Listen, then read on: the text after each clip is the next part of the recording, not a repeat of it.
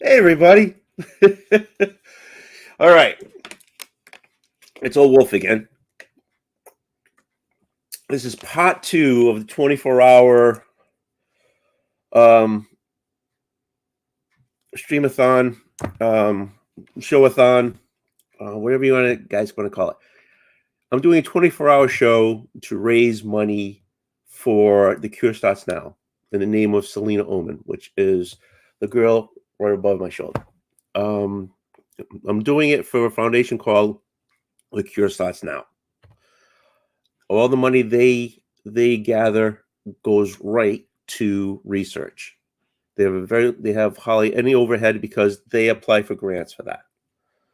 So any money that is raised for them goes right to research, and that goes right to the doctor. So there's nobody's paying for lights. It's all for the research. I have a couple of videos I want to throw at you before we start. They're very short, but they'll give you a little idea of what I'm talking about. Here we go.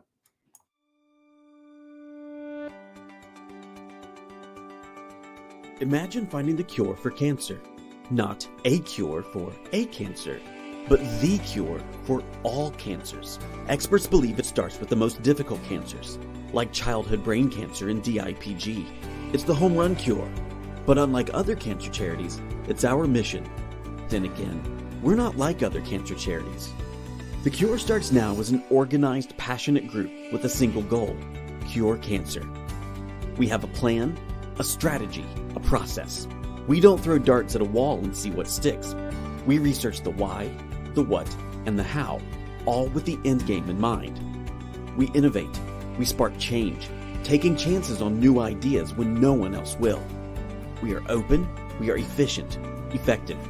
Breakthroughs cannot and do not happen in a bubble.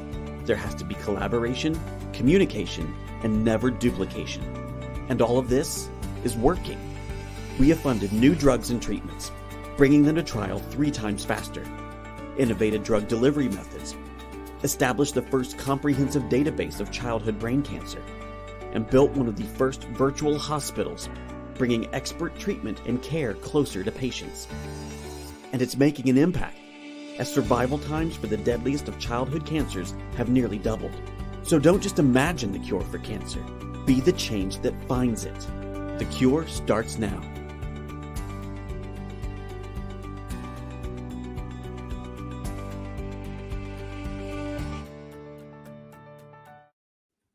Did that work? I have another one here. I don't know if that worked or not, but here we go. We'll try it. I'm trying this one.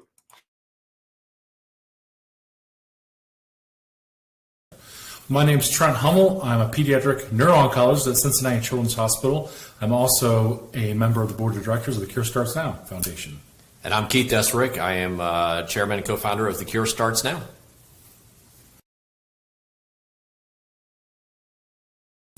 So what is DIPG? Well, obviously it stands for diffuse intrinsic pontine glioma, but what does that actually mean? Can you tell us? Yeah, so let's break each of those letters and corresponding words down. Diffuse means it's spread throughout. Intrinsic meaning in, and pontine references a certain anatomy in the brainstem, the pons. And glioma refers to the type of tumor or type of cancer that it is. Now, what is the pons? I mean, tell us. And what the pons is the area of your brainstem. And the brainstem is the bridge between your upper cerebral cortex, or your brain, and your spinal cord. All your nerve endings go through there. It's a thoroughfare of every nerve that goes through there. A lot of your, what we call autonomic, or things that you don't think about, so heart rate, breathing, all are centered in there. So when you have a DIPG, you can't operate. You can do biopsies very carefully, but you cannot resect this tumor and take it out, what we call en bloc. You can't just take it out. Now, and then obviously that's the diffuse element of it. Correct. Because we're not talking about a tumor mass per se. Sometimes we're looking at a tumor that will actually grow around each of the nerve cells. Exactly, as well. and how I describe it to my patients is sort of take a jello mold of your pons, if you will, and the tumors are basically like peppercorns scattered throughout. And if you try to resect or take out those peppercorns or those tumor cells, you in fact take out your pons, which is not compatible with life.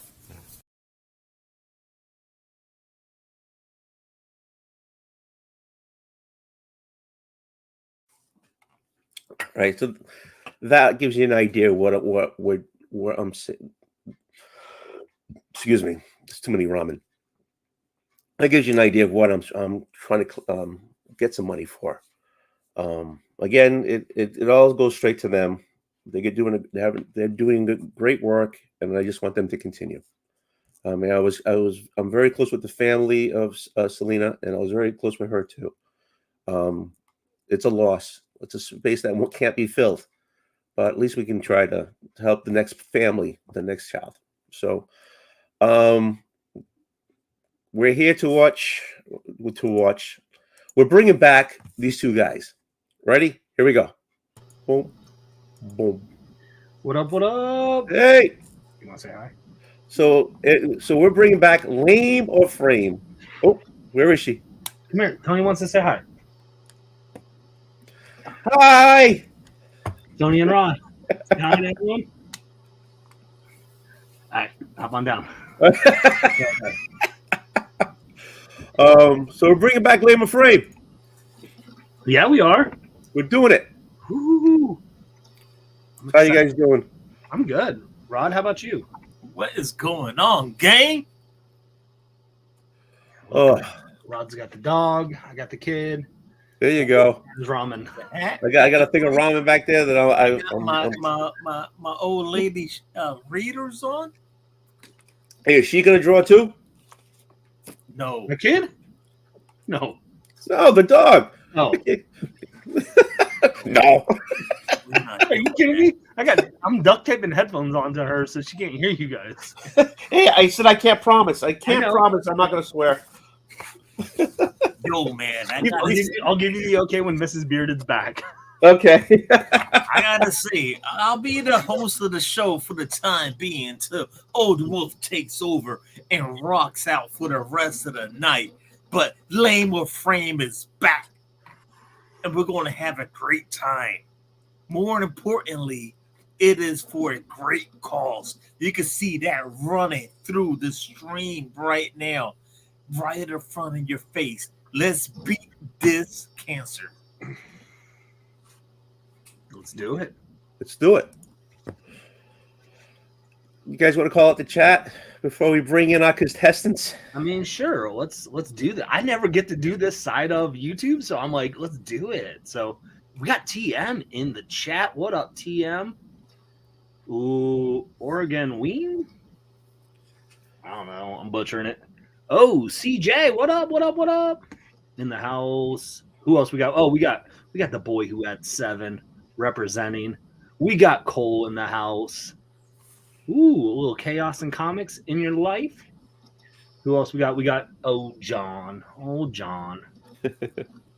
Carlito, aka It's Only Good If It's a Director Cut, Classico. We got Mama Roscoe in the house. Mama Roscoe, text Roscoe. Where's Roscoe? Roscoe's finally backstage. All right, I see it. All right. DK is in the house. Someone better check on Captain, because I don't think Captain's here yet. So, but I think we're caught up with the chat. Just a little quick boom booms. So, Okay. Well, hey, I'm not running this. You guys are running this. So I don't run the show. Rod, you do it. I just judge. that's right. So Well, holy coconuts now. holy coconut. Exactly, bro. Man, Who you bringing on first? I thought we had Tricky is supposed to be here. He's here. He's here. Tricky, Roscoe, and Drac are all here. All right, bring them in. All right. I'll do it. I I thought Rod was going to do it. I mean, he is the host of the show, but I can't. you I know, don't know how to do it. up first we got actual Dracula. Woo! Hey guys, What's up, Adrian? How you doing? I'm good. Glad to see Tony still holding in here. Oh yeah, this is nothing. Yeah, I mean your sodium levels are through the roof, but you seem to be doing okay. And I'm swollen. Put it that way. I'm retaining fluids. Yeah. Well, we also gotta bring in the man, the myth, the legend. You know him as the Tricky Trapster. Hey, hello everyone. Thanks for having me on. Welcome be here. back. Yeah, appreciate it. I feel like we put together an all-star panel for this episode of Blame or Frame. Except for Tony. We had to bring Tony on because it's his show, but everyone else is all-star. Didn't have a choice. Yeah. But boy, you didn't have a choice. And if we're talking all-star panel, we know we gotta bring in Roscoe. Roscoe, can you hear me? What's up, Roscoe? The No, I'm just kidding. What's going on, everybody? the joke that keeps on giving. That's an old labor free joke, actually. Yep. First time I ever started YouTube on my phone, and it was oh my goodness. I appreciate you having me. Thank you guys so much. This is awesome. I know. We'll see how well I do tonight. You'll do great as usual. So Chaos. Cap is supposed to be on Lamer Frame. You never know with Cap what's going on. Yeah, where is Cap? I don't know. We never know. Someone throw out a life preserver. Let me contact him. He's like, What?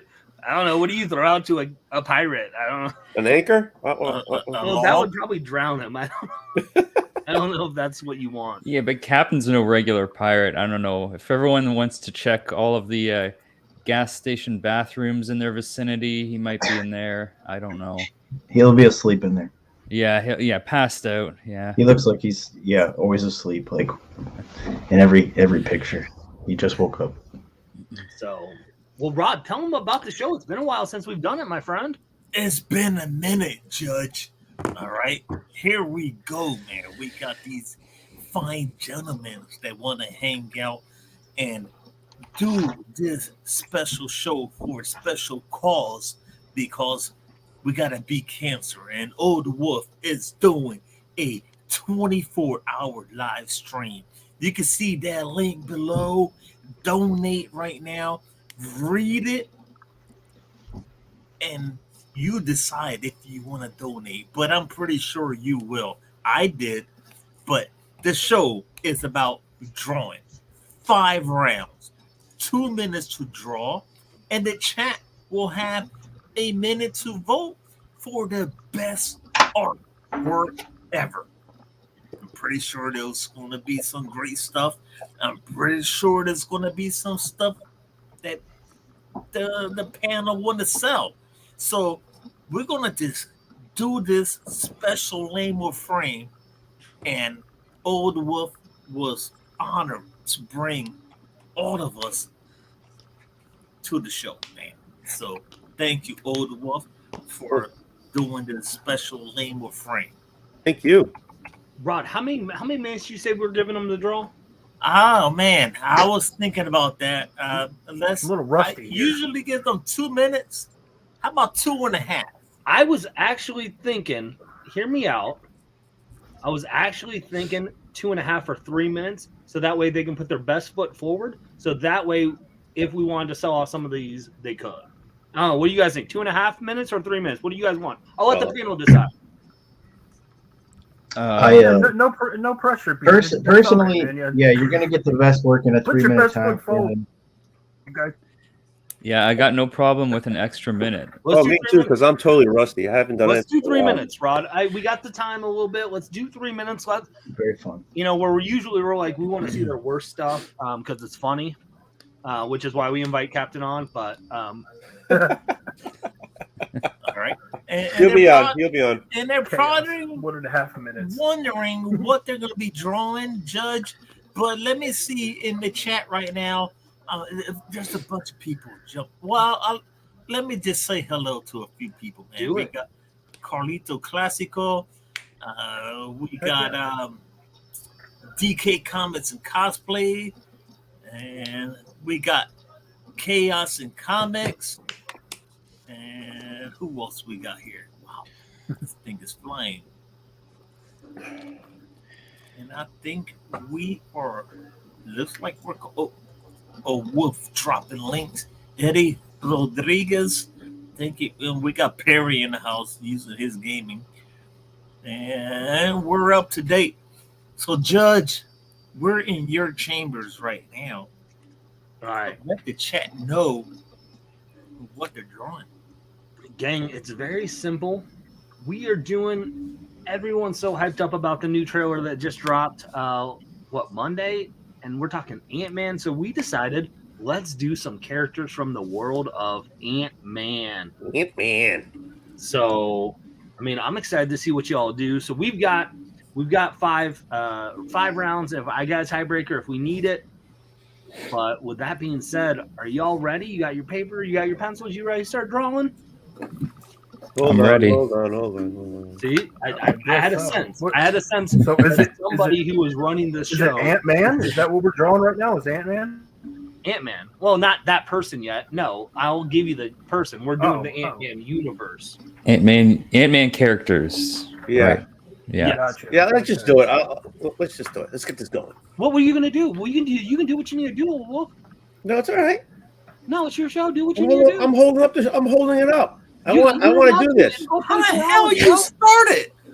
Wait a minute. We still need Captain. Oh. Okay, hold on. He's got it. You need me now? Yeah, Captain, we need you now. Yeah, yes. Show has started. He even liked my photo about the show starting. That's perfect. I literally posted a photo that I was like, hey, like I'm with some hooligans on. Hopefully we can keep it all PG till my wife gets back. So, and he's like, he liked the photo. Like, all right, I'm ready. Like, where are you at, Cap? I would say give Cap a 30-second penalty, but what's going It's on? not gonna affect it. it's not going to make a difference. Yeah. We should just give Cap the entire show to draw one character to see if that's someone else. There you go. Oh, only on the train wreck. Man, it's been a hot minute since we've done this show, and I know, huh? it's been good. It's good. It's good. Don't forget, guys.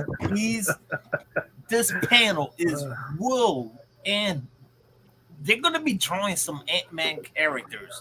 I mean, the whole world seen the trailer, and I'm looking forward to see what these guys are going to be drawing from either the movie or the comic book. We'll find out. We're just waiting for someone to jump on. If not, we'll just keep on rocking and rolling here, hanging out, beating cancer is what we're trying to do, man. That's for sure. Hit that damn link right there, right in front of you, right now, man. I'll put it back in the chat.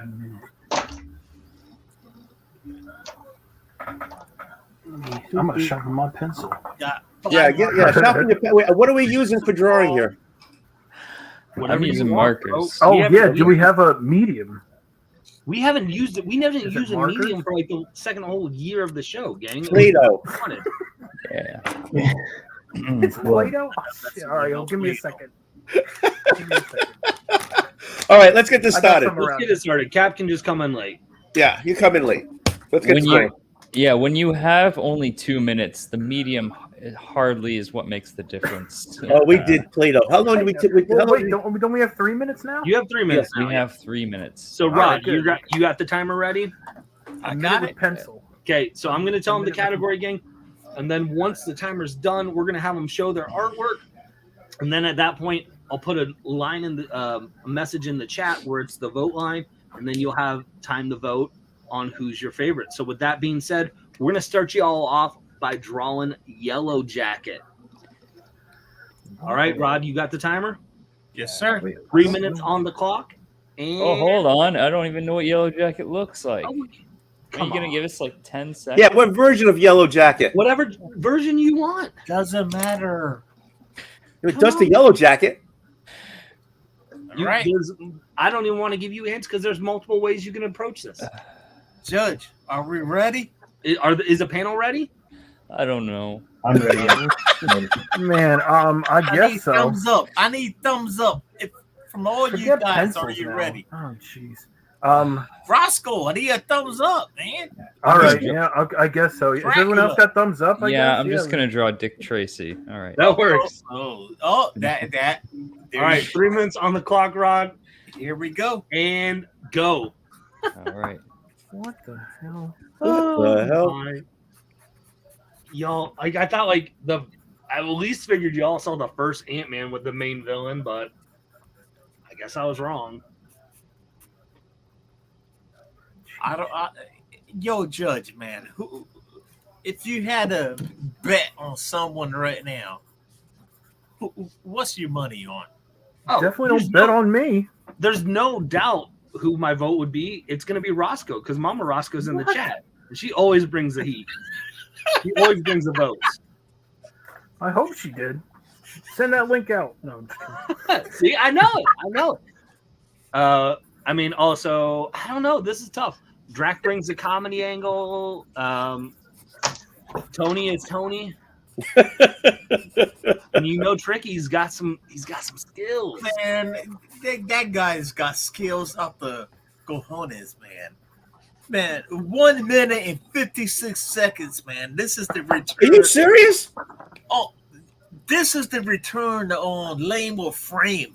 We're trying to beat cancer, man. See that link right there? Donate right now, man. Come on, guys. Everyone in the chat, don't ignore it. Click it and follow it. You got 1 minute and 32 seconds. Lame or Frame, man. We got Jeffrey, the Boat Master, in the chat, man. Chaos and Comics in the house. What's going on? And I assume that these guys are drawing their best, auction them off. Am I right, Mr. Old Wolf Tony? I don't know. I'm still a little high from the sodium I've been taking. Okay. And we got the judge, man. It's a good feeling to hang out with the judge. It's been months. It has been a while, man. We got Perry just donating. He's donating that that money he gets from the what do you mean? And watching stuff that he's never watched before. 35 seconds right now, man. Oh, Chaos just thinks we should cancel the seconds. show. So Down to the wire right now. Levy, we're in the house. This is really bad. But we're doing 20 it. seconds. And it's down to the wire. You can see it right there. And we've missed you, John. We have missed you. Down to the wire. What's the time? 9, 8, 7, 6, 5.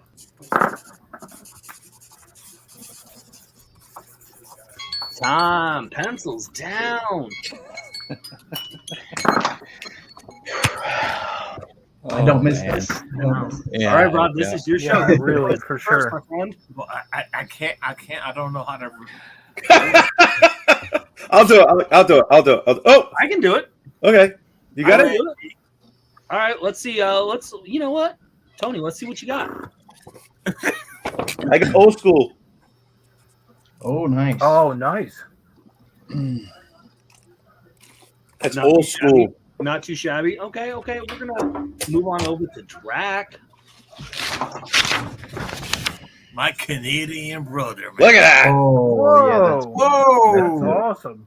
You That's a can't lot see of it, work. but he's looking at Ant-Man on the end of his finger. Wow. But it's very Drac. tiny. I gotta get color. Well, you got the yellow in there, so that's pretty dope. I dig it. All right, let's check out Roscoe. Damn it, Drac. No, I know, right? Oh, Okay, movie version. Movie version. movie version. yeah, Nice. He's got the wings.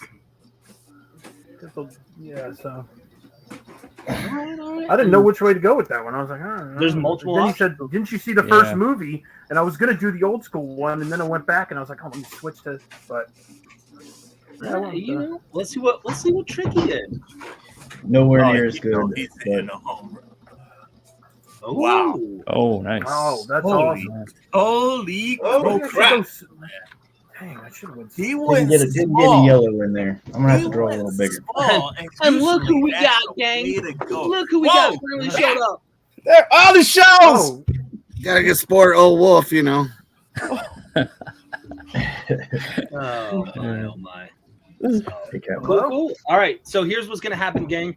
And I'm gonna drop a vote now line. Once you see that, get your votes, and once I put an end line in, so everyone hold up your drawings, Thanks, Perry. and the vote now has been dropped. As I guess when I commented as you, old wolf, so you voted down. Yeah, it comes up like that. So I can just say the Yeah. most Oh, yeah. ridiculous things. You could just me all night. I'm like, you guys see what old wolf did? Cap- He just screenshots it. Everyone's voting for Captain, and he. It's all the drawings all over me, you know. Hey, Judge, 30 seconds. You want me to You stop can it? only vote once too. Cindy's voting for Roscoe every time, eh? I need to get my mom on here too. yeah, guaranteed. I'm surprised she didn't vote for Cap. I got an Ant-Man, but I can't show it, so. Yeah, but but Tori still loves you. Okay, you got Right. you got 15 seconds to vote, gang. Get them in. 15 seconds. To the wire. Down to the wire, Judge. Nice, Jackson. I was on a British show, so that's why I was running behind, you know, different time zone. Oh yeah. Hey, Did you And with see? Did you that- see Gray Man? Yep. all right, I'm putting an end line in. With that being said, actual Dracula, you won round one. Woohoo! Nice. All right. I mean, technically, it looks like Captain won with his no drawing, but I'm okay with that. Listen, as a judge, I can make some rules. Yeah. My rules are I'm not going to let shenanigans go. That if you did Oh, not participate- is that how this is ran? Shenanigans, huh? Shenanigans. if you did not draw, you don't You get a had vote. I So- got drawings all over me. Doesn't that count? no, it does not. It does not. Absolutely not. So, yeah, TM did not vote, and he could have changed the way because it was a close one. But all right, gang. So we're gonna move into our second round. Let's go with Ghost. Oh, we gotta look that up. Give you guys some time.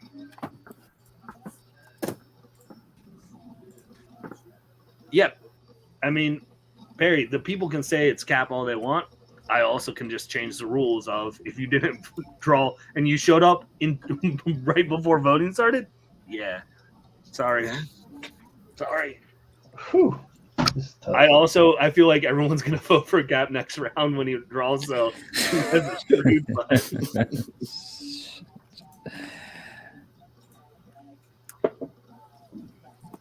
By the way, Cap, did you bring paper and stuff to draw with? All right. No. So I is did. the, Oh, ghost, man, is the ghost from the Iron Man first appearance? Is that the same ghost? The same character? Yeah, it's the same goal. Sure. I just know Ghost from the second movie, so that's all I'm basing it off of. So, All right. but I again, don't know. I don't have to. I looked up I'm Ghost just calling Marvel. vote, so I'm not really the judge of like who wins. All right, I'm you going guys all with got the your man. references. You're good. Yep. Thumbs up. Let's go. Rod, you got 3 minutes on the clock, my friend. Yes, sir. 3 minutes. Holy smokes. Well, yeah, we were going to give you the whole show to do one character to see if that would help, but You good to go? yeah, 3 minutes. Rod, hit that timer and go. Let's go. Let's do this. All right, Judge, man. We got the Cap that just jumped in and won it. What do you That's think? the easiest was gonna ghost. I happen now? mean, He thinks he won it. The people think he won it, but I had to give it to the people that actually drew. I think what I think right now is Roscoe and the Drac and Tricky are just saving their best for the very end, man. That's my opinion. What do you think? I don't know if I can say Drax saving his best for last because he just won a round. I would hope that. So, I mean, I agree with Travis right here. I think I won. So, let's be honest, gang. Lame or Frame is back. We're all winners. There you go. We're all winners. Well said, sir. Well said, Ooh. man. The people are, the people in the chat, though, are calling for Rod to draw again. I know. I remember that back in the day. Mm-hmm. He was the best. Oh, man. Then he You got don't too wanna corporate. see He had to run the show here, and he stopped drawing. I did some drawings back in my day. Yeah, you were great. I'm just saying. I did These some guys stuff look all back in- serious about this. Like they're really drawing Oh, really look hard. at that. Harry called it. He said it's official. Lame or Frame is back starting Tuesdays at 8. Perry. What? How much wanna time? jump on, let's do it. Rod, how much time is there, buddy? They got a minute and 16 seconds right now, man. Awesome. Okay. Cool. Don't forget to follow that link right in front of your face. Right there. Donate, man. I couldn't agree more, Chris. I missed drawing, but then we actually started bringing on people with talent, and it was pointless for me to try and draw. Well, the show was never about talent. You're right. That's why it started with you, Me. Tony, John. Biggie. Look at this. Yeah. Rod. 33 seconds. Rod, right look now. at this comment. How can you not give the people what they want? Well, I really can't. Come on, draw the next round. Let's go. Look at Rod that, started Rod. to. Jay I can't Blitz. click the comments. Thank- Click the comments for me, G. We're down to the wire. 5, 4, 3, 2, 1.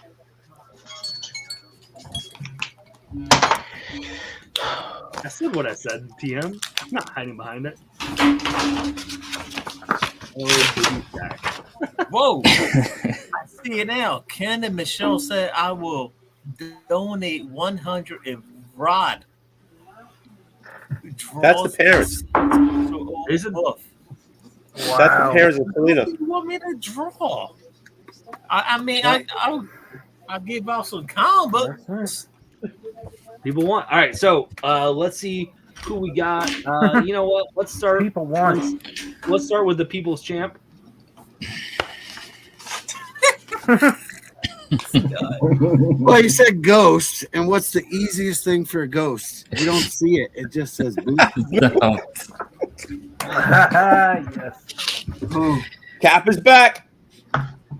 If anyone votes for this, the show is canceled. Well, you can't see my ghost, can you? It's a ghost. All right, let's get to someone else. Ross. That guy, Cap.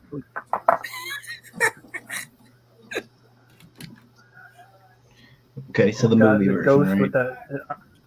Darth I Vader? guess, yeah. It was like the Yeah, Mothman. maybe. Mothman? Scott Lang, I am your father.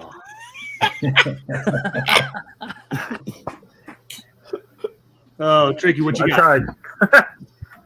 There you go. Oh, fresh. Oh, that was cool. Moon Knight? Nice. That's Sub-Zero. Listen in the comic. His original appearance. He looks like this phantom-y guy. So Yeah. That's Moon Knight.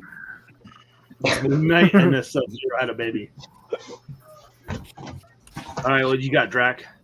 One with the movie version there. There you go. Oh, Ghost. Man. That's CP30. Make sure you sign it. Sign your artwork, gang. Sign your artwork.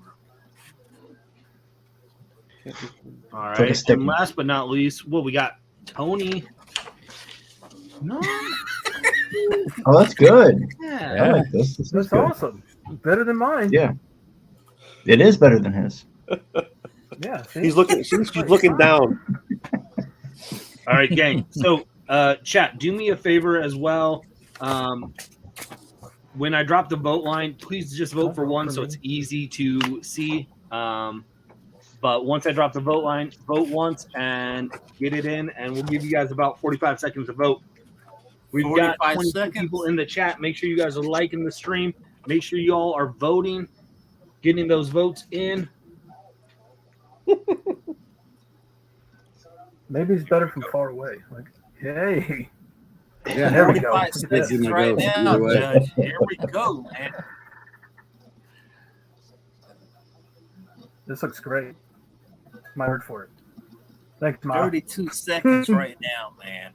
This has been a great evening hanging out with you guys, man. Hanging out with the chat. We need to find a winner right now. Soon, man. We got maybe a couple of rounds to go. We got 12 seconds. Oh, don't worry. I know this Terry and his 4 icons voting for someone.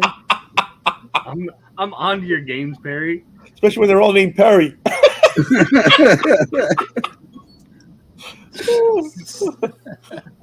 Oh my! See, you can't see mine. See, that makes it a good ghost. All right, we have a tie right now. Tricky is best. We have a tie between Tricky and Cap.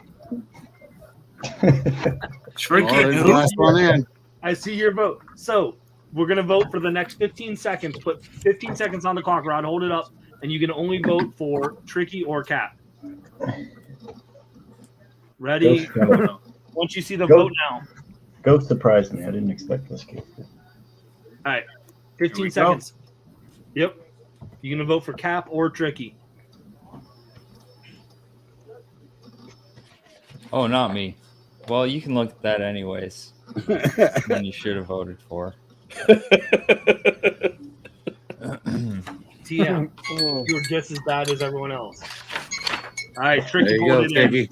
All right, so round 1 went to Drac. Round 2 went to Tricky. All righty. So for round 3, y'all, we're gonna go with. Let's do Ant-Man. We'll do Ant-Man. I was gonna say, but I got something else for the final if we need to. So we'll do Ant-Man again. Whatever version of Ant-Man you would like. Once you guys have your references, you're ready to go. Give us a thumbs up.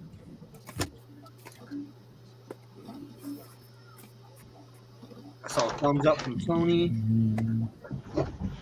My damn phone's loading.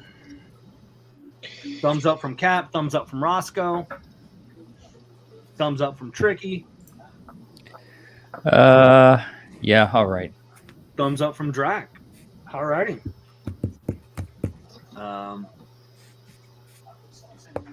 So with that being said, Rod, you got 3 minutes on the clock. You ready? Let's do it. All right, gang. 3 minutes on the clock and start drawing.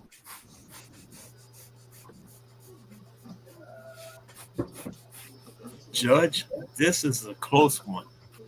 This is, I mean, we've got some skills, and it's fun. It's good to see. And then you got me. Listen, but you bring the comedic element, and you almost pulled off the victory there, Cap. Mm-hmm. Sometimes the creative ideas get the dub. So we got Tricky at 1. We got Tricky's Drac Tricky at 1 and Drac at 1. Yep, they both have. Yeah, so Drac won round 1, Tricky round 1, round 2. What the heck? What's going on with Roscoe, man? What is he freezing up? Am I still here? Yeah, you're here. He's making a masterpiece. Oh, That's what he's doing. Oh, Rod just scared me. I was like, what? Is something wrong with Roscoe? What's up with him? There's a lot wrong with Roscoe. I mean, I didn't want to say that. Nobody talks about Roscoe. That's true. He's making a masterpiece. That's what How'd he's you know? doing. I'm, Gang, I'm trying to win this round. I just have a feeling. And make sure you guys, we are doing this all for a good cause. As always, Jeffrey has been dropping the link in the chat. Make Thank sure you, you all sir. click on that. Make sure you guys go support. Thanks, Jeff. This is a really cool thing that Old Wolf is doing, and we're grateful that we can just be a part of it and help out in any capacity. So make sure you all donate to that link. Click it. Show some love. How much time they got, Rod? Oh, it's right there. 1 minute. It's glary, bro. I couldn't see it. 58 seconds. 58 seconds. And they also can't see it. So I was trying to get vocal. It's like, so they can hear it. I'm just showing it so they can't say that I'm. Wow, I gotta stop drawing drunk. They got to start drawing drunk. 36 seconds right now, man. Brian LCS, welcome back. Down to the wire. 30 seconds, man. Shout out to Make sure Bubs you Comics in donate. the house. Bubs in the house. What's going on? What's the house? Down to 19 seconds right now. 15 seconds right now. 10, 9, 8, 7, 6, 5, 4, 3, 2, 1. Donut. Oh, that was terrible. All right, pencils down, everybody. Hey, do me first because I have to go see a man about a horse. Of course you do. Of course you do. Oh man. Oh goodness. There you go. He's yelling. He's charge. Tony, make sure you turn off your mic. Go do Oh, I will. All right. What do we got, Drac? Let's see what you got, my friend. Oh, man, that was good. Whoa. How the heck? How? Wait a minute. How the freak? Drac, what are you doing? What are you doing? Where'd you buy that piece? Where are you buying that? Brian, he's using the Drac restroom is a lot. super skilled. My man. Yeah. Let's Wait see for what- me. Do me last. Do me last. Okay, let's see what Cat brought. All right, we'll go realistic size here and go with a little Ant-Man getting squished. There you go. Yes. Oh, Oh, I like that, That's Cat. good. Dig it. I dig it. Yeah. All right, let's go over to Tricky then, because Roscoe wants to be safe I'm last. ashamed. I'm ashamed of this one. Man, that's not bad. You crazy? What's wrong with you? Same one I drew. See? All right, Roscoe, you ready to show off yours? Yeah, because I was cracking up trying to draw this. All right, so I made Ant-Man. I was thinking almost the same thing. Oh, that's awesome. He's buff. it's got the red. Oh, that's box. awesome. Yeah, Uh, Ant-Man. Hell yeah. listen. Cap is playing chess when everyone else is playing checkers. All right. So with that being said, gang, once you see the vote now drop, please vote for one in the chat. With that being said, 45 seconds on. Oh, that's a nice one. 45 seconds on the clock to vote. Got it right now, Judge.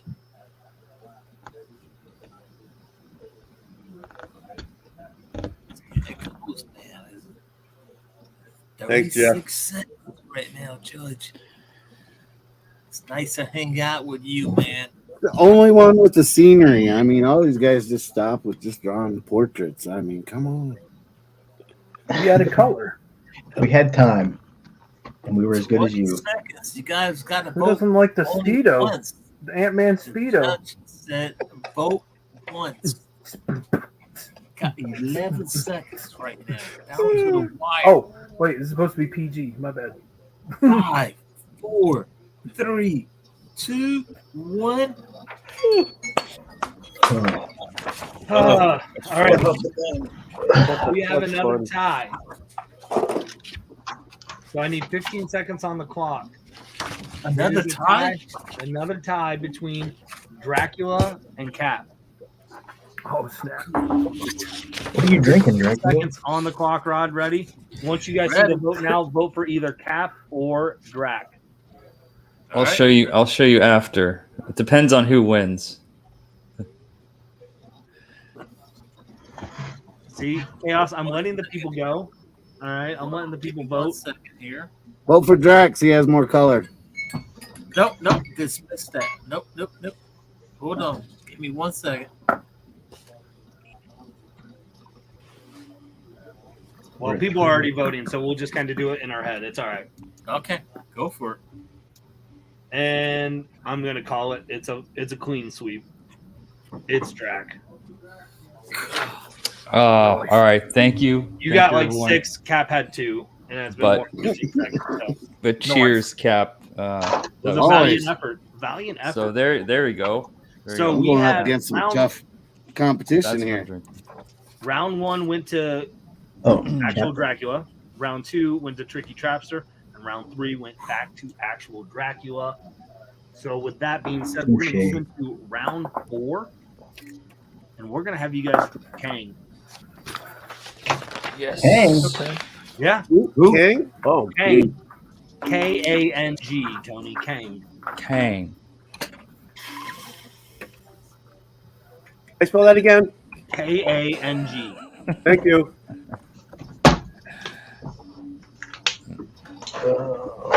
We all are hitting that like the stream back up. They've got a lot of. We're on the second round of Old Wolf streams here, so Yeah, everybody, don't forget. This is a great show, but we're doing this for a cause.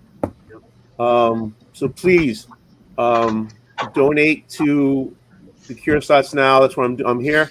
That's why we're all here. And the URL is in the banner. Flying by, and Jeffrey Comic Con, Yep. love him. He's been dropping it all over the place in the chat. So please, if you can't donate, pass on the word. So maybe someone else can. But I appreciate it. That's why we're all here. Thank you. once you guys have your references, give me a thumbs up. Thank you, Tony, again, as always. yeah, I'm good. All right, Judge. Run it through me again. Thanks, Travis. Who's leading who? Leading right now, round 1 went to actual Dracula. Round 2 went to Tricky Trapster. And round 3 went to actual Dracula.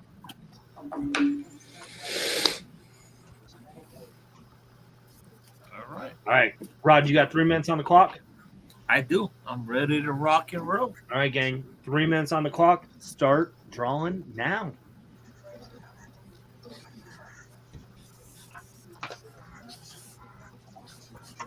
Right. That's the timer, Judge. Rod, I'm telling you, people want to see you draw. I think for round 5, you need a draw. I don't know what to draw, man. Well, I'll tell you what to draw. That's why I'm the judge. Well, we'll see what happens, All right. man. Hey, if we get Got a marker. I could use the back of this Rod, if we backboard get- here. there's 22 people in the chat right now. If we get 15 people to say Rod needs a draw, you got to draw. Oh God,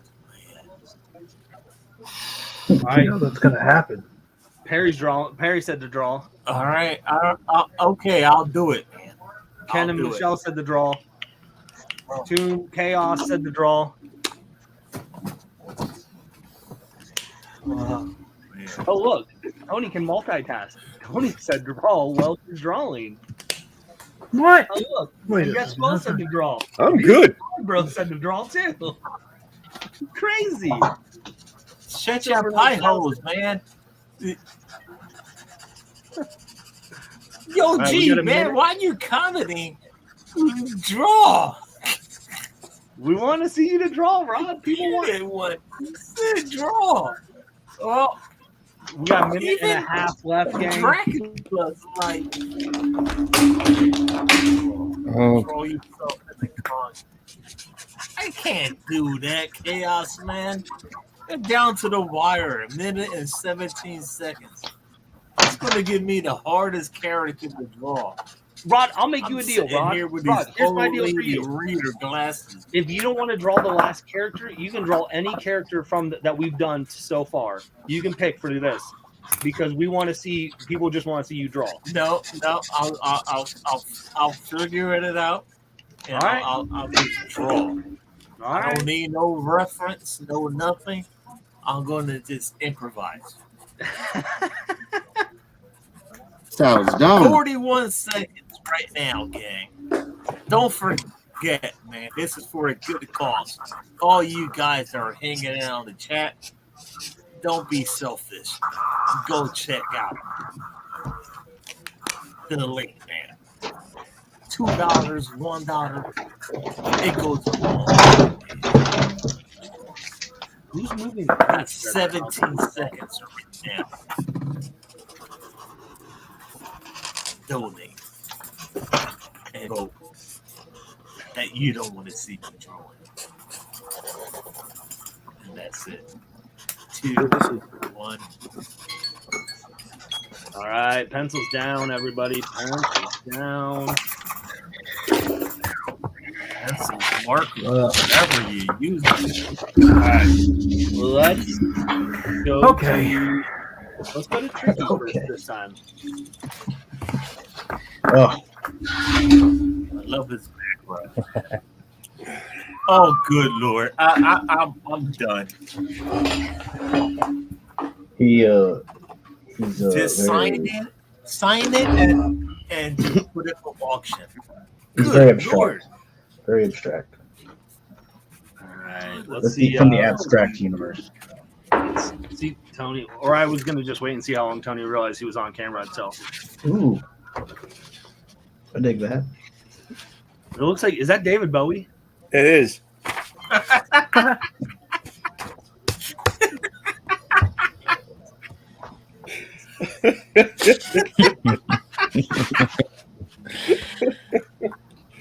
Oh, well, you know, he's a conqueror of different universes and multi.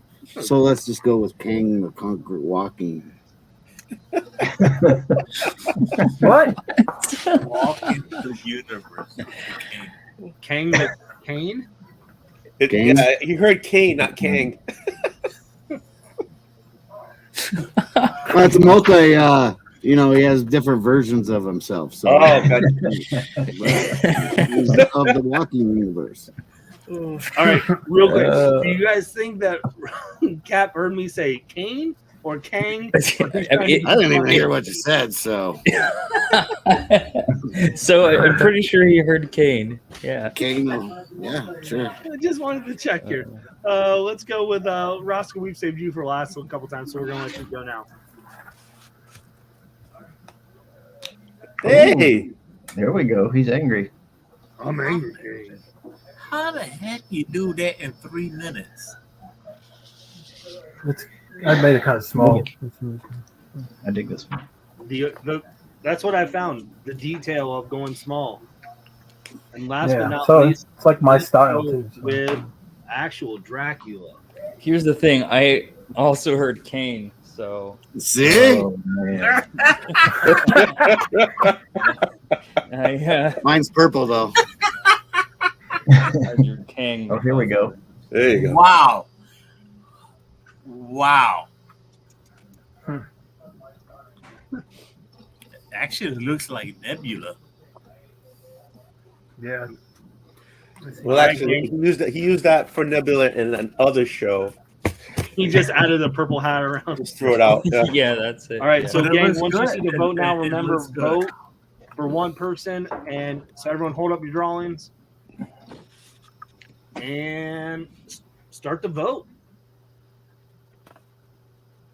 Mine's from a multi-universe, so just to let you know. Oh, man. The chat is popping. It's coming down to the wire.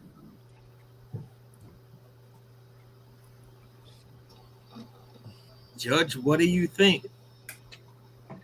I mean, it's tight. It's gonna be an interesting decision here. Who wins? So, All right. Hey, Rob, guys, we got 23 people in the chat. Make sure you guys are all voting. We want to make sure everyone gets their opportunity to vote for their favorite drawing. Hence the reason we do the show, lame or frame. How much time we got? We're done. All right. That's it. Well, with that being said, Tricky Trapster pulls off the W. I can't believe that. hey, Rod, when you draw, you gotta send that draw. You gotta sign it and send it to me, will you? Nice. It's being requested, so I need you to send it to me. I'll give you this. Dude, you're drawing the next one, man. Round 1 went to actual Dracula. Round 2 went to Tricky. Round 3 went to actual Dracula. Round 4 went to Tricky. Let's see what's going to happen with round 5. Round 5, y'all are going to do Wasp. The Wasp. What? Cute. You heard me, Roscoe. My mic works. What's a wasp? What was it? Wasp. Wasp. How many legs does a wasp have? I made this mistake before. You said you don't need a reference, and now you're asking for a reference. Well, I'm just saying because I did the Spider-Man. Yeah, I gotta go logo check my backyard for one. and I botched that one.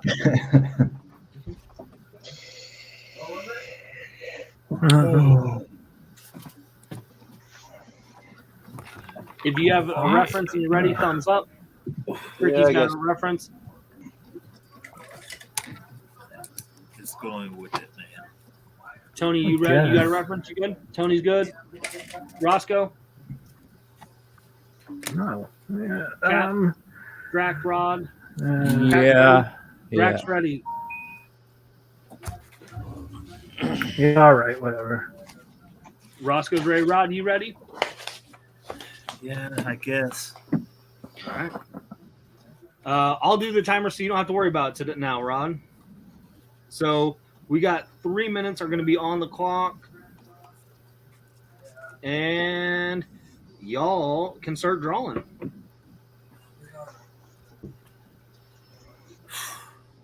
Everyone is here. Oh, we got, who else is here? Carlito. Oh, TM called a claim on Roscoe's last drawing. Is there a round 6? We'll see. We've got time. We probably will do it just for fun. Comic Journey. It's a slobber knocker of a fight. It is. Silver Knight Kyle. Ken and Michelle. Welcome again, as always.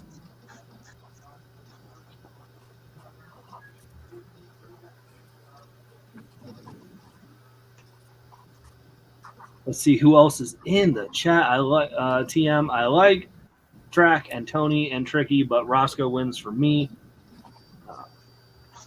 All right, chat. What do you want to see them draw for round 6? Because we're going to be able to do a tiebreaker round and stuff. I have an idea, but I want to know, chat, what would you like to see them draw for round 6 in the Ant-Man universe? Let us know. They got a minute and 18 seconds have passed, so they've got some time here to draw. Oh, TM wants to see some MODOK in this.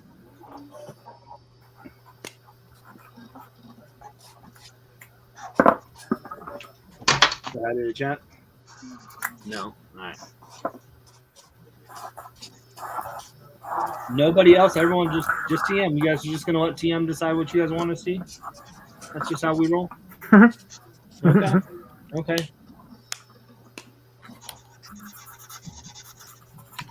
MODOK is a great idea. It is.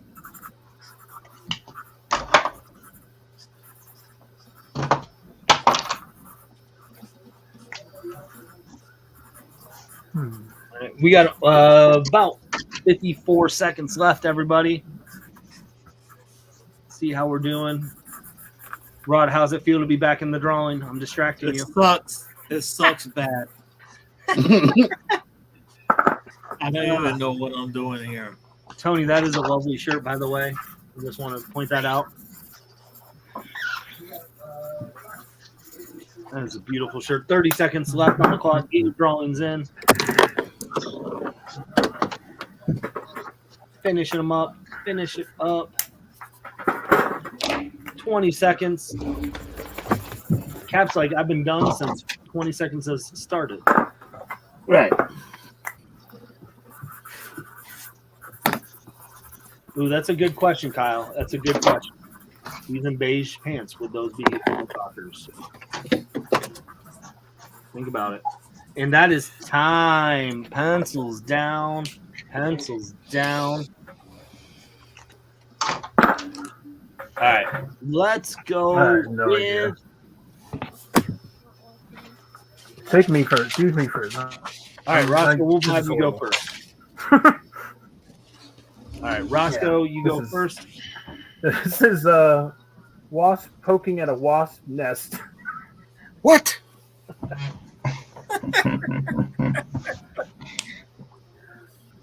I love China. That looks like a guy in a bee suit there, you know. Well, Could be. That's a beekeeper there, buddy, right? All right, It's kind of a movie. It's more of a movie.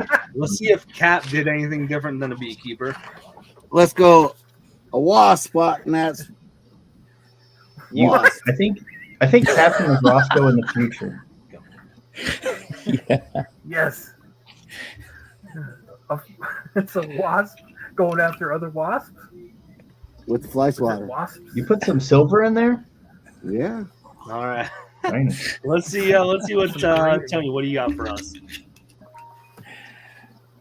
Very good, Tony. Oh, wow. You do that Yeah. professional, don't you? Oh, That's wow, I'm incredible. impressed. Yeah. Good Lord. I'm glad he's muted. Yeah. Oh, there you go. Yeah. Oh. Probably. Oh. I was That's gonna why he's say on it's crazy how he managed to get all that yellow out of that black Sharpie, but it's pretty good. It is a good thing that Tony's muted. You're right. Mm-hmm. Yeah. All right, let's see what Tricky got. I went classic, very classic. Oh. Got some boobies in there. Chests. Sorry. Chesticles. Seashells. I was working on it. Seashells.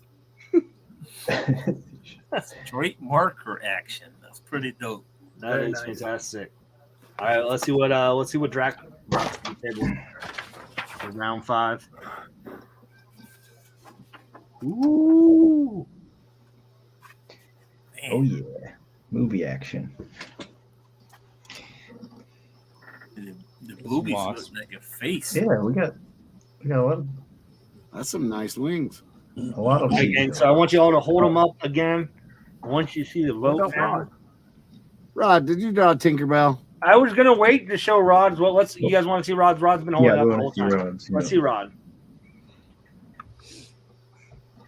Holy. Oh, Got there- boobies he's even and got big some. butt. Oh, he got some. It's like Doubtfire. Doubtfire. It's I, got wings and hands Some blue tape. It's got a lot going on. I just and want to a take this helmet. moment to apologize to the chat and all our viewers for what you just saw in here. It is not what we intended for y'all to see. It was horrific and disturbing. It was You, disturbing. you asked for a wasp and Rod drew a bumblebee. He's, I hula hope hooper. Rod wins. I'm All right, sure Rod's so- gonna win. When y'all see the vote now, start the vote. Vote for one. I'll just call it when I want to call it. Just start bidding on rods. Start bidding Right. on rods right now. No. Rod signed it. Look Rod, at this. damn it, I just want you to sign. Are we wrapping that off? Rod, sign. I'll sign it. Yes. Damn it. Yes. I'll sign it. You're down to 33 seconds right now. You guys got to vote, man. That is the worst drawing ever. Oh, mine is. No, have you seen mine? No. Oh, man. Get a vote every time. It's guaranteed. Guaranteed one. All right, it's signed, right? Okay. That's funny. All right, let's start the auction off at. All right. So Oh, it was actually a tie again, but this time it was between Tricky and actual Dracula. And so rather than making the chat vote, we're just going to move on to a round 6. Oh, We got was some it? time, right, old wolf? Yeah. Great. So the chat voted for MODOK, so you guys got to do MODOK. Oh, MODOK. It's been a while. Rod, you don't have to draw this one. I think he does. I really think he does. No. I'd rather have him draw MODOK.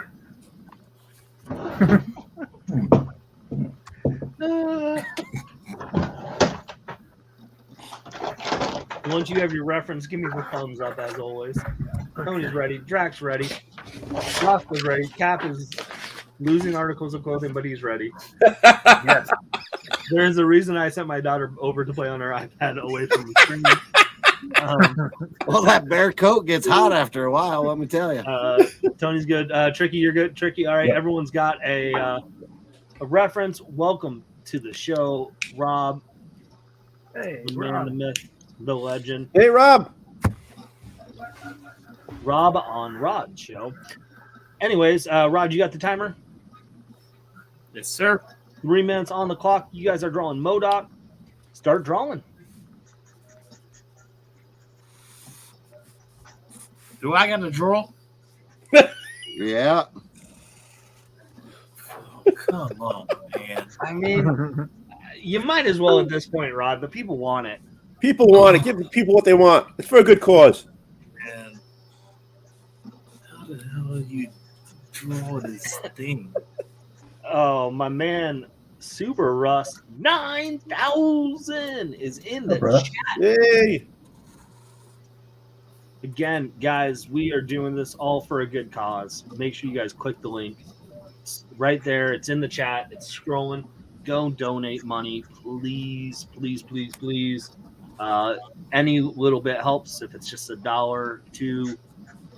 If you can't help, spread the word about this. Tony's going for 24 hours. How many hours have you been going now, Tony? Is this Since 7. So over 8. so almost 9 hours now? Yeah. So, so we're getting close. Share it out. Let's keep this. Just keep promoting it. Who else is? Oh, Taylor in the house. What up, Taylor? Jackson showed up. What's going on? Jackson said, "I will stop watching if Rod doesn't draw." So I mean, that's just no pressure. Super Russ wants to know if I've recovered from watching him shave his beard. I have not. Every time someone shaves their beard, I cry. So How much time's left? I don't know. Rod's drawing and also having the timer, so this could be tricky. Oh. You got 1 minute and 9 seconds left. All right, there you go. Okay, thank you. You're welcome. Oh, hell. This turned out not the way I wanted. And when you see my drawing, don't ask me why I added on extra extremities on them. How much time we got? 42 seconds. 40 It makes no sense. 36 seconds on the clock right now, Judge. We're in your chair. What I love is Rod. These guys are still drawing, and you're like, "Nah, I started late. I'm ending a minute and a half early. I'm good. I'm just gonna show the clock now." Well, I I'm love doing it. I'm doing the small style, man. I'm not making anything big. Make You it got small. 15 seconds left It's a on the lot clock. easier. Get your finishing touches on your drawings. 6. Countdown. Did you pause the timer? You just glitched. Oh, you just paused. I was like, I didn't pause anything, man. I know, but your screen paused, so it was like on 8 for like 5 seconds. right, pencils down, everybody. Pencils down. All right. You know what? Wow. We saved Rod for last time. People want to see, Rod, what did you draw?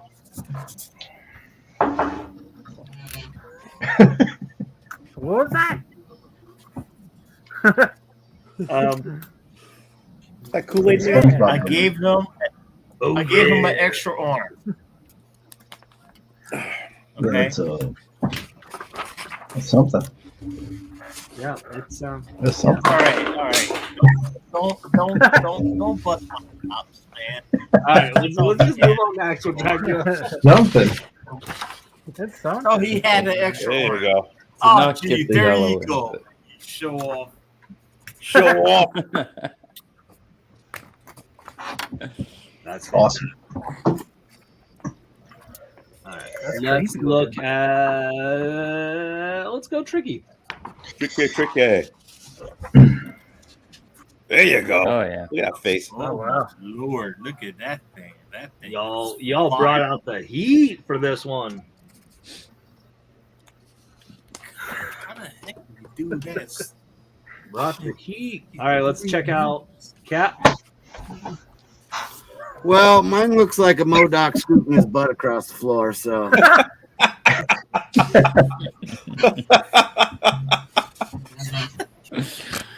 More floor. Is he farting? What floor? Oh, I think that was referring to The grimace. jetpack on Trickies. Oh, All right, let's see. And Roscoe. Mine looks like he's going to be sweating to the 90s. Oh yeah. It's Russell Simmons. Modoc. You like that headband?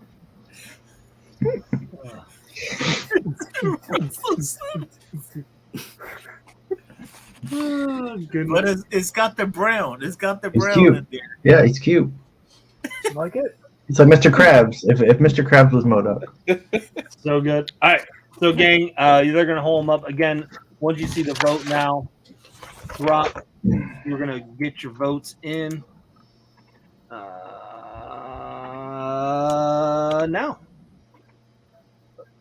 TM wants to claim one, so I'm guessing he wants to claim Roscoe's, his partner in crime. You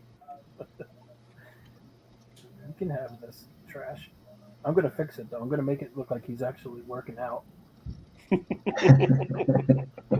know, every vote for Tricky goes to Cap, right? You guys know that, Krabs right? Modoc.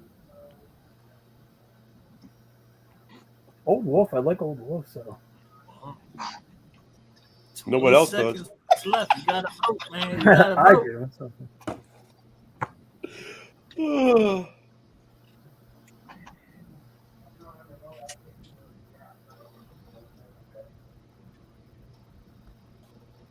Down to the wire. Here it is, Oh, yeah. Judge. Absolutely, CJ. Every time. Thanks, Cap. But you know Oh, what? Tony, that wasn't your first vote, so you've gotten votes every round. Everyone's gotten votes every round. So, Yeah, I'm not complaining. so with that being said, gang, Tony, we can still do some other drawings and stuff if you like. But with that being said, Tricky took round 6, crushed it, which means Tricky is your champion. Oh man, thanks, Rob. Rob's fat stack. Thank you. Tricky, you don't have to cry. It's not that big a deal. It's a big accomplishment for me. Right. So, Tricky, what do you want to say to your people? Just thank you so much.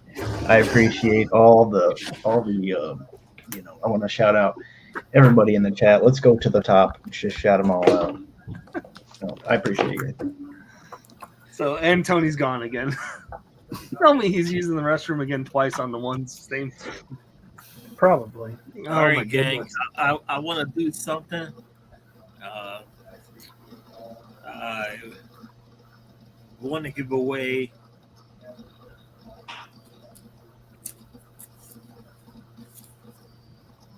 signed David Mack Kabuki.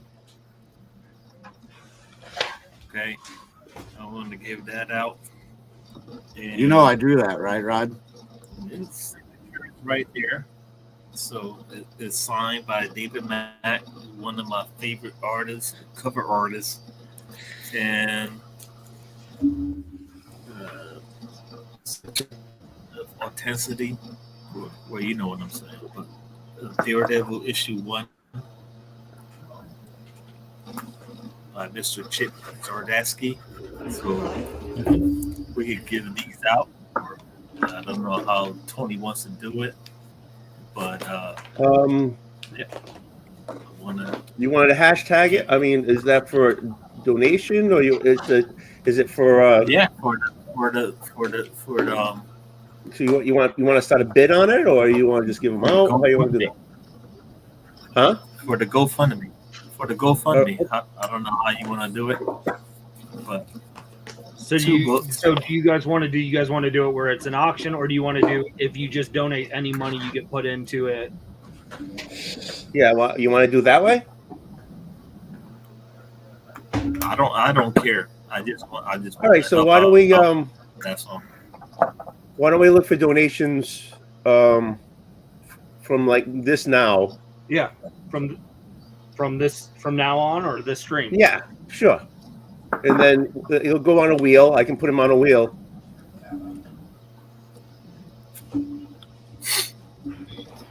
All right, hold on. Let me work this here. Okay. We'll minimize this. Okay. And let me bring up a wheel.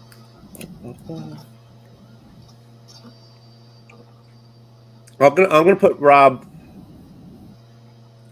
He's the last. I mean, well, let me bring up a wheel.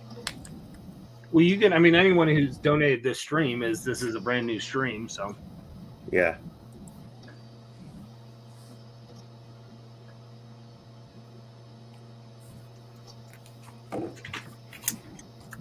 Is this a silent auction? Shh, everybody's quiet.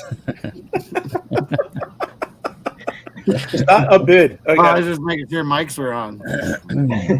Yeah, because I'm trying to. I only got two screens going. I got you on one. I got the wheel on another. I'm just trying to make everything copacetic.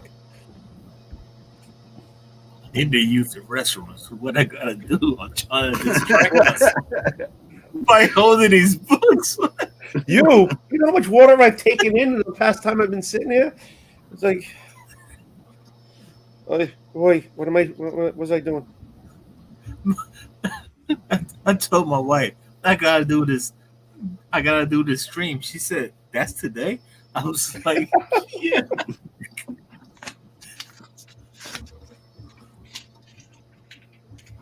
David Mack, signature right here. One of the finest artists. Just Google David Mack, and you'll see his fantastic artwork. It's amazing. Okay, here we go. One of the coolest books. All right, so if you guys put up a bid, you'll be on the wheel. Put on the wheel for the stuff that Rod has up. And so donating to that link that's on the screen right now, is that what you're talking about, Tony? Yeah, I mean, I got the. I'm watching the site now. Okay. Okay. I'll see it come up, and I'll transport. I'll transport it, and I'll put the names on the wheel. Transport it. Oh, maybe I should put. Yeah. Okay. Thanks.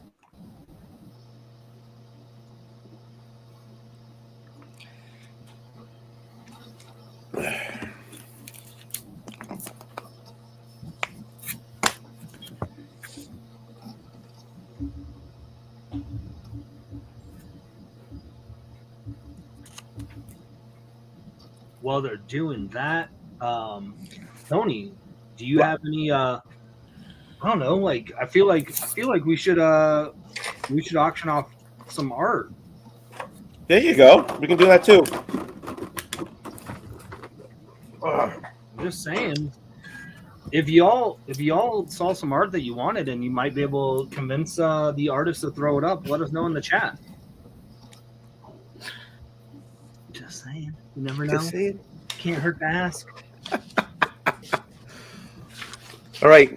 Well, maybe show there was my some good auction. artwork out okay. there. While we're doing this, I'll put that up too. So, Silver Knight Kyle,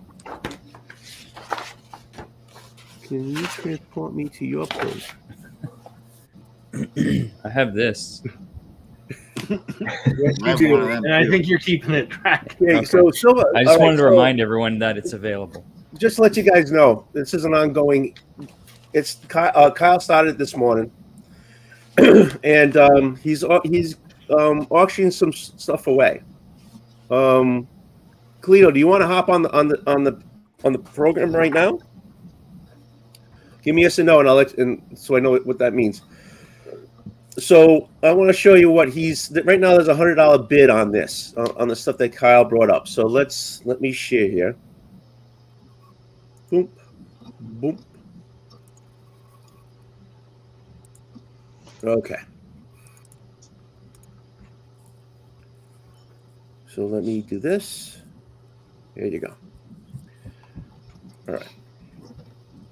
All right. So he's offering up these books here. The Punch is from 1885. The Looney Tunes is from 1951. The Dell. So all right. So let me show you. Here's the Punch. It's like one of the first it's like one of the first comics. Pre-Golden Age. Yeah, there you go. I can't see the chat right now, so here's the Kyle Looney says Tunes it's from 1884. yeah, I mean it's unbelievable. There's the Foxy Grandpa. That's what I want to be called when I have grandkids. Foxy, how you doing? And here's the Chums. Okay, there you go. Tony, you keep clicking on stuff, but I don't think any of us are seeing it. Oh That's shoot, true. I'm just letting you know because I'm like, oh, he's got one, but Just nothing's keep popping clicking. up. All right, so I am totally confused. How come that's not working? We can see your graphic right there of all the things you're clicking on, but when you click on it, we're not seeing what you. It looks like something flashes and goes away. How can I show it to you? I don't know. I did it It before. flashed up and then it went away. Is it behind your? Yeah, you don't see anything, huh? Well, now we see a black box. What? That black box is the wheel. Oh, is it? Yeah. What if I do this now? No. How do I? I'm totally confused. Okay, hold on. Let me minimize. Let me get this back. Present. Show screen.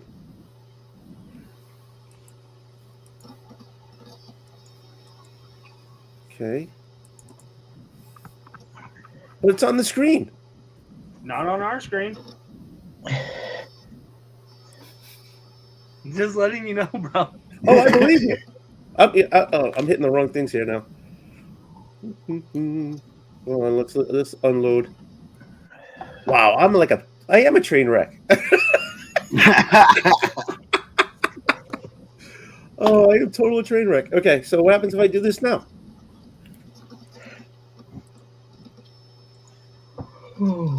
Hey, Oh, there we you see go. something. All right, you can see that, right? Yes. Yeah. But you don't see anything else. No. All right, I know I'm going to do here. It's going to be hard, but I'm doing this. There we go. These are the books that he's offering. Perfect. We can see There this. you go. Okay. So again, this is the Punch from the 1884. This is from 1951. This is the Foxy Grandpa. No, the Foxy Grandpa. And these are the Chums. And this is the sand from Iwo Jima, right? I think that's what this is. So now I'm going to bring this. Okay, so this is a better shot of the boom, boom, boom. This is the punch. There we go. Okay. So let's see if I do this. Okay. I want to show the interiors. All right. So this one just shows you the actual date of the punch.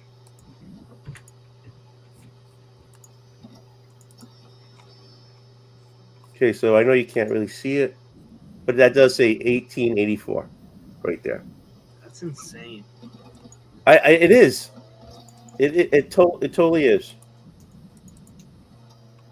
He's got a lot of stuff in here. This shows you the date on the Bugs Bunny here, the Dell. Just to show. I know you can't probably. This is so here. It is like 1951. I know you can't see it, and I apologize. Okay, I'm going to show some of the interior of the Foxy Grandpa. This is history right here. This Kyle's offering everybody history.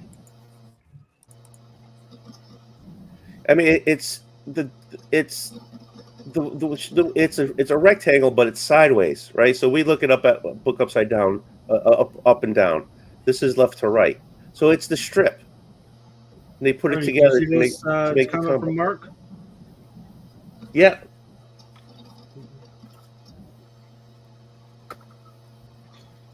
How long today are you? Oh, is your geez, fundraiser thank running? you.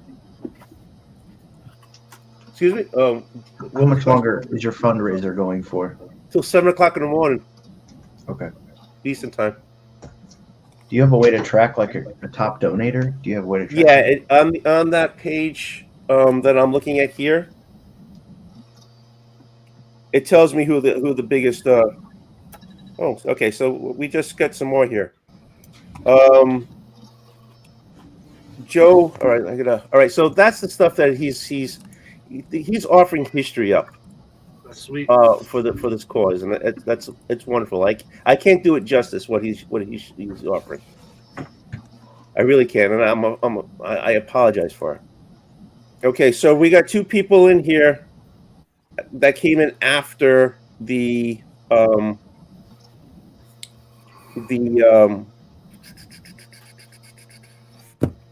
you said go on Rod stuff. Yeah. Okay, so I got Joe 4771.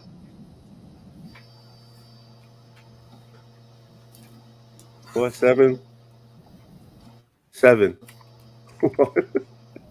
And I have Mark O'Roy. I can't. My eyes are already going already. They were gone before you tried to stay up for 24 hours. No kidding, huh?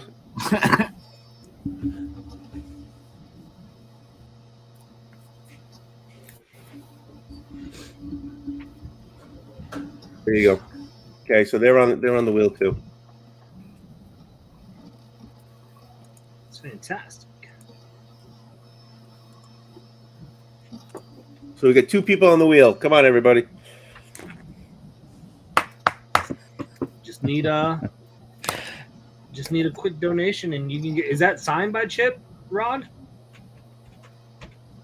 It's signed by David Mack. Yeah. No, the David Mack is signed. Daredevil book. Oh wait a minute. What's on the Daredevil book? That is signed by Chip Zdarsky too. So you got. So both of those are up, right? For the giveaway. Yeah, I don't care. Whatever. Look at that, gang. And that has the COA with it. Yes. That's it right there. So whatever he wants to do, I'll just send that out to whoever wants it. That's the bottom line. Yes. So far the top donors is Sleepy. He and then after that is Allie and John Gillies, and after that is Anonymous, and then after that is some guy named Perry's Gaming, Okay. and then Rob Fatstacks. Those are my top five. This is tricky talking. I'll donate a commission to the top spender for free. So you can plug that if you want, like a character commission. Wow, seriously? Yeah, and I'll pay the shipping for it. So just keep tabs. You can obviously use it if you want. Yep. But keep tabs, and I'll and let me know who it is, and I'll get a hold of them. Yo, just heard it here first on Lamer Frame on Old Wolf's second stream here. Tricky's gonna do a commission for the top spender. Gang, donate. Oh, yeah. That's a deal. So you'll get something fun. Come on, here. Come on. I'll do my best. You got so donate right now, and you'll be getting the two signed books and a commission from Tricky. Oh no. Commission is I That's think awesome. your top spender No, after no, the it's stream. the top spender during your whole stream. fundraiser. Oh, That's for Yeah. your whole stream, I believe. This is just the donations right now are to get on the wheel. oh, gotcha. All right. Tricky, I Sorry. think, is donating to the top spender throughout the whole stream. Is that correct, Tricky? That's right. All right, I got that here. Okay. All right. So right now, okay. So we got two bids. We got two people who donated for Rod's two signed books.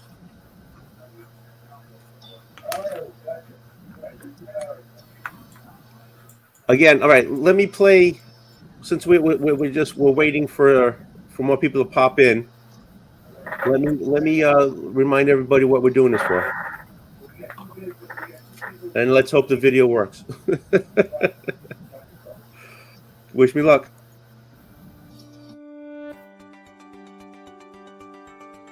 Imagine finding the cure for cancer. Not a cure for a cancer, but the cure for all cancers. Experts believe it starts with the most difficult cancers, like childhood brain cancer and DIPG. It's the home run cure. But unlike other cancer charities, it's our mission. Then again, we're not like other cancer charities. The Cure starts now as an organized, passionate group with a single goal: cure cancer. We have a plan, a strategy, a process. We don't throw darts at a wall and see what sticks. We research the why, the what, and the how, all with the end game in mind. We innovate, we spark change, taking chances on new ideas when no one else will. We are open, we are efficient, effective. Breakthroughs cannot and do not happen in a bubble. There has to be collaboration, communication, and never duplication. And all of this is working. We have funded new drugs and treatments, bringing them to trial 3 times faster, innovated drug delivery methods, established the first comprehensive database of childhood brain cancer, and built one of the first virtual hospitals, bringing expert treatment and care closer to patients.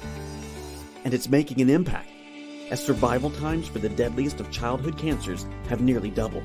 So don't just imagine the cure for cancer. Be the change that finds it. The cure starts now.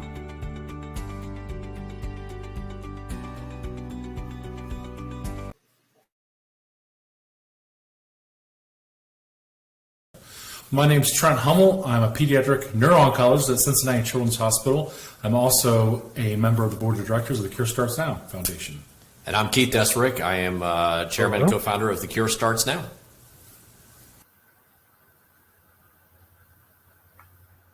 So what is DIPG? Well, obviously it stands for diffuse intrinsic pontine glioma, but what does that actually mean? Can you tell us? Yeah, so let's break each of those letters and corresponding words down. Diffuse means it's spread throughout. Intrinsic meaning in, and pontine references a certain anatomy in the brainstem, the pons. And glioma refers to the type of tumor or type of cancer that it is. Now, what is the pons? I mean, tell us. And what the pons is the area of your brainstem. And the brainstem is the bridge between your upper cerebral cortex or your brain and your spinal cord. All your nerve endings go through there. It's the thoroughfare of every nerve that goes through there. A lot of your what we call autonomic or things that you don't think about, so heart rate, breathing, all are centered in there. So when you have a DIPG, it can't operate. You can do biopsies very carefully, but you cannot resect this tumor and take it out, what we call on block. You can't just take it out. Now, and then obviously that's the diffuse element of it. Correct. Because we're not talking about a tumor mass per se. Sometimes we're looking at a tumor that will actually grow around each of the nerve cells. Exactly, as well. and how I describe it to my patients is sort of take a jello mold of your pons, if you will, and the tumors are basically like peppercorns scattered throughout. And if you try to resect or take out those peppercorns or those tumor cells, you in fact take out your pons, which is not compatible with life.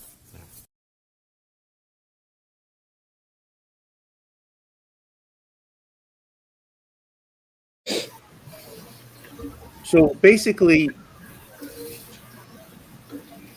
they can't. The survival rate on this DIPG is 0. They can't do anything. They can't do anything for the child, for the most part. They can try radiation, but it comes back. So we're trying to get money together for research to see to help increase the survival rate of the children and see if they can find a cure.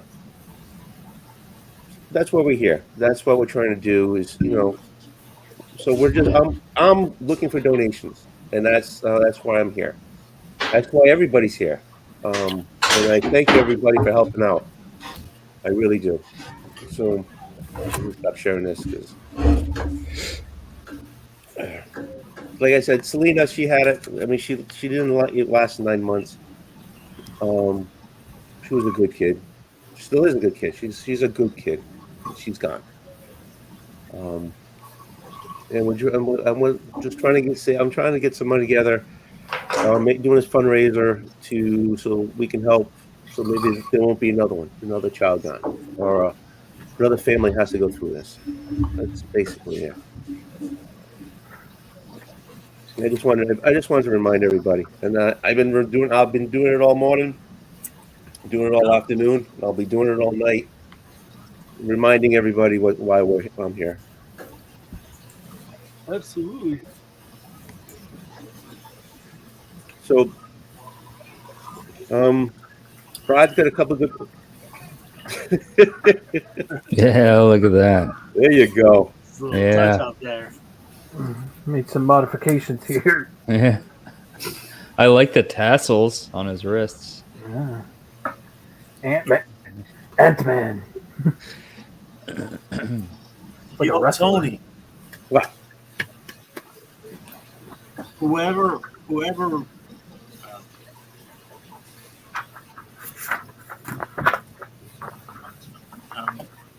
trying to hold emotion. Whoever donated the most, let me know, and I'll send this to that person. Make it a lot easier. Okay, Okay, we'll do that. I'm gonna put these. And that's for. Okay, so just like Tricky, I'll let you know who's donating the most for the full time. Yeah. Okay. I'm going over. And it's signed by David Mack. Great cover artist. If you don't know David Mack, just Google him. I know Old Wolf knows me. He knows I love some David Mack. And Daredevil, Chip Zdarsky, certificate. It's official. It's signed by him. So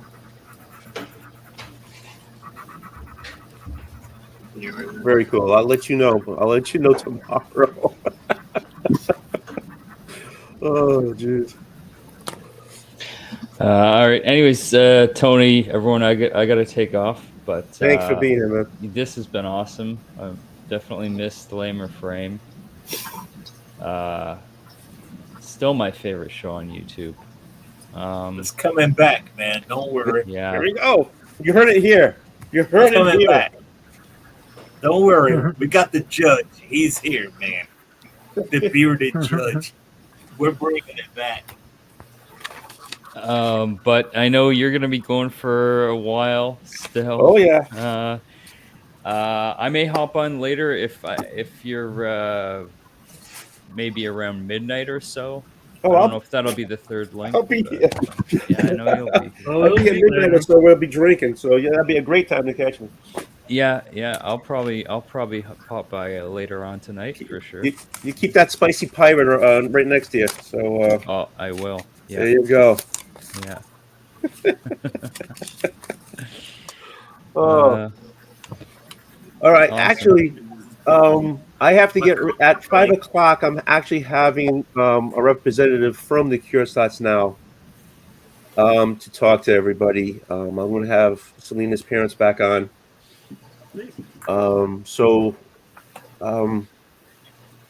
Thanks everybody. I need to get ready for that. I appreciate it. Guys, what are you guys doing? Anything you guys want to talk about? Watching Old Wolf show all day. There you go. How about you, Roscoe?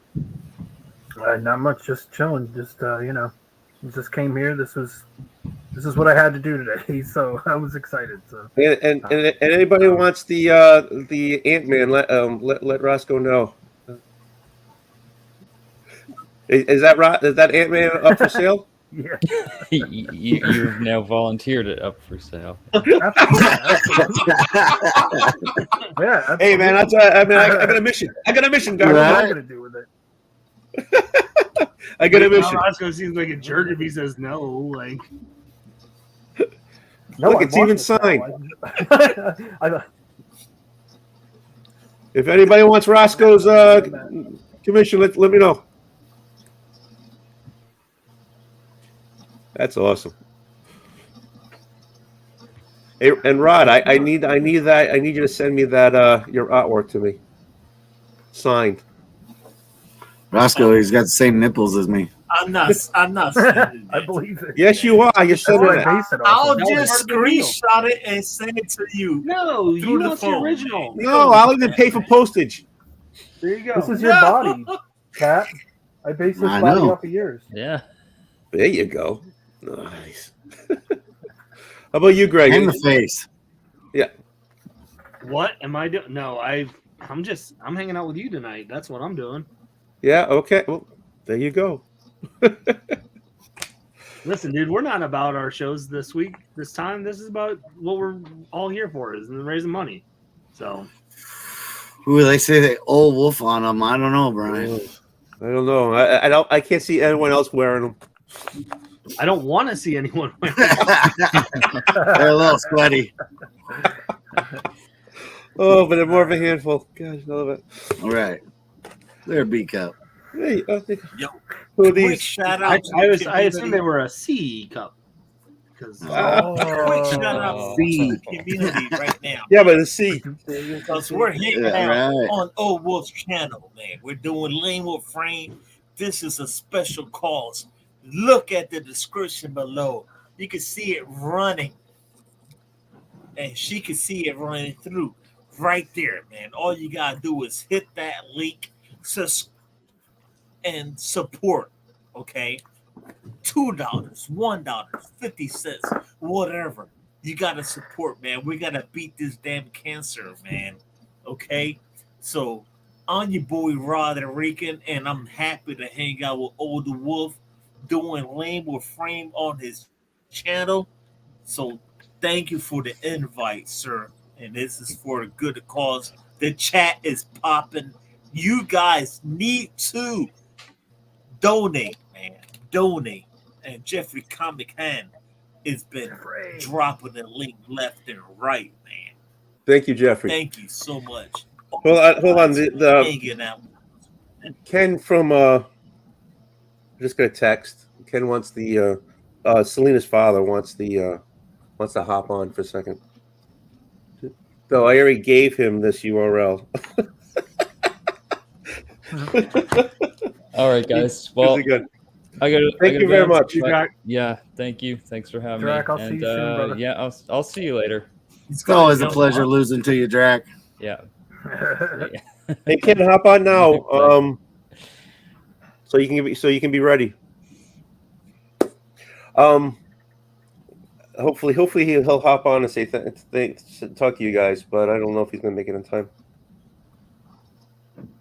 This is so organized, can't you tell? It's a train wreck. It's total train wreck. I'm proud of it. As you should be. Nobody cares. Nobody cares if it's like, ooh, straight book schedule. Like, here you go. People care that you're doing something and you're trying to make things better. So I know, but if anyone complains about it, like, oh, this was unorganized, stop. So everybody, this is Ken Oman. Hey guys, just wanted to tell you thank you very much. Ron, I don't know what it is, but I've always had much appreciation for you, and I wish you draw more often. I remember when you guys used to do this all the time, and Tony and myself and a couple other friends of ours used to watch you guys and enjoyed it very much. Rod, appreciate the donation, and I've learned in the past 4 years since my daughter passed away that there's no more you could say than thank you. So I thank you guys very much. Tony Old Wolf is like my brother. So, him and he knew Selina very well. I'll be able to march through the rest of my life, and nothing will be worse. But hey, thank you guys very much. The comic book community and Tony, if nobody was on while I was able to get on and say thank you, please tell them I said thank you from the bottom of my heart. The pediatric cancers don't get a lot of funding, so we rely on things like this to raise money for the cause. And from an organization like the Cure Starts Now, who is run by chapters throughout the United States, throughout the world, from chapters who are run by parents and family members who have lost kids to this terrible disease, diffuse intrinsic pontine glioma, it puts a huge emphasis to make sure that your donations go to a good cause. If I thought your donations, like Tony said, were going to light a light bulb, I wouldn't be as passionate about it. But believe me, I would not be as passionate about it if I thought for a second your donations went to light a light bulb, or for somebody to clean a floor, or for something in the restrooms. That is the difference in the Cure Starts Now. The doctors, and Tony mentioned it earlier, they request from the Cure Starts Now money to do research for pediatric brain cancer. So again, I don't want to take all your time. I just wanted to tell you I very much appreciate it. I appreciate your time.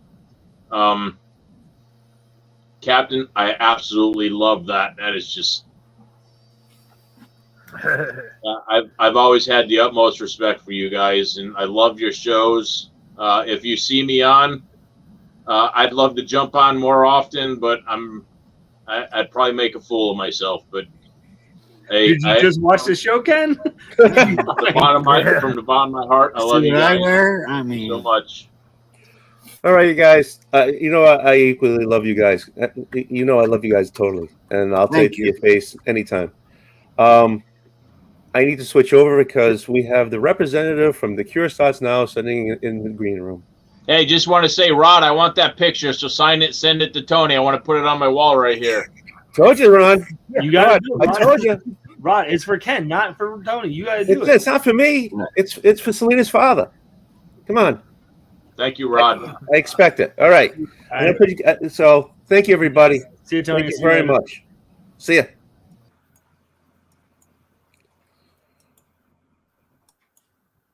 Oh, wait a minute. Oop, hit the wrong guy. You. See you later, Rob. Later. Back it up. All right. Hello. Hello. Hello. Hello. Hey, Jackie, how are you? Hey, Jackie. I want to apologize. Hi there. I just want to apologize. You just saw an old guy in a pirate's hat, with no shirt on, but wearing shells. That's the kind of time I've been having here for about 10 hours already. So, how you doing? It sounds like it's a good time. I've been listening for the past hour, so you guys are having fun, doing good. So thank you so much. Well, thank you. It's a good reason to have fun and spend the time. I just want to, if you would like to introduce yourself, go right ahead. I mean, we got a bunch of people on in the chat, and please go ahead. I'm sorry. Go ahead. Okay. Well, Michelle, Ken, do you want to get started? I know we have only ever met virtually as well, so it is good to see you all. But my name is Jackie Criswell, and I am the Director of Chapter and Family Relations with The Cure Starts Now. So I work directly with our wonderful chapters, with all of our families like the Omens. So thank you guys so much for doing this event. And Tony, thank you for taking it on for 24 hours. That's a long time. So thank you very, very much, all in honor of sweet Selina. So thank you. No, thank you. No problem doing it, believe me. So, Jackie, we talk a lot about the Cure Starts Now, and Tony and friends of ours, we talk about how important the Cure Starts Out Now is to us, and really what their mission is. But if you could just for a moment talk about what the goal is of the Cure Starts Now to let the people who are on and the people who will watch, from somebody from your perspective and the work you guys are doing to find a cure for this awful disease, and not only DIPG, but there was somebody on earlier whose mom passed away from, I think, medulloblastoma or glioblastoma. And I know you guys are doing a lot of work and donating a lot of grants to research for those as well. So if you could just talk about kind of what the Cure Starts Now is in somebody else's words than mine. Well, you do great. You don't need, someone else to say it. But I'll correct you on one thing. It's not what we, like you were saying, you are doing, it's what we are doing. You are very much a part of that as a chapter. Because that's what the Cure Starts Now is built off of, is families. It's not government funding. It is based in families, and it had started that way just organically, family wise. So the goal is, it's a very modest goal. We just want to cure cancer as a whole, right? It's just a little thing. I joke with Keith sometimes, one of our co-founders. I said, I live for the day where I can walk in the door and you'll fire me, because that means we've done it. We have cured cancer and we are not needed anymore. So that is the day I'm out of a job. That's the day I'm living for. So we definitely couldn't do it alone. We have a great network behind us. But okay, so you asked about our mission with the Cure Starts Now. So basically, I don't know. Have you guys gone into any of the background, or do you want to go into the background of where the Cure Starts Now started?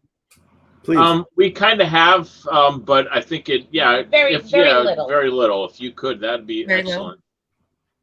Okay.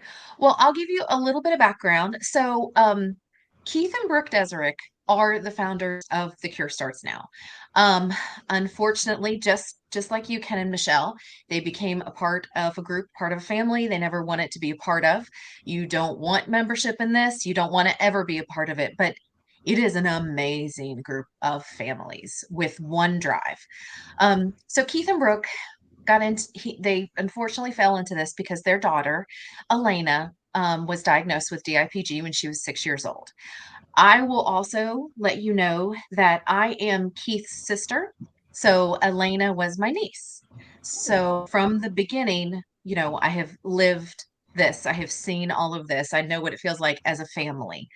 Um, so Elena was diagnosed at 6 years old with DIPG, and they gave her 3 to 6 months to live. And Keith and Brooke were just not accepting of that. They did not like that stat. They were never going to accept it. So Keith is they're entrepreneurs by nature, but he also is a researcher. He wants to research, dive in, find out. He got the biggest book on oncology he could find. And I think, I'm not joking, it's on his shelf. It's about this thick. And he read that thing. And he learned about how we've treated cancers in the past and how we developed chemotherapy, the need for chemotherapy, the surgical advancements, everything that has come from cancer. And he decided that that's what he wants to fund. That's, him and Brooke talked and throughout Elena's battle, and she battled DIPG for 9 months, and then she did pass away in 2007 from it. During her battle, they started a blog, journal, diary type thing, but they put it on a website for their family, but it was written for their younger daughter, Grace. And it was just about everything that was going on, everything they've been going through, everything they've faced. And it became kind of Keith and Brooke's therapy in a way. This is how they wrote their feelings out, and they wanted Gracie to know what was going on. She was 3 years old at the time. All she knew is like Elena had a boo-boo and didn't know how to fix it. So they wrote this, and the very last entry that he wrote, he ended very poignantly. He said, and I'm actually just going to read the last 2 paragraphs, if that's okay. Can I just read these last 2? Because this is kind of where it all came from. He said, "There's another strategy. It's neither politically friendly nor easy. It's about targeting those cancers that offer us the most to learn. Some of these cancers affect thousands of people, others affect few, but regardless of the magnitude, the lessons we may learn may cure us all. Pediatric brain cancer is one of these cancers. We cure cancer one child at a time, and in doing so, we may be ensuring that decades from now, the fight will be won. This home run strategy for cancer is not without its difficulties. It is not an alternative to our current treatments, but it is certainly worthy of our attention and our funding. But unlike other cancer strategies, our support may never come from a governmental budget or policy. Instead, it will come from you. In the end, it will start with children like Elena. Perhaps it will become a movement. One day it might become a cure for all. Our children deserve better. The cure starts now." So that's how he ended his journal entry. This was the end of everything that he did. Eventually, that did become a book and became the original funding for The Cure Starts Now. But that's where our name comes from. The Cure Starts Now, because it's time to rethink what we're doing. We had lots of breakthroughs in the early 1900s, the first half of the 1900s, with chemotherapy and surgical procedures and a lot of things like that. However, it stalled out. That research stopped. So we have to find out why. And that's what the Cure Starts Out. This is what we are all fighting for. The Omens, all of us as an organization, is for that home run cure. And so that home run strategy, Keith touched on it a little bit in his entry, but what is a home run strategy? What do we mean by a home run cure? What it is it's all about not just fighting one cancer, but the elimination of cancer as a whole. If we can look at the cancers that are one of 3 things, the cancers that are childhood cancers that affect the youngest of our population, the cancers that are resistant to current therapies, the ones that are immune to treatment, and those difficult cancers. These 3 are kind of the biggest bullies. And let me tell you, DIPG is the biggest bully of them all. And if we can focus our research and our attention on curing these cancers, this, something like DIPG, this will then become kind of the jumping off point for all the other cancers in this world. So why not focus our attention on that? Why not knock it out of the park and have a home run cure, a home run strategy? And that's the Cure Starts Now's mission, is to find that home run strategy. So that's, it's just a little thing, just a little thing we've taken on, but that's why we do what we do, and that's how we're going to do what we do. And that drives everything that we fund. All the grants that we funded, all the research that we have funded is driven by this home run cure strategy that we have. Yeah, Jackie, I would just say, there's a lot of different organizations that raise money and do good causes.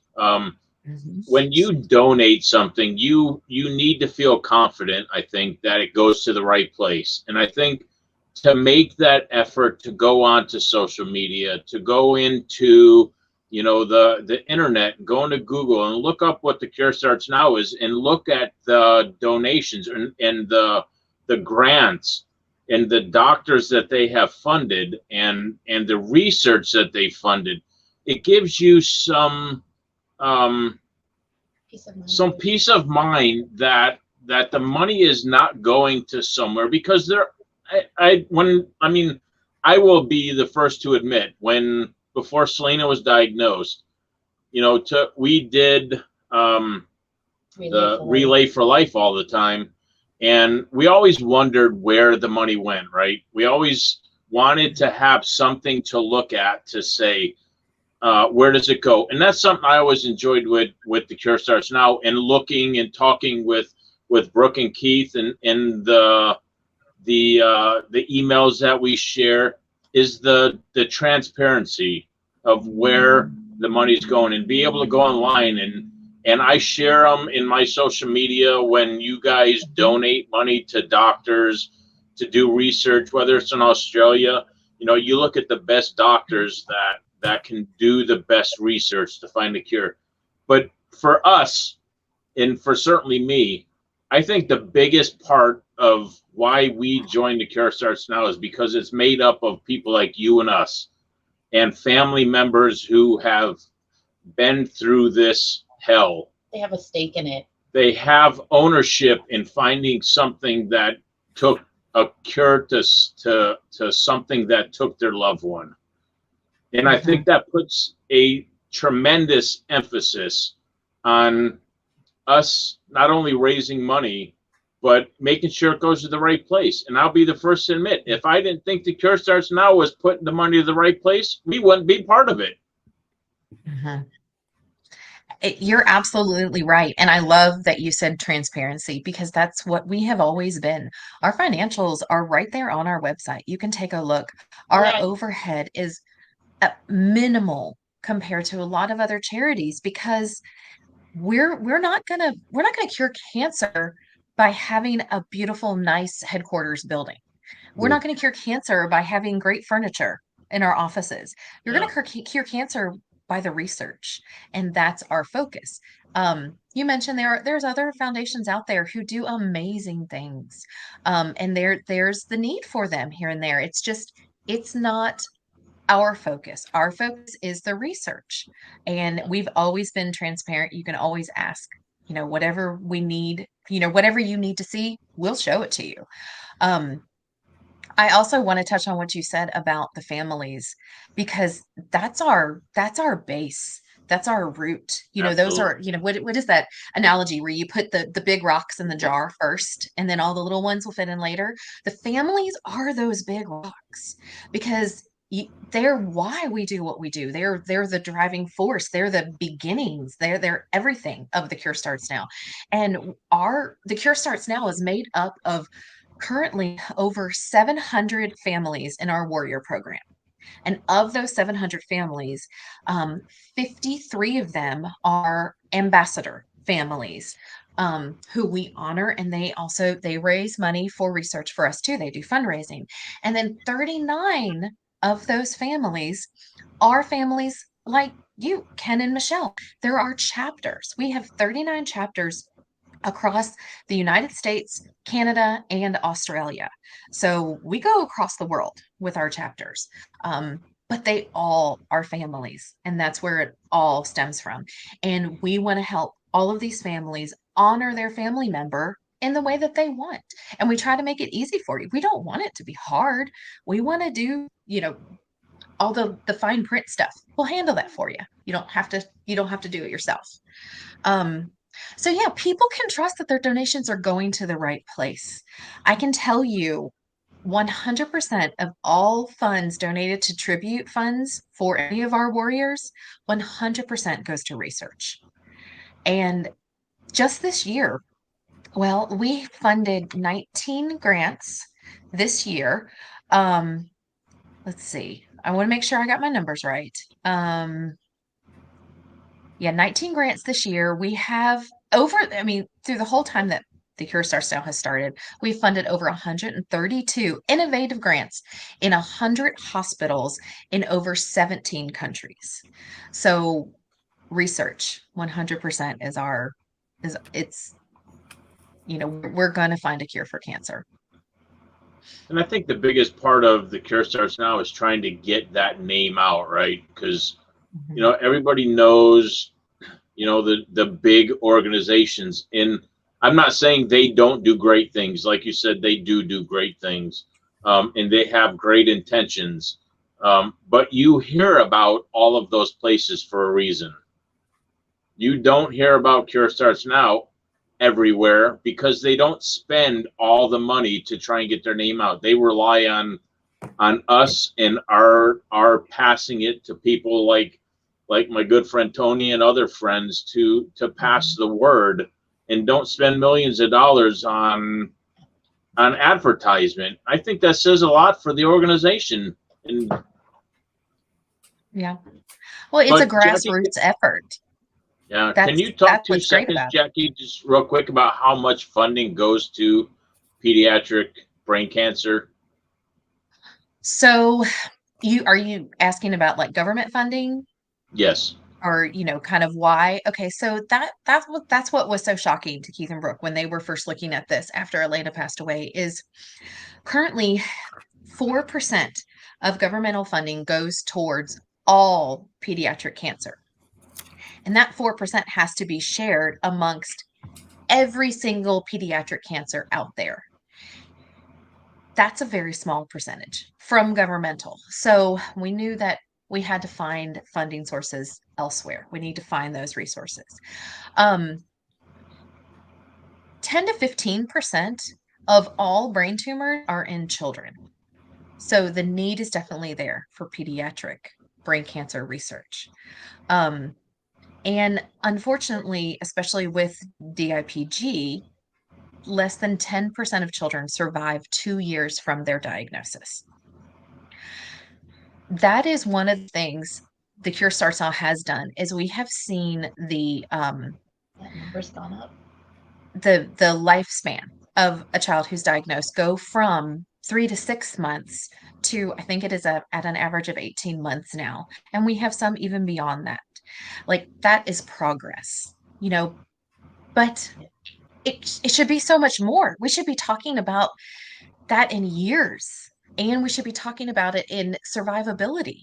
We should be able to tell families, okay, you've been diagnosed with DIPG. This is your plan. This is what you do to fight this cancer. Not let's go find you a trial because we really aren't sure yet. But right now, that's all we've got. So we're going to fund the best trials that we see out there. And we have a lot of good, really good councils that we've established. We have a medical advisory council that look at all of these trials and make recommendations for what they think will adhere to our mission, the home run strategy. And that's what we do. Jackie, I just want to touch on what you just said about the medical panel. So if people don't realize, is what they've done is they've gotten doctors, oncologists. It's not just Keith and Jackie at headquarters and Brooke and a few other people going, oh, this looks like a good. They have a medical panel with medical professionals and stuff on it that goes through all the applications that come in looking for grants and to help them decide which grants and which research is the research to go to. It's not just willy-nilly picked. It's done by a very it's not. Yeah. Right. It's not like, hey, this sounds good. This doctor wrote this the best. There's medical behind it. And there's people that know the medical field in those meetings and stuff. So that it truly is going to where it can do the best. Right. There's a definite method to how grants are chosen. There's a lot of research because we don't want to look at it the way we've been looking at it for 70 years, and we haven't had any breakthroughs since chemotherapy, is kind of the only treatment. So our medical advisory council, along with our collaborative members, which are also families that have created foundations that come together to look at these grants. I know, Tony, you had just played a video, which is great, that has Dr. Trent Hummel on it from Cincinnati Children's. Yep. He is on our medical advisory council. And like you said, Michelle, they review every single one of the grants that come through and then really pinpoint which ones are that they feel is most promising for, DIPG, DMG, medulloblastoma, and other brain cancers. But I can tell you from a parent who has been through this, and even in the first 2 weeks of her diagnosis, and a month and 2 months and 3 months, to log on and get a feeling that there's some hope, right? That somebody actually cares about this, that somebody's working on, that there's always something to hope for. And when she was still battling, that was always that was something I took and grabbed onto and said, there is hope. You know what I mean? And if there's nothing like the Cure Starts Now and nobody doing research, when your kid is diagnosed, there is no hope. You have to have people like the Cure Starts Now and Brooke and Keith and Jackie to say, people are working on this to find a cure, and don't give up. Well, and it's unbelievably overwhelming to be told we don't know the treatment, we don't know the cure. Yes. Where do you go from there? So that's another thing that the Cure Starts Now has started, is that they have a DIPG trial finder where they bring all the trials and put them in one place, all of them, and let the families, you can put in, like, if my child is over 12 years old, if my child's under 12 years old, what type of cancer it is, what are you put in these little facts, and it kind of pops out like this, you would, qualify for this trial, you qualify for this trial. And that gives you something that you can kind of go to your doctor and say, look, what do you think about these? Let's talk about these. What do you have? So Trial Finder is a wonderful tool for a lot of our families. We also have DIPG.org is a great information site about DIPG and DMG.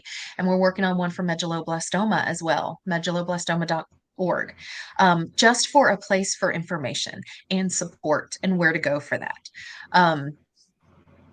We also, the Cure Starts Now developed the DIPG registry, which is a collaboration of, it came about from the very first symposium, the DIPG DMG symposium that was hosted in 2012.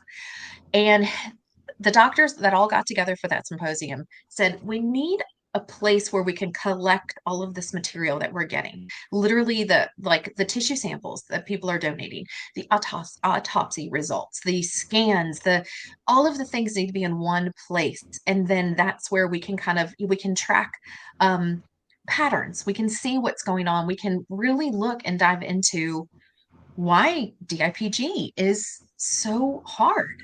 So the registry, that's another thing that has come about from the Cure Starts Now. So we're hoping that no family feels lost or alone. One of our taglines is no family fights alone. And we fully believe that. We don't want any family to feel alone out there.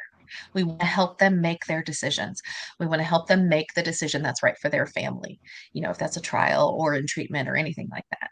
That's what we want to be here for. I've always said, when a family is diagnosed with DIPG, it's nice to have people to talk to who have been through this.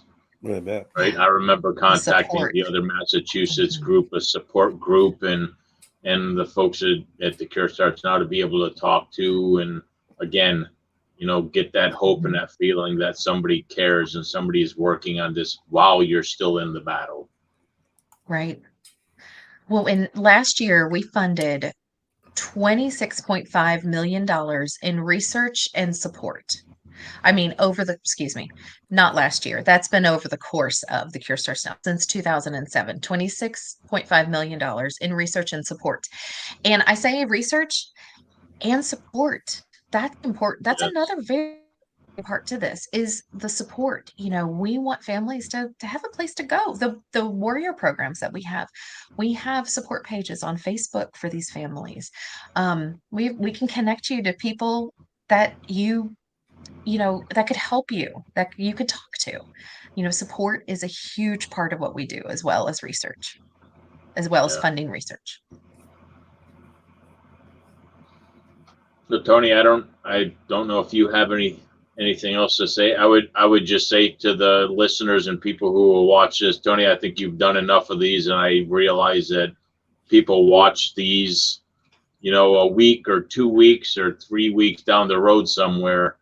To your people who watch that, and Tony, like I said, like brothers, right.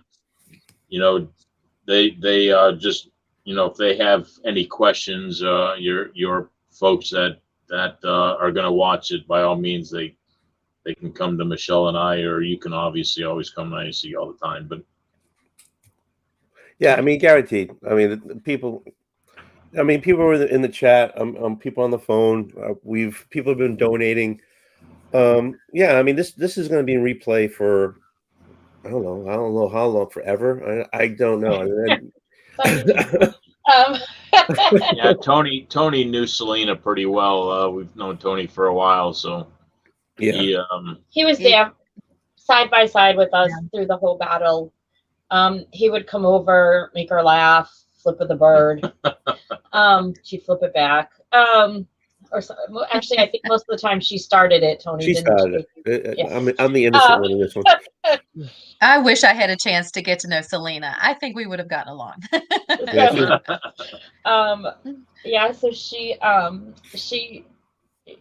her and Tony had a special bond. We even have pictures before she was sick. You want lousy? There you go. Where Tony was. One of my favorite pictures is we met Tony through the band. Our children were all in band together, and Selina was the youngest, and she helped out with the band. And we have pictures. One of my favorite pictures is at a parade. Selina's sitting in the boat. That was a prop for the parade, and they're doing like patty cake. Her and Erin were doing some kind of. What the hell you guys doing? So she stood up and she was trying to teach me how to. I'm totally lost, and she's like, I love it. That's one of my favorite pictures. You're like we're all bundled up. It's Christmas parade, and I think that was Taunton. I think that was Taunton's parade. So Jackie, he was trying to teach that old dog a new trick, huh? Yeah, this old dog was like lost, totally lost.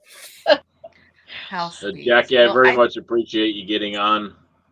Oh yeah. Of course. Questions for Jackie? Like I said, I was listening for about an hour and a half before I got on. And Tony, thank you for doing this. This reaches some people that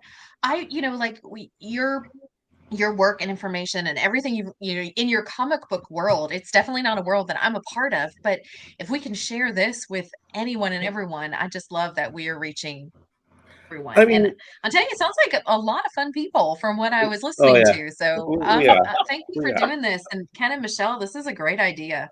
I mean, it was not our idea. I want to give all this. Tony came to us and said, hey, what do you guys think if I did a 24-hour thing?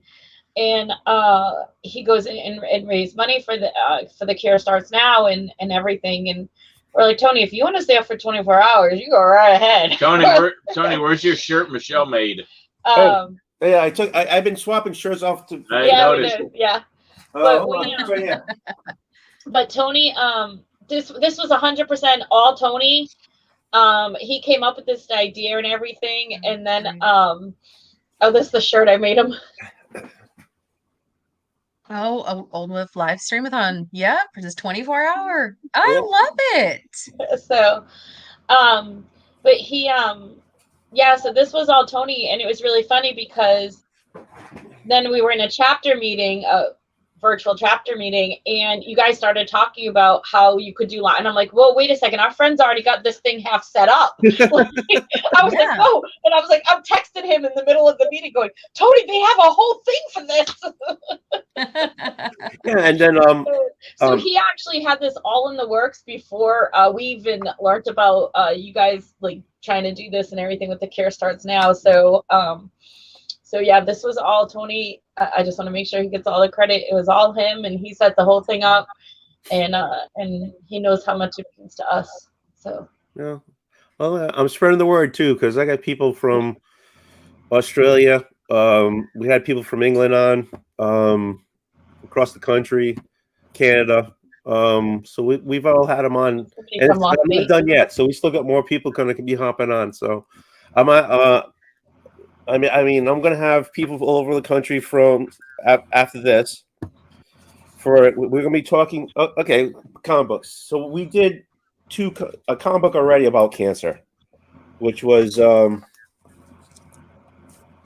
go by the name, Murder Falcon, and it's the main person, the main hero, I guess. He had cancer, and it goes from when he first gets diagnosed and how he's down, and you know, and then to battle these monsters and stuff, he needs to find himself again, to gain the power to fight those people, to fight the monsters. Easy enough. After this segment, we're going to be doing a panel on the death of Captain Marvel. So Captain Marvel came out in '67, I think, and he was in through the course of the character in the books, he gets cancer from a mist. Let's say somebody threw a bomb that gassed him. So so this is about his death, and he goes through the stages of acknowledging that he's dying and that cancer can't be fixed. At least for him, it can't be fixed. So that's what we're talking. That's cancer in the comic books, and then we're doing 2 of those. Wow. Then after, then we have another show where I'm going to be running around like an idiot, trying to find covers for certain. You know, they'll say get a cover that's blue, and I have to find a blue cover. But I'm going to have people from around the country. Just make sure I'm saying it. Yeah, around the country for that. But then later on, I'm going to have people from. As the night in the morning goes on, I'm going to have people from Australia. I'm going to have more people from Canada. I'm going to have more people. So we're going all over the place here.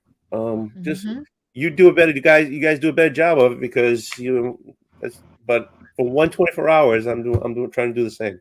So you're doing great. You're doing great. Thank you so much. It's okay. Yeah, thank you. Tony, do you feel your arteries clogging up from all the ramen yet? Yeah, that's why I've been drinking this, and I still owe 2 more ramen bowls. I still got to turn that pot on and warm the water up because I gave up after it was like every $200 eat some ramen, and I ate I think 9 packages already. Oh, Tony! So I'm thick. Julie's gonna kill us. And there's so much between the water. This isn't like 5 hydration. This is my 7th bottle of this.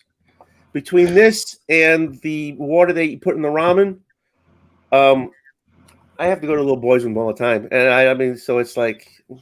Hey Tony, are there any people who have asked questions in the chat since Jackie's been on that have any questions about? I mean, I just want to make sure that not so much questions, but they have been listening, and we've already pulled up another $500 towards the cause. Oh my God! So, because of it, so as per se about the questions, I think a lot of that was already when the last time you were on, and you know how you pop on all the time. Yeah.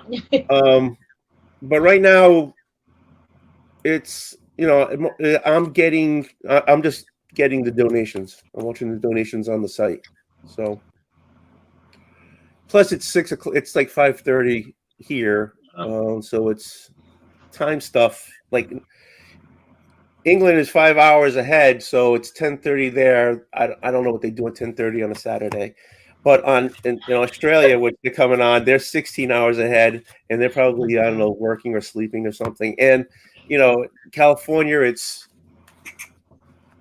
3:30. Yeah, I was behind. No, 2:30. So I don't. So and they've been on. John, who was on the he was on the panel for Murder Falcon. He's going to be on at 6:30. Is he?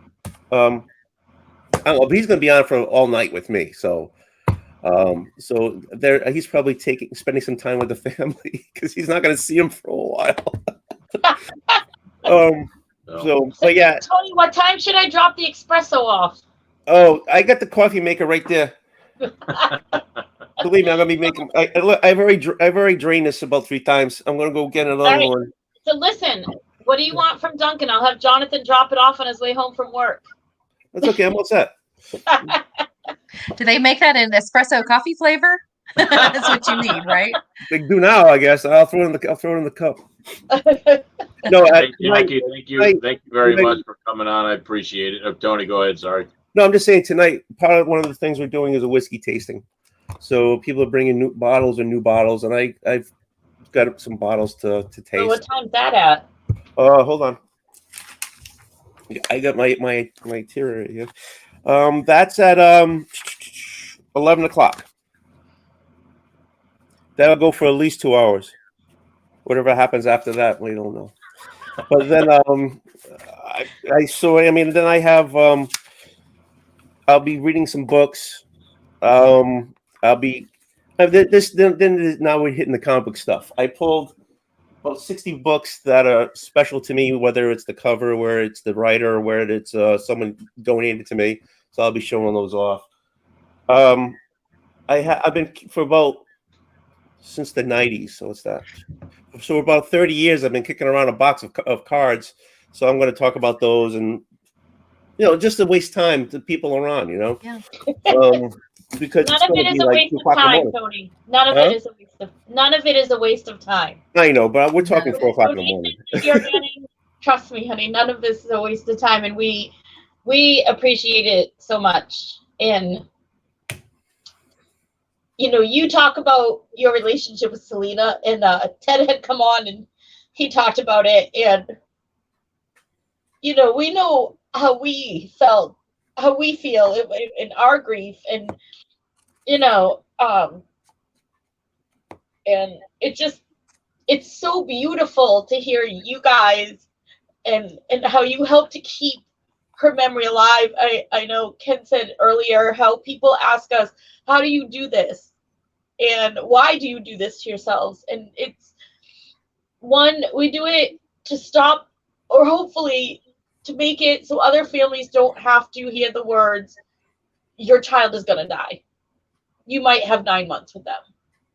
Mm-hmm. And to hear, the social workers come in and they say to your child, what is Make-A-Wish Foundation wants to know, what is the one thing that you wish for? What do you want to do? We're going to make it happen for you. And your child looks and says, I want to live. Mm-hmm. Mm-hmm. At 10 years old. At 10 years old, she was 9 when she said that. She never talked as a 10-year-old. She had already been locked in. At 9, she said, I want to live. That's all she wanted. They said, you want to go to Disney? You want to go here? You want to go there? She goes, I want to live. Mm-hmm. And that was the hardest thing to hear come out of your 9-year-old's mouth. And we do this to remember her, so people don't forget her. She should be a freshman in high school this year. And we do this so you know, I mean, she was our daughter, and we don't want to just forget that she was here. She's a major part of our family, and she always will be. And so we do this for her memory too. And like I started to say, it's very emotional for me, like in a good way, to hear, you know, when you share stories, Tony, and when Ted came on and he shared his stories about her too.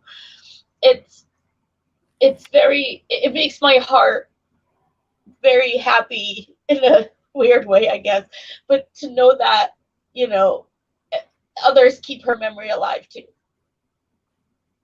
I know you do, but it's beautiful to hear it. No problem.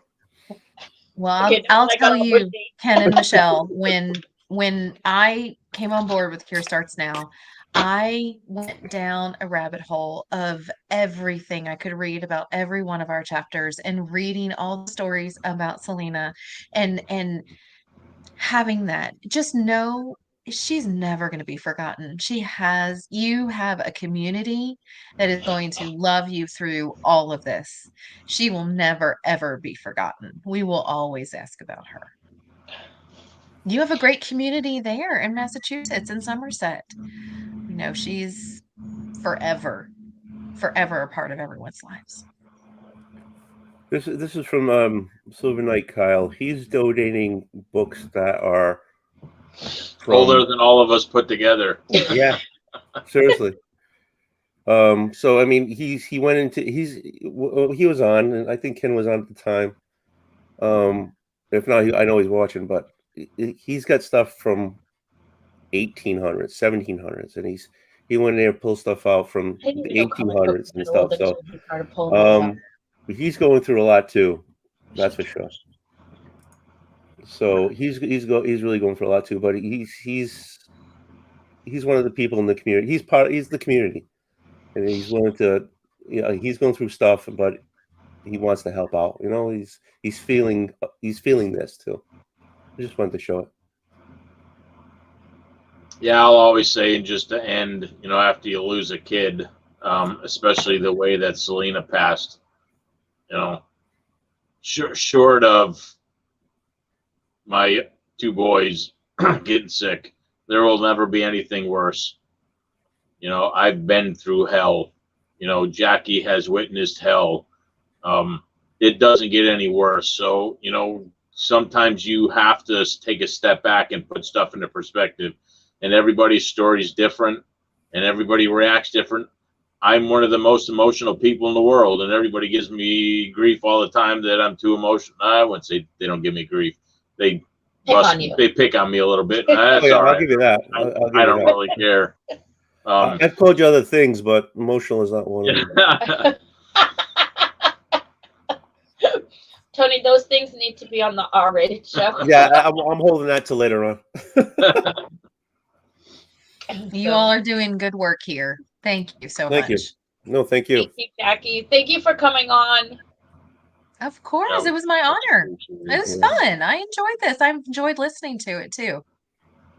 Well, you're always welcome to listen. Thank you, Jackie. Thank you Enjoy very much. the rest of your weekend. Thank you. You too. Good luck with everything. Good luck in the middle of the night well, it's good that you're talking to Australia when it's nighttime for you, because it'll be morning for them. Yeah, right? no kidding. That's how I was like, you know, there was scheduling conflicts because they were doing things, but on that side the scheduling didn't work through. So hey, they're hopping on. Cool. Hey, Jackie, related. They're frozen. Didn't he say? No, he's dying. It's too hot there. Yeah, it's hot. It's summer there.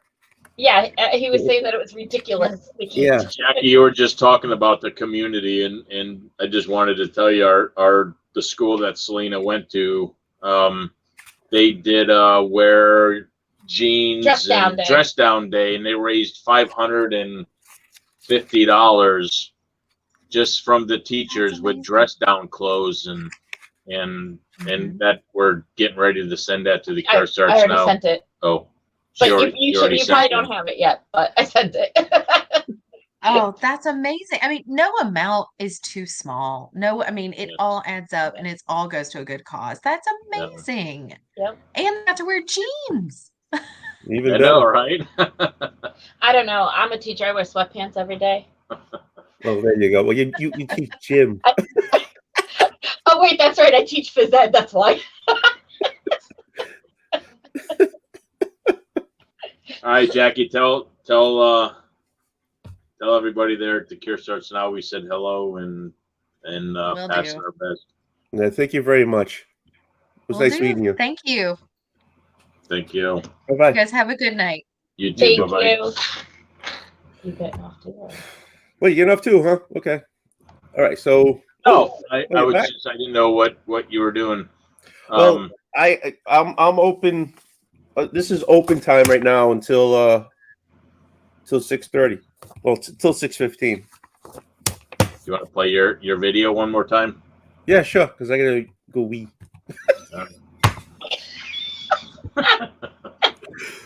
Hey, is this just to ask? Is this a bourbon and whiskey tasting? Could it be both? Because I bought a bottle of BSB and I haven't had any in like since the 30th. Dude, I bought a bottle of that 100 proof stuff. It's been. I know that's what I have upstairs. Yeah, it's been sitting here for how long? Nobody wants it. Nobody's been hitting it. All right. Okay, hold on. Let me go do this. I'm gonna do the long one because hopefully I'll be back. I could put it in a loop. Want me to put it in a loop? in case I go over 2 minutes and 11 seconds, I'll put it in a loop. Hey, Tony, Wait, just Tony, you gotta really pee or quick. something? Just really quick. I know you have to go to the restroom, but I hope talking to Jackie, and the other people who are listening, they get an appreciation for what we do to raise money for the Cure Starts Now. Oh yeah. Why we do it. And I think Jackie, working there with Brooke and Keith can certainly talk about it better than we can. But you obviously know the passion we have to try and raise money, and sometimes life gets in the way and we get busy and everybody gets busy, and but this is why we try and promote the Cure Starts Now, and I hope people who are watching this or will watch this understands why we do this, why we belong to that organization. Well, go to the bathroom. I'm gonna put it in a loop. Okay? Nobody's gonna hear you until I come back. So Bye. don't. My name's Trent Hummel. I'm a pediatric neuro-oncologist at Cincinnati Children's Hospital. I'm also a member of the board of directors of the Cure Starts Now Foundation. And I'm Keith Desrick. I am chairman and co-founder of the Cure Starts Now.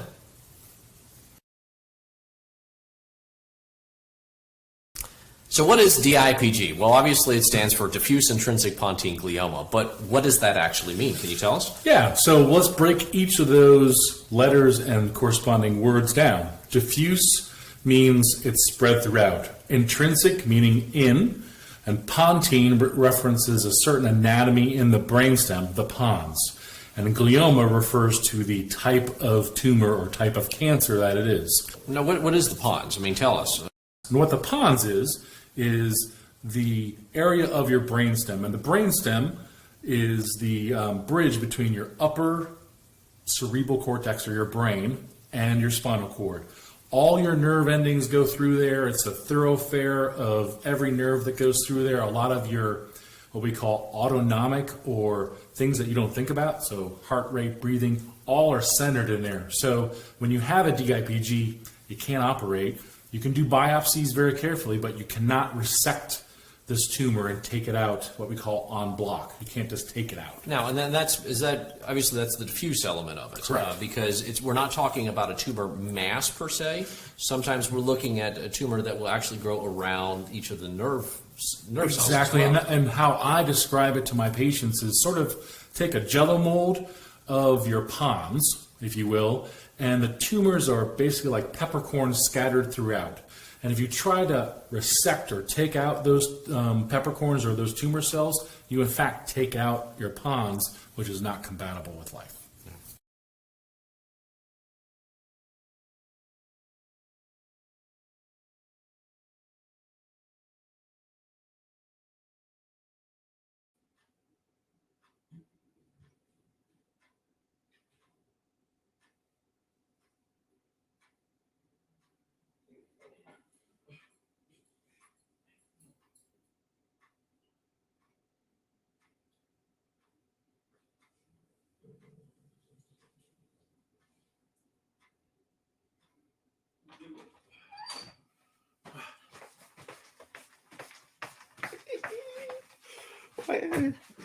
Oh, I didn't check it to loop. Darn, damn it. All right, let's go back to the comments. All right, how we got here? Yeah, no kidding. No kidding.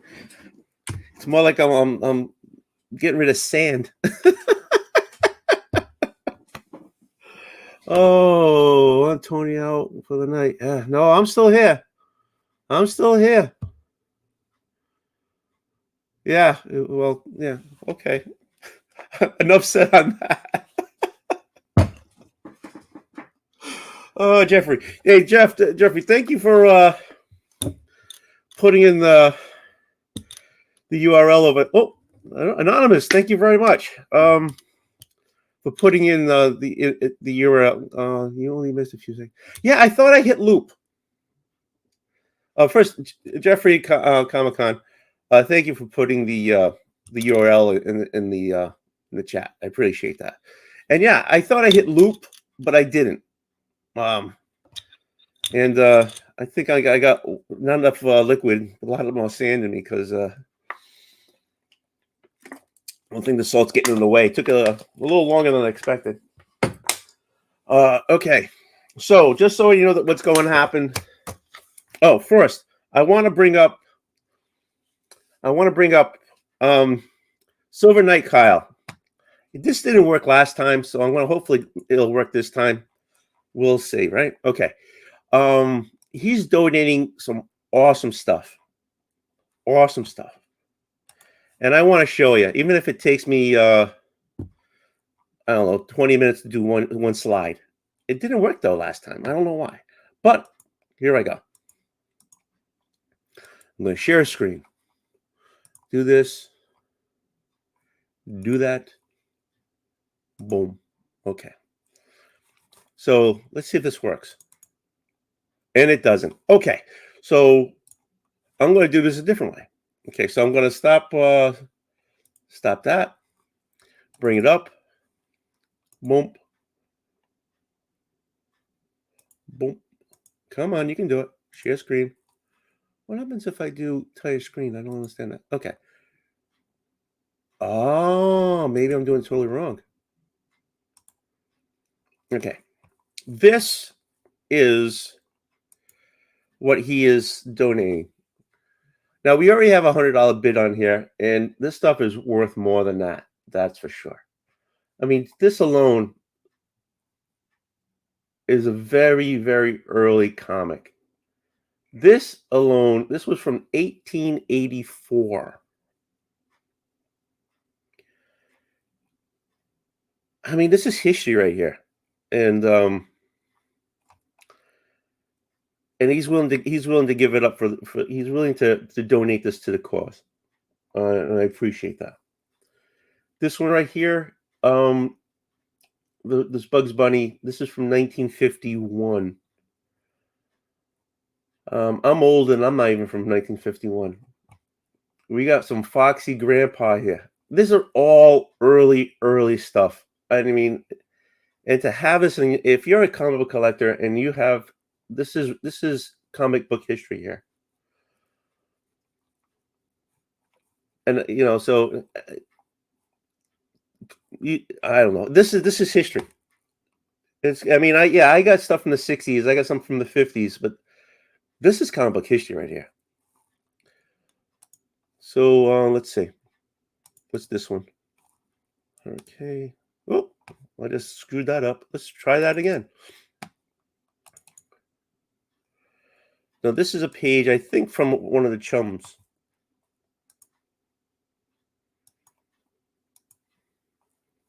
What happens if I hit entire page? Entire. Okay. Does that make bigger? Oh, that makes bigger. Okay. So I know you can't really see it, but this is the type of stuff that a comic book used to be. And these are probably, this printing is probably, I don't know, this could be something like a wooden press or something. But this is what a comic book used to be. Does this work? Oh, yeah, okay. Yes. I did it. All right, I got it. I got it to work. I know I did it wrong. Okay, so here's the punch.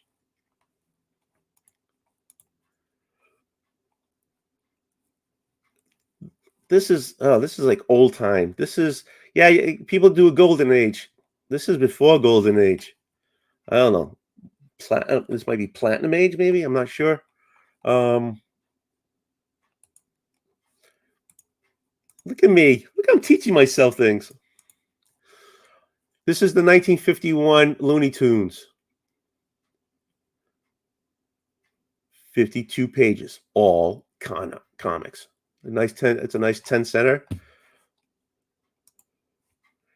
This is what I want to be when I grow up, a foxy grandpa.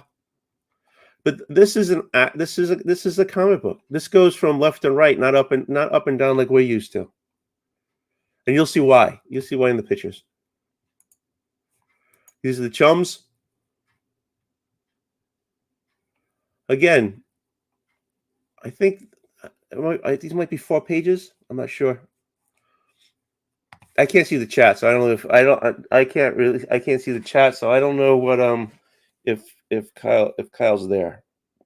To be honest with you, I'm trying though. Best Buy. All right. This is the show. Actually, the date. I know you can't see it because it's not. But it's May 17th, 1884. It's unbelievable.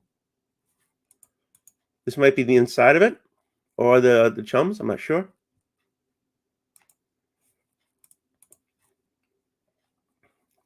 I don't know if you can get in these days. I didn't know if you could get 209 little army men like they do like in the 1960s. This is to show the date. Again, I'm sorry you can't see the date. I think this has to do with the chums, and if it does, they're from 1905.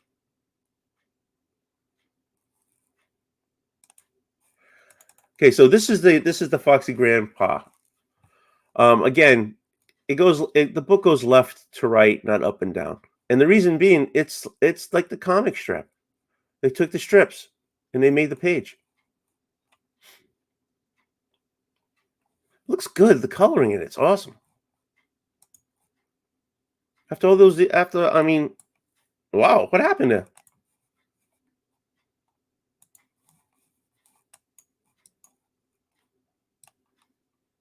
Whoa, I don't know what I'm doing here, but it's exciting. There you go. Again, it's the strip. But I mean, the color on these things are awesome.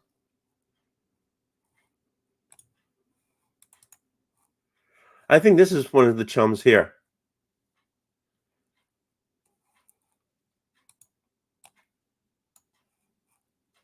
That's the last one.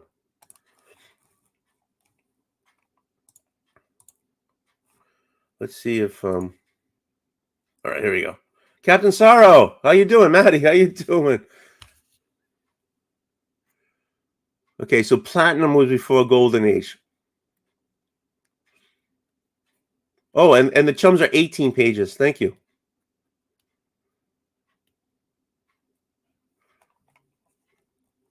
So, okay, so this will probably be easy to show. All right, so that's for okay. Oh, okay. So you tell me the Foxy Grandpa is from 1905?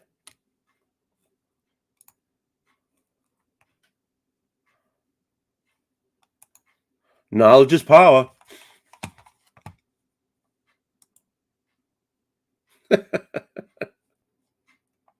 Okay, so before 1902 was Victorian age. Haven't created a subset for them yet. Send me a link. Okay. I will do that.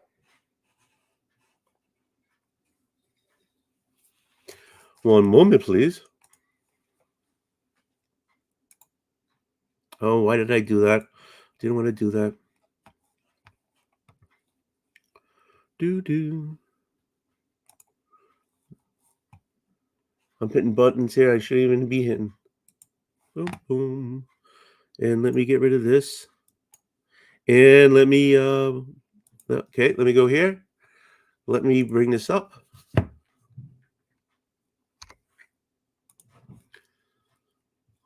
Okay. Let's do this without my glasses. Okay. Do.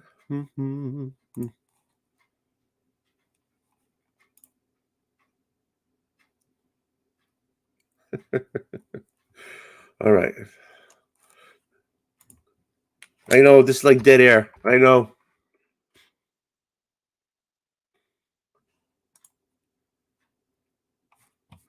Do. Wink. Okay, Roger, coming your way. All right. You need company? Yeah, hop on. I got a half hour before the death of Captain Marvel. So sure. And Roger's going to be in the panel for Captain Marvel. Yeah.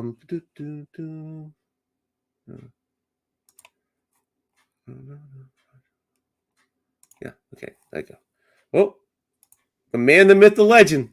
Hey, my brother, how you doing, Tony? How you doing? Other people want to hop on just to say hi, so let me do this more the merrier, man. So I want to thank you again. Oh, geez.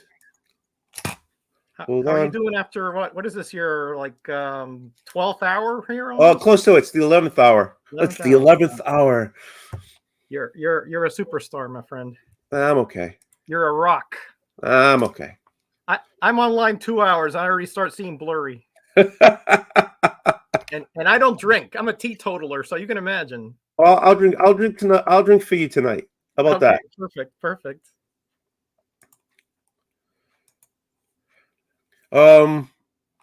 Kyle, do you need the I'll give you because Kyle's gonna be talking about it, right? So let me give him the. Oh, yeah, that's stuff that Kyle donated. $100 is a joke. I mean, it is. That's what I'm trying. I can't understand why people aren't. I mean, I'm sure Kyle has already explained this, right? But do you guys know that Punch is the publication that originated cartoon? Yeah. Okay. All right, because it was a political satire mural that they would put in there, and it sort of progressed from there into what we know now as comics. It's history. I mean, I've just because of this and because of you, I've met Kyle. Right. And every time I talk to him or see him in his house, and he goes, "Oh, I'll be right back," and he'll take the phone or whatever, and he'll go upstairs, and he's got the couch there, and he'll go behind his couch, and he'll pick up history. It's a bloody museum. It is. He's a curator to a museum that it's mind blowing. Honestly, it is. It's. Oh. And he can talk to you about everything from hey Simon, how you doing, buddy? He can talk to you from everything from currency to ephemera to whatnot, music, whatever. I mean, he is just an incredible. There he is. And to dirty stuff as well. Oh yeah, Kyle, we're not talking about you at all. Don't worry about it. We're not talking about you at all. I had to cut away to get into the stream, but Roger was explaining that pretty well. That the word cartoon originated from. That's why I sent you some of the Wikipedia and backpage stuff. If someone asks if they're going to bet on it, we can link that to them and let them know in 1841. But if you think about it in the grand scheme of things, if this stuff didn't originate, none of us would be here, right? Yeah. Because there'd be no Superman, no Batman, no Spider-Man. I can trace it back to the cave paintings of Lascaux and before that and whatever you want. It's all interconnected. Comic books come from the cave paintings of Lascaux. from the hieroglyphics on the pyramid. From It's glyphs. Yep. it's all picture tales, pictographs. Like I talk about that those chums are technically newspapers. Punch is technically a magazine. Magazine. Yeah. They're picture pages. That's what those were called. The comic books were called picture pages because if you see like in Overstreet it says textilios. Like Stan Lee's first work for Marvel was a textilio. What that means is there's a text bit over here with an illustration on the side. Well, that's how comic books started. That's the formation. I can connect a link, and like they were asking in the thing earlier about, like, if you look in Overstreet and they've been trying to get me to take over, Bob Beerbaum wants me to take over writing the whole Victorian age section in the Overstreet anyway, but I won't do it. But there is no listing pre-Victorian age really that we've come up with. We could be American centric and call it the Continental Age because everybody acknowledges the first American cartoon was from the Silas Dogood cartoons of like the Broken Snake, of Join or Die by Ben Franklin. That's comic book in the newspaper. Well, it had to go. Newspapers used to be one-sided broadsheet prints, and they'd sit them in the square, and literally there were such a thing as a town crier because people couldn't read, and the town crier would sit and ring a bell and read the broadside news sheet for the day and let the world know what was going on, let the people know of, hey, this is the Boston Crier, this happened in England, this is the word we get from the wars going on here, and here, we're the government liaison.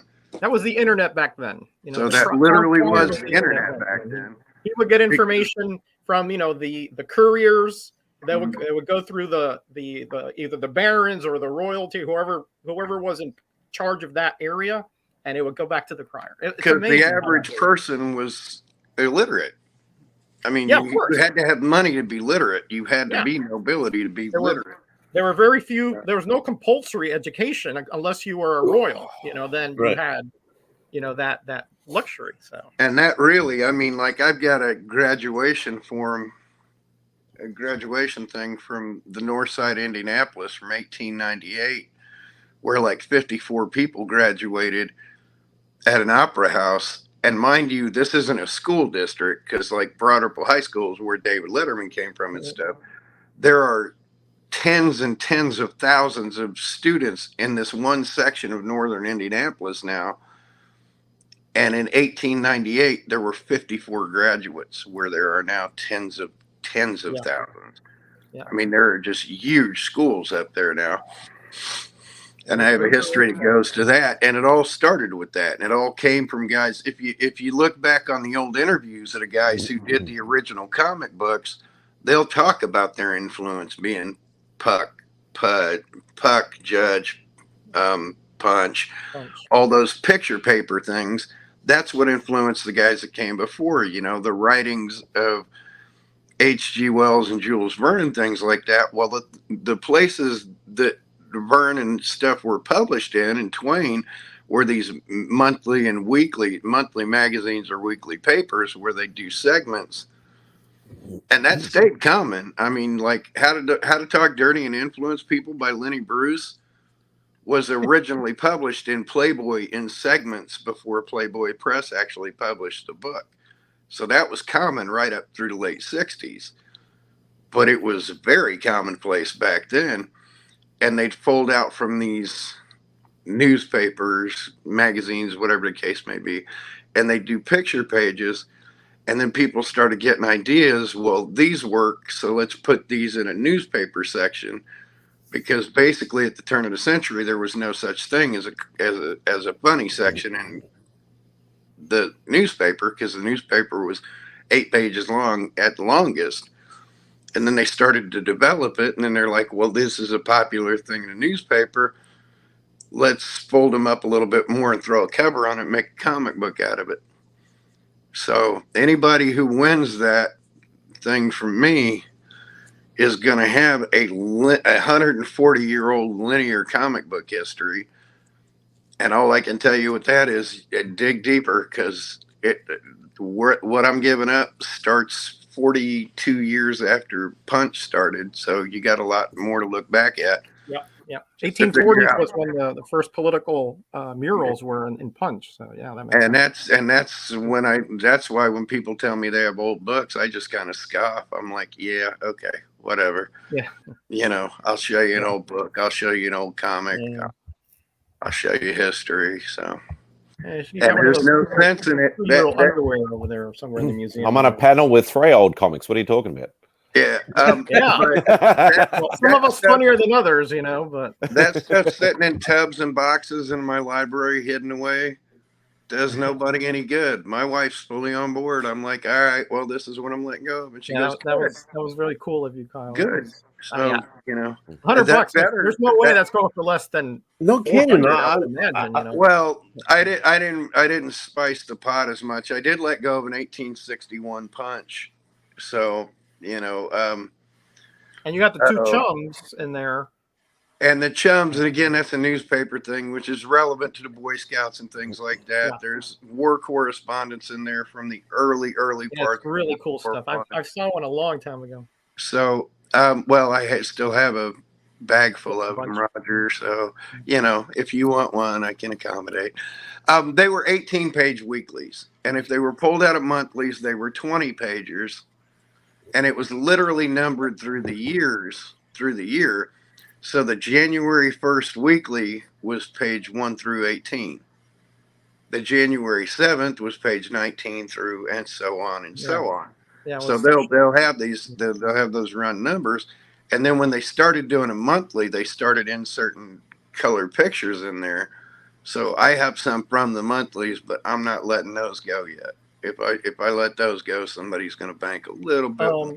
I'm sorry to interrupt you, but before we get too far into this, Tony, remember I have those 3 comics that, you know, you can do whatever you want with, you know. Yeah. You can give them away, you can auction them away, whatever you want. Well, I can tell you this much: you really don't want to just let them all go to the highest bidder, because I'm thinking let somebody win it on a wheel or something like that. So yeah, I mean, I'm willing to do that because I don't. I know nothing about. I give my books away. Yeah, you gave me one. Yeah, see, you said you said you wanted it. You needed one. I gotta be careful one. what I say because you know. I'm like that. That's why I figure if you just spin a wheel in a segment for those things, let whoever bids in that segment win. Because even though you only have 2 people, let me start by pulling at the heartstrings here, right? Because you know we're here for a great cause. I mean, my wife is a cancer survivor. My mother is a cancer survivor. Both my in-laws died because of this horrendous disease where cells grow uncontrollably and dominate, push out good cells. And here we're talking about children, all right, kids. Yeah. And a very aggressive form of cancer, DIPG, very, very, very aggressive. And it affects the brain stem, as I recall, and there's like 0% survival rate. If I'm wrong about that, Tony, you're totally correct. Yeah. And I've unfortunately, you know, all of us have been affected at some point. You either have been or you know somebody who has, and that's devastating, you know, to have that. And there is light at the end of the tunnel. Research has been incredible inroads into cancer amelioration and eradication in some cases. Yeah. So if in my lifetime we could get rid of this thing, and Kyle, that's why I wanted Kyle in here, because you know he's to me he's very inspiring, you know, because he's going through stuff, but you know he's still here with us, he's still joking around, he's still participating, he's not letting that dominate his life. So no, what I said in that thread, Tony, I'd never met that young lady in my life, and in 2018, if somebody said your life she lives, or you just go on with your life, I'd have been like blowing kisses to my family and been like, I'm done. Save this kid. Get rid of me. I'm done. You're a great guy. You really are. Yeah. Yeah. I've said the same thing. Unfortunately, it doesn't work that way. You know, I mean, I've done charity work for for cancer things before not marathons. What do you call it when you people Walkathon, telethon? Yeah, right. Those things, right? And it's been going on for years. I mean, and I see progression because 30, 40 years ago when you had breast cancer, that was it. It was Right. it was a ticking time bomb.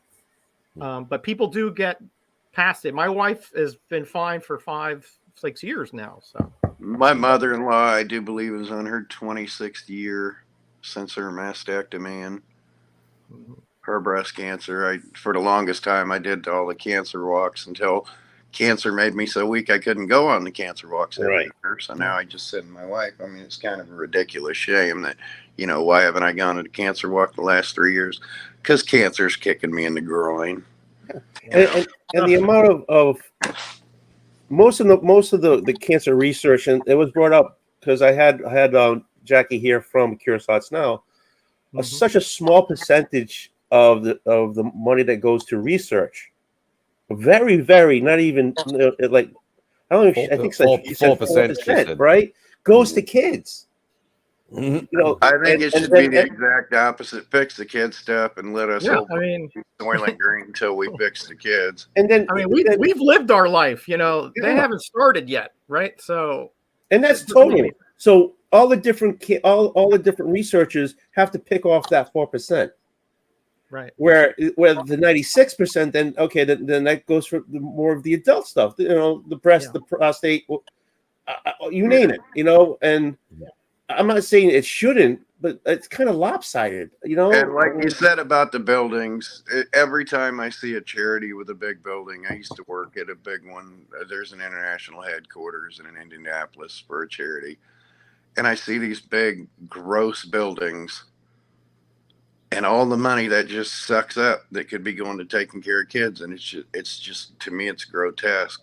It's utterly grotesque. We're feeding somebody's ego instead of feeding kids. Yeah, I mean, I don't want to feed somebody's ego instead of feeding a kid. I don't want to. You're not saying they're not doing good work. It's just half the money goes into dumb shit. You got to pay for that building. You got to pay for. And like I mentioned. Last night for me, obviously I've got to talk in my terms. I mentioned the Olivia Newton-John Foundation, who's got a big cancer research and housing facility here. And you'll actually go in there and it does look like a big fancy building, but nearly like 70-80% of it is housing for mainly kids. Well, yeah, that's like the Ronald McDonald House. Yeah, that's Ronald McDonald. Yeah. That's not posturing. That's not way. I'm not. That's worth taking care of. When Selina was sick, it was the Michelle and Ken would stay at Ronald McDonald House because it was easier. They're closer to the hospital if something happens or if they were needed. Cost to them is zero. Nothing. So you go to McDonald's and you see that thing at the drive-through, that little triangle thing, and you throw your pennies in there. Well, you throw it in there because that bunch of change helped them out when they needed someplace to stay close to Selina. Yeah, like there's all of them. Like Peyton Manning's Children's Hospital here in Indianapolis has that. Olivia Newton-John's, St. Jude's, 100%. I've done a few things for St. Jude's. Yeah, but I'm talking about the ones that are just hell. I'll name names. Kiwanis International. They're a good old boys club, but 50% goes to donation. 50% goes to feed the machine. Yeah. No, and it's so hard for me to bite my tongue. It is so hard for me to bite my tongue. You don't know how to bite your tongue. Yeah, I was gonna say. You have no idea how bad I want to dress people down. Not for their donations. I don't dress down people for their donations. I admire everyone for their donations. But it is so hard for me when I hear somebody say, like at C3, they raised almost $25,000. And the words "so what" want to scream right out of my mouth. Do you know why? $25,000 wouldn't make a dent in my personal medical bills. Wouldn't make a dent in it, in my own. And I've got the highest end insurance and Medicare, and I'm more than $25,000 in arrears right now. Oh yeah. And we're not even talking about kids. You know, now we're talking about kids. So when everybody says, hey, good on us, we raised $25,000, you know what I'm saying in my head? Shame on us for only raising $25,000. Well, but Kyle, it Shame also on raises me. awareness too. So it's not just the donation at that point in time, but it's Yeah. awareness going forward. And, So and I there's gonna love be- that. And I'm not taking away from that. Yeah. But that's why when somebody tells me I'm doing something big with my little stack of books, no, I'm not. I'm doing this much with that little stack of But books. if everybody does how this dare, much, But that's the a lot. thing. If but everybody how did dare that I much, not give away Yeah, more? not everybody's got to give hundreds or hundreds of thousands. But If how everybody gives dare that I much, not give away more? Yeah. I should be giving away more. What- And my attitude about that is never going to change. That's why if people give me accolades for my little petty donation, the thought process in my head, this is me biting my tongue going, shame on me for not doing more. yeah, but I mean, I personally can't knock was it C2, C3, C3. C3. Oh, I I'm can't. not You know what? knocking it. What No, I'm I saying is understand. I we understand. should do more. But More should be expected of us always. in general, As a human. in all of us, they That should be common. they did a great thing. They were on for the whole weekend. They did it. They put themselves into that, and Yeah. so And I'm saying that's amazing. But when somebody says we raised 25K, I say, how dare we celebrate so little? We should set the bar on ourselves so high that we don't celebrate till somebody says we beat this disease. then not to piss you off, Kyle. I'm going to say, hey, I raised $3,200. You know, I'm going to say that And too. I say be proud of- Is it a drop in the bucket? You know, but be proud. You guys of helped me yourself, do but this. So I'm I'm going to say telling you did it. if the world raised the bar that much higher, the world would come together better. So I always say expect more. You know, I'm for the rest of my life, Tony, I am going to be proud to have shared screen time with you. Just for what you've done. It's absolutely. Oh, you're making him go all shy. But I'm also gonna say Turning colors. raise the damn bar. When you said 2,500, I said no. You better believe you're going to get 2,500 in your first segment. And you were right. Let's triple that. Let's. And I think that's an and aspirational goal. Absolutely. Remember, this is the I first want year the they did world this, to be so aspirational. I got a feeling it's going to grow and grow and grow. You know, I wasn't there that weekend when they did it, so I wasn't even part of that. Or Right. Look at it this way: when Cardboard Crazies, Chris from Cardboard Crazies started the C3 initiative, he's doing what Tony's doing. Just did one 24-hour live stream. It was very sort of, I don't know whether it was late minute or what it was, but he had a goal to raise like a couple of $1,000, and he ended up raising $8,000. Wow! So obviously, once we decided to go for the second year, because obviously Chris couldn't do it because I had a new addition just come into the family. He was pretty much we pretty much bullied Rob into organizing it. Yeah. But he is Rob is the perfect guy to sort of organize stuff like that because he's very schedule based. But anyway, apart from that, he pretty much our goal was just to beat the $8,000. So grow each time, get more money each time, and we got 25. So I think that's a very good increase from year one to year two. And I'm not dogging people's altruism or anything like that. What I'm saying is humankind, we should all have the bar raised higher, period. There should never be any hesitation. You know, and again, I don't expect people to have my outlook, but I look at the size of my house and it makes me sick. How dare I, when people are struggling or suffering, how dare I curse anything in life because I have this? But I really want the world to raise up and have expectations. You know, how dare we let any kind of childhood cancer go unchecked if something could have been done about it? So I want people's expectations of humanity to go up. Like I said, I'm not dogging everybody for raising 25 grand. I applaud that. But I'm also saying don't pat yourself on the back, because you should set the goal higher and drag the people around you. You don't just reach out and just pat somebody on the back and say, here we are together. You grab them by the scruff of the neck and you lift them up and you say, we are this high. We are this strong. And if you can't stand here this high on your own, I'm going to hold you up till you get there and you can figure it out. And then I'm going to stand up taller and we're going to stand up together. I'm not going to rise above. You're not going to fall below. And that's why I said I'm biting my tongue all the time, because I expect that out of humanity. I drove my kids crazy because I'm like, you got 2 working arms, 2 working legs. Nobody does anything for you. You push wheelchairs, you open doors, you do these things, and you do them without accolades because you can, until the day you can't. And if you raise the world with you, when you can't, somebody steps right up.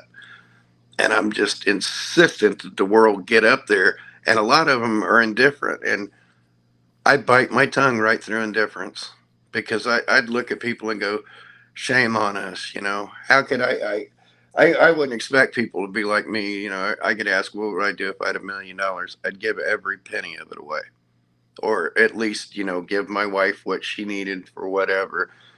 And, you know, here's your 200,000 to balance the bills, but the rest of this is going right out the door, you know, because we have enough. Raise the world. You know, if I have to get knee deep in the shit to raise people up, I'm going to do it. And anybody knows me knows I don't get knee deep. I dive head first. I snorkel in the shit so I can lift people out of it. And that's my expectation. Look at Tony's face. Sorry. Yeah, that's my expectation of the world, and it's not a reasonable expectation, and I understand it's not reasonable, but I want that to be normal. I want that to be the everyday normal, so that, like, that was my discussion with Bill. You know, when we talked about monies and things like that, I'm like, I want this to be so commonplace that people just look back on my thinking as antiquated, because everyone is elevated to that. Everyone is taken care of. We don't leave any, you know, it's not like leaving a Marine behind on the battlefield. You don't leave anybody behind. You don't leave anybody. Yeah. You don't leave, you know, it's leaving Marines behind was my last thought on the battlefield. My first thought was, if there's a little kid in peril, I'm shielding that kid and I'm getting him the hell out of here. The brother next to me better be doing the same damn thing. Sure, he's got my flank, but we better be taking care of these children. We better be taking care of these innocents caught in the middle. That's what the band of brothers is with military. Because if you're out there just it's just us, you know, I'm watching you, you're watching me. That's as selfish as could be. What we're watching is the world in front of us, and we're not trying to steamroll it. We're trying to lift it away from the bad, put it behind us. You know, and to date, I still run towards gunfire. Still, I'm a half dead 56-year-old man. I hear gunfire, I go towards it, because if a bullet's flying, you're fully alive. All right, just but believe if that. a bullet's flying, it better hit me first before it hits the women and children behind me. You know, and if I have a man running behind me, I will grab them by the scruff and drag them up front and go, dude, we are the shield. Women and children behind us, period. Here comes Tony back from, I don't know, was that a bathroom break, Tony? What's going on? Oh, yeah. I mean, he's got poop noodles coming out of him all day long. But that's what I'm saying. That's my moment on the pulpit. But Simon, really, I bite my tongue more than you could imagine. Yeah. Not just with my stories, but in life. Not the past 20 minutes you haven't, that's for sure. Well, that's why very rarely does this part of me come out, because I don't pussyfoot around with it. I have usually, and I don't think any of us disagree with you one bit, Kyle. Unfortunately, we can only control ourselves at this point. But like what Bill said, you know, well, when you start with nothing and you don't want other people to have it, I said, I understand that philosophy, but I want it to become obsolete. I want money to have no meaning, because we all have. There are no have-nots. And like I said, when it comes to the kids, you know, shame on me for not doing more. You guys can praise me all day long. It's not humility that makes me say, you know, whatever, I'll shrug it off. It's not humility. I'm beating the hell out of myself because it's like, I can do more. I should do more. I better do more. And my little bit is pittance. Yeah. So Well, shame on me. if everybody does the same, though, we'd be in a much better place. I mean, you have to look at it from the from the glass half full part as well. You know, you just can't. I mean, there shouldn't be a glass there. I'm of the mindset there shouldn't be a glass there. It's not half empty and it's not full. It shouldn't be there. And unfortunately, it is like I don't want to put a downer on change it. reality here. Yeah, I was going to say it's not the world we live in anymore. Unfortunately, Yeah. like you don't. But I want to fix the world we live in. My mindset. You don't see like I'm I might only be in my almost mid 40s, whatever like that, but I still have that mentality of okay, walking into a retail shop, either somebody walking behind me, just hold the door open for them to let them come in. Stuff like that, open a door for a lady or something like that. I have that old mentality because that's the way I was brought up. But unfortunately, generations past of where you're slowly losing a lot of that sort of, a lot of people don't, may go, oh, that's, we're individuals or we're, whatever sort of thing. But it's what I was going to say. It's just the time we live in, unfortunately. And I don't think it's taught as much as it used to be. No, it's not. It's not. Yeah. It's all about how many followers I have and how much money I have, and it's a selfish sort of generation. It's that damn rap music. Which again, if you go back through history, it's not. It's not different. Don't say that to Biggie. The people in the middle aren't the He'll selfish make a video and you never know what he'll say about that. The people in the middle aren't the selfish ones. It's the people on either end of the spectrum that would be selfish because the people that have too much keep it and the people that don't have enough want what they have when we should all be in the middle. But again, I'm off my damn pulpit. Boy.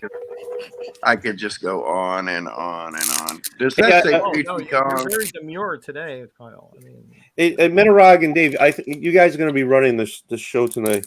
Oh, we will. Oh, serious? Yeah. Cool. Because I'm lousy at it. Have you seen me last time struggle? I struggled through that last one because I didn't know what I was doing. Okay. You'll get there. Yeah.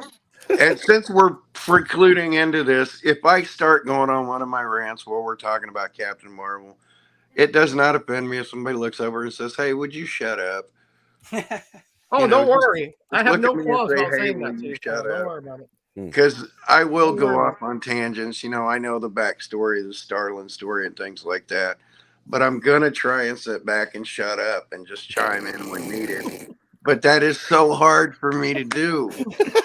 That is so hard for me to do. Oh, you hide it so well, Kyle. It's not hard. You just don't. You're just like that little flower petal that wants to be open. I am.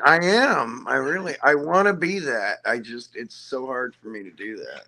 Oh boy, Kyle, you're too much, man. You're a gem and a half. All right, you guys ready for this? All right. Well, I'll bow out because I'm not part of this. So. Hey, okay, Simon. Hey, I entered your contest the other day, by the way. Yeah, I did. I did say that. Congratulations. Who all's coming in this part of this? Is it just us four? I think just us four. Yeah, I believe so. Before we delve into this, can I grab the original stuff I'm putting up for auction and hype it a little bit and show it up close and personal? I guess. Because go ahead, mate. Unplug here and go upstairs. I was kind of hoping to get on a few minutes before so I could shill that before we got me Captain Marvel. You did get on a couple minutes before we started. You did get on. You just used it all on your diadiatribe. Well, that's why I shouldn't be on a debate team because I don't shut up. I try, but I don't shut up. Monologue. All right, boys. I'm self-aware, but I'll see you later, right? Yeah, well, I'm around all day. It's only 10:30 in the morning, so if you've got more like time in between or whatever you need, somebody to bounce off or whatever, or toilet break or all that sort of stuff, just give me a yell. Oh yeah, that's guaranteed. Well, okay. All right, boys, have fun. Yeah. All right, guys. Yeah, I was gonna come up here to that, and I got it all stacked together, so I'm just gonna show it. up close where it's not small pictures again, because I want this to draw in some decent money. So as I'm piling up laundry through the day here, so I'm gonna be sitting in my laundry again, but I don't care. I don't care. Whatever works. Well, hopefully we'll be drawing in the crowd so they can bid on this stuff. Right. Either that or his tidy whities will. All right, here we go. Now, Roger. All right, here we go. How you doing? Still have a bag full of these, buddy.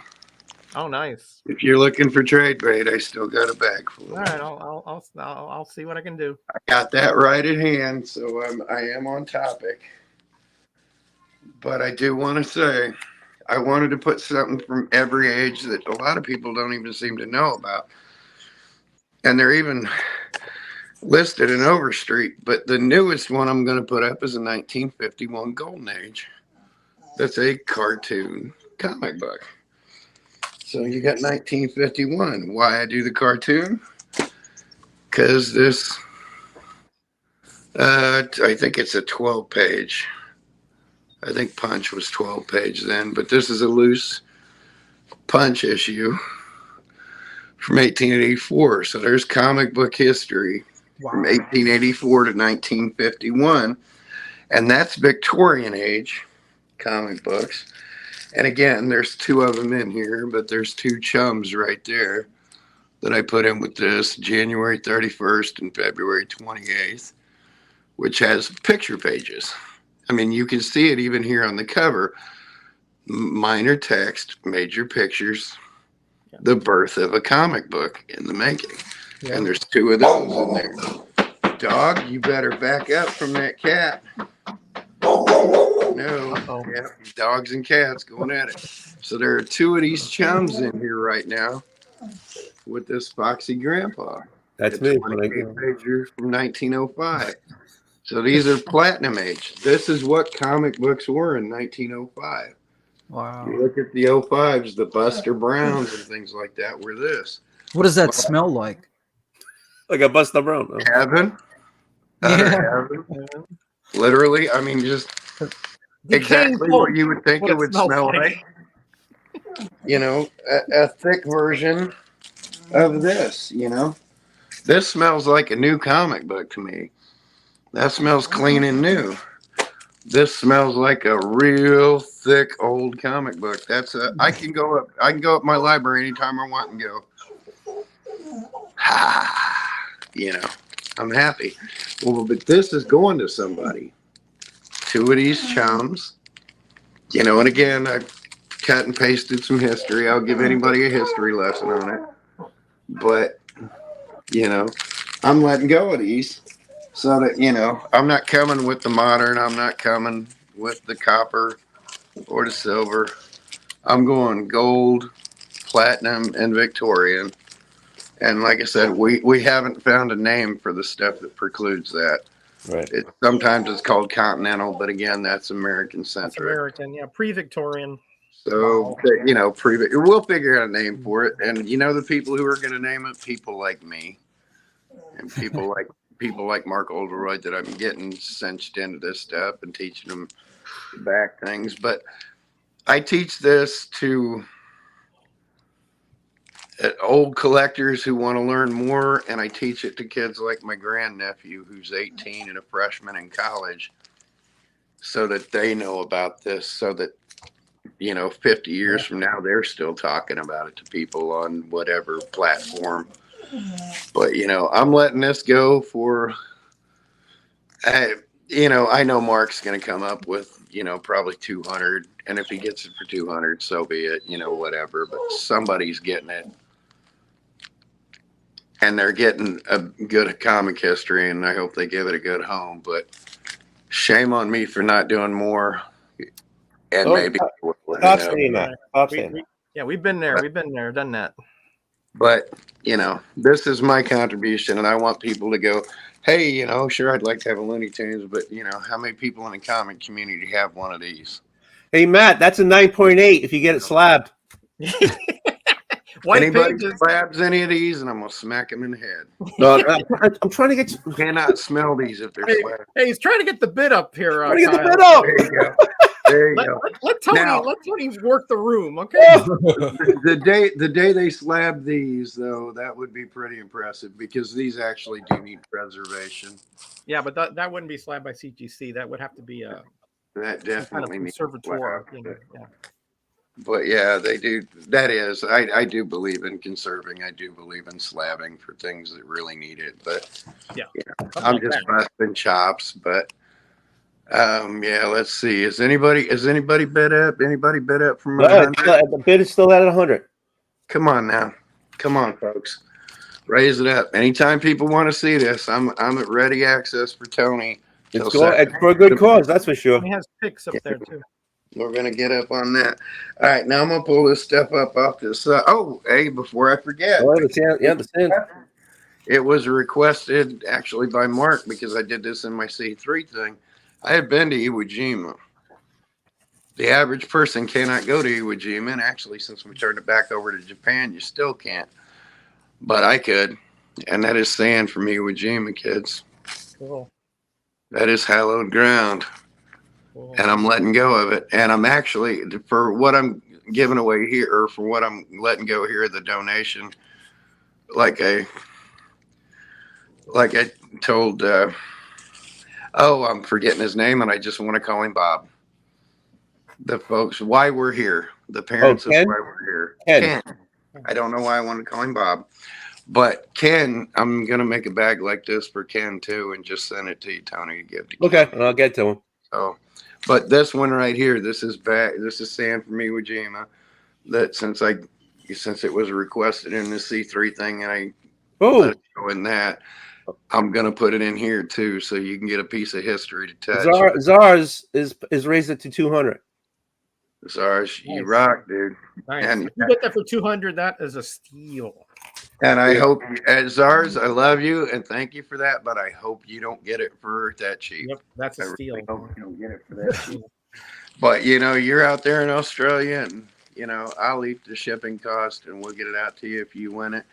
And again, I hope you win it, just not for 200. I hope we raise more than you win. You got till 7 a.m. tomorrow. Keep on that high bid because Mark's going to come in with his bid. That's 7 o'clock Eastern time, United States. Just like so, just under 12 hours from now. 12 hours, yeah. 12 hours. All right, are we going to do this? Let's do it. Do it. Metarag is running the show, so let me. I am. All right. All right. Great. So we're going to be talking about Captain Marvel. Yes, and we all have this one, right? Yep. So how apropos, or I think Tony, you're the one who came up with this topic, right? Yep. How apropos that we're talking about raising funds for cancer research and talking about a character which actually died. It was from environmental cancer. It was from radiation from nitro that he picked up. Anybody remember the issue besides Kyle?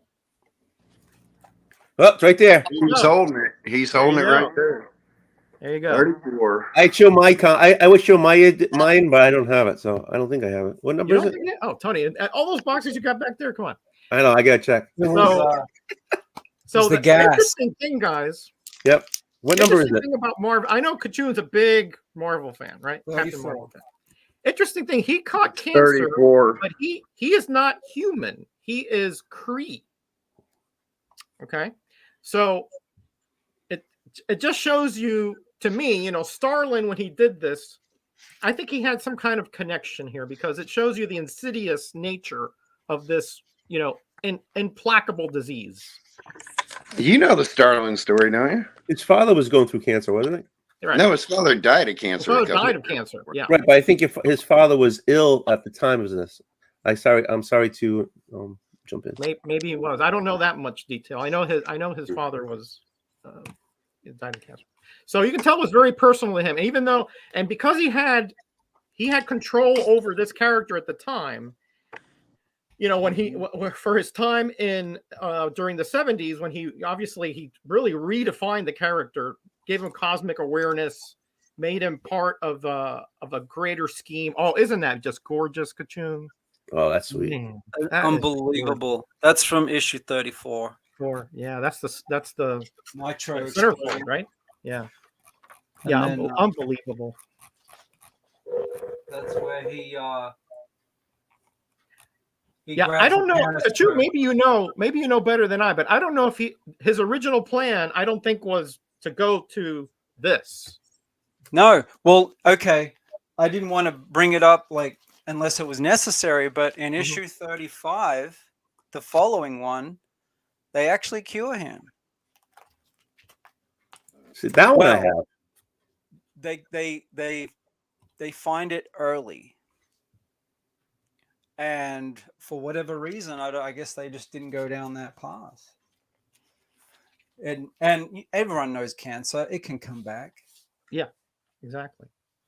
Unfortunately, yeah, that's a thing with it, that it can be temporarily, like what they call remission, but it can go away for a while or indetectable for a while, and then either that type of cancer, or sometimes because your body goes through such trauma, it weakens other immune system parts of it, and that's what happened to my mother-in-law. You know, so yeah, unfortunately, that's just.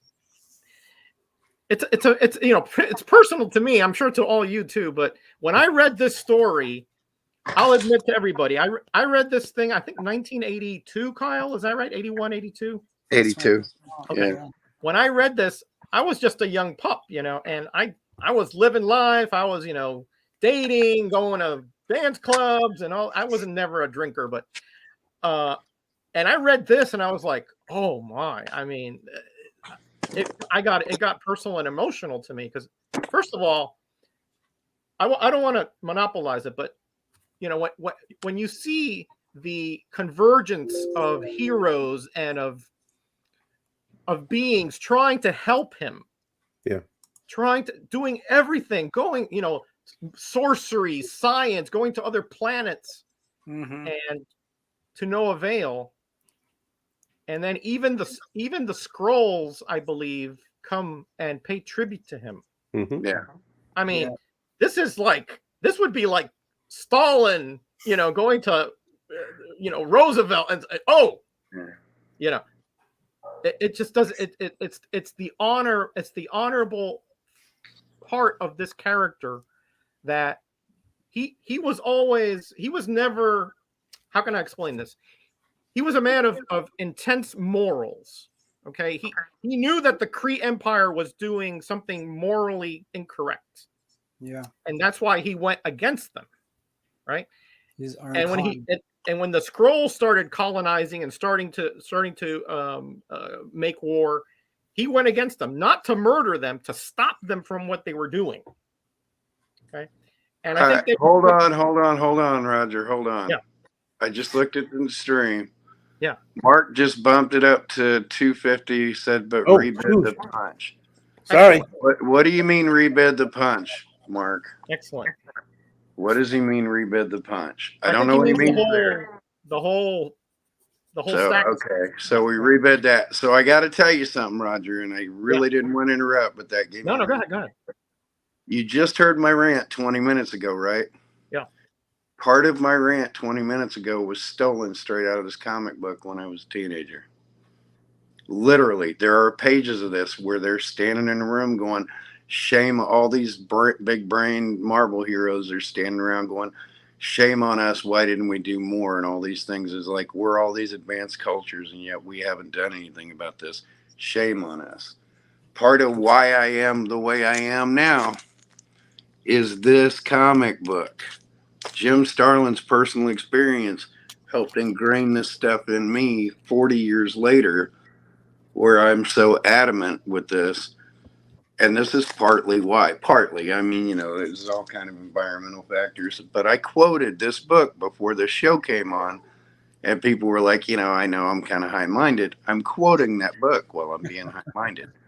The Beast is actually just ripping people new buttholes going, guys, we should have done better. Why are we wasted our time doing this, and this when we could have concentrated on this? Yeah. And as powerful as this story is, you're watching a feeble superhero. Yeah, but he's a superhero. Imagine how much more powerful that would have been if it would have just been a kid. Yeah. And that's why we're here right now, is a kid. Yeah. So these are superheroes. We're all big macho superhero guys. But the strength was in that little kid up in that corner. I'm looking at this kid. I'm looking at this kid up in the corner by Tony, and I'm thinking, I've never been a tough guy in my life. I am a weak human being. That is strength in that little that's for picture. sure. I can attest to that. Right there. That is the strength I inspire to have. But yeah, that whole shame on us routine I went through earlier, I kind of did so playing it a little bit, but read that book again and you'll find a part where they're barking at each other going, shame on us for not doing more. Oh, totally. And I'm knee deep in that, in my whole philosophy on life. Shame on us for not doing more as a humanity. Like I said, I'll never dog people about donating. If you donate $1, you're spectacular, you're amazing, you're wonderful. But as a human species, man, we need to raise the bar a lot. And they taught us this in comic books. It's right there in the comic books. When people say I'm high and mighty, it's let me read right you this there. part. Let me read you this part, guys, because this is the part that really touched me about how somebody can affect your life, even if technically they're against you. Okay, so General Zedral from the Skrull Empire comes in. Okay, and he's like, "It's a Skrull!" Everybody's like panicking. Right? This is on page, by the way. Oh, shoot, the pages aren't marked on this one, but it's like about 2/3 of the way through. All right, and Drax is saying to him, he has assured me, talking about the Skrull, that his mission is peaceful and my presence guarantees it. In other words, if he gets out of line, I'm going to take care of him. All right. So here's the Skrull general. Captain Marvel, I greet you in the name of the Imperial Skrull Empire. I am here not because you are our enemy, but because you have been our greatest enemy. No being in the entire galaxy has ever faced our armed might so bravely, or thwarted our plans as many times as you have. You are quite possibly the greatest warrior who ever walked the stars. We Skrulls are a martial race, and have long respected your skills, deeds, and courage, even though you are our foe. That is why I have come by order of the Imperial Council to present you with this. And it's actually like a star and a sun medallion kind of thing.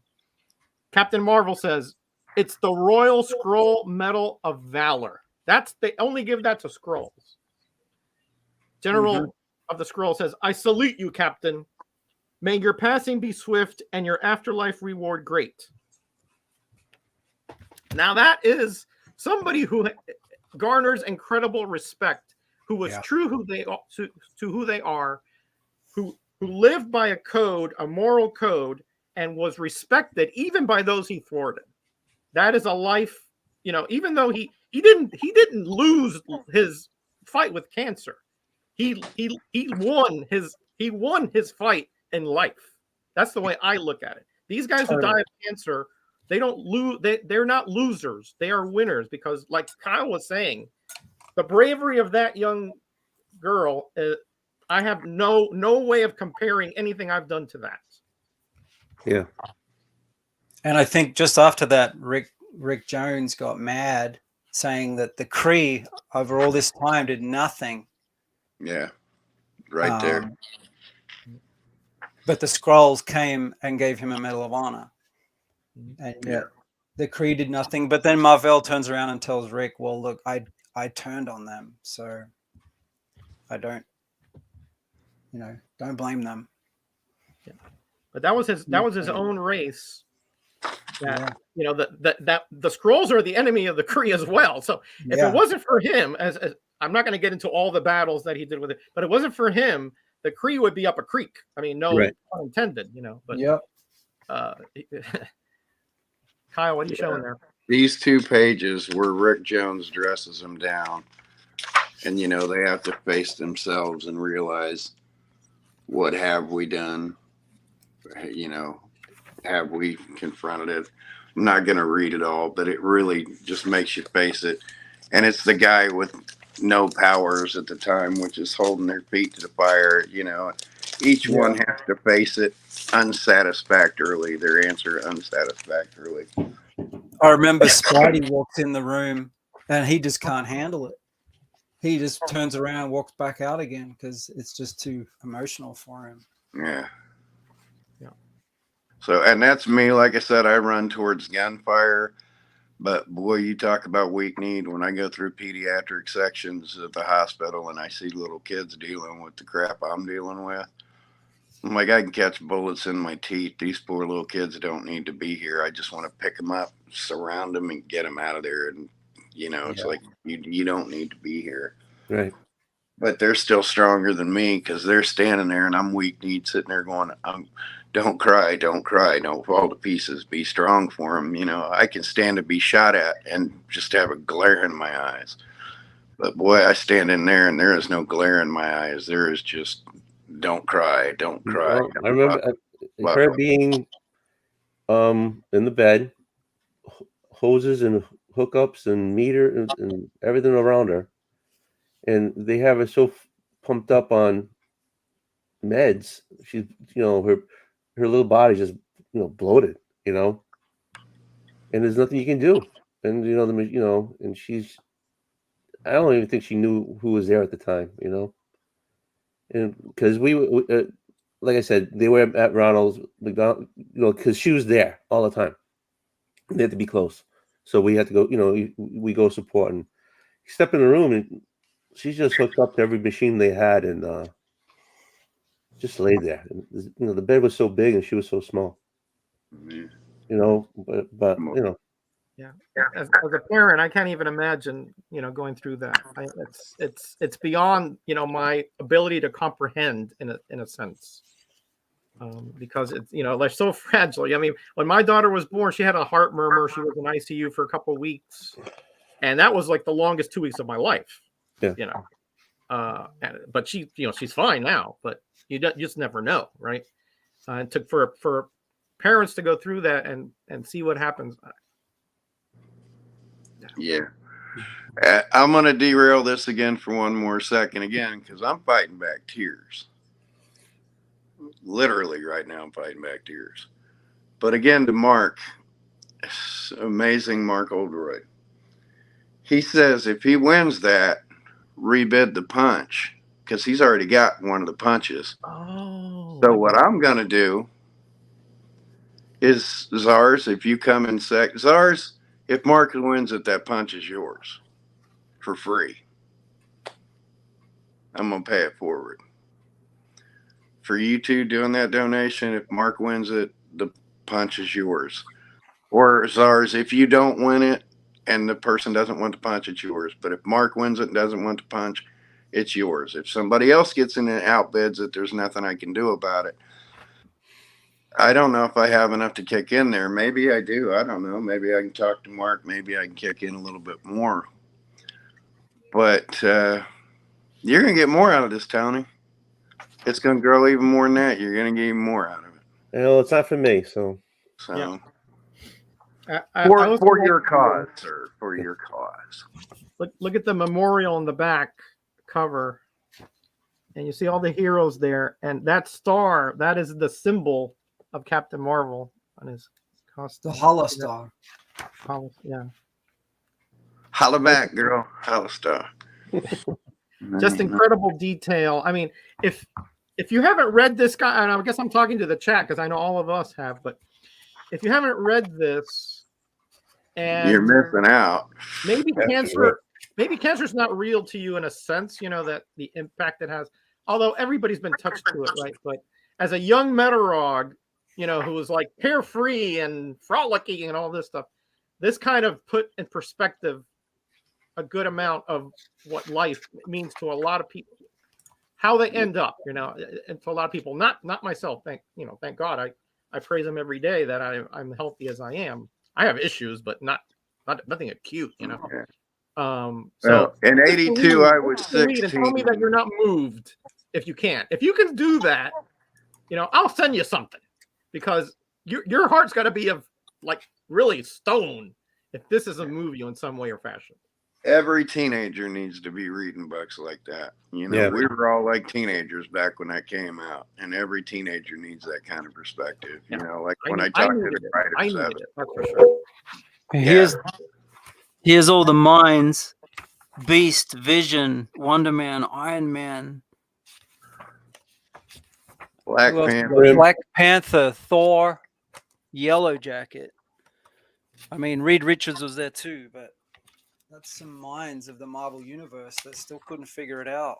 And holding their feet to the fire. But yeah, but all teenagers, I'm glad I got to tell some of these writers and artists over the years, hey man, thank you for helping improve my life. Where as a kid I was where my parents couldn't yet talk to me about this because the people dying were close to us. Some guy drawing a funny book could talk to a teenage kid and say, hey, this is how we're dealing with it, and they trust me enough to deal with it and ask questions about it. So I get to thank them 30, 40 years later. And I make sure every time I talk to one of them, I go, hey, thanks for making my life better and enriching my mind and enriching my heart and enriching my soul. And they think I'm nuts when I keep lavishing it on them. You know, Graham and Mark tell me, oh man, you're gushing again. I was like, I don't care if I'm gushing. How do you tell somebody, hey, when I was 14 years old, you took a sledgehammer to my brain and made me that much better of a person, you know? How do you say thank you for that to somebody? I didn't know you. I'm a total stranger. You're writing about what you went through with your dad and you helped heal a child. You know, yeah, I'm going to lavish praise on these guys and say, hey, thank you for opening your heart there. So, which is yet another reason why I just put my heart on my sleeve and I go, hey, look, everybody, there's my heart. I'm just dangling it out there. Step on it, if you will. Hey, I never noticed this before, but I just noticed the champions back in there, including the Yeah. Ghost Rider. Yeah. Yeah, There's I some didn't great notice splash before. pages in here. Yeah, look at that. Yeah, you Ghost Rider completists, you need this. There he is. You know, another thing I wanted to, Kachun, Elysius. Yes, Okay. his girlfriend. They weren't married at this point, right? They were just sort of, right? No. Just, okay. They were But together. they They were were, together, I mean, they were right. basically married without being married. But she was an enemy before she was. Yeah. Yeah. Yep. Yeah. It was the typical Romeo and Juliet stuff. And I'm surprised she wasn't on the cover. Actually, I'm surprised a few weren't on the cover. Drax is not on the cover. Big part of Captain Marvel. Moondragon, also not on the cover. You have people. You have like Wolverine and Daredevil. Yeah. But you could Colossus. see by the cover this was cropped. There was more there. More. They had Yeah, they there's had more. Yeah, this side's all open. The right Yeah, is all open. there was more, and the I'd back like cover. to see the thing on there. The Oh, back the thing cover, is on she's there. there. She's over there on the right there on the back cover. Yeah. Oh, you're right. Yeah, but that's another thing we should probably talk about now. At this point, we didn't know, but she was with child. You know, right? Yeah, With Janice, yeah. right. He was born after. You know, Marvel never knew. Yeah. That. Yeah. So imagine that, right? That you're in this position, right? That you are that child and you grew up never knowing your father. Yeah. Okay. I don't know about you guys. My father was my hero. I mean, you know, I wouldn't be here today if it wasn't for him because he kept me on the straight and narrow. His love was from here to there. I mean, anytime I needed something, he either would give it to me or he would say, you can't have it. Right. Because that's how you learn. Right. And to me, cancer taking that part of a life away is all the more reason why we should dig deep and get rid of this thing, because I can't even fathom myself without that person in my life. I mean, my dad was a bit of a selfish butthole. To that point, My dad was a bit of a selfish butthole, but my mom made up for it. So Well, yeah, again, I'm just talking about my personal experience. I mean, obviously my mom's still around, and she's still, cracks the whip on me, she's 80, almost 89, And when she cracks that whip, the only words that come out of your mouth are "Yes, ma'am." Yes, ma'am. Yes, ma'am. Yeah, you don't mess with the Cubans, man. These people don't play. You know what I mean?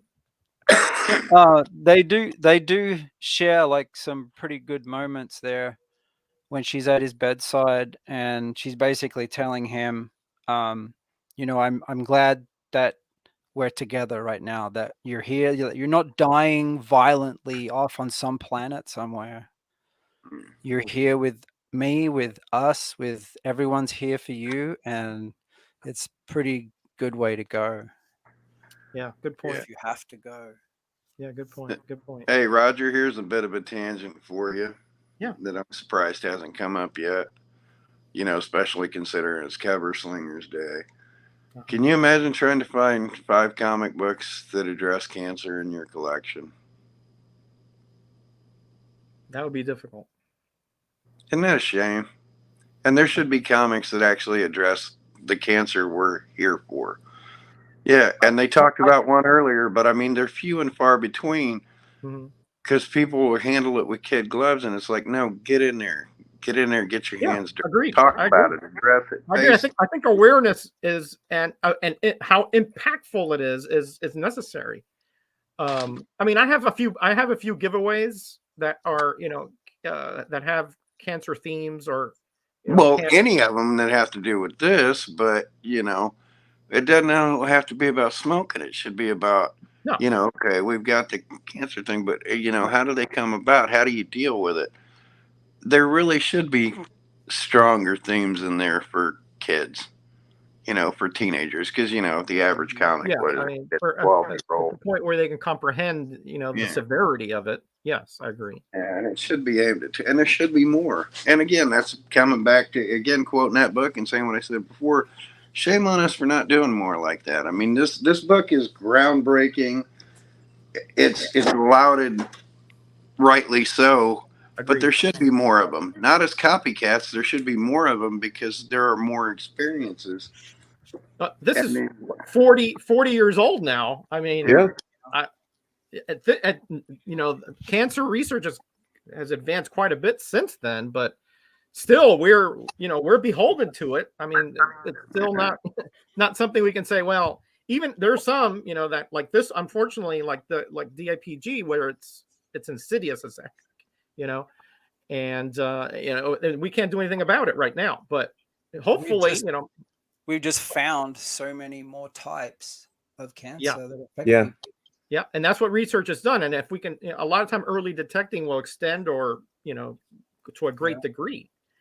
But we can't keep, we can't just say, well, okay, that type of cancer is now under control. Let's like Kyle was saying, we can't stand on our laurels here until the whole thing is gone. And I saw Tony, I saw what the two doctors when they were talking there and I was impressed in the fact that they kind of want to turn things on itself, right? Like, let's go to the most difficult cancer and attack that sucker, and then everything else will sort of fall in line. Do you mind if I play that? Not at all. I think it's a great little bit. Yeah. Okay.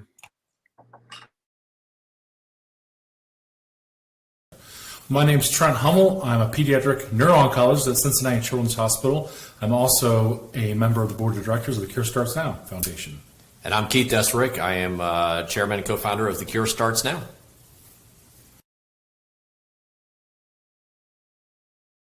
So what is DIPG? Well, obviously it stands for diffuse intrinsic pontine glioma, but what does that actually mean? Can you tell us? Yeah, so let's break each of those letters and corresponding words down. Diffuse means it's spread throughout. Intrinsic meaning in, and pontine references a certain anatomy in the brainstem, the pons. And glioma refers to the type of tumor or type of cancer that it is. Now, what is the pons? I mean, tell us. And what the pons is the area of your brainstem. And the brainstem is the bridge between your upper cerebral cortex or your brain and your spinal cord.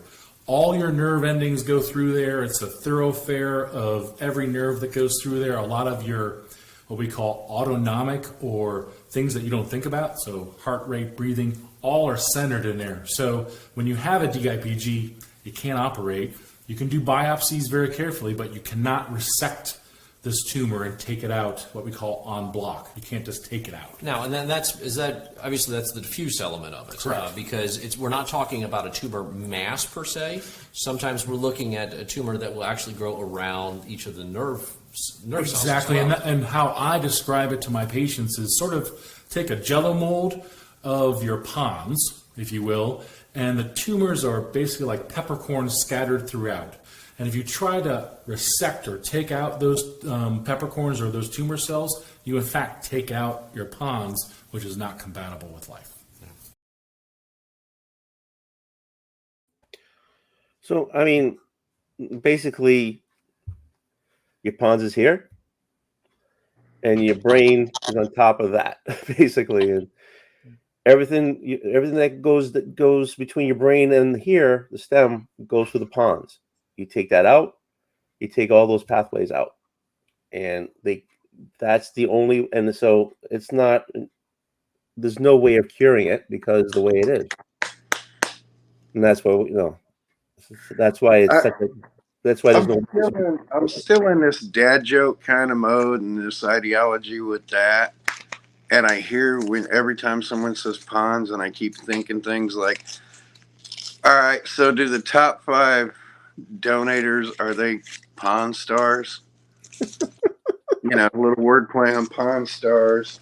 Well, I have 5 of them right here. I can name them right off. Literally, call them Pawn Stars. Get the word out there and get it fancy wordplay. And then, why am I brain farting their name? The Omer. Omens. Huh? What I'd said in the thread too was, let's do a segment called Good Omens. That's part of the auction, So we're putting out good omens in the world, and we'll make it wordplay on their name, Pawn Stars and Good Omens, and just make these words commonplace to people, that this is the Omens family who we're doing this for. So we're wordplaying on Good Omens by Good Omens, and Pawn Stars and things like that. Highlight it, get it out there. Hashtag Pawn Stars. Well, what's pawns? I get Pawn Stars, and then just slap people in the face with it discreetly and be like, "Yeah, who wants to be a Pawn Star? I do." Slap people in the face discreetly. That's an oxymoron if ever I've heard of. I don't want to be Chumley, but I want to be a Pawn Star. Well, believe me, right now, today, you are a massive Pawn Star. You are a Pawn Star. Yeah. And that's what I'm saying, and that's my thought process. Slap people in the face discreetly with goodness. So you slap them in the face with goodness, they don't have to turn the other cheek. They just accept it with love. Just accept the one you got. Okay. All right. Come on, I'm a writer. I'm a wordsmith. It's my livelihood to come up with that. I could talk about my connection with this. Please do. Please do. Yeah. Captain Marvel's. It's been my favorite character since I started collecting comic books. I didn't start collecting comic books really, like getting a pull list, until about 1990. I was like 16, and so when this came out, I had one comic book. It was Star Wars #1 that my mom gave me when I was 7, and so this came out in 82. I started collecting with Spider-Man #1, the McFarlane Spider-Man, in 1990. I got a few comic books before that, Aliens, Predator, that kind of stuff. But that probably a week after I went back to the comic store, and I found some back issues, and Captain Marvel was one that kind of stood out because it was colorful. And it's to me, it's the best run of comic books that have ever been made, in my opinion. That's just my opinion. It's colorful. The stories are powerful. They ebb and flow. But when I read more about Captain Marvel, and I managed to buy issues through issue 2 through to 30 in one. It cost me $40 back when I was like 18. Nice. And I was able to read at least through until, most of the Stalin was done. And that hooked me. I thought he was a great character, that, he turned even on his own people for moral purposes. He was really a very true to heart character. But then when I read further and I found this book, I was like, wait. So back in 84, my mom got cancer and I was 11. And so she got cancer.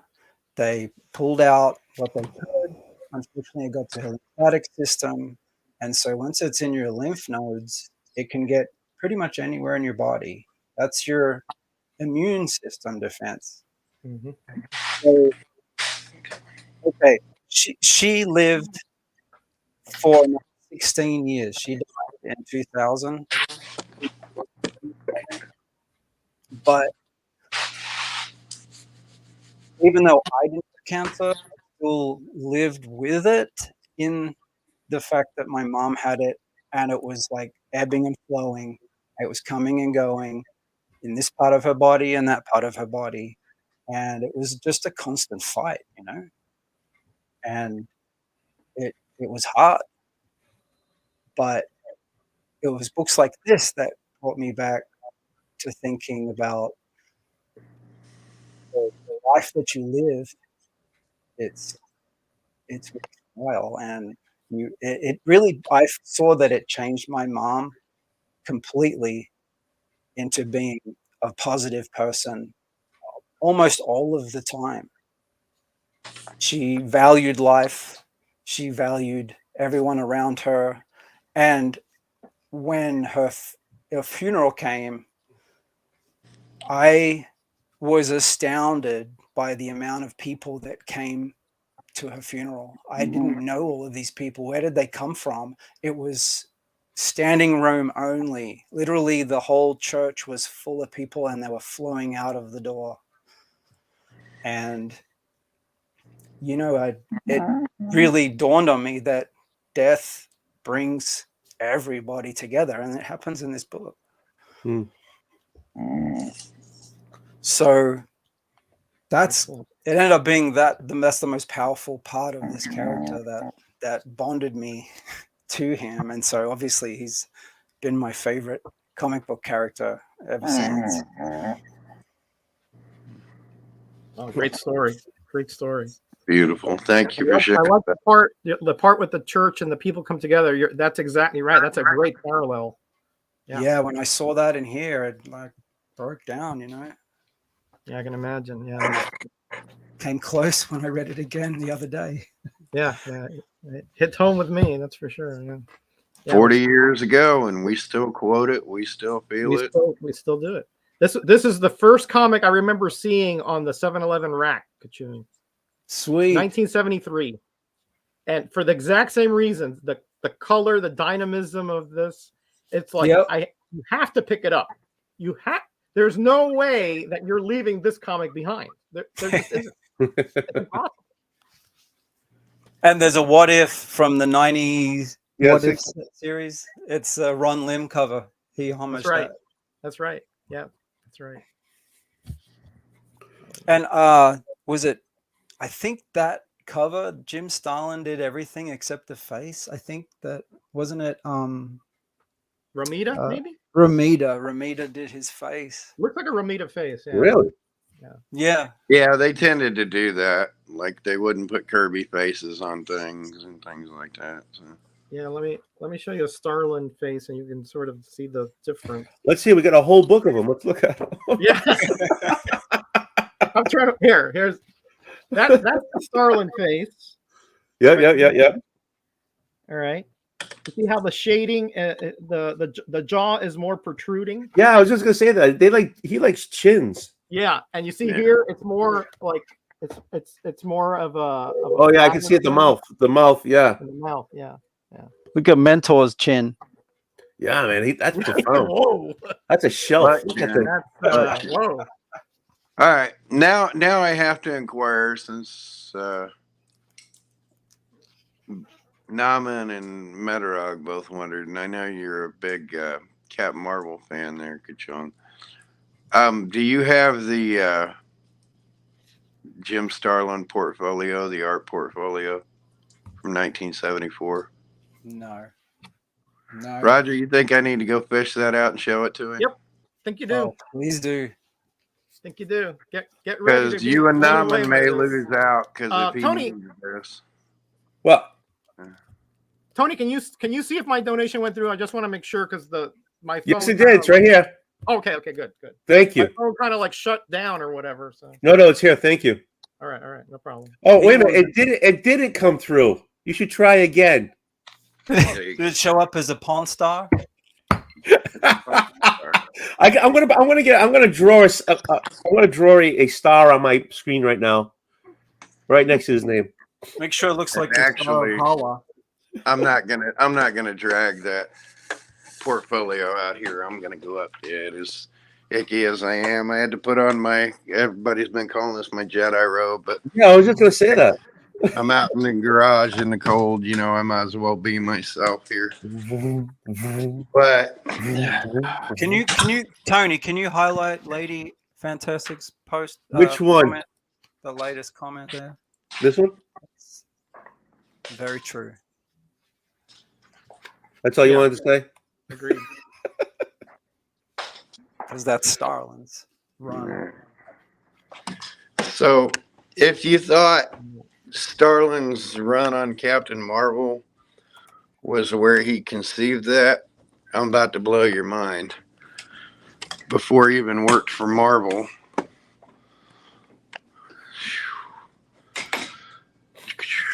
me and my library pulling stuff out. It's not a library, it's a museum. That belongs in a museum. It's a yep.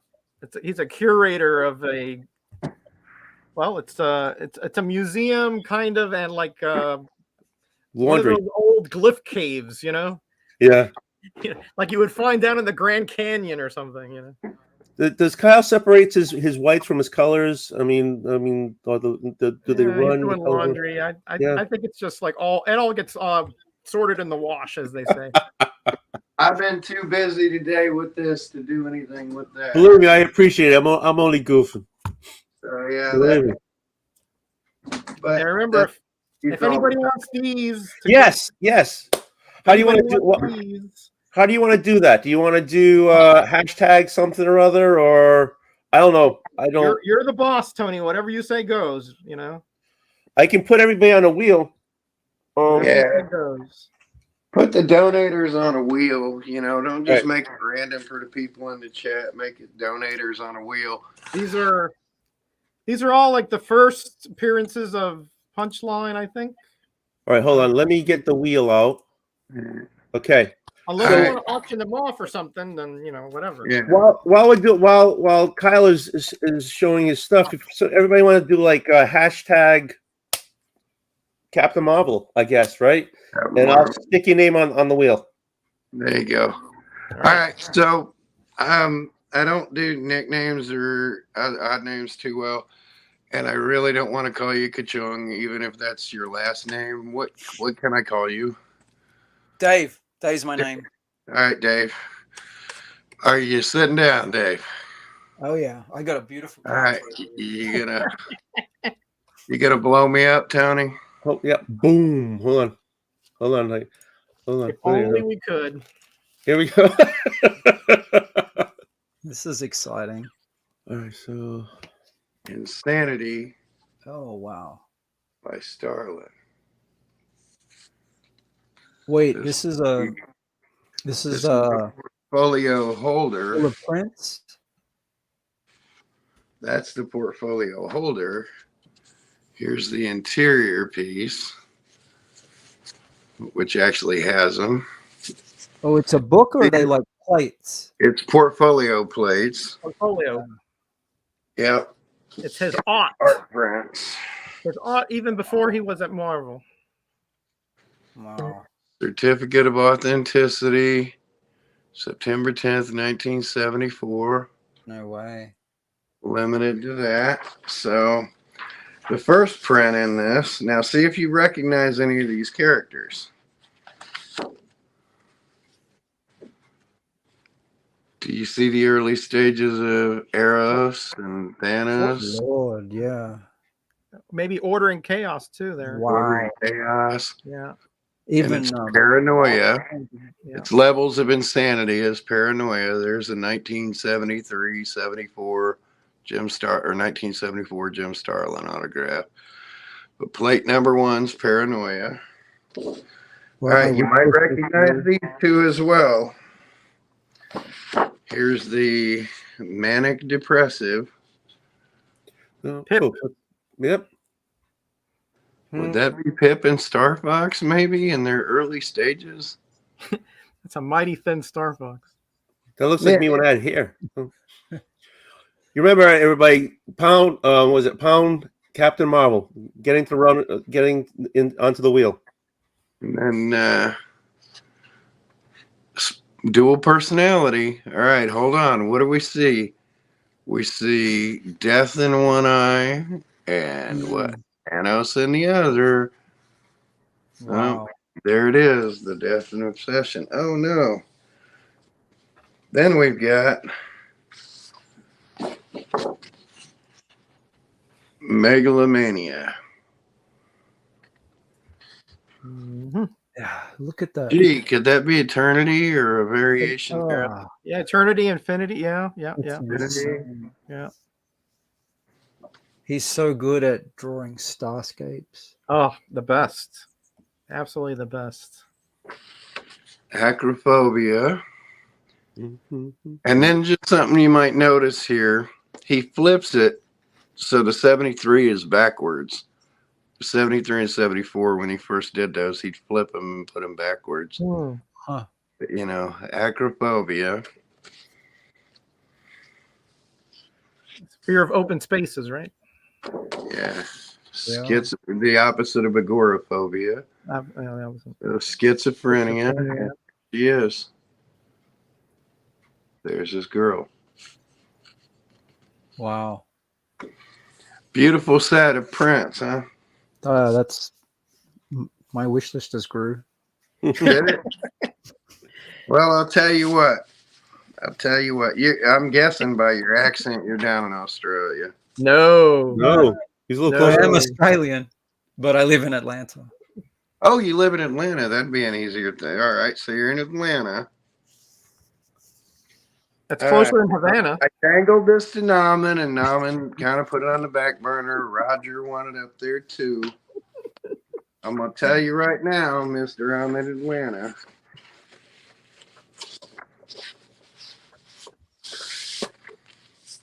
You donate $100 to this charity, and I'm giving this to you. Wow. You donate $100, and Tony tells me you donated $100. I need to get your address, and you get this. Damn.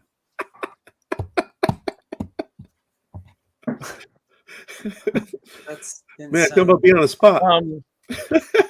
Hey, listen, I'll tell you what. I evidently put 2 donations without knowing it. 2 $50 donations. Yep. I think I did, Tony, right? Yeah, you did. Did, yeah. So I'm going to give 50 to Kachun. He only got to put in 50. How's that? I'll take that. I'll take that. I'll take that. No. Either way, I still got to pass it by Delphia. Either way, what? I got to pass it by Delphia, my wife. Okay. Hey, it's for cancer research. She's going to go for it. You know it. Oh, I know. We're a team, though, right? Honestly, you could probably find one of those out there around $100 or $150 or $200. So, but the bottom line is you could probably potentially find one for $100. So the equivalent of $100 donated and that leaves my collection. Yeah, well, we were going to donate anyway, so. Yeah, that belongs in Kachun's collection. Absolutely. That's. Oh yeah. You guys are I don't know of a bigger Captain Marvel fan than Kachun. Well, he said that, and I'm like, well, you and Naman lost out.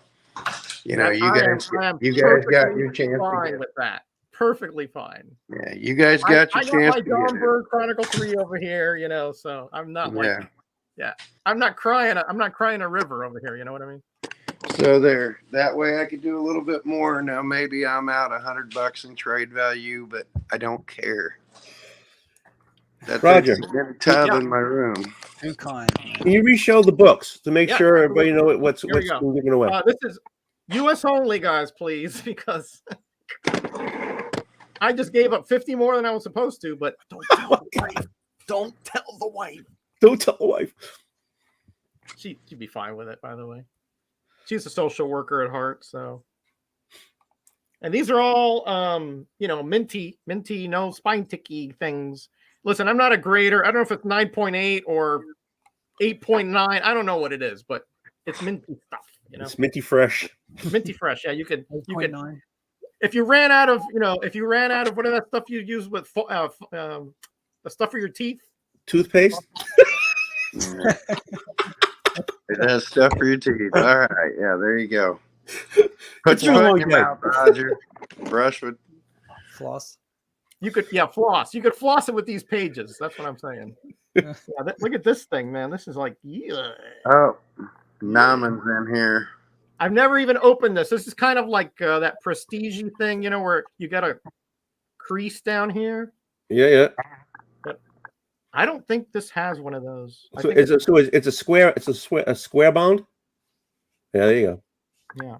All right. Yeah, that's what I thought. Here we go. Here we go. Just so people know. All right. Now that I've given you first dibs, it's Dave, right? I forgot that already. It's Dave, right? Dave, you got first dibs at 100. Roger, your 50 doesn't count. You know why? Why? You didn't see what Naman said in the thread, did you? I will donate 100 for it, Kyle. Dave, if you can do 100, it's yours. If not, Naman gets it for $100. All right, stand by. I was actually gonna say, Dave, you get it for 100, and either 150 or 200 goes out to the thread if you pass on it. Yeah. But I'm gonna go back right. I know everybody. I know everybody out there is in shock that I have these. No kidding. Okay. Right. Literally, they're like, what? I won these a couple years ago in a contest. All right. So that's why. Yeah. If a comic is in the 21st century, it probably isn't really mine. Okay. All right, Tony. So we at least raised another 100 with that one. So. Thank you. But I ain't gonna feel bad for Naman because I done gave Naman and I'm already. Yeah, exactly. Naman's got stuff, I mean, I'm A-OK and Naman a Cheap Trick stage used guitar pick, and for Christmas I just gave him a Willie Mays autograph. Kyle, I just want to make you understand. David and his wife donated all the ramen I've been eating this whole day. That's right. Have they? Did they really? Oh yeah, that's right. They did. Even the chopsticks. Even the chopsticks. Yeah. I was gonna say, did we count that towards it? But again, Naman raised the bar, so I got to stick with it. That's $100 portfolio on a cheap, so I gotta stick with the 100. I can't cut you no slack on that one. Because Naman came in there with it, and it's like, well. Oh my gosh. Yeah. Oh man. Oh jeez. But yeah, Naman, since you dragged your feet on it, Dave gets first dibs. If Dave says I'm going with 100, you lost it now. Now you can find these online like $150, $125 or whatever, but generally speaking, sometimes they're kind of crinkled and stuff. And I know that Kyle's is pristine. They're pristine. They look at Yeah. with the external wrap too, because a lot of times you won't find them with the Right. external wrap. Yeah. I've got that too. Yeah. I've got more portfolios I'd bring out, but I have to keep something on the back burner for trades later. But who's to say? You know, I'll be on again, off again with Tony till 7 a.m. Who knows? Maybe I'll even pull out more stuff later. Who knows? So Thank you, Kachun, for feeding Tony intel. Yeah. Well, she felt bad that he couldn't get ramen because of the gluten thing, and she's like, "There's plenty of ramen out there that you can get." So Hey. she went immediately online and just shipped Hey, it on out. Tony, what's the tote? What's the board tote right now? Of everything? Yeah. 3517. The end of this one, we have to be at 5, right? And so 7,500 bare minimum. So we're not quite halfway there, are we? So, Believe me, we're further than I thought we would get. but I mean, I've got it's just me. my two bid things in right now. We're at 250 on one and 100. Yeah. Mark 250 and Raz is Zars is 200. Yeah, and that should go up a little bit more, so we'll bump up into 4K with counting those. But again, I don't want to count those till the end. But Guys, make sure you're spelling things correctly on the hashtag, okay? Captain, CAPTAIN. That's all right. I'm counting it. Don't worry. I'm counting Well, I'm just saying, if you put that in there, I may not find it. I hear you. No, I'm actually physically taking it from there and putting it on a wheel. Oh, okay. You're not using. Okay. You think I'm not all that high class, you know, that automatically they put thing up and I thought you were using tools. Bobby Delegato, how you doing? You Hey, Bobby. I want to bounce back, come back. What's the bid? What's the bid on Sleepy? What bids? Wait a minute, okay. You were at 800 something in the morning when why am I trying to squint my eyes to see it in the chat when I can put it right in front of Marvel. Yeah, Damien, the bids I'm talking about are, you know, for my Victorian, Platinum, and Golden Age auction of stuff I've got out here that we'll pull back up later. I should have brought them back downstairs with me. I'm letting go of the Starlin portfolio for $100 either to Dave or Naman. And I'll put it. How many people are in the chat right now? I am not auctioning my Captain Marvel books. This is part of a giveaway this year. So how many people are you saying in the chat right now? Right now, 29. All right, 29 of you might get lucky. Y'all have seen my library before. Start prying. Start throwing bids out there. You've seen stuff in my library. You know, I may not let go of the first Black Panther, but, you know, you've seen stuff in my library. See if you can pry it out of me. See if you can pry it out of me for donation. This is a game of afoot here of will and of thrills. Yeah, you come with the right donation price, man. We'll talk. So Hey, Roger, and Kyle, I have a question for you. Tony too. I know you're DC though, but maybe you'll have an opinion. We're going to be talking about Thanos here in a second because we should before the end of the book. Right. What do you consider Iron Man 55 to be Thanos' first appearance, or is it in the Captain Marvel series? Because technically, he's a robot. Right. In Iron Man. Yeah. And at the end of 25 in Captain Marvel, it's a full page with him and Death.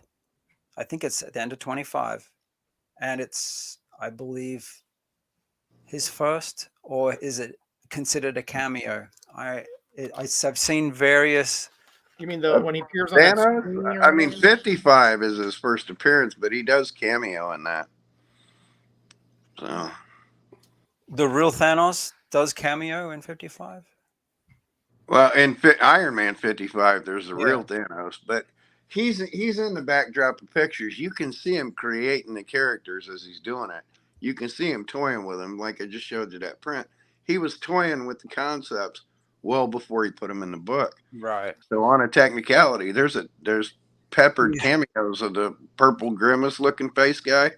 I do believe, yeah, it's in his first issue he did of it. I think he peppered one in there.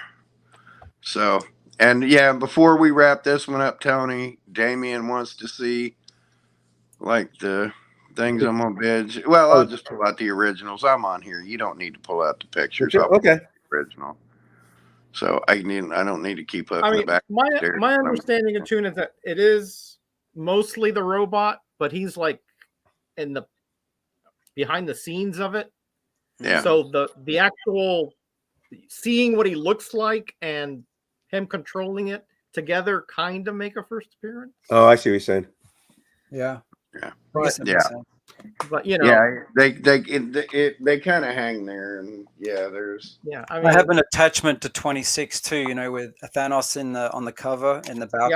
on the little helicopter. Yeah, up That's there. my birthday book. Yeah, that came out All right. before I So- was born. I gotta All right, upgrade so- that one. Mine is like a wreck. Who's the first one's gonna win it? What issue of Spidey Super Stories was the Thanos copter in? The Thanos copter? I don't Yeah, remember. Thanos copter. Yeah, I don't remember what. You don't know that you're a Captain Marvel collector, and you don't know about the Thanos copter and That's Spidey not in Super continuity. That's not in continuity. Not in continuity. Spidey Super Stories. It's Spidey Super Stories 39. He has a copter. Yep. The Thanos copter. Um. All right, here I go again. Unplugging my phone because I killed my phone earlier. I was on with the 4 hours with you earlier, and my phone started flashing on me earlier this morning, going, "Hey, stupid! You forgot to plug in your phone."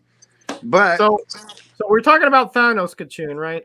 And so sort of the antithesis of Captain Marvel. You know, the yin and the yang. There. Oh, look at that! Wow. We have a Hot Wheels one. I guess, huh? Oh, hold on. Yeah, look at it. Wow. And he's sitting inside of it. Yeah. Wow. They should have given him the copter with the Infinity Stones rather than the gauntlet. Okay. And there are jokes with that, which is in the Lego movie. There are jokes about the Thanos copter and Loki. If you see Loki season 1, the Thanos copter has crashed in the backdrop of one of those as an Easter egg. Wow. That's awesome. Yeah. All right, you guys still have time to hop on. I mean, there's 21 people in the chat. Plenty of time to hop. All you have to do is hashtag Captain Marvel. Believe me, I can't say spelling counts because I can't spell for crap. So, who am I to judge you? All right.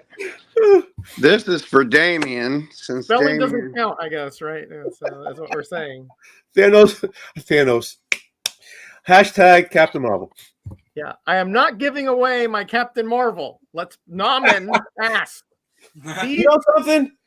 I'll give away my Captain Marvel. Okay, there's I'll give away my Captain Marvel. Hands, all right. hey, blow me up again real quick. This is for Damien. Oh boy. The bed right now, Damien. Oh, He's saying boy. that is a lot of temptation there, Kyle. The Oh, bed right boy. now. Hold The on. bed right now, Damien is. Oh, what am I doing here? Hold on. I'm getting tricky. Boom. Go to the There you yoga go. guy. There you go. The bid right now is $250, Damien. Just a cheap old 1951 Looney Tunes 110 because I had to throw a Golden Age in there.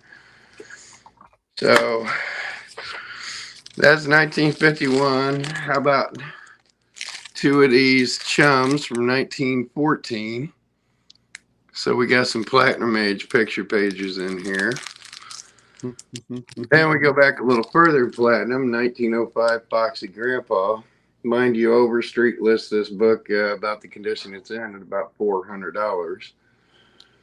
So, but I hate talking numbers, but $200 to $400 just for this book alone, much less the chums and that. But, you know, it's all a prelude to the Victorian age. The early stages of picture pages in comics. An 1884 loose punch in its entirety. And then just for a little piece of history, I have been to Iwo Jima that is sand from Iwo Jima. You cannot go on vacation and go to Iwo Jima. I, as a Marine, went there for a dog and pony show. Took some of it with me. Took some of it back with me. You can have some sand of Iwo Jima, and right now the bid's $250. So bump it to $300 and talk to Mark Olroyd and Czars and them. Bring the thunder, buddy. Can I just say that I'm getting majorly trolled here in the chat? All right. Okay, hold on. There we go. Hey, Mr. Garrel. Hey, buddy. But, you know, people are now saying, oh, I heard he's giving away his Captain Marvels.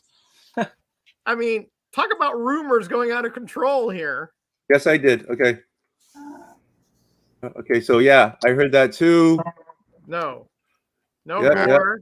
Yep. No John. No Naman. No. There you go. All right. That is a negative. I mean, I don't know how clear I can make this, right? So anyway. Rod's in. Rod, put hashtag Captain Marvel. Do it right now. Or something close to it. Or as close as you can. Oh man. Hey, JP's in here. Hey, how you doing? Cat fan marble. That's what I say. Cat fan marble. JP, Mr. Gorell, hashtag Gorell. Captain Marvel. See, now Matt is piling on. Now he says it's 109.8. Oh my god. Shrink me again now because I'm done coming upstairs. Okay. All right, Rod's in. I heard it. He definitely said Roger's giving away that Captain Marvel. Just know he left. He had to leave for a quick sec. I'm speaking for him just for a quick second. But it's true. It's true. See, okay. Oh, here I'm opening the page here. Don't listen to John. You know, John will do anything to get a few bucks here for cancer, which is Did he just break the fourth wall to get in here? Yes, he did. Well, push me out. I'm getting trolled. 9.8. Halaya, Chris. Not going to happen. Halaya, Chris. Hashtag Captain Marvel. CAPN. That's fine. Yeah. Hashtag CM. The only 9.8 in my collection was given to me by Matt, the boy who had 7. And he wants it back. No, he doesn't want it back. I mean, that's I'm looking at it. It's the only slab you'll see in my whole room. Where? Well, it's all right. Hold on. Here.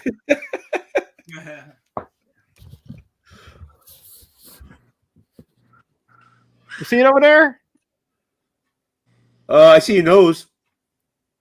See Roger's nose there. Right there. You see it right there in the middle. Oh, there. yeah. I see it right next to you. Go ahead. Yeah. That's it. That's the one and only. Hey, I'm bet on $2 on Roger's nose here. There you go. We just made more money. Listen, if that's the case, I'll trim it all out, man. I don't care. Here we go. Anybody want some of my big old nose here? I'll trim it out, you know. There you go. Oh, jeez. Hey, I'll tell you what, if it'll raise to 20, I'll shave off the mustache. I don't care. I'll do anything. I was drinking hot sauce at 8 o'clock this morning for like $20. Yes, you Anybody did. want some of my ear here for $20? Oh. Who was it that did some? Wasn't it Biggie Shack that shaved or something for money for something? Was it Russ? Russ shaved up. Yeah, Russ shaved up recently, just but to I shave think up. I mean, he was shaved right his beard. Yeah. Right. I think it was Biggie. Yeah. The guys from Whack did the once they hit 20K, the guys from Whack did their Scully Scar haircuts. Oh, that's right. 20K. Wow. Okay, Roger, you got I'll donate big money for body waxing. I don't have any body wax to do that. Cairo, you put in $100 and I will do a live feed of my wife waxing parts of me that hurt. Oh man. You put in $100 and I will personally do we a don't want to live get Tony banned here, okay? Oh my God. I'm saying I will be slightly off camera, but you know. All right. I will let my wife wax the crack of my behind live on camera, even though, you know, slightly off camera, where she rips it away and you hear me scream like a baby. Hey, Roger, did I ever tell you that? Not do that, please. Roger, did I ever tell you that Kyle is here because you introduced me to him? Yeah, I know. I sorry about that, Tony. I mean, I'm sorry. I apologize, If buddy. she makes $100 bid, yeah, and I'm not going to do it on his shows, I'll do it on my live stream, and my wife will just revel in. Kyle's kind of like Tony. Let me explain something. Kyle is kind of like the lottery. You know, it's high ceiling, low input. You know what I mean? So, you know, hey, the boy who had 7 Talks comic books just offered $100 not to see that. All right, deal. If I'm not going to do it, you got to put in $100. Oh, Matt's good for it. Carolyn. Okay, while I we're either waiting do for it on a live or somebody pays $100. all right, while we're waiting for Matt to put that in, because I have to get ready for my next show, I'm going to spin the wheel. Okay. Okay, so let's do this. Let's do this. Oh, and this is U.S. only. So if you're out of there, you got to pay for the shipping. I'll ship free in the U.S. Okay. All right, we'll find out. So okay. when are you doing the drinking show? Because I'm going to drink some rum with you guys. No, pretty soon. Here we go. Once he starts, he can't stop. Yeah, I know that's the problem. Barbarian. Marbles. There you go. All right, great. You got it. Said it. I don't know if Roger has your information. Hold on. I've sent him something in the past, I do believe, but send it to me again. Chad, I think his name. Okay. Send me your information on IG, at MetaRog1, and I'll get this out on you Tuesday. Okay. Okay. All right, guys. I got to start closing up this one. Well, we got to figure it out. Is Boy going to donate $100 not to see me have my? Oh, I'll have to check. Waxed? Or is Carolyn going to pay $100 to see me get my tuchus waxed? Before we go, I want to show this transition here. This is when Marvel is dying, passing away. Yeah. They basically said, "Well, it's done. That we've done everything we can," and then he just phases out. And we see earlier in the book that Thanos is a statue that they erected after he died. I think, wasn't it Warlock that sacrificed himself to kill Thanos? Yeah, he turned him to stone. Turned him to stone. And he turned into stone. That's right. why he was being brought back to his home planet, right? The Titan. So yeah. I just want to, before we leave, this has been popping up. Tricky Trapster. And I also got the same thing from Drac. Top bidder for the whole 24 hours. They'll do it. They'll be doing a commission. So cool. Much light. This is when it gets really good. The panels, you know, and then spoiler alert on a 40-year-old comic. Let's show that last page of beauty. Yeah. He's basically they bring Thanos in so that they can bring Death in. Yes. Right? Yes. And Death basically comes in and he wants to see her for what she really is. Illusion. This is what I want to see. Because he's in a dreamscape right now. There's his heart. Basically, his heart stops. And then literally the kiss of death there. Yeah. Where does he get the kiss? It's right here somewhere. He right? does right there. Oh, right there. Yeah. Yeah. There he gets the kiss of death. His heart. I bet Thanos was jealous. Right in front of him. Oh. Hashtag do skeletons have tongues? Was he? Oh my God. Lady Fantastic donated $100. There it is. There it is. Carolyn, you asked for it. I got to get my wife up for it. Or not right now. I got stuff going on. No, it ain't gonna be on here. It's gonna be on one of my live streams. Okay. On one of my live streams, I will. Yeah. And again, I will not be visible. Yeah. Indiscreetly, I will be covered, but I will be Only the beginning. That's right. Only the beginning. There's $100 more for you, Tony, just for me to be tortured. So Thank you. 7 a.m. I was chugging hot sauce for 20. Now I'm getting my body waxed in the old Steve Carell way and since she bid to 100, so I'm gonna get with her. I'm gonna be like, hey, it's gonna be this live stream. You get to pick where I get waxed, and as discreetly as we can, I'm going to be tortured live on camera for that. All right, guys. I love. Hold on. You got that, Dave? Beautiful. It is. Beautiful. I want to thank you all. This was a great segment. It didn't go as I thought it was going to be planned to go. You think so, Tony? I thought you had planned this to a T, man. Oh, you man. have me on this stuff, and it really goes off the rails. I want to thank you all for hopping on. This was a great, and because of you, we're raising more and more money. So, thank you very much. That's all that matters. Again, Hopefully, Damien puts in a big bid for that. I definitely wanted to show that out a little bit more, but I'll be doing it in the middle of the night again too. And all right. So right now, Mako's got 250 on that, right? Mark's got 250 on that. I bet Damien's going to jump in on that, even if Damien's already high guy there. So okay. What are the auction items? Oh, there we go again. You're gonna have to fight. You're gonna have to see it in another section because I'm not gonna pull them out again. All right, guys. I'm gonna pop you back into the green room. Thank you very much. I'm gonna bring the next show on. Okay. All right, guys. Tony, love you. Take care, man. Love you too. Thank you. Thank you. And Bye. Dave. Yeah. Thank you back there. Thank you. Thank you back there. Okay. Back there. Hashtag thank Dave for the noodle poops. Oh. All right, hold on. Boom, boom, boom, boom. Oh my god, that was amazing. All right, I'll be right back because you go to the bathroom. 'Cause I know. Don't have to explain. Just do it. Just do what you got to do. Yeah, I'm glad he put himself on mute at least, if nothing else. Hi guys, how's it going?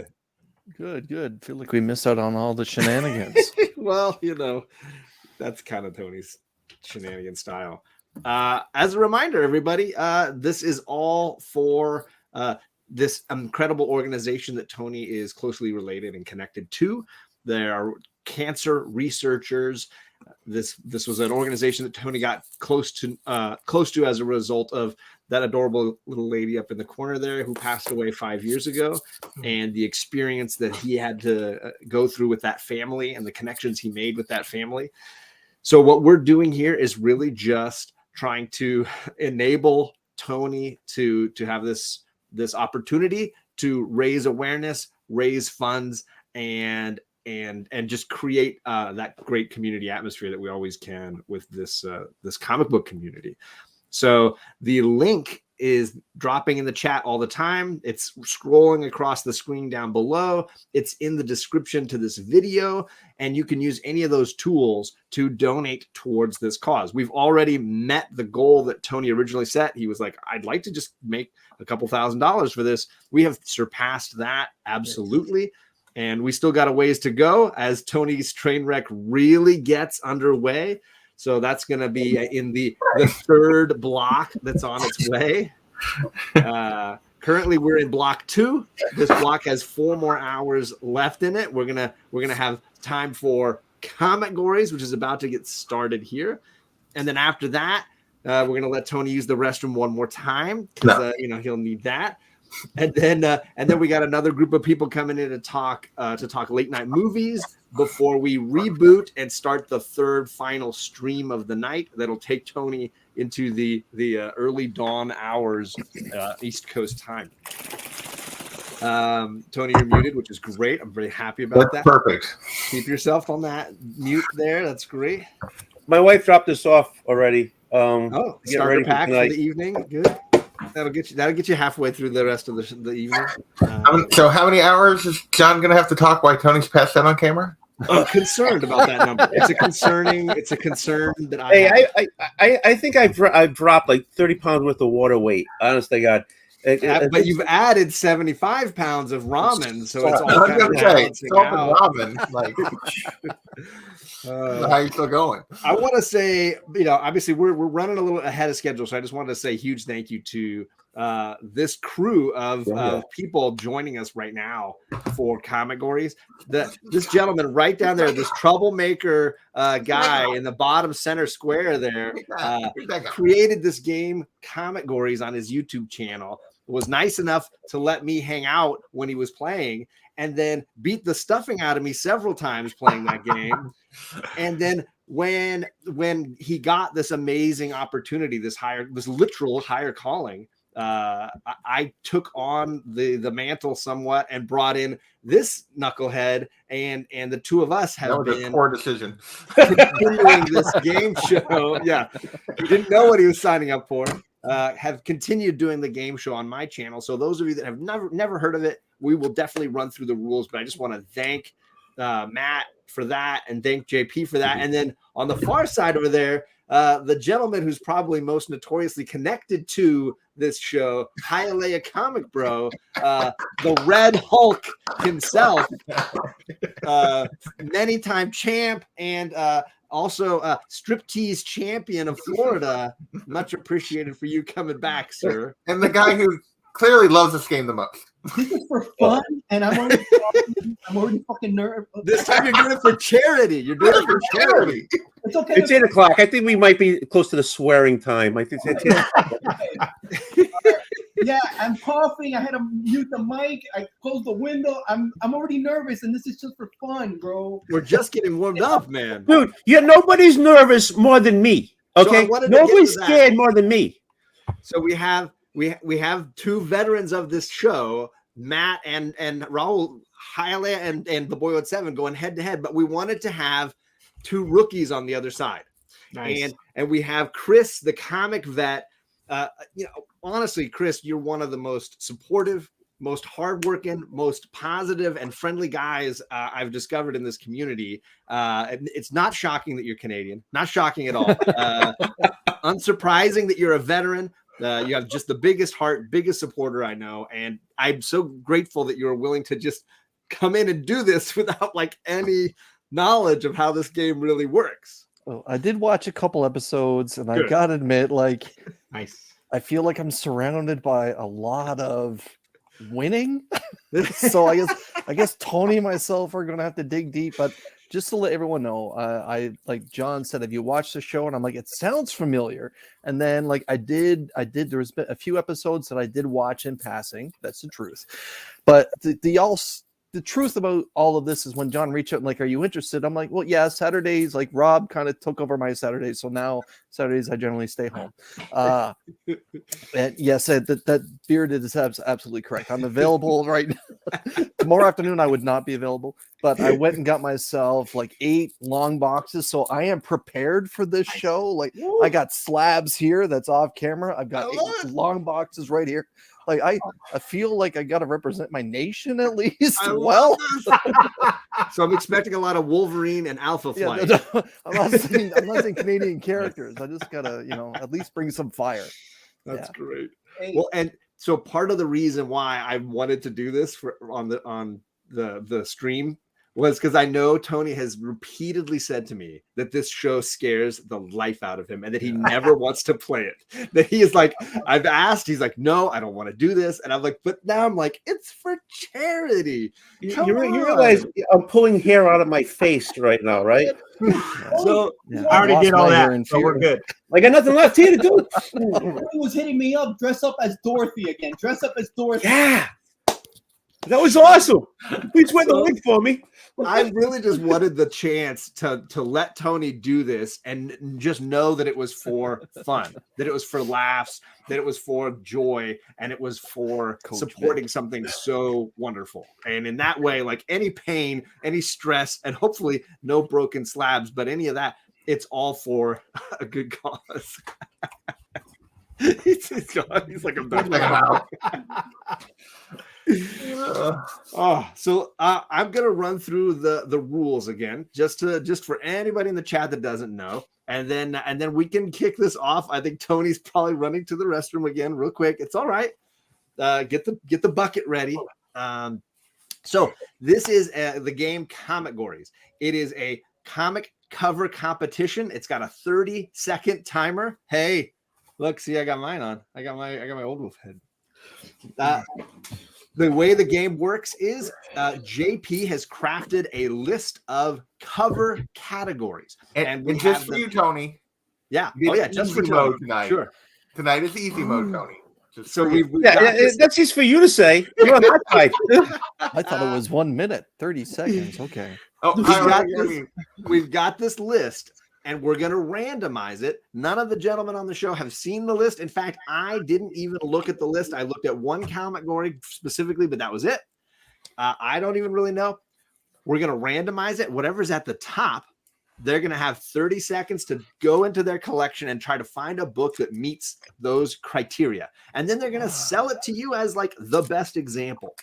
You in the chat are going to get a link, and you'll have to vote who picked the better book. And we're going to play this for 3 rounds. Best of 3 goes to the finals against the winner of the other group. And then we'll play a finals round. We might even keep everybody on and just play everybody into the finals as well, just to keep everybody having a good time. They also all have a pass. So at some point tonight, if they don't like the Comic-Gory that's at the top of the list, they can skip it and everybody has to pass on it. Nobody gets to play it. And we'll just randomize again. So there are 4 passes floating around. But if you use it early and you make it to the finals, you don't have that pass to play with. We're all winners here. We're all winners. Hialeah versus Boy Who Had 7 and Old Wolf versus Chris. And the winners of those games will play in the finals. Did I forget anything, JP? I don't think so. Other than Tony, where are we at as of right now? As we kick off Comic-Gory? The total? Yeah. The total right now is $36.90. Wow. That is amazing. That is fantastic. I'm giving away a mystery box tonight to somebody in the chat, but I'm going to say $36.90. Let's get to $3,800. $3,800, and I'll package something up awesome. So you guys need to keep Tony's going to drop the link here in just a sec. Oh, there it is. Jeffrey. Jeffrey. He's been on this as it seems like as long as I have, and he's been dropping that link over and over again. So Jeffrey's dropping the link. You guys just keep donating. I'm going to give away a mystery box. There are lots of other giveaways happening through the night. So make sure you're just keep donating. We keep upping the number and we keep giving things away because we just appreciate all that you guys are doing. We usually start with a warm-up round. So we're going to do a little warm-up round, get everybody ready. The book you choose doesn't need to be your greatest grail. If you want to use that book later, you can use it again. But it's always better to play something in the warm-up round that you're fine just like, it doesn't need to be the big banger. We're not going to vote on it. It's just a chance to get to know the 4 of you guys a little bit better. All right. This one is going to be a longer round than all the other days. He's like, I'm going to go grab my wife's comic because he always plays his wife's comic on his show. That's shenanigans. It's sitting right there. I see it. I see you. I see you. Are you giving those away, Matt? You giving those away? Yeah, that's the big I giveaway. wouldn't be alive if I did that. It's 9.8 white pages. No, we're doing everything's off white to white tonight. Is that not acceptable? That's the only category of color. Off white to white. How do you know that, John? It's like 9 times. So I'm going to give you guys a Comic-Gory right here at the beginning. Then I'm going to play. I've loaded the Comic-Gory's theme song right here on Tony's channel so I can play it. You're going to have a full, it's like a little over a minute of the song to go and find a comic and then come back and represent your channel here in a second. I'm literally moving things off the floor so I don't break my neck. I'm really worried about you, but I'm also very excited. You're not turn your camera off, Tony. It's cold here in Miami. Not turn your camera off. No, I wouldn't do that anyway. Unless I have to, even if I have to pee, I'll just excited shut to the see us sound. come back from the theme song and Tony's just sprawled out on the ground. Falling and I can't get up. Okay. So are we all ready? Everybody feeling good? No. All right. So Quick we're question all from playing Chris. this we're playing a dummy round, and we Yeah. got 30 seconds to get a book. No, you're off- gonna have like a minute because It'll be close. I'm going to Okay. play the theme song while you'll hear the music playing and all that kind of stuff. Oh no, this is flying in a second. Just run. Yeah. Okay. I get you. So this is just a book. And what's Highland doing now? No, shenanigans. I'm calling shenanigans. I haven't even said the comic or yet, so he's not ready. So I'm going to play the theme song here in a second. The book that you're looking for, the theme for this play of this starter warm-up round is skull cover. All right, okay. Skull cover, and your time starts now.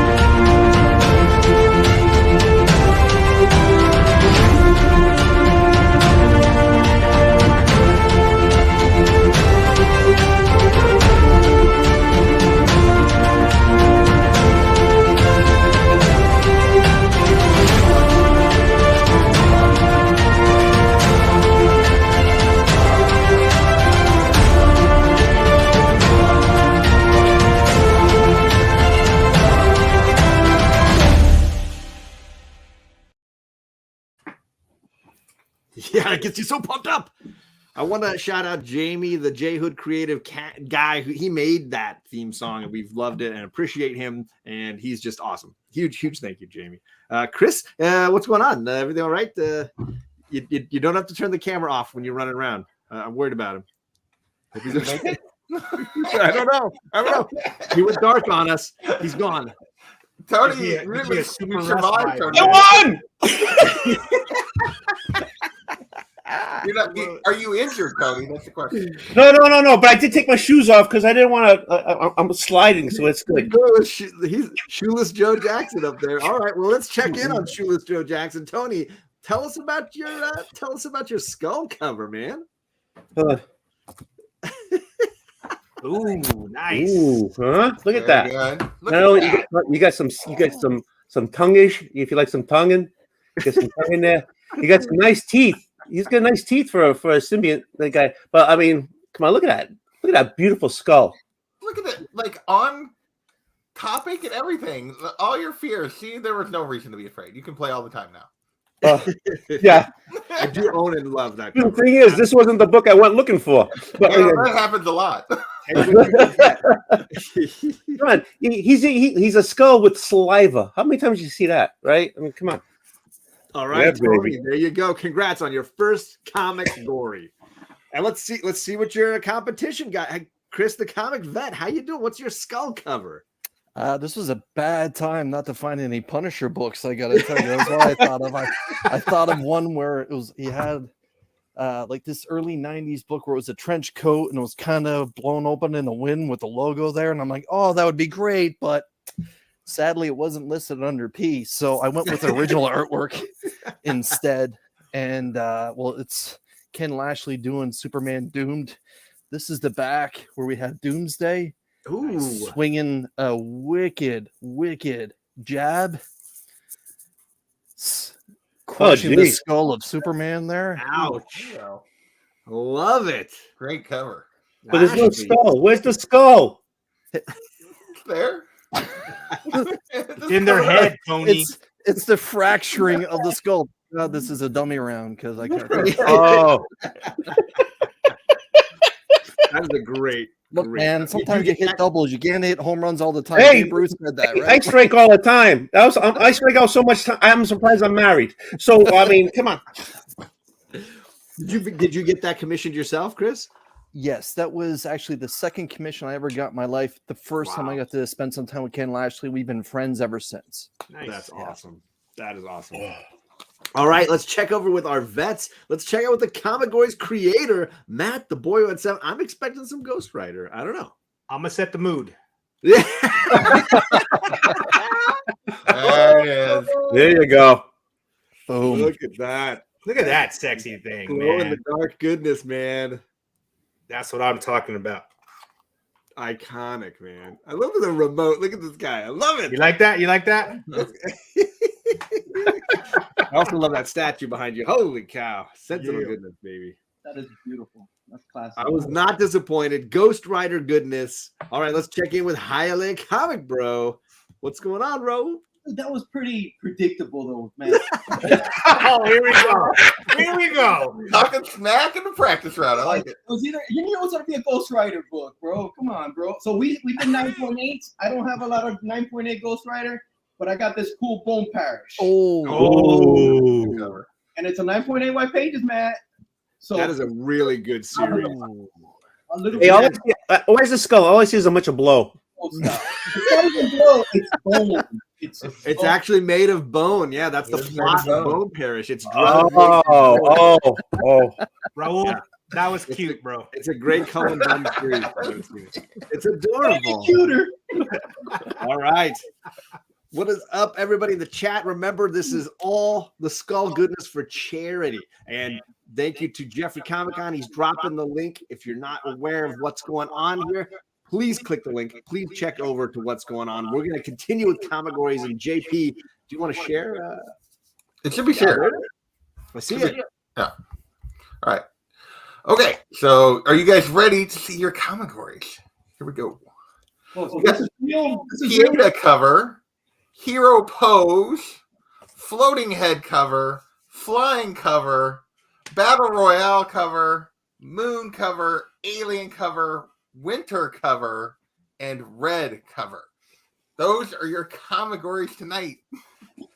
And fear not, we will absolutely explain and discuss and answer questions for anything before we start any timers on you. If there's anything that you're like, wait, I don't know what a Pieta is. I totally understand. I had to learn that as well at one point. So here. We're going to randomize this 3 times, right, JP? 3 times we're going to randomize. Everybody ready? Here we go. 1, 2, 3. Moon cover is your first Comigory tonight. Do we have any questions about what a moon cover is? Can you explain what a moon is? I suppose there is more than one meaning. Another larger there is that option. We got Bueller in the chat. Thank you for coming, Bueller. Bueller! Hope your travels are going well, sir. Good to see you, sir. Anybody feel like using their pass and skipping moon cover? All right. Raul's already glancing around. He's checking the surroundings. I'm moving my rug so I could. He's got the spinny chair looking. The spinning chair going. Yeah. Not that kind of moon lost in comics, but I guess if they try to color. I mean, Kyle's there too. I mean, yes, you go the way you go. Yeah. All right. Wait, Raul, where'd you go? Come on. What are you doing? You still there? Okay, he good. You're watching that. I gotta watch that guy. Peter. All right. This is a 30-second round. We're looking for the best moon cover, and the time starts now.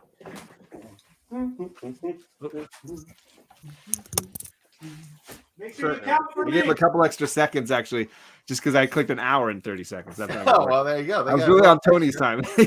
Totally on easy mode tonight. This was totally easy mode. 20 seconds still on the clock. Oh, shite. Oh, 15 seconds, Tony. I see one person is back. 10 seconds, Tony. Tony's There's back. Tony. We're still waiting. Chris, you got to turn your camera back on, brother. Matt's on fire. Why did you turn the camera off? Come on, Chris. Where's that Turn your camera? camera off so we can see you. When you get back. Chris. No. I heard some noises. I think he was getting his headphones back on. You don't have to turn the camera off. Yeah, you don't have to turn the camera off if you don't want, Chris. Yeah, that way we can see you as soon as you're back. Then you get more time to get back if you don't have to click the camera back on. Yeah. Okay. So I'll count it. We'll count this time. Right there. Right there. Right. All right, we're gonna start with the veterans bracket first this time. So I'm gonna go with let's see, alphabetically. The is second. Hialeah is first. So Raul, what is your moon cover? Yes. I got the man on the moon, standing on the moon, looking over us. That's what I got. Nice. Oh, nice. Wow. No, Man, stop, that is- baby. I don't think I got to say anymore, bro. Jason Aaron goodness there. Watcher. I love that. 9.8, Matt. 9.8 white pages, baby. Look at him, he's gonna play it all night. I love it.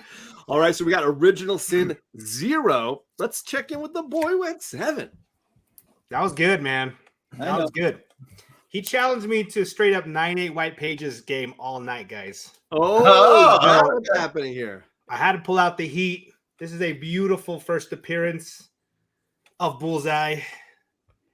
And look at that. Yes, 9.8 white pages. And check out that moon. In the moonlight. Right there. It took me a minute you got to point it out. It took me a minute. Thanks for pointing it out. It's there. Oh, man. There it is. Thanks for pointing it out, Papa. All right, so folks, I'm dropping the link in the chat for you all to vote. Who had the better moon cover? You got Highlight Comic Bro with that original sin 0. You got Boy Went 7 with that Daredevil first appearance of Bullseye. Boom. And let me know if that. Let me know if that's working, everybody. So the chat can see it. Point to the moon, Matt. Come on, there you go. Help us out a little bit. I got to make sure these links are working. Sorry. The Green Man shots fired at Matt. Blue sky. What'd he say? That's the sun. It's the sun. No, it's the night. It's the night. Do. Here comes the sun. All right, so click that link I dropped. Not the one Jeffrey's dropping. Sorry, the one that looks like Tony dropped, but I'm dropping it.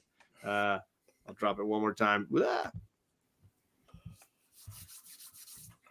I do have a quick question, guys. Yeah. Is this supposed to be a slab game or So okay? The inside joke is our boy Matt here loves 9-8 white page slabs. That's his jam. Okay. So Raul's trying to beat him at his own game right here. That's it's a psychological. I should introduce you to only slabs, my man. Yes, exactly. Okay. It's much like that. Rob would appreciate it completely. I'll give it a couple more seconds. Oh, and I have to screen share. I realize I haven't done that yet. Look, it's nighttime. Now it's dark. Yeah, see, there you go. Now I see it. Now I get it. Oh my goodness. Okay, all right. So hopefully everybody's clicking that link in the chat. We're gonna see round 1, the rematch, Hialeah versus the Boy Went 7. Round 1 goes. Comic Bro. Woo! Taking shots, collecting names. We're gonna jump to the rookie bracket now. Taking out the creator. Old Wolf has to go second alphabetically. Chris, the comic vet, goes first. So, Chris, what was your moon cover? I would love to show what I had for second place, but I'm just going to go for the kill right away. And by the way, is 48 being put in a rookie category feels wonderful. So, so I actually didn't have to go deep. All I had to do was go to this past New Comic Book Day, where Spawn had a terrific cover. This is the variant cover for Spawn 337. Oh, nice! And there's no debating that is the sun, or pardon me, the moon, son. And that is fantastic. It is a I good have one. not I did seen not that see that variant. Yeah. Wow. Yeah. So yeah, it's the one I got to show. It the one I did have is just I had this terrific Moon Knight black, white, and blood variant for number 1. Obviously, he's got the crescent moon on his chest, but no moon in the background, right? So no that moon. was probably a better choice. I think that was a wise decision. Something people had a particular issue with, but yeah, Spawn 337, this variant cover that just dropped a few days ago, I thought was fantastic. Great pick. Okay, well, let's see what Tony found. Let's check in on the Old Wolf. Oh. Okay, he's rubbing them. He seems way too confident. He does. Like for a guy who was super nervous about this. The Virgin variant. The Virgin variant. The Virgin Bueller variant. Yes, sir. Limited 1,000. Conchu with the moon, not the sun, not a couple of clouds that look like the moon. It looks like Jupiter to me, man. Yeah, well, Jupiter has some moons. Okay, so this is it. This is the one you need to pick right here. Look. See, he's even smiling. He's so happy on the staff. He's got the. He's got a moon there, but moon he's too. so happy that this is the moon. The bird is smiling. Look at him. Oh man, look at that smile. Let me get close to you. Oh, sorry. You really want to get in there, don't you? Yeah, look at it. All right, I'm dropping the link, folks. We got to decide. We got two modern, gorgeous variants here going here. You got Moon Knight with Old Wolf, and you got Spawn from Chris the Comic Vet. You guys got to pick who wins round one. Did I tell you this was a Bueller variant? Did I tell you that? I think you might have mentioned it. I think Bueller might be voting for you. Did I tell you that this is a Bird City comic? To drive the chat. He's one member of the panel. He's, you know. Oh my goodness. Thank you to Jeffrey, who's also dropping the link to the charity Thank you, down in the Jeff. chat. We want to try to get to what are we aiming for? 3,700 is what we said. Did I tell you this is the best-selling Moon Knight #1 variant? I am unsubscribing from Bueller for this one. I think Ramen has not mellowed him out. No, not at all. That's not happening. So you guys click the link, vote, pick the winner of round one, the moon cover round. Oh, salt overdose. I do agree. Yeah. Oh yeah, you kidding me? His MSG level is skyrocketing. I can't wait. I can't wait to the whiskey drinking because I need to cut the salt so it's not. This water is not cutting it. Drink some water. Hydrate first. This is like number 10. Honest to God. That only would wash out the salt from about 3 of those ramen packets. Comics by the Bay saying the vote is close. Click that link. Make sure you make sure we got a distinct winner here. So even if this was a planet, here's the moon next to the planet right there. So there you go. So That's a pretty I'm close covered planet. either way. I'm How covered. close is that planet? All right. Dr. Von Hoot is saying he's going with the Spawn cover, so he's balancing out Bueller's vote right there. All right. Hey. Commonwealth. The Commonwealth. There you go. Commonwealth showing up. Yeah. All right, Kachung, go to work. Thank you, brother. I appreciate you donating. I appreciate you helping out, and I appreciate the support, man. All right, I'm gonna check. I'll make sure Kyle knows. Yeah. All right. Results for the first round for the rookie bracket we got. By one. With a W. One vote. Wow. All right. Very exciting. Round one in the books. JP, are we ready to shuffle again here? I think so. I think we are definitely. Are we ready getting to any? go again. I realize. Are we doing the at home? I don't know if anybody's even sending. We didn't. There. You know, I didn't even look to see if anybody did the at home. We didn't talk about the at home, but I did get a couple. Looks like Andre. Okay, Give us a little first. There you go. Answer. Great moon cover. As a reminder, we have an Instagram just for this show. It's called Comigories on Instagram. And you can go and you can share, follow us. We follow you back. And then you can share any books that you want for your categories. And we'll put them here on the show. You can check it out. There you go. And TM Nerdy with a little Eclipse show. So yeah, we did not mention the Instagram earlier. But yeah, Comigories My on bad. Instagram. Not John, not me. Comigories on Instagram. Just go to Comigories on Instagram. Follow us. We'll follow back. And then everything you share with us, we can then post here on the show. That's right. All right, here we go. Randomize 3 more times. Can you hold for a second? Uh-oh, is this restroom break? What's going on? I'm trying to do I don't know. money raising things right here. Oh, we're gonna randomize and talk a little bit. So you got time. You got time. Okay. All right, here we go. 1, 2, 3. PA to cover. For anyone that does not know what that is, it is a famous statue made by Michelangelo. And you've all seen these covers. It's somebody holding someone else that appears to be unconscious or dead in their arms. I won't mention the covers, but you know you've all seen them. And they got to go find them. But yes, so that is what a pieta cover is. It's a statue of a figure holding another figure that's either dead or unconscious. In their The arm. original, isn't it? The original is Virgin Mary holding Jesus, right? yes. Isn't that Yes. what the original? Yes. The famous sculpture is of them. Sorry, Chris. Question. Pass. Done. Yeah, Chris. Hatchet. Chris. Get it out of here. Dude, I got it right here. Too easy. If I show up Crisis 8, then Hialeah, it's I was over. hoping you'd pass, So man. I Well, want here's the some thing, challenge. because Chris, that was a smart play, because he just finished doing a discussion on the death of Captain Marvel. He had Right. the trade or the graphic novel right And there. I don't want to put the death of Supergirl up against the death of Captain Marvel. It's a smart play. I like that move. That was a smart play. He dropped Right. that hammer, so I'm going to bring the list back up, and we'll He takes randomize gone. that again. Here we go. Woo! 1, 2, 3. Alien cover. We're looking for a cover with an alien on it. Some sort of alien cover. Seems Lots pretty of straightforward. characters, heroes, villains that are aliens. Of course, lots of classic Golden and Silver Age comic books utilizing aliens in a variety of ways. And then, of course, with the purchase of certain characters back to Marvel from Dark Horse Comics, the aliens are back all over the place. So lots of options here. Does anybody feel like they have questions or want to pass on this one? See some confident eyes going around here. Yeah, I see a lot of confidence. All right. So I'm going to be getting the timer ready here. This is a 30-second round again. We're looking for the best alien cover, and the time starts now. All right.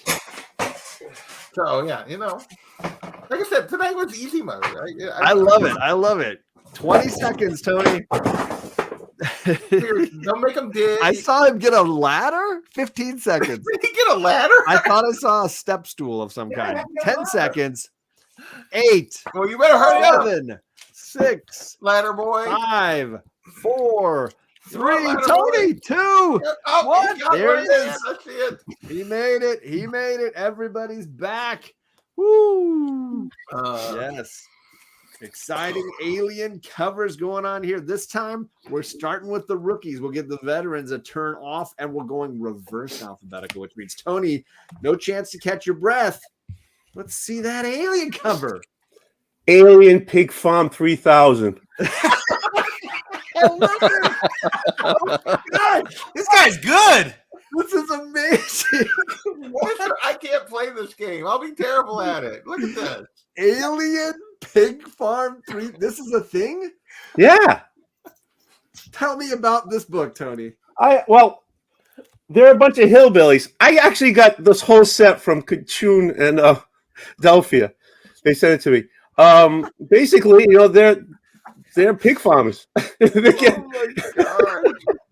Alien Pig Farm 3000. Yeah, I didn't pick up. There's 4 books, and I didn't pick up the 4th one's still in the box. This sounds like a Roger Corman movie. Yeah, see, I mean, there's aliens landing. Alien Pig Farm 3000. Oh my gosh. You definitely picked the best of the three covers. Yeah, tell us about the cover. What's going on there? What do we see? All right, so we got the girl in the Daisy Dukes.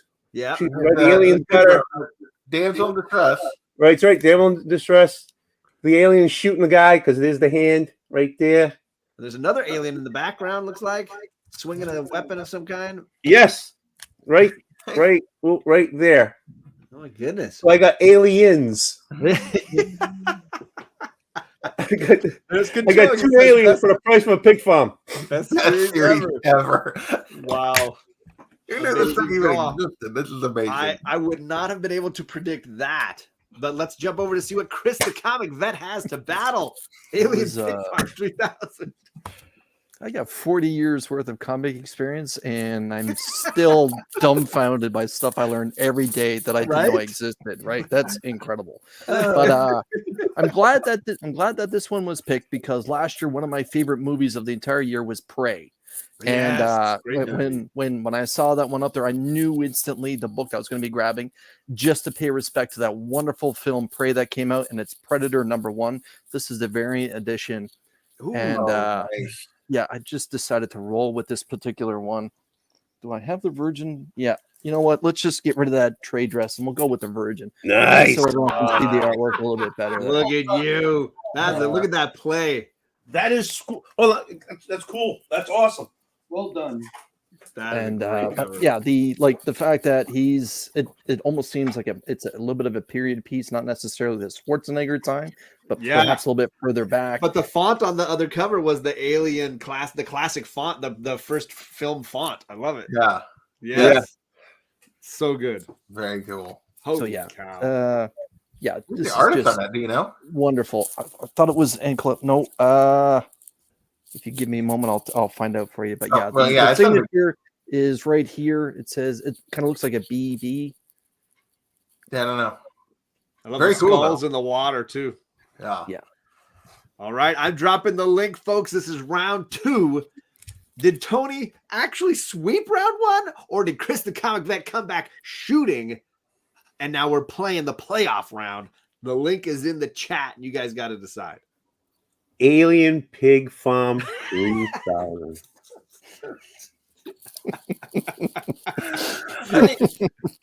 If only the title would have been enough. It's And actually if I got the slab, guarantee it'd be a 9.8 white pages. What would you have the stones to submit Alien Pig Farm 3000 to CGC? Is that a dare? Do you know me? He did submit Yardman, did he not? Yes, I'm still waiting for that to come back because I got it signed. I'm still waiting for that to come back. But again, this is Alien Pig 3000, and it has 2 aliens for the price of 1.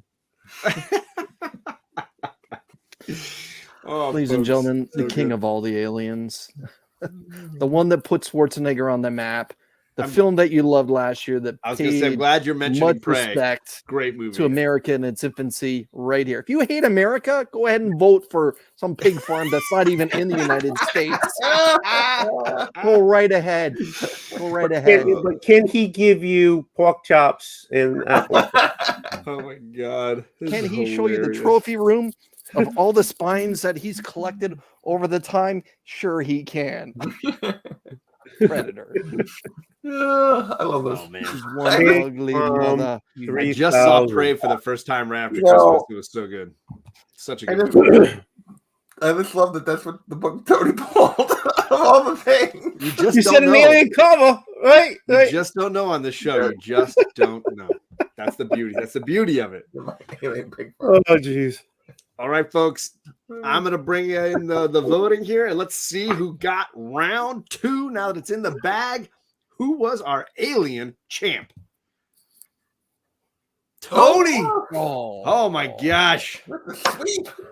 There's too many farmers voting. Like, what the hell happened here? Like, I thought there were some Americans watching this show. You got people just voting for farms. Pork chops and apple farms. Where's the vegetarians when you need them? Come on, vegans. Let's Come jump on. over to the vets bracket. This time we're flipping the order. The boy who had 7 gets to roll first with that alien cover.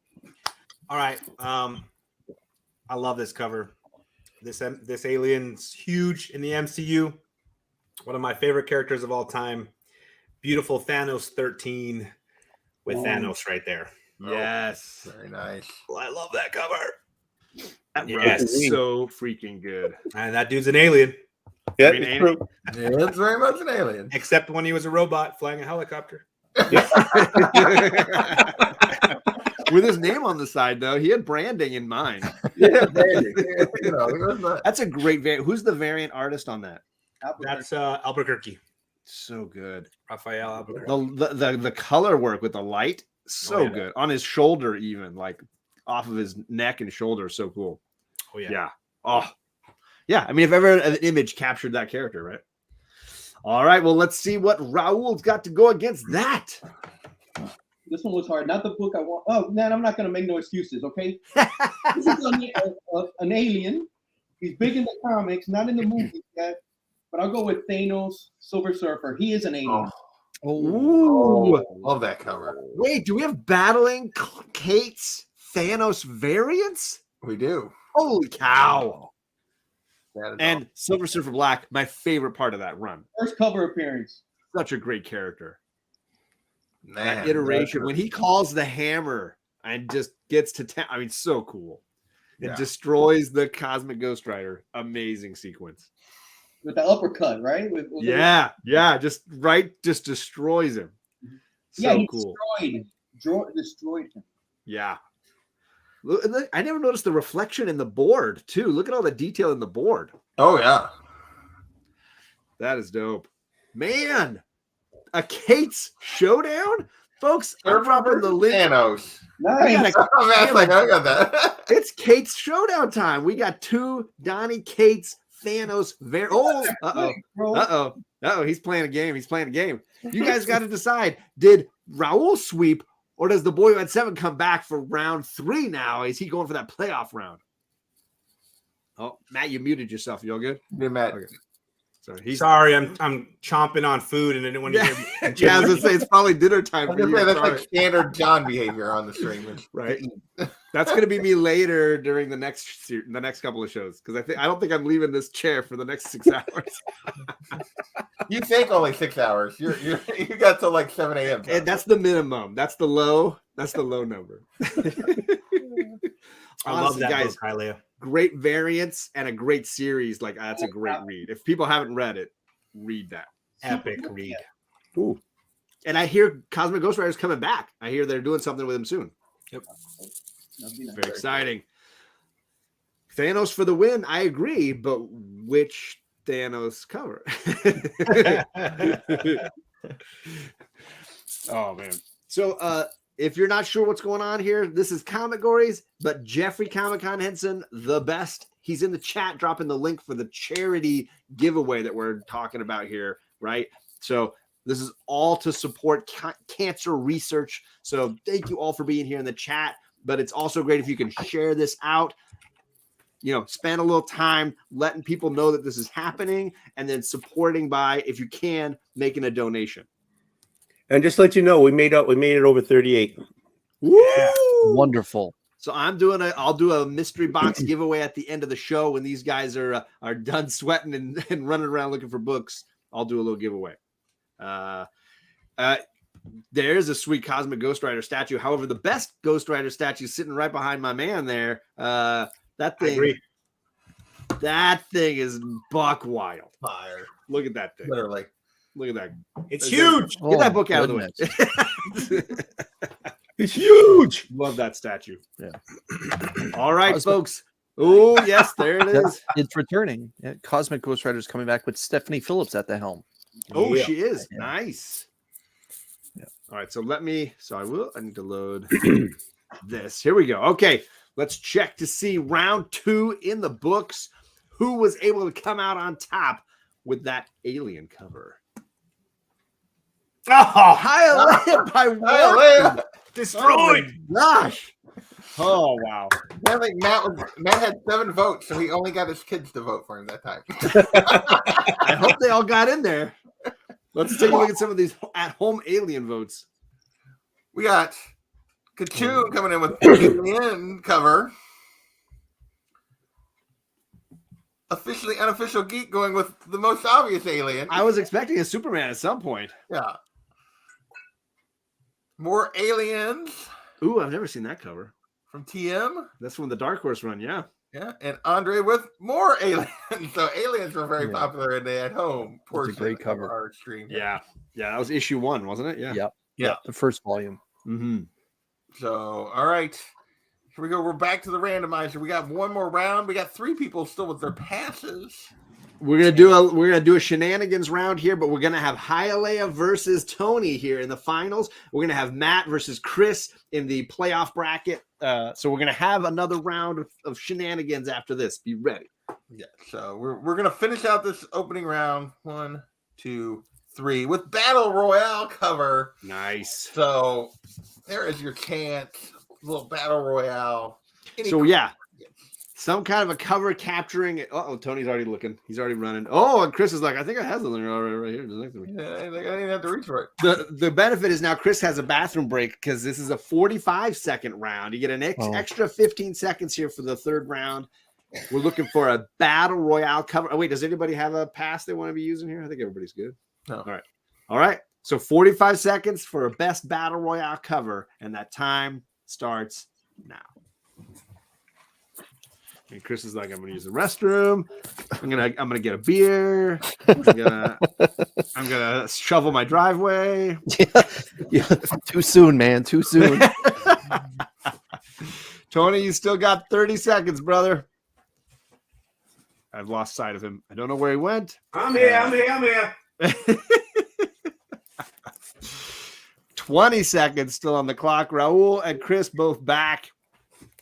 We've lost Maddie. I see You've the lost camera Maddie. bumping. We still got 14, 13, 12, 10, 9, 8, 7, 6.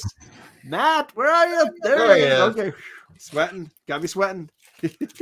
He's like, no, I had to get more peanuts. I had to get more snacks. I had to get more peanuts. So, get ready.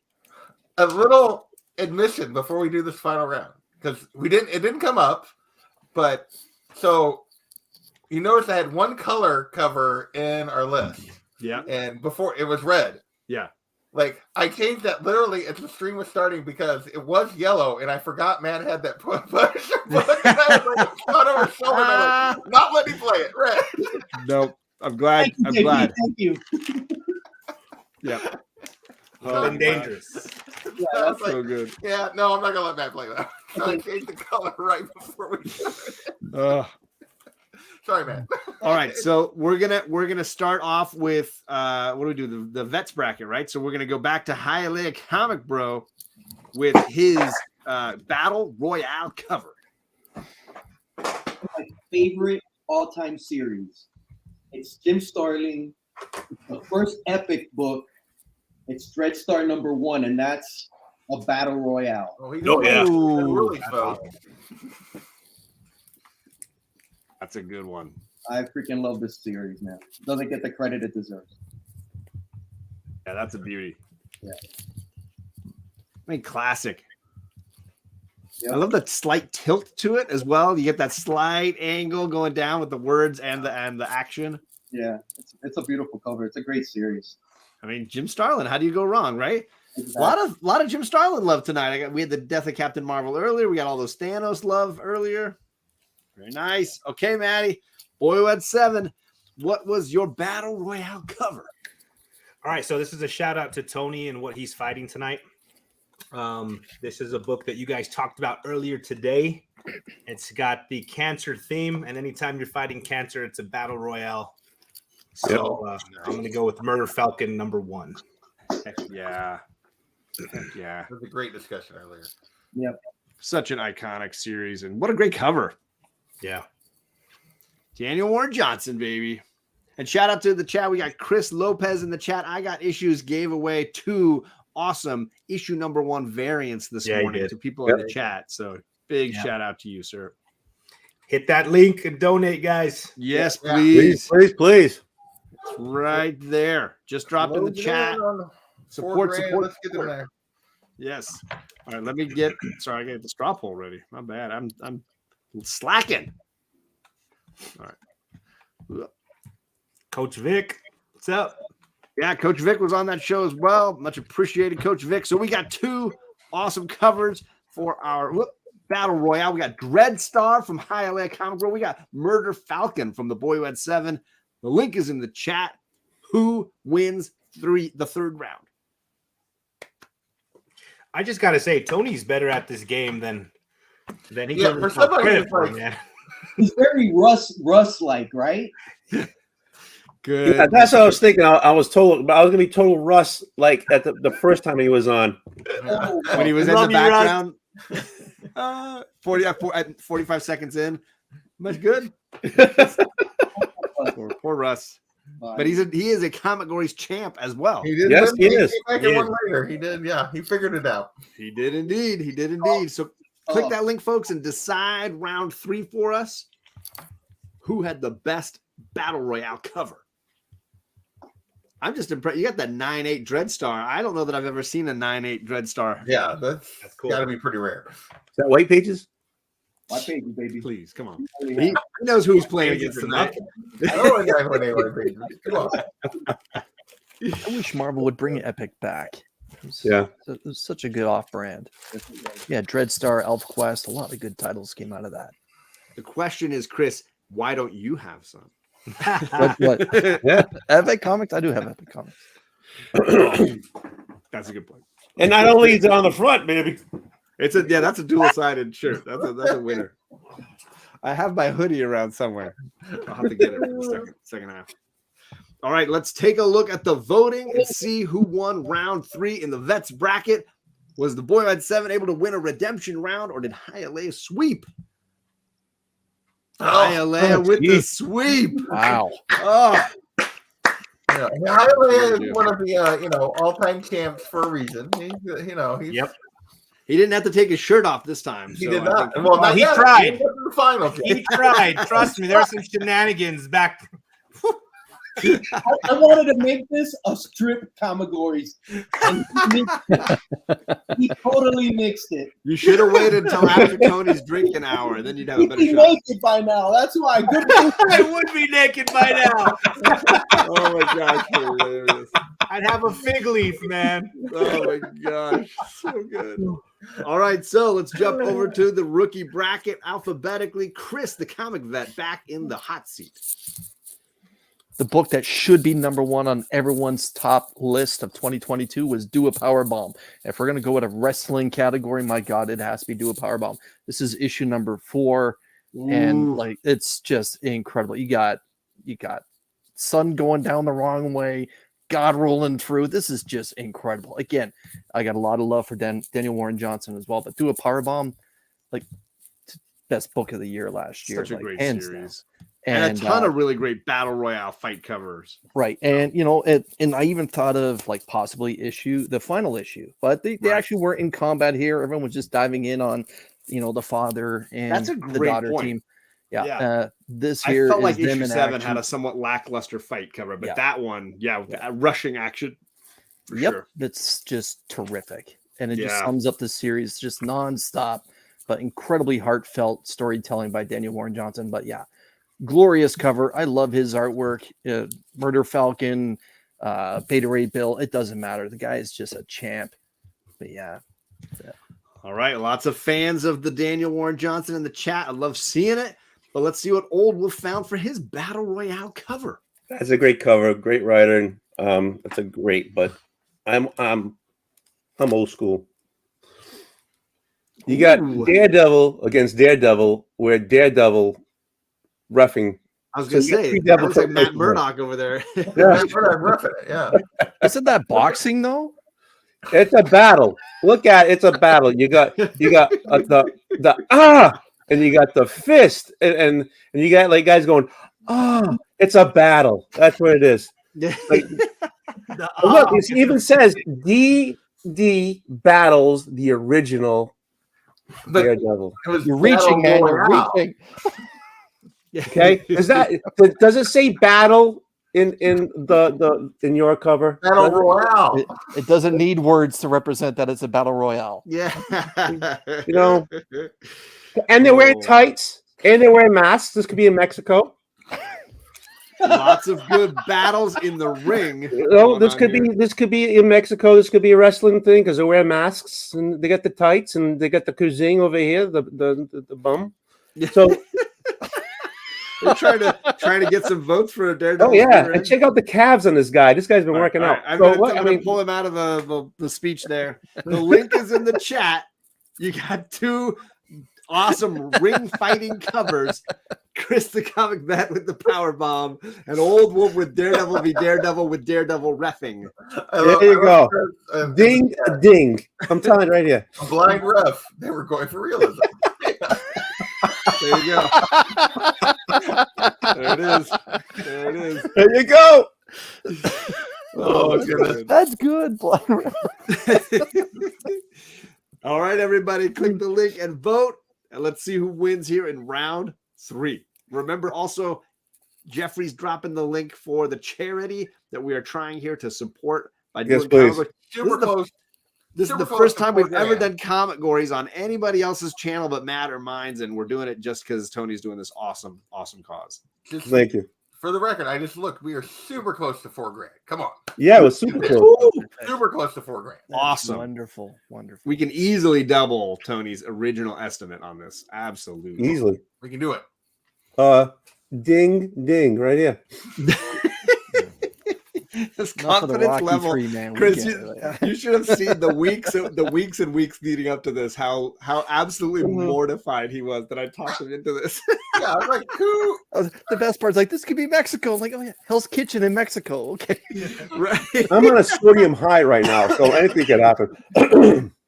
Oh my gosh, so good. All right, Splash Page Comics, what is going on? Good to see you. All right, let's check in. Round 3 in the books. Could Chris get his redemption round with do a power bomb? Yes, he did. Yes. All right, power bomb redeems. Very good. Awesome. Very good. Tony, if you don't mind, I would like to play the promotional video for your charity before we start the finals. Give everybody a chance to use the restroom if they need to and stretch their legs and remind people what we're here for. You want me to set that up for you? I got it. It's in the brand, right? I can play it. So it's the first one, right? Yeah. I'll play both, right? Okay, play both. Sure. All right. So as a reminder, we are here to support a charity that researches cancer solutions and the researchers that are putting in the time to come up with ways to battle cancer. This was brought to Tony's attention through a friend losing their child to pediatric brain cancer. What an awful, awful thing that is to even have to say out loud. So I've got some little videos I want to play to remind us kind of what we're here for. Jeffrey's going to keep dropping that link, and we'll be right back to play the final rounds.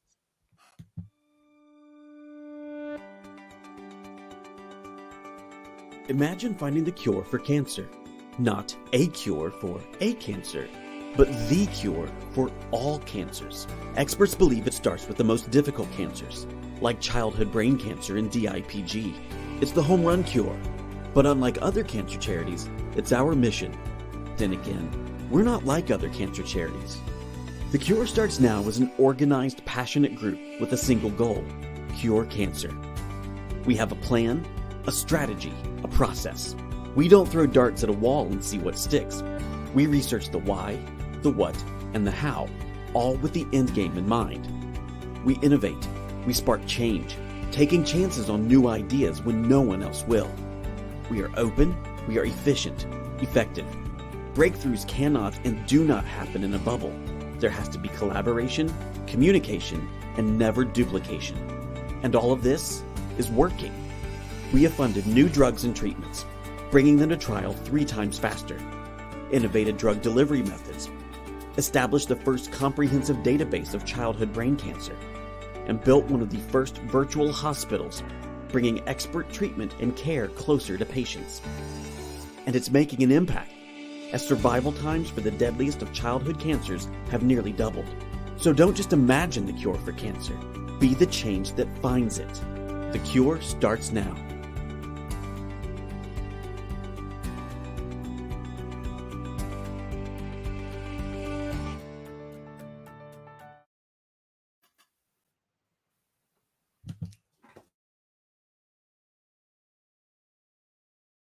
My name's Trent Hummel. I'm a pediatric neuro-oncologist at Cincinnati Children's Hospital. I'm also a member of the board of directors of the Cure Starts Now Foundation. And I'm Keith Deserick. I am chairman and co-founder of the Cure Starts Now.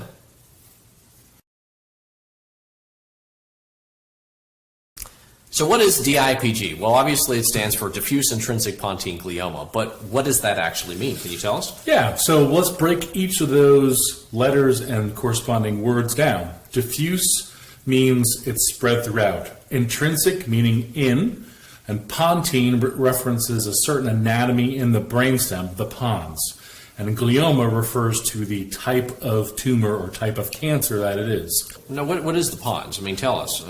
And what the pons is the area of your brainstem. And the brainstem is the bridge between your upper cerebral cortex, or your brain, and your spinal cord.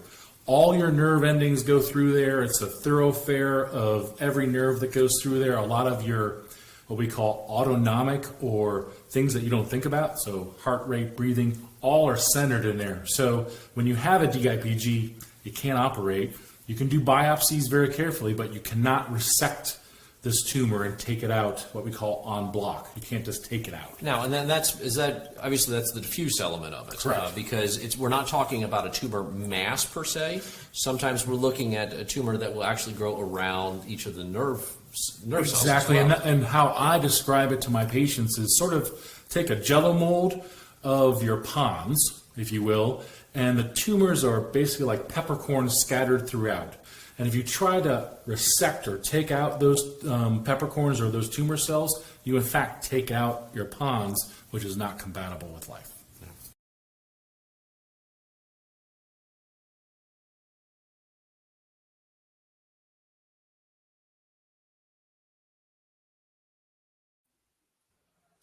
So that is what we're here for. That is what's going on and why we are trying to encourage donations and sharing and all that information. And again, huge thank you to Tony for putting this together and for these four guys for sharing their night with us to spend a little time supporting this awesome cause by playing a silly game and talking comic books. All right. So Tony, that puts us into the finals now. We got you versus Hialeah, and we got Chris versus Matt in the playoffs bracket. So we're gonna do a new set of comic-gories, right? JP's got a whole other set, and we're gonna take a look at some of those options now. And we have some at home ones, JP. Looks like you got. We had a couple of the battle royale. We had Okay. officially, unofficially geek with a little Dark Knights of Steel. They've had some great fight covers in that run. And then TM Nerdy with a little new Teen Titans. Yes, always good. All right. So with that, back to our randomizer. Our final round comic-gories. We got BBEG, Big Bad Evil Guy. We got Team Up cover. We got Fire cover, Water cover, Wolf cover, and Old Man cover. So I feel offended by that last one, but there wasn't a shot at you, John. It was a shot. Perfect. I love it. Leave him on mute, and he can be sad about it. Tony, I think you muted yourself. That's what I'm joking about. You did. All right, we're gonna randomize the list 3 times and see what we get. All right, here we go. 1, 2, 3. Team Up cover. Looking for your best Team Up cover. Any questions? 3 of you still have a pass that you can use here. It's only 6 categories, so you guys could manipulate what you wanted pretty good. Chris is like, I know I can't. Chris has already used this pass. Everybody feel good about using that? All No, right. let's Tony, you feel good with that one? Yeah, let's do it. Okay. Let's do it. So we're back to 30 seconds rounds. We're looking for the best Team Up cover, and your time starts now.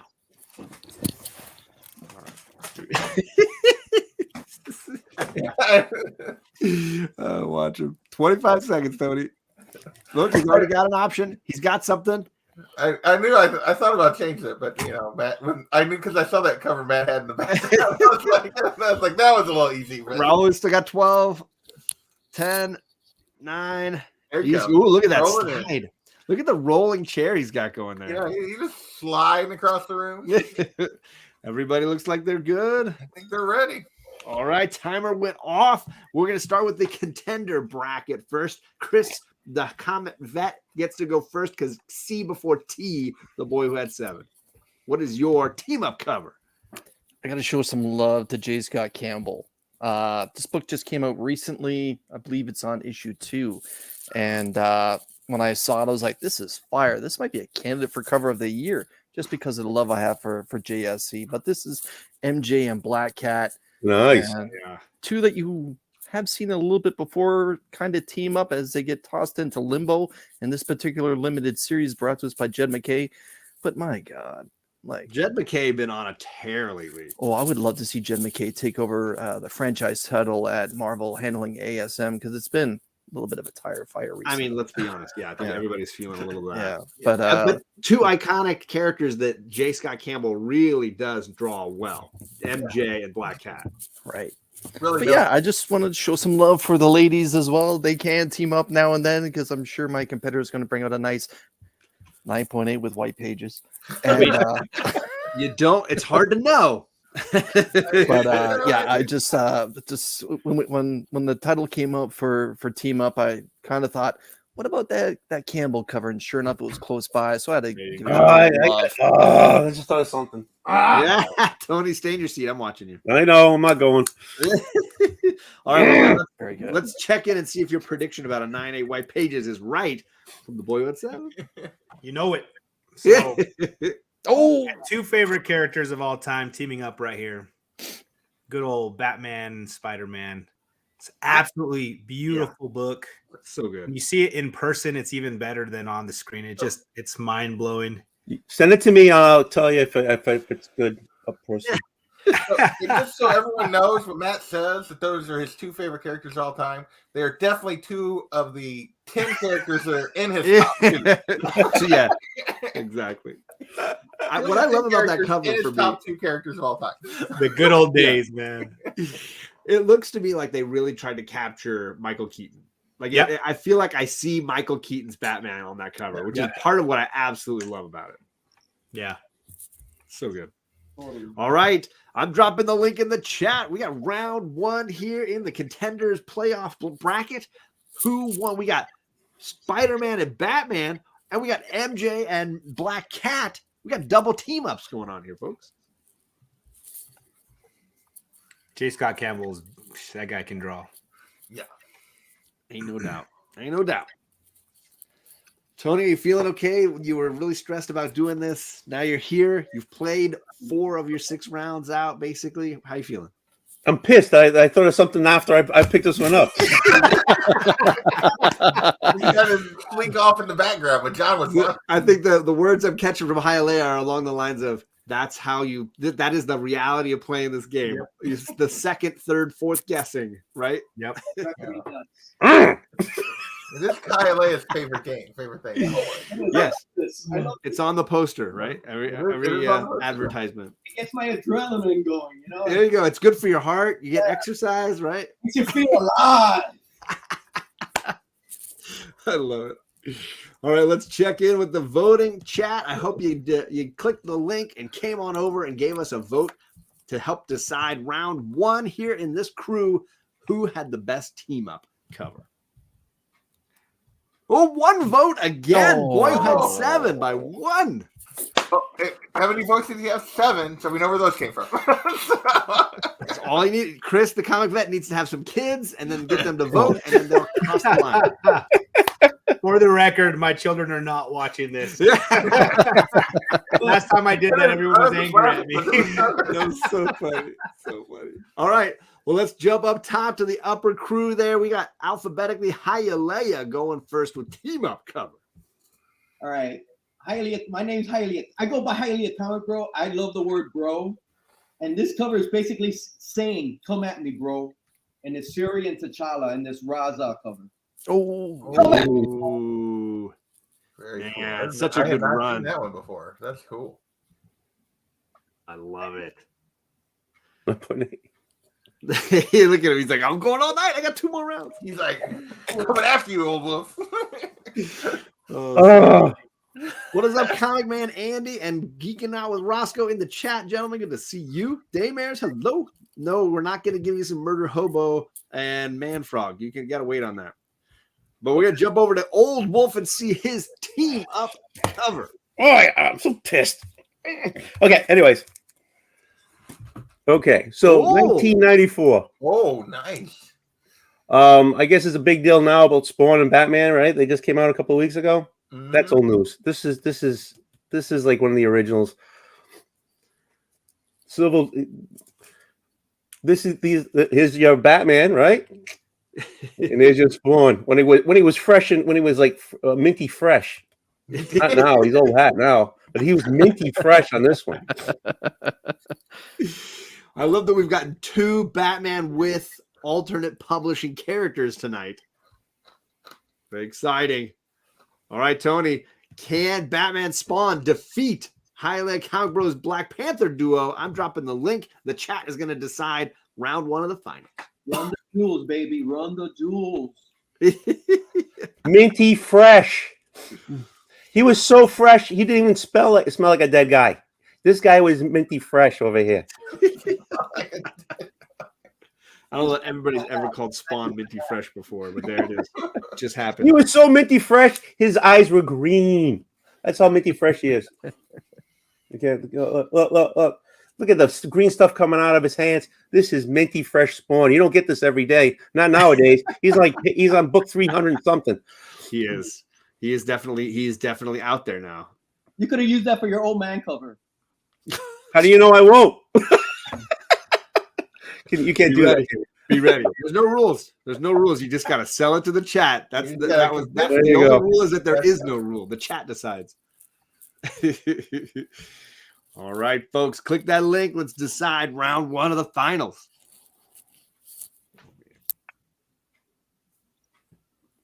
I've definitely not read the Batman Spawn, but I have read the Ta-Nehisi Coates Black Panther. Great series.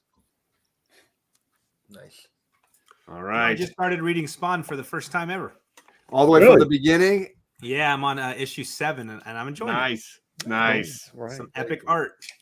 I never got past the McFarlane stuff into the stuff that I hear is when it just got incredible. But as a kid, I definitely read the McFarlane stuff. All right. Vote is in. Could Tony win round 1? Is Hialeah coming in strong with those 98 white pages? The winner is Tony. Oh, yeah. Wow. I don't know who he's bribing in the chat. I don't know how that's playing out. Take that, Hialeah. This is the one I wanted to put up. This is the one I wanted to put up because it was a great team up. He won, and now he's like, "Oh, I could have done better." Scott Snyder and Greg Capullo. All right, so we're gonna check in with the chat and see what people have been posting from at home. Unruly bringing a little villain team up, Doom and Namor against the fans. Wow. Unruly not flexing a little bit there. That's a big flex. Yeah. Daymare's bringing a little X-Men and Spider-Man. My guy.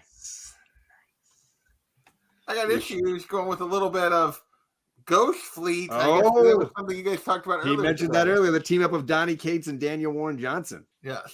And then Andre with a little, it scrolled me down, but it resent the one from earlier. The 2 new covers from X-Men X-Men team. 1. Yep. Nice. Oh, Tony's backstage. I didn't see you there. Sorry. Oh, what Oh, you didn't? 9.9 white pages. 9.9? 9.9 white pages. Put Matt to shame. Wow. You know what we're witnessing right now? We're witnessing Tony getting hooked on this game. Yeah. Amen. Amen. My Kamigori cherry has been popped, and I can't shut up about it. We got 2 rounds to go, folks. Yep, We are 2 more currently rounds. Sitting, I just looked, and Tony can check. We are sitting at 39.20 on the charity. Wow. Get those $80 more. Let's $80 get puts us at $4,000. 4K Let's get us for to the $4,000 day. $80, guys. Before we leave Comic Wars, we got 2 more rounds of books. $80. Totally can make that happen. You can do it. You can do it, please. All right, Believe in you, guys. let's randomize again. All right, here we go. 1, 2, 3. Wolf cover. We got our wolf cover. I don't know. There's some wolf, that's part of the show. So we got 3 people have their pass. Yeah. If they like to use it. Oh, Hialeah cuts it out. He's done. Hialeah's like, get He that wolf doesn't cover like out of it. here. There it is. Right there. No wolf. What am I going to save you for, man? We know exactly. Let's Yeah. use it sometime. Can't hold anything back.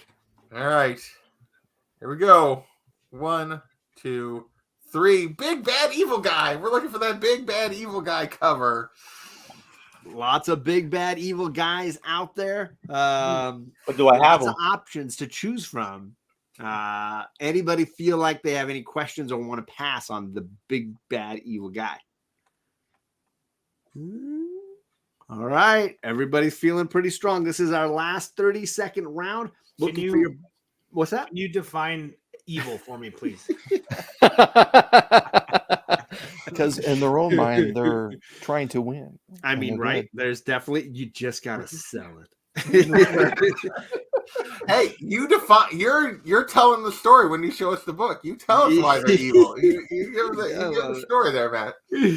I love it. All right, so 30 seconds looking for the big, bad, evil guy, and that time starts now. All right, we're looking for that last $80 too, like Matt's saying in the chat. Let's make it happen, Comic-Gories fans. You got 20 seconds still on the clock. Raul is back, and looks like Tony's back, and Chris is back. 15 seconds waiting on that.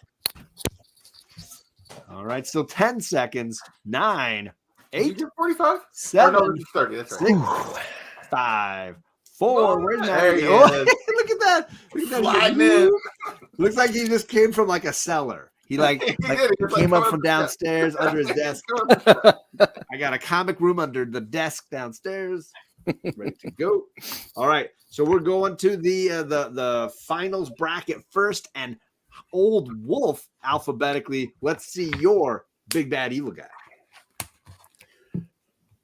Joker number 2. Homage to Batman 227. Yeah.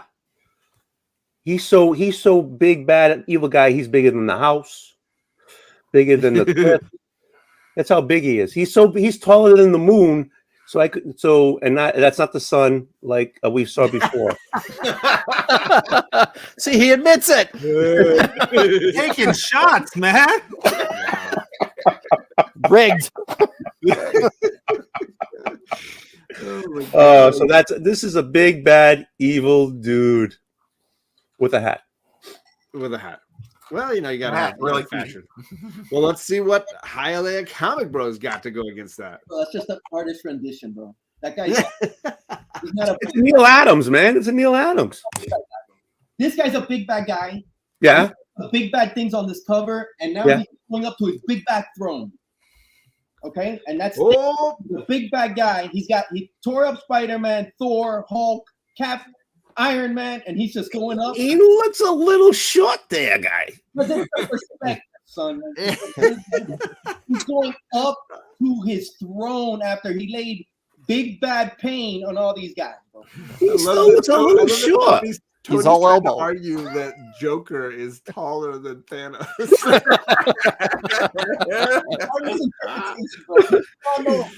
Dude, my guy was taller than the house. He was past the moon. Your guy looks like he's Joker is not that big. He's a little guy. He's going to make the toys for Christmas. That guy. He's going up to make the toys for Christmas. You remember when he got the Hulk and he just. I don't know. All I know is I see a short guy climbing up the stairs. That's all I see. I don't remember nothing other than a short guy going to make the toys. He's going up the stairs. And actually, it doesn't look like a throne. It looks like a high chair. He's a short guy going up to the high chair to get something to eat. He looks hungry. He's going to have his Cheerios. I want everybody to remember about an hour ago when he was like dead silent, covered in sweat. He's gotten a little more comfortable. Yeah. He's come on. I can see the bowl of dry Cheerios up on his high chair because he's going for a snack. You're opening up. I like it. You're in touch with yourself. I just love it. He was just like, I can't play this game. I can't do it. I can't do it. the sheer panic. Yeah. Oh, I'm tired. Oh, you're tired. So good. I'm loving it. Oh, sweet. He's tall. That's all I gotta say. He's still going. He's tall. He's tall. He's got big hands. He's got a big hat. He's got a big smile. There's a 2-year-old going to the high chair, going to eat some Cheerios. I'm telling you. All right, I'm gonna just bring the vote in. He's that small. All right. That looks like he's done, bro. That looks tired, dude. Did Hialeah finally stop Old Wolf in his tracks? He's this big. He's not that small. This guy's this big. Oh, it's tied. Next vote wins. This update's live. So this guy is about 2 feet tall compared to that little 2-inch guy. Somebody's got a vote.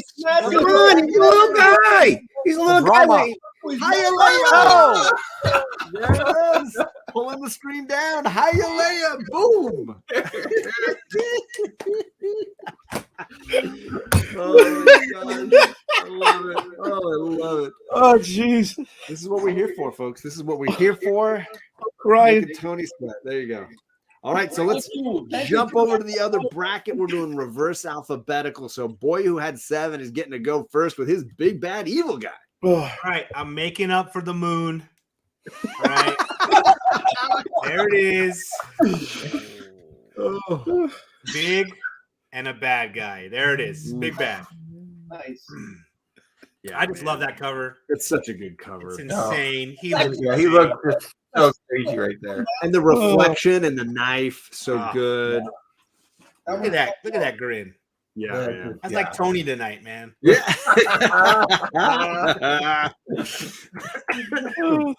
Oh, yeah. So good. All right, let's see what Chris the Comic Vet's got for his big bad evil guy. Is he bigger and badder than Bullseye? I think I got this whole thing wrapped up. Wrapped up. This guy is so big, they can only put his face in the cover because he's so big. Enough said. Oh, I mean, it doesn't get a lot bigger than But Galactus. you want big bad guy. Like the MCU is holding him back because after him, they literally got no one else. Yeah. It's the Galactus show. It starts and finishes right here. The biggest of them all. Haymaker. And like, you want to talk big hat? Like this is a big hat right here. And like sun, moon. I don't know why I haven't been using this book for the entire show. Like I really dropped the ball there. But no. Yeah, this as soon as I saw a big bad guy, I'm like, I hope this one shows up because I've had this one waiting in reserve. And Yep. Oh man. All right. Well, I'm dropping the link in the chat. We're looking for votes on round 2 here. Who had the best big bad evil guy cover? That's a good one, man. That's a good one, Chris. I gotta admit though, I both love, went with I Marvel love that close-ups. bullseye. That bullseye cover might be outside of Daredevil 181. That might be the best bullseye cover ever made. Love it. It's a great cover. Man, oh man. Whew. Yeah. I don't even know if that's a moon. I can't tell moons today. Yeah. You look tired, Matt. You look tired. He does look very tired. Shout out to Matt. Yeah, he's a hardworking guy. He's also given a ton of time to his charity, to his church, and to make time for this charity. I appreciate it, man. Yeah, man. Of course. It's so good to be with you guys. I miss you a bunch, brother. Yeah, we all do. We all do. Same, Absolutely. Guys. Now you're gonna make me cry. You got to get to. So I'm going to MegaCon in Florida in the end of March. You got to. Are you really? Yeah, that's awesome. I've been entertaining that thought, John. Dude, yes, I've been entertaining that thought. None of the Florida guys are going this year, John. I just want to let you know. What? Get the heck out of here! Yeah, they're like, oh, John's coming. We're out. Nobody go. I'm just gonna knock on doors. Hey, I got your address. Where you going? That's right. That's right. Blast. All right, let's Thank you, take guys. a look Love you here. Who has the big bad evil cover championship racked up here? Chris, the comic vet. Tying it up. All right, let me pull this out. All right, do we have some at homes here, JP? We do. There you go, Chris. Unruly with Ulik. Apparently, I don't know who this guy is, but apparently he's big and bad and he's fighting Thor. I So mean, there you go. You'd have to be if you're fighting Thor. There you go. Andre with a little carnage action. Well, that's a great cover. Officially unofficial geek with a little Doc Ock. Well, he's that big, but he's pretty evil. Issue sticking with the Danny Warren Johnson with a little Star Trek. I was gonna say action Star there. Trek cover. You're getting win me over. Really cool. Daymare's going with a little Howling Commandos, and we got some Ooh. Nazis in the background. It doesn't get any eviler than that. There you go. I don't know how big they get. Good point. Donnie Mosier coming in with an Airboy. And he a also says, "Suck it, Tony." message for Tony. Oh, Donnie. Donnie. So good. Yeah. So good. All right. Are we ready for our final round? Here we go. Oh boy. Highly Comic Bro trying to lay that hammer down on Tony. Water cover is our final category, unless what do we have? Do we have any passes? Tony and Matt both have their passes if they do want have to it, so skip they water cover. control actually what category we get. Oh, you're muted. What's left again? Can you show me one more time? Sorry, I'll put it back up. Yeah. We have water cover, fire cover, and old man cover. So if you both use your passes, somebody could decide the fates of the whole group. So you guys got to decide what kind of a water cover you might have in your collection that could help you win the whole thing. I'll pass. He's passing. All That right. means Tony, ultimately, Tony, you can pick the final We category. don't even have to randomize, Tony. You can pick old man or fire. Fire.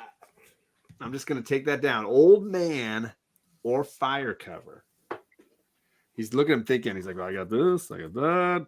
Do I even know? I don't. All the best thing is I can tell all the books in his collection just went right out of his head. Right there.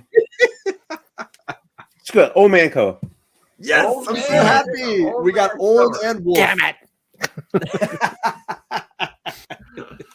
Lots of options here. Lots of characters who are just old. They've always been old. They're always going to be old. They're just old characters, right? You got to decide how to sell this as an old man cover. So lots of options here. Use a pass. Old man, look at the Chris in the chat. Slaying it. All right. This is a 45-second round. So you get that extra 15 seconds to look through your collection, looking for the best old man cover. And that time starts now. For all the marbles, folks, right All the here, done and So I done. got to the end. I needed 2 comic words. I was like, well, I got old wolf. So old and wolf. And there you go. I guess you could have gone with issue 65 cover. I could. Thank you, everybody, for That seemed being a here, for little more watching. Yes. Still got 25 seconds on the clock. We're looking for people to also vote donate to the charity link that that Jeffrey keeps dropping in the chat. Please do that or share it out. 15 seconds left.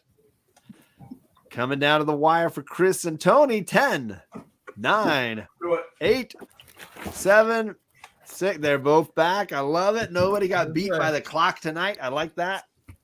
Never want people getting beat by the clock. So. Don't want that. That's the worst. All right, everybody made it in time. We are here for the final rounds. We're going to start with the boy who had 7 versus Chris, the comic vet. Alphabetically, though, Chris, you're going first with your old man cover. I have a wonderful Old Man Logan piece of original artwork done by Mike Ruth on a sketch cover. And I'll be damned if I can't find it. But I am a fan of Firepower, the Robert Kirkman Kirkman storyline that's been going on for a while. I'm not sure if it's on hiatus or not. I haven't seen any particular issues in the last couple of months. Chris Samney is the artist. Yes. And I fell in love with this cover. This is from, is it 22? 22, yes. And here we have I love Chris an Samney's old art. man taking on the young man with getting rid of Firepower. Pardon me, the Fireball. But yeah, by the way, like even if I don't win this is a storyline you all want to consider picking up and reading. It's just a quick, easy, super fun read. Yeah, it's a very good not read. necessarily a deep dive, but if they ever make this into an animated show, the way that they did Invincible, people are going to fall in love with this story. It is really, really good. My daughters love it too. It's been a book that we all read. So I buy a new trade Okay. and we all read it. But yeah, Firepower. So Just when I couldn't find that piece of our original artwork, I'm like, I know where I'm gonna go. There And you go. yeah, Firepower has a bunch of terrific covers too. But yeah, my old man selection right here. Old man, Especially if you versus like the young, Shang-Chi and any of that kung fu, like it's just perfect for that stuff. I mean, Right. Turtles it's- fans would dig it. Yeah, it's kind of like Street Fighter meets like Western culture. It is just really, Yeah. really fun. Yeah. Yeah. And family. There's a ton of family focus for the series, which I really dig. You just let everybody know we're over 41. Woo! That's wonderful. There Wonderful it is. news. There it is. All right, Wonderful let's jump over to the boy who had 7. Way to go, guys. Thank you. All right. First thing that popped in my mind is exactly what Chris was saying. Good old man Logan. Yeah. Oh, nice. I mean, it's on the cover, old man. For the win. This is such the an win. incredible read, too. Yeah. If you haven't read it, please do. But Old Man Logan, Old Man Hawkeye, all that is so good. Yeah, absolutely. I don't know how many of those of you've read, Matt, but I've read Hawkeye, Quill, so many great ones. Yeah, those All of them. Yeah, they're Yeah. incredible. So good. All right, I'm dropping the link in the chat for you folks to vote who had the best old man cover. And huge thank you to you all for continuing to support the charity link that Jeffrey's been dropping in the chat.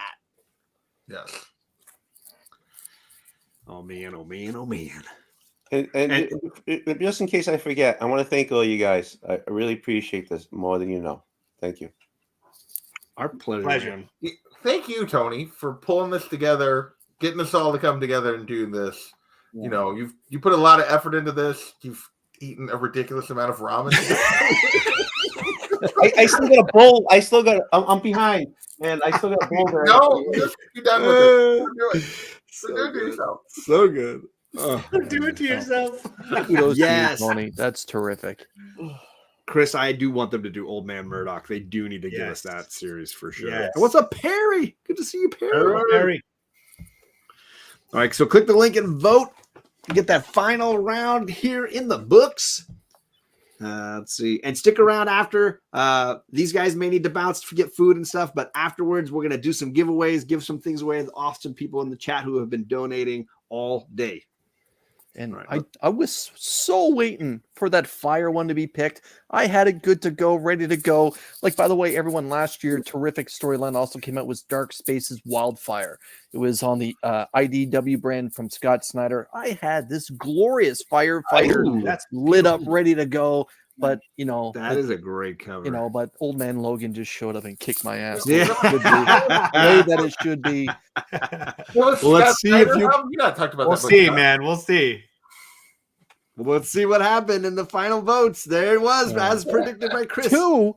Like, You got come on, two. guys. You all should have voted for Old Man Logan. That story was essential Wolverine storytelling, especially what happened to Punisher and Daredevil. My God.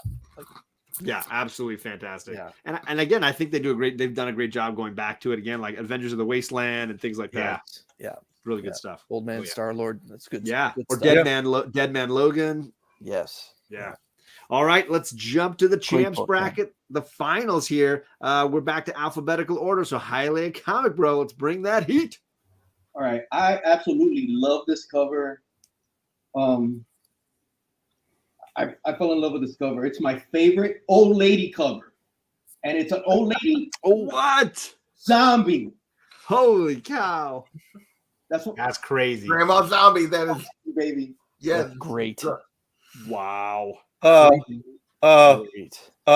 What? Say? That's not even in the category. Look at the glasses, bro. Classic old lady glasses. You know, blue hair. Come on. It's not the category. It's a dude in drag. It's a dude in drag. It's a transvestite.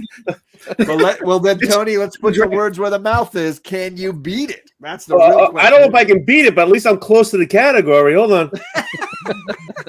Okay, I had a total brain fart. I just went blank. But then all of a sudden this popped up. This guy is so old, he's dead. So wait. I think everybody's going to vote for the boy at 7 on this category. This guy is so old, he's dead. Okay, and it's signed by Donny Cates, but I digress. Okay, I digress. Anyways, this guy, it's a guy. It's a guy, not an old lady. It's a guy. Can we read up the category again? He's a vampire, right? Old man. That's an old skeleton guy. That's not even a guy. Bro. He's a guy who's dead. He's old. Vampire, right? He's so old. It's like an alien. I know. This could hit multiple categories. Just like okay. But this category was old man. Old man cover. Guess what? He's old. He's a man.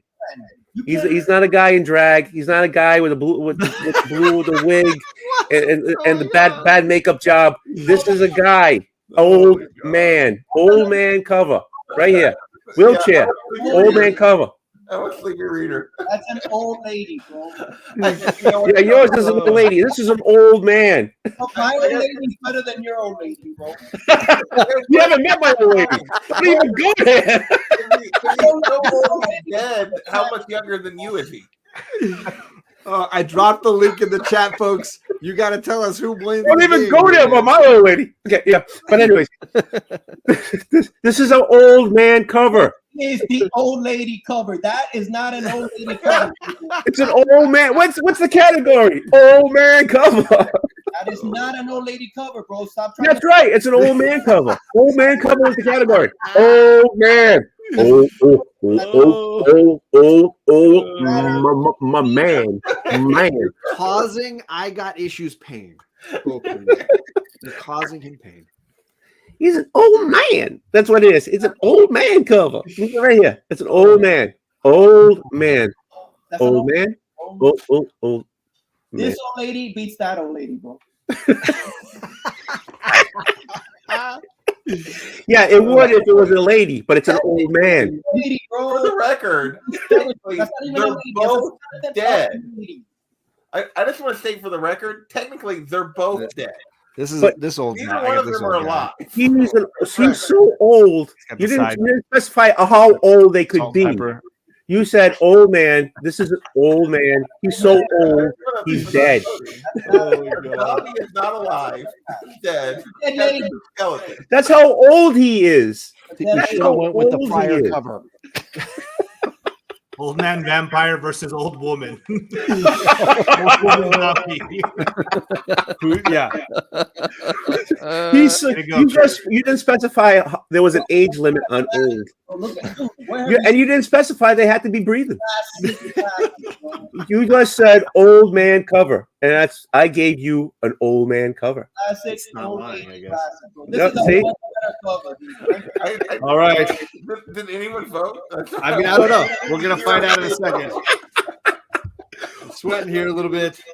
Old man cover. Old man cover. Old lady, bro. Tony.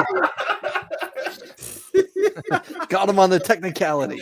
The only way he wins is to host the show. Look at that. Look at that. Oh, big man. Oh, so good. John and JP, you guys must feel like Simon Cowell discovering some new talent, you know? So good. I'm exhausted. I'm totally exhausted. Oh my goodness. Congratulations, Old Wolf, on your victory. Well done. Now let's get it. What's our tally? We played Common Cores. We started at 36 something. Where are we We're at 41-24. Wow. Well done. Well Oh done. my gosh. Thank you to everyone in the chat. Everyone. And everybody who joined the show, obviously here, taking the time out of their Saturday away from family and fun and whatever else. Just appreciate you guys doing this for us and for Tony and for this amazing charity. Oh yeah. So yes, congrats, Tony and Chris. Now that you've had a chance doing this, I will definitely make sure when we get back to regular season, I'll tap you again and see if you're interested in coming back. Appreciate that, man. You can count on me. That was a hell of a good time. And Tony, congratulations, man. That's one hell of a result. Thank you very much. What, me winning? Yes. It was. No, not that. Oh.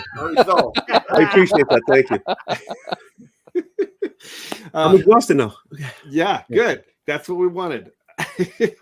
So if you guys need to bounce out, this stream continues on, so you guys don't feel any obligation to stick out around any longer than you have to. Matt, did you want to say something? Sorry. Yeah, if you guys don't mind, if I could have a second. Of course. So I had this book out today because it reminded me of good old Simon R. Yes. Yes. We recently lost Simon to cancer. And since Tony's doing this beautiful charity for Cancer Day, I thought it would not be good if we didn't mention Simon. Yes. So Frog Boy, I don't know if you guys know Frog Boy, but he makes these recreations that you see behind me, that Spider-Man 361 back there. Beautiful. And he decided to open up one commission spot, and he's having people bid on it. And whoever wins gets that spot, and it's all going to Simon's wife, Sarah. Oh, that's very good. So right now the bid's at $2,100, and it's a good amount. So if you guys can just think about Simon, I also got a GoFundMe up for him. If you guys can jump on that. If you can't, just spread the word, do what Tony's doing and get out in front of it and let people know. That's wonderful. But Tony, thank you for what you did today. Thank you for inviting me. Thank you for fighting cancer. I've lost a few people very close to me to cancer, and I can't wait to see it beaten and forgotten one of these days, man. So way to Me go. too. Where can people go to Here. enter to for that original art piece? Where can they go for that? The commission. So go straight to Frog Boy on Instagram. It's FRAW, and then G boy. So I'll put it in the chat right now. Oh, perfect. Thank you. And if you just message him on Instagram, let him know, hey, I'd like to bid on that. And yeah, we'll get Sarah some money, and Frog Boy will do a beautiful commission piece for you. I love it. I love it. Yeah, and thanks for reminding us about. I mean, obviously there's a constant. Yeah, I should have brought that up in our before, and I community apologize. over the last, well, since as long as I've been in this community, we've been losing people to cancer, and Simon just the most recent and the one we're probably feeling most recently, most intensely. So thank you for that reminder. Absolutely. So stick around in the chat. We're going to do some giveaways to congratulate all of you for participating in shouting the show out and dropping the links and sharing the links. If you guys need to bounce for food or for whatever, for anything, you're all good. I just thank you a ton, and make sure you come by the chat and hang out with us as we go, because we're doing movies next. We're going for another 2.5 hours before we reboot the stream. And then it's going to get wild, because Old Wolf's going to start drinking in about 2.5 hours. And I don't know what's going to happen. That's when the rated R version of the show kind of kicks into gear. So be ready for all of that. Old Wolf is going to really go off the rails. Oh, yeah. I've been holding, Hialeah's over there drinking. And I'm like, you son of a. You're going to earn it, man. You got to earn this. Come on. Put in the hours, put in the work. I know. I get a few more hours to go. It's okay. Oh, Simple Simon on a quick break from work. Simon, thank you so much, brother. Yep. Wish you were here, man. And He Jeff, will be. I thought we were in one. I'm with Damars. I thought we were doing that in 1.5 hours. The which part? The drinking part. Oh, is that in 1.5 hours? All right. I don't know. I'm trying. Yeah, this on paper, this was supposed to be the movies, and we never did anything, so we can start the drinking early. I thought we had a whole crew joining us for movie talk. Is that not happening? I don't know. I don't know. I don't know. This is your show. I had a lot of irons in the fire. Wonderful. Well, I'll tell you what, I'm going to put together a wheel so that we can give away at least the mystery box that I had been promising. Yes, please. We'll hang out for the mystery box. So I'm going to say, if you want to be entered into the giveaway for that, all you need to do is type hashtag ComicGories in the chat, and I'll type it out for you. It looks like that. Hashtag ComicGories. Type it into the chat. I'll know that you want to be on that wheel, and I'll load your names on. Apparently, Old Wolf wants to win. And he just left, so I'm not counting. Well, he typed it in before he left, though. Yeah, you're funny. I am Old Wolf now. Look at me. I'm Old Wolf now. I know that movie. It's almost a better meme, I think. We got Barbarian. I got Big O. Paul. What is going on, Paul? I got Daymers. I got Carrie. What's going on officially? I got Dr. Von Hoot. Sorry that my computer is right next to my microphone. You're okay. You got Chris, the comic vet. You got BRCLAR, Barklar. BRCLAR. You got Jeffrey. What's going on, Jeffrey? The man with the wrench, dropping all the links. Much appreciated, sir. I gotta say, my hands have never been this clean. I don't even know what that's supposed to mean. What does that mean? It means I've gone to the bathroom so much, I keep washing my hands. Ah, okay, good. That's good. That's good. You wanted to know, I told you. Donnie, Because he didn't do it before, guys. You're not supposed to tell everybody. I told you that in secret. That's right. That's right. Comic Gories brings out the best of us. I got glitter at the bottom there, John. I got glitter and duct tape. I got Donnie. Thank you, everybody, for hanging with us, for sharing everything, and for supporting the cause and Tony here as we watch him descend into exhaustion. Tony, it's more fun playing Comic-Gories with a drink. Yeah, I bet it is. Yeah, Ben Compton coming in. Ben Compton. Yeah. I bet it is. Experience. Salt in the ramen goes right through you. I mean, I guess. And I've been drinking water. I mean, I'm gonna show. You think I'm kidding? Hold on. If you want to be into the on the wheel for the spinning giveaway, I got 13 people on the wheel. Hashtag Comic Gories. Just type it into the chat. Just for being here, for supporting. If you donated, even better. And you'll get on the wheel for the mystery box. And I will message you gift stuff. This was a fresh 24 pack. You're keeping hydrated. I'm glad you're hydrating. Yeah. Man, when you switch to the bourbon, you're going to have to pee like every 15 minutes. I do know. Keep those bottles close by. I got Brian LCS. What's going on, Brian?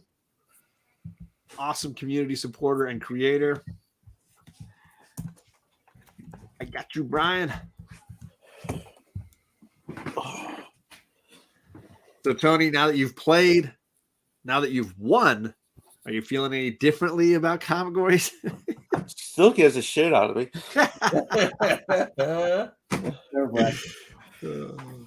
Did you get Brian? Brian was the last one. I did. Yep, I got Brian. That puts us at 14 names on the wheel. Good odds for everybody on the wheel. Come on, everybody. Put it in. Out of water. I got to make sure I reload water before we get into whiskey tasting in an hour. Whiskey time coming soon. Yeah, I got to double. I could have sworn it was later than that. I got to double check. Well, I just know what he told us in the chat. That doesn't mean that. It doesn't mean anything, obviously. It doesn't mean anything. It's just what Olaf told us. He said 11 Eastern. Yeah, I did. No, you're right. You're right. I don't know if that was supposed to be, if he got that wrong. So. No, I'll tell you exactly what it is. There's a section here that I screwed up on. So it says starting 11. We're starting. Yeah, I see it starting in 2 hours and 20 minutes is when I see that starting. So it's supposed to be 11. And you had talked to that group about talking about 80s movies in 20 minutes. So what are you talking about? Yeah. So okay. I don't know. Whiskey time is. I wish wiki. Yeah, for you maybe, Adam, not for me. I'm gonna copy the link and drop it in that chat group if I didn't do it already. Let me make space here. Let's see here. Where is my comic? Where's that group? You got me in too many groups here, Tony. I can't keep track. Never too many groups. Yeah, here it is. I got it.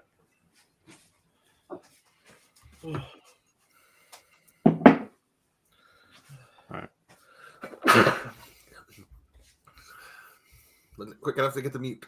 Bless you. I know. I was reaching for it, but it was too late.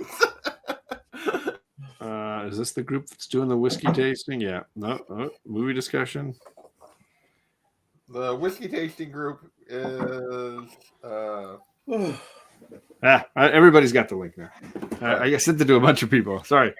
Yeah, we're gonna talk about our favorite '80s comedies. Carrie, we're gonna talk about some fun. This is the link for talking movies, and Damer's replies. This is the drinking group. Is that what I did? I sent it to the wrong group. I don't care. Make everybody drink everything. I don't care. So hey, guess who's in the back? I mean, then we'll be on the drinking group. Will be on the third stream then. What? The Rod here. Rod. Right. What's up, Rod? What's up, son? Is that the case? What's going on, gang? I'm sorry. What, JP? So if we're not starting until midnight Eastern, that means we'll be on the third round. Then we'll need to link to the third stream then. That one starts at 1:00 Eastern. Which is midnight. Oh yeah. Oops. I sent the. Okay. So I did send the right drinking link to the right drinking group. Okay. Okay. I think I sent them that one. So I think it's messed that up. one. Either way, we'll figure it out. All right, guys. I am out of here. Thank you. Tons of love. Thanks, man. Y'all. Much It's appreciated. great seeing you. It is actually great seeing you at Baltimore. Nice to see you, bro. Yeah. Nice to see you, bro. Right. Good to see you too, Rod. Let's go. All right, guys. Have a great night. Love you much. Love you too. Later. All right. Why? Yeah, I'm going to take off, guys, too. Thanks for having me. Well, thank you. Tony, I hope that I hope that it continues to crush and you get over 5, even 6 at this point. Rod, it is wonderful to see you. I hope you and your wife are doing well, my man. It's been a bit, but yeah, take care. Guys, this was a hell of a lot of fun. I appreciate it. The door is always open. Just knock. All right, no Take care, problem. guys. Thanks, Chris. You're the Yeah. best. Thanks, man. Rod, it's been so long, man. Well, not for me.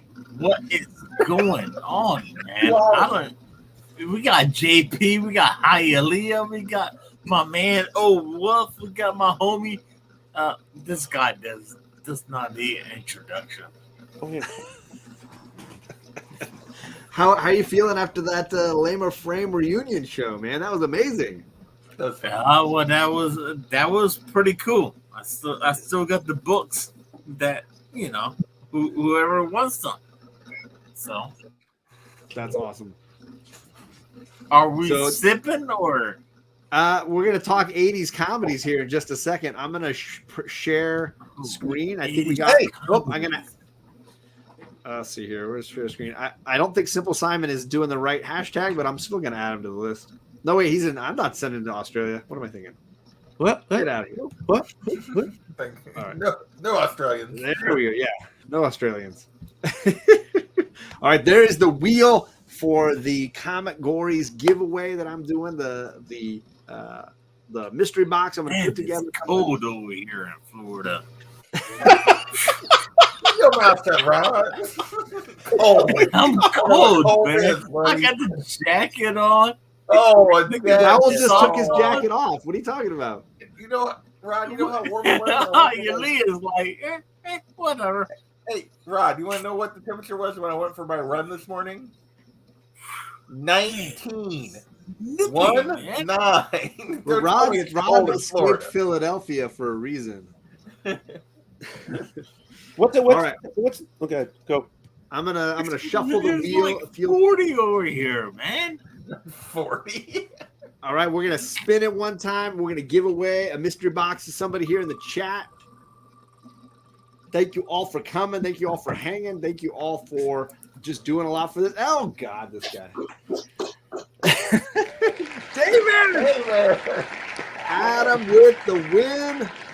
Winner. Chicken dinner. Good thing I already got his address. He's in the deep weeds already. I got him. All right, so that was for Daymare's won a mystery box from me. all right, can we spin? Rod is trying to. And Rod's got some giveaway books. He's got giveaway books. Let me blow you up there, Rod. Look, I mean, they're really good books. Ooh, nice. Signed by Chip Zdarsky, that first book with Yep. the COA. Holy cow. Where's this price tag someone then? The certificate right there. And Mr. David Mack, too? Woo. David, All right. tag someone if you don't want it. No, I got Daymare's. He's not getting out of that. All right. So I'm going to spin the wheel. I'm going to shuffle it a few times first. We're going to spin the wheel, and Rod is going to give away some books to this person. Oh, is it going to be Czars? That's Australia, isn't it? Is it? I don't know, is it? If Czars, if you're in the USA, I want you to hit Rod up on Instagram, Just a Rican and his comics. Give him your information. If it's outside the US, he may need some kicking in and some help with the shipping on that one. Or you can prize tag somebody in the chat.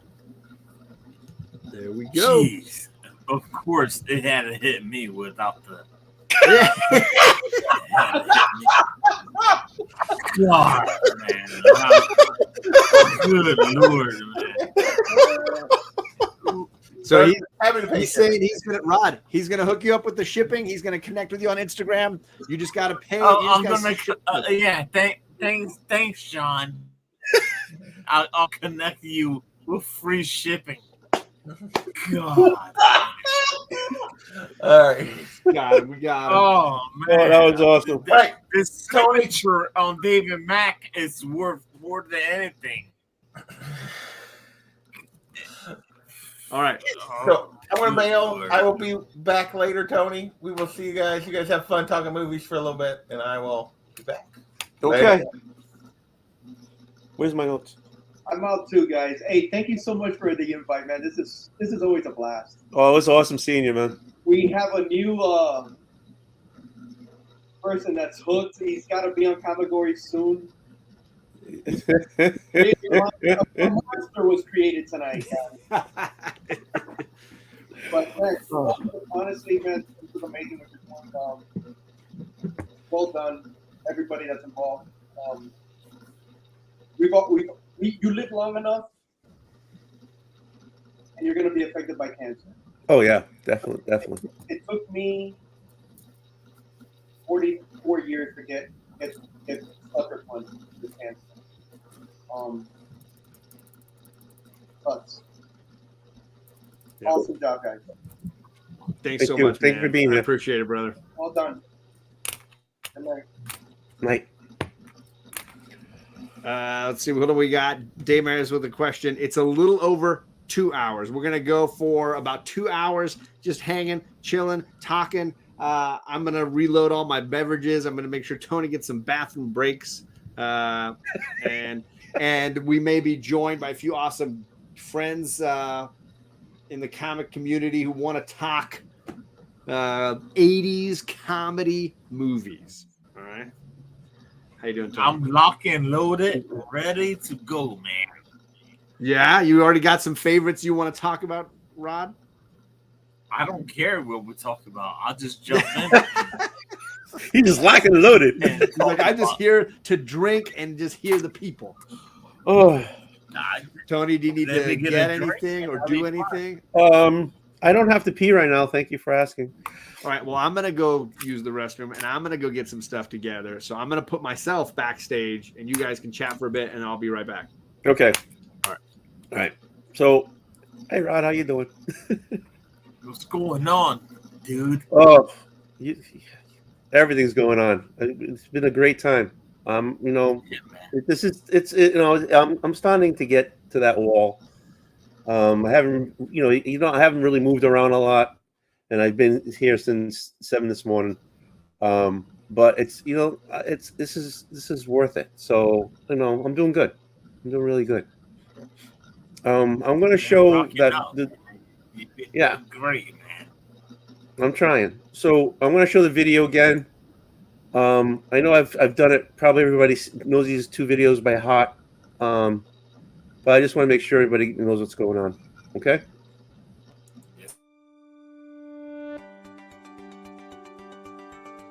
Imagine finding the cure for cancer. Not a cure for a cancer, but the cure for all cancers. Experts believe it starts with the most difficult cancers, like childhood brain cancer and DIPG. It's the home run cure. But unlike other cancer charities, it's our mission. Then again, we're not like other cancer charities. The Cure Starts Now is an organized, passionate group with a single goal: cure cancer. We have a plan, a strategy, a process.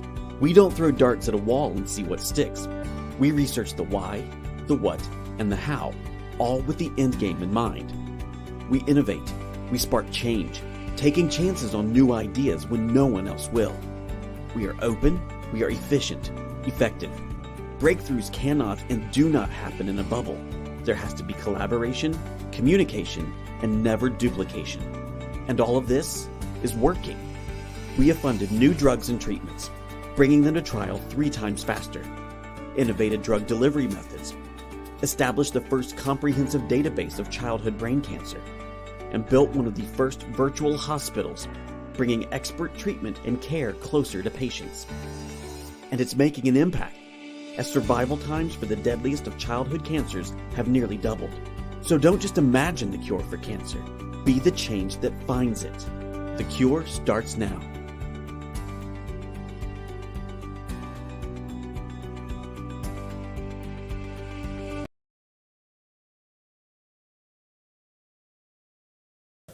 My name's Trent Hummel. I'm a pediatric neuro-oncologist at Cincinnati Children's Hospital. I'm also a member of the board of directors of the Cure Starts Now Foundation. And I'm Keith Desrick. I am chairman and co-founder of the Cure Starts Now.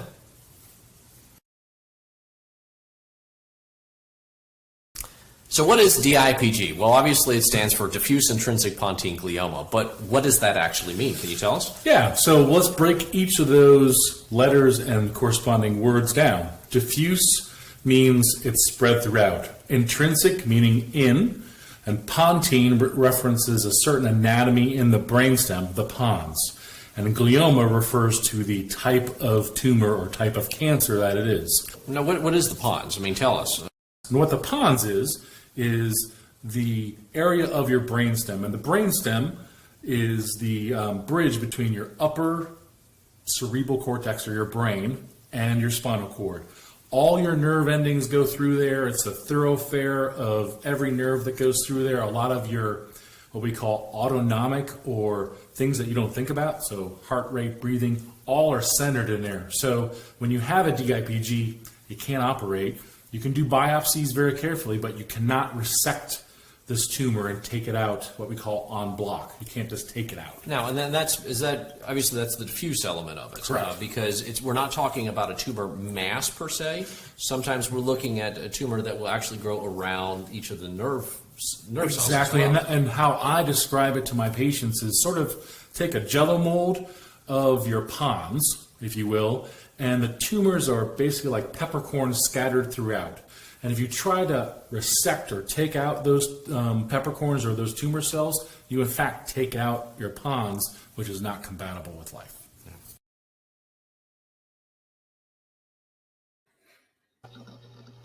So that's why we're here, to raise money for a great cause. And I've been saying it all night, well, since I started this. The Cure Starts Now is working to cure cancer, basically. And they do majority of their work, if not all their work, with pediatric, with brain cancer, with children brain cancer. Selina, who's up here in the upper right-hand corner, Selina Oman, her parents were on earlier. We know the family very well, like family. And we knew Selina like family. And she died roughly 5 years ago. She was 10. Once diagnosed, she passed within 9 months. So she was diagnosed at 9 and she passed at 10. And I'm seeing them a lot. I apologize. But that left the space, and that space, you can't fill that space. And nobody, even a parent, worse, that space can't be filled. And no parent should go through that. No child should go through that and have this cancer that there's no cure. As of now, there's no cure. There's a 0%, that she's going to live. A child who has this, or even an adult who has this, they're not going to make it. So we need to fix that. So that's why we're doing this. I know I'm getting tired of this rambling. But If you give me a second, I wanted to say something. Sure. This past Friday, I know what you're doing right now for cancer, and cancer hit our family, especially my mom and my sister-in-law. And this past Friday was 5 years that I lost my sister-in-law to cancer. Just saying, cancer sucks. We gotta kick this thing in the ass. So, yes, we do. I don't have. Okay. Yes, we do. We have to, and without. I can only speak for the Cure Starts Now. I've worked with, I've done walkathons for the Cancer Society and stuff like that. But this foundation very little goes to keeping the lights on. So they get their budget to keep the lights on from grants that they go out and get. And so the money that we're raising today, Rod, goes like 100% to find a cure, so nobody feels what you're feeling, what and the missing her, so nobody feels this again, and nobody should.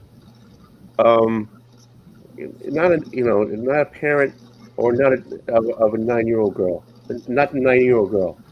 None of it, this shouldn't have happened, and that's what we're trying to fix. I'm really anti. So, and that's why we're here, and that's why, hey, we're way over and I'm very happy.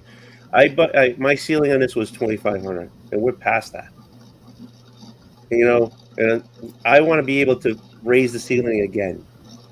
So right now my ceiling is 5. We're at 4175. I want to raise the ceiling again. So basically that's it. Hi. Back again. Sorry. That's okay. Well, I'm just here rambling.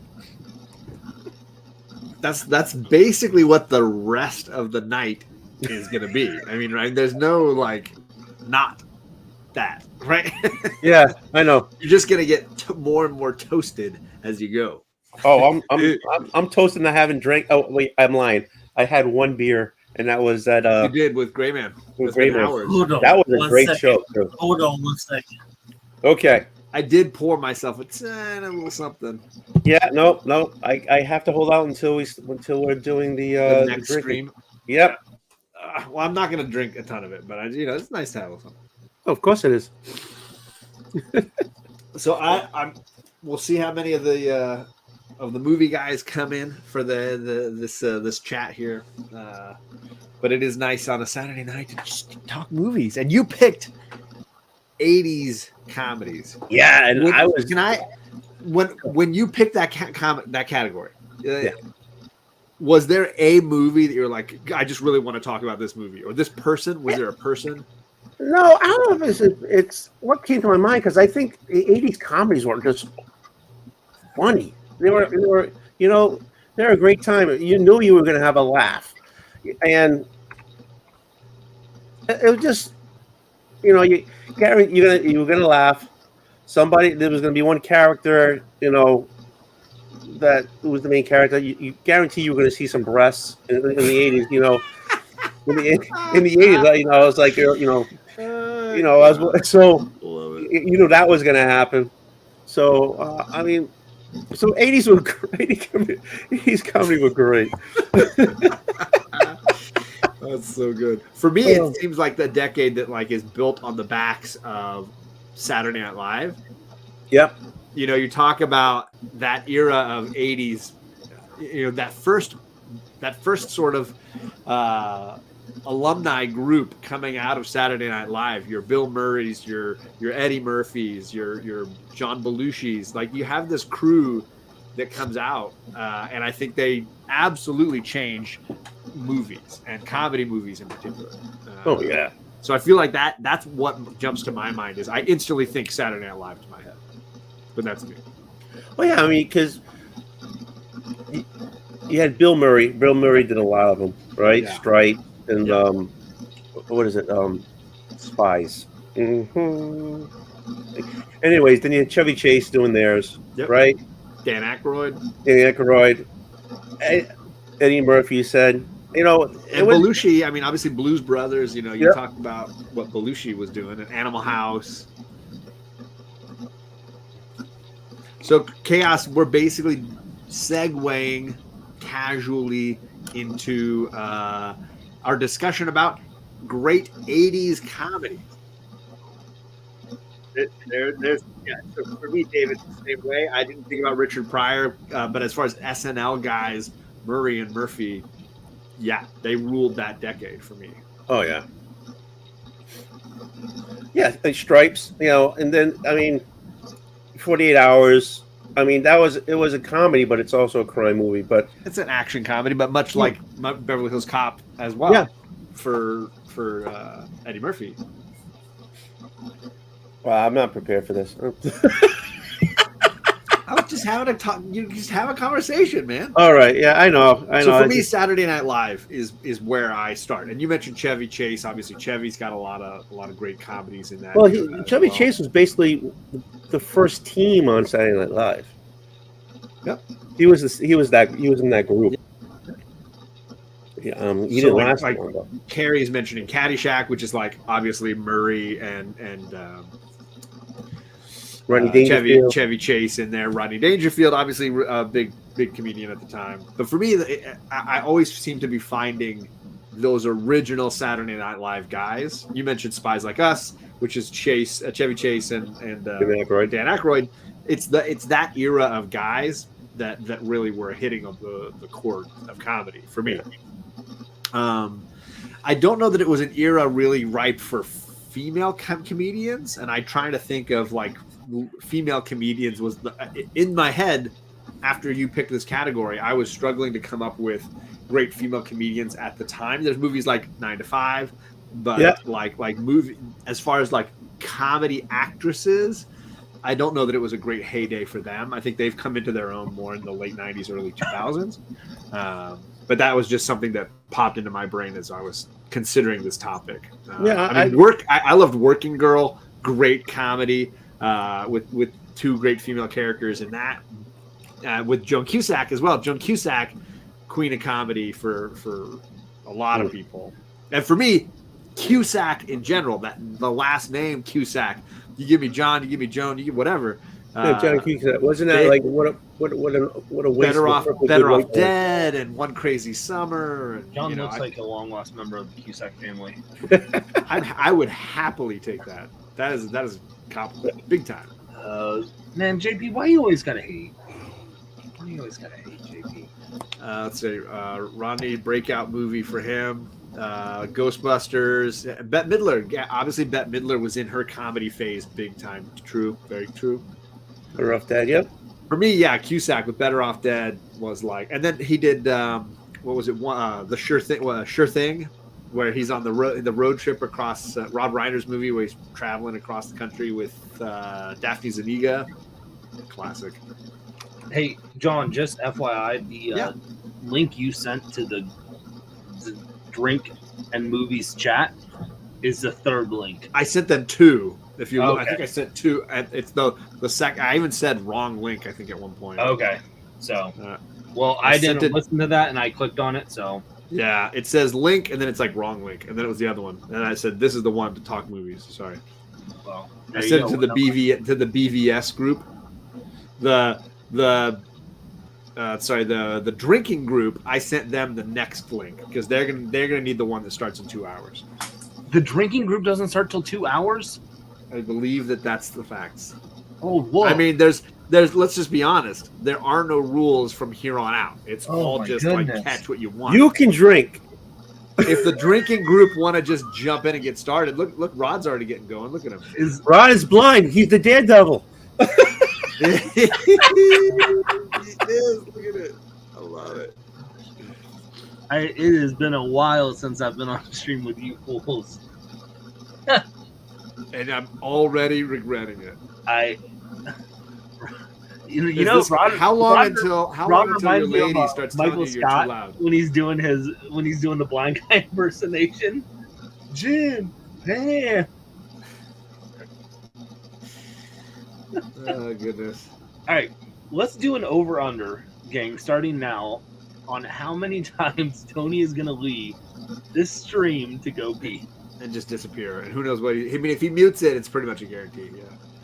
I mean, Carrie, you are holding down the fort in this chat. I totally agree. John Hughes, Say Anything, Valley Girl, yes. But it also is funny because Stacey is literally sitting in the room and she's just like listening to all these shenanigans. And Ron's not saying anything. Just he's also mute. He's blind and Rod, mute. You do know blind people can talk, right, Ron? Just want to. Foggy, is that you, Foggy? Is that you, Foggy? Foggy. Better is than anything that I could you? have planned. Oh, Yes, Tom Hanks had a few bangers as well. Big, Burbs, Money Pit, Splash. Talk about a guy who was literally in the 80 comedies and then is just like, nah, man, I'm gonna flip the U-turn. script. Yep. Oh, he's got the Rod the Rican shirt on now. Look at that. Look at that. You Tony, see that, Rod? That's the OG original Rod the Rican shirt. Well, I'm blind. I can't see. Describe it to him. Okay, so it's black. It's got a big white circle, and it's got a hat. It's got a comic book and the microphone. And it says, But no turn. Just a Rican and his comics.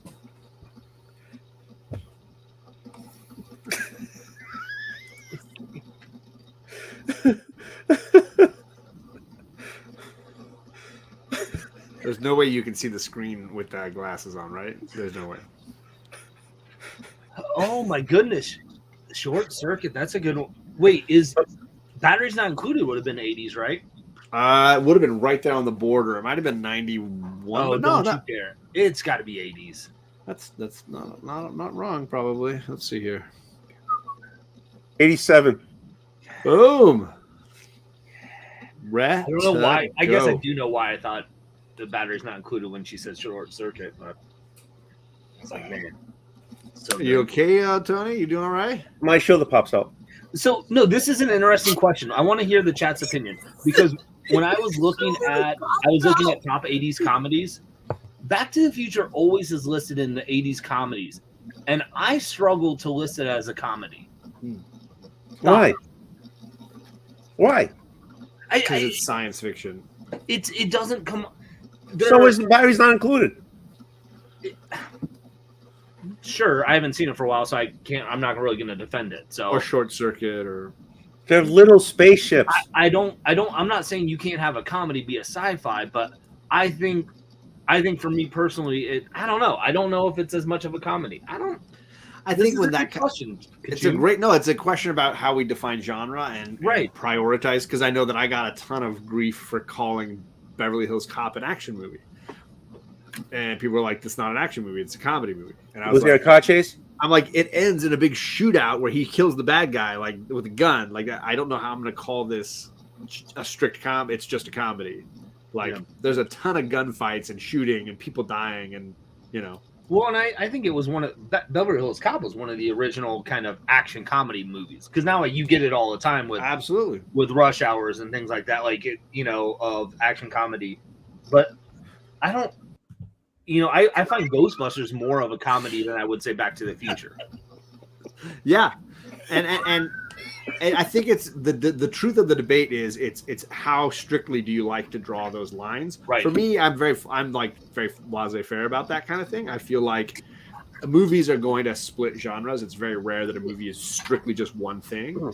So it's just a matter of how rigidly you want to hold it to it. I think I think Back to the Future is hilarious, and there is so many moments that make me laugh that I'm willing to give it a ride on being a science fiction comedy. It's like it's a both.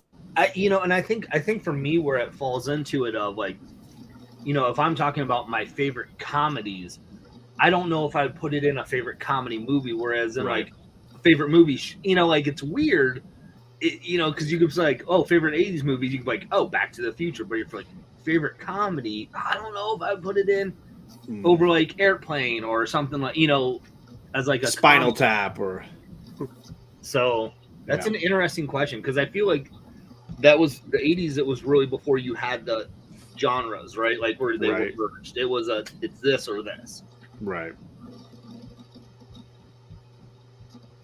Well, Gore said something. Gore always speaks wisdom. So let's see what Gore said.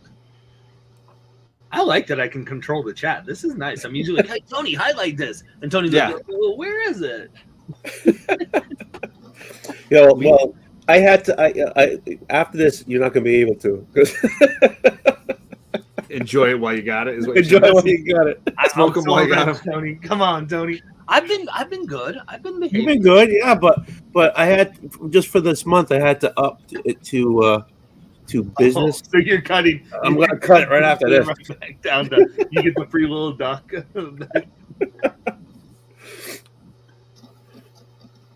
The Sandlot it's my best movie ever.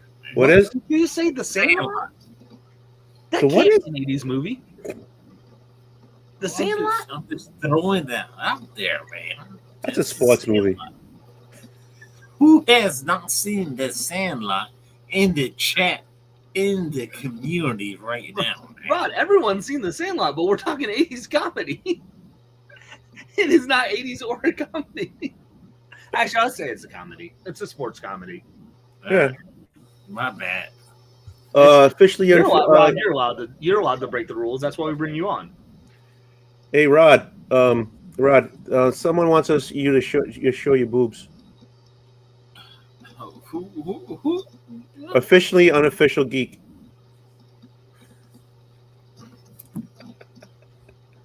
I can't do that. I can't even read. Old Wolf talked boobs. Just one of the guys. Oh, it moved. Has boob flashed. Yeah, don't worry. Tony can't read either. Tony, that's not It what. moved. That is not. Hold on, moved. Tony. Oh, there we go. You literally said no. She's saying there's a movie called Just One of the Guys. And Oh. that movie has a boob flash. Oh, Jesus Christ, man. You can do that for nothing. We should have got some money out of that. God, I just made a. Well, at least I didn't take my shirt off.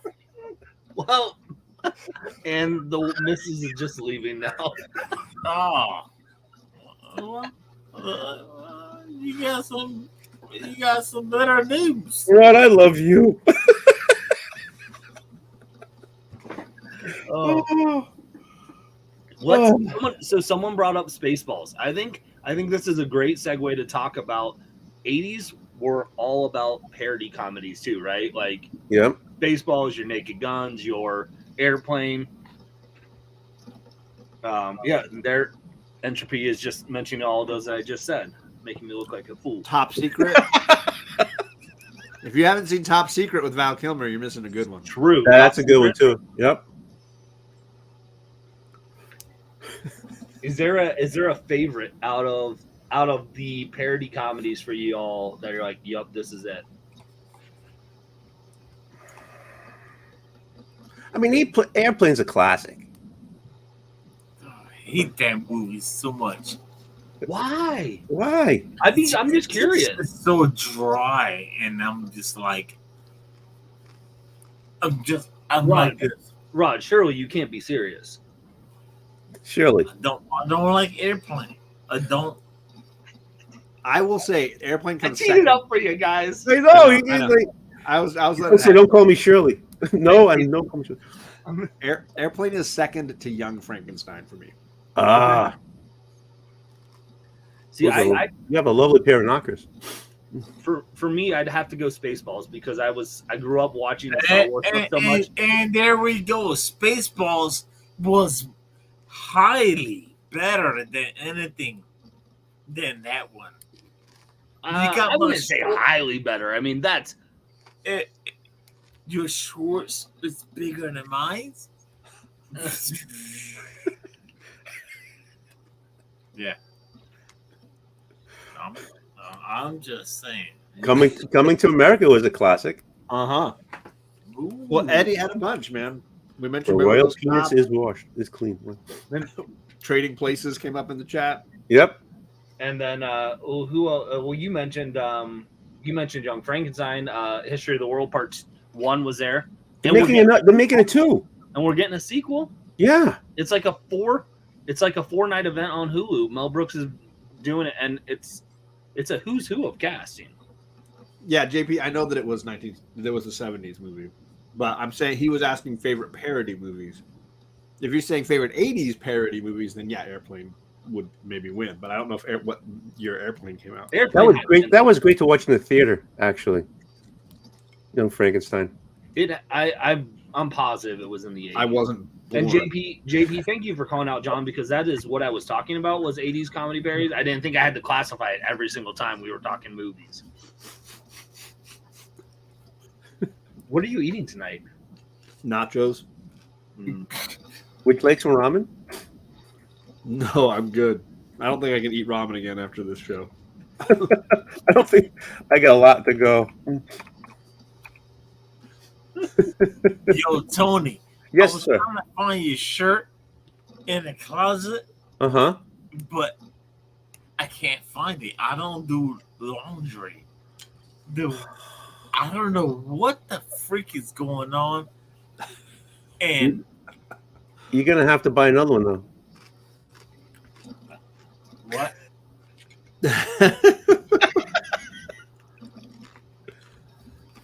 Put her on. I want to see you. John, Ryan makes a good point. If you order fully loaded nachos for the whole table, you have to share them. Can you tell her? Can you tell her that's a rule? Tell her it's a rule? That's one of the only ones I've seen. It's the only one I send to you. It's my favorite one. Hey, Fly Guy Ryan. I send it to everyone, and Ryan's like, "Oh, that's your favorite sketch," and it's not even mine. I'm like, "It's my favorite. Absolutely, it's my go-to." I watched a few episodes, so I saw like full ones or whatever. But they're still like 15 minutes or whatever. Yeah. Oh yeah.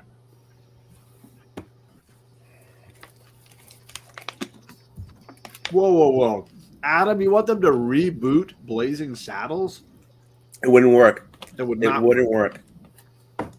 I firmly believe. There's It wouldn't work. There's no. You talk No about, way. you If they talk couldn't about- do it. You talk about movies that can't be done, like The Office could not be rebooted and get away with what they get away with, and that was what 10 years ago. No. Blazing Well, I meant Saddles more was like the got away fact that with? like No way. the genre of westerns is ripe for mockery back then, but they don't make westerns anymore. So it's like, what could you possibly mock that people would be able to reference and understand? And It's they a couldn't do very the passe level of genre. The humor, the offensiveness would be over the top, and it would not have the same feel of the movie. Oh, he was being sarcastic. Sorry. Oh, sorry. Chris Pratt and Kevin Hart. God. He'd be like this. He's only like 5'3" or something, isn't he? 5'3", that's like me standing next to you at the Comic-Con, Tony. It was exactly like you standing next to me. I know, I'm sure. Carmen forever. You still got the belt? I like that Ryan thinks Rod was Velma. Speaking of reboots, Velma just dropped on HBO last night. What? There's a on HBO they did a Velma. They're doing a Velma TV series. It's a like adult animation cartoon. Mindy Kaling or whatever. She's voicing Velma. The guy Glenn Howerton or whatever from Always Sunny is voicing Fred. And so it's an adult. But it's focused on her, kind of like it's Wednesday it's focused on Velma's the Wednesday. main one. Yeah. Is that the new like thing? It's just like pick one character from a group show and do like a solo show. I think so, but they're adapting everything. So, so. Kaling, yep. Robin Williams definitely had some good comedies, but I don't know what he did in the 80s. I like how the tunes like anyone mentioned Evil Dead or Robin Williams, they're like you think about the same. No, I was reading his stuff. Well, no, I was saying I like how Kachun said that. Ah, not you. I was reading what he said. That's what I was doing. No, children. Let's see here. Popeye was. I think I saw Popeye once because my mom didn't like it for whatever reason. She said Popeye was one of the few movies she ever walked out of in the theater. Really? Yeah, and I don't remember seeing it of why she would have because she watches a lot of dumb movies and bad movies. Wow, actually, Popeye, World According to Garp. Yeah, he had a rough 80s. Yeah. I Survivor. struggle with Good Morning Vietnam as a comedy. I mean, it is funny, but it's also like a heavy drama. So for me, it's like one of those. If I like to Greg's point earlier, like would I list that among my favorite 80s comedies, or would I be like it's just too heavy, right, to end up making the list? Right. As funny as the funny parts are, is it too heavy to be considered in that list? You know. Don't forget, you guys, man. What? Look at that link that's running through your show right now, man. Yes. And your screen. Don't forget to support. This is why we're hanging out right now, man, doing this stream. Because Old Wolf 65 is dropping out a bomb, man. We're going to beat cancer, and this is what it's all about, man. We got the whole panel here, and this is what it's all about. There it is right now. The Cure. So yeah, Doubtfire is definitely great in the 90s, and Dead Poet Society was 89, so right there on the Just made it, cusp. yeah. But obviously not the. I mean, maybe the funniest movie to deal with suicide. Like, not necessarily. I'd struggle putting it in the comedy group, but a great movie. Thanks, Rod. Thanks for calling out because we I haven't done it in a while. So, yeah, don't forget why we're here. You told me to be here. Don't forget that. Roger, you told me to be here. You dropped the link.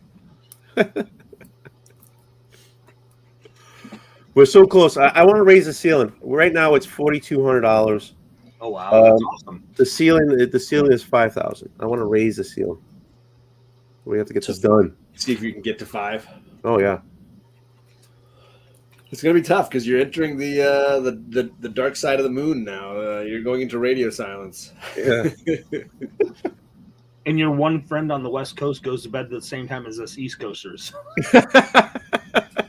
I'm ready now. I'm fully ready to like drink a little and then pass out. And in my head, I'm like, wait, no, I got You're right. Let's do it. 5 hours. I'm supposed to be guiding driving the bus here. I plan to still be awake. I just fully expect that when I wake up in the morning and I check the stream, and there's just old one. I'm gonna prove you wrong. I would expect him splayed out on the ground behind him. It's like that Marvel artist who was like on the stream that was just like drunk and passed out. Like it's gonna be old. That blue chair that's back there, it goes all the way back. It's like, yeah, Princess Bride was 88. Is that what it was? I think somewhere in that range.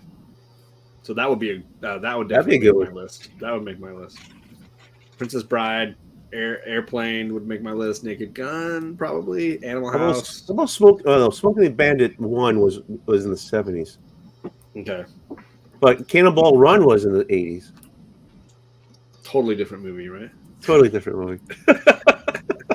Sorry, I have zero affection for those movies. Really? I mean, I just had. It was not a movie that I ever watched as a kid. Like, it wasn't something that would ever play at my house.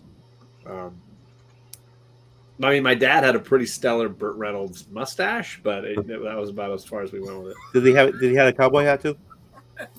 No, but he does wear like hats like Rod now. He does. That's his go-to style. Yeah. Was Meatballs the 80s? I thought it was the late 70s because I thought it was right around Animal House. So Animal House was 70s. Okay, 70s. I was that was the 70s. Ooh, Christmas Vacation. I mean, Yep. that's so Christmas Vacation for me is and maybe this group has a different feeling on it. For me, it's the only comedy movie sequel that I can think of that's better than the original. I have yet to come across a comedy sequel better than the original. And the only one that I can think of is Christmas Vacation.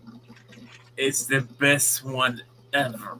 And it absolutely crushes the original. It's not even like close for me. And comedy is such a tough genre. And I think when a comedy works, it's almost like lightning in a bottle. And whenever they try to force and recreate it for a sequel, you usually get analyze that. You cannot. You get Zoolander That movie is so epic. It's so and then you try to recreate it and you force it, and it just doesn't work. So, and that's why no one has ever touched that movie. Chevy Chase is the man. what are you doing, Damian? What are you doing? You need to get in here and start drinking. Can't touch Clearly. that movie. Leave it alone.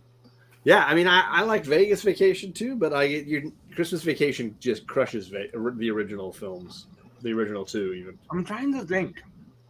I mean, I agree that our sequel is better than originals. For me, when it comes to comedy, I've never been able to think of another movie besides Christmas Vacation that could do it. Yeah, because I was trying to think. Rush Hour 2 was good, but it still wasn't as good as the first one. Right. The first one, Rush Hour 2 played off of all the jokes that made. Chad. I mean, I like that you did it all in caps. It kind of adds a layer for me. I like European Vacation, and a European Vacation does have the gratuitous boob flash. Yes. But Christmas Vacation for me just crushes it. It's just there's so many more layers that work for me in that. Well, I respect that, and I agree with you 100%, Mr. John. But my movie all time,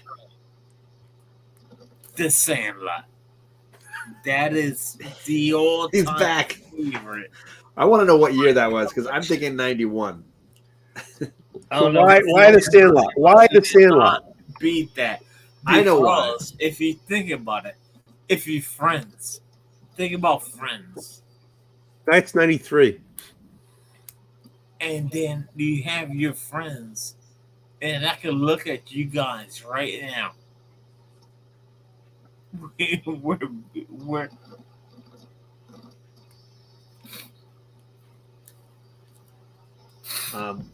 we watched Mad Max. I don't remember watching Mad Max, but maybe we did. The original Mad Max, or did we watch Road Warrior, which is a better movie than Mad Max? Nature Calls is better than the original Ace Ventura.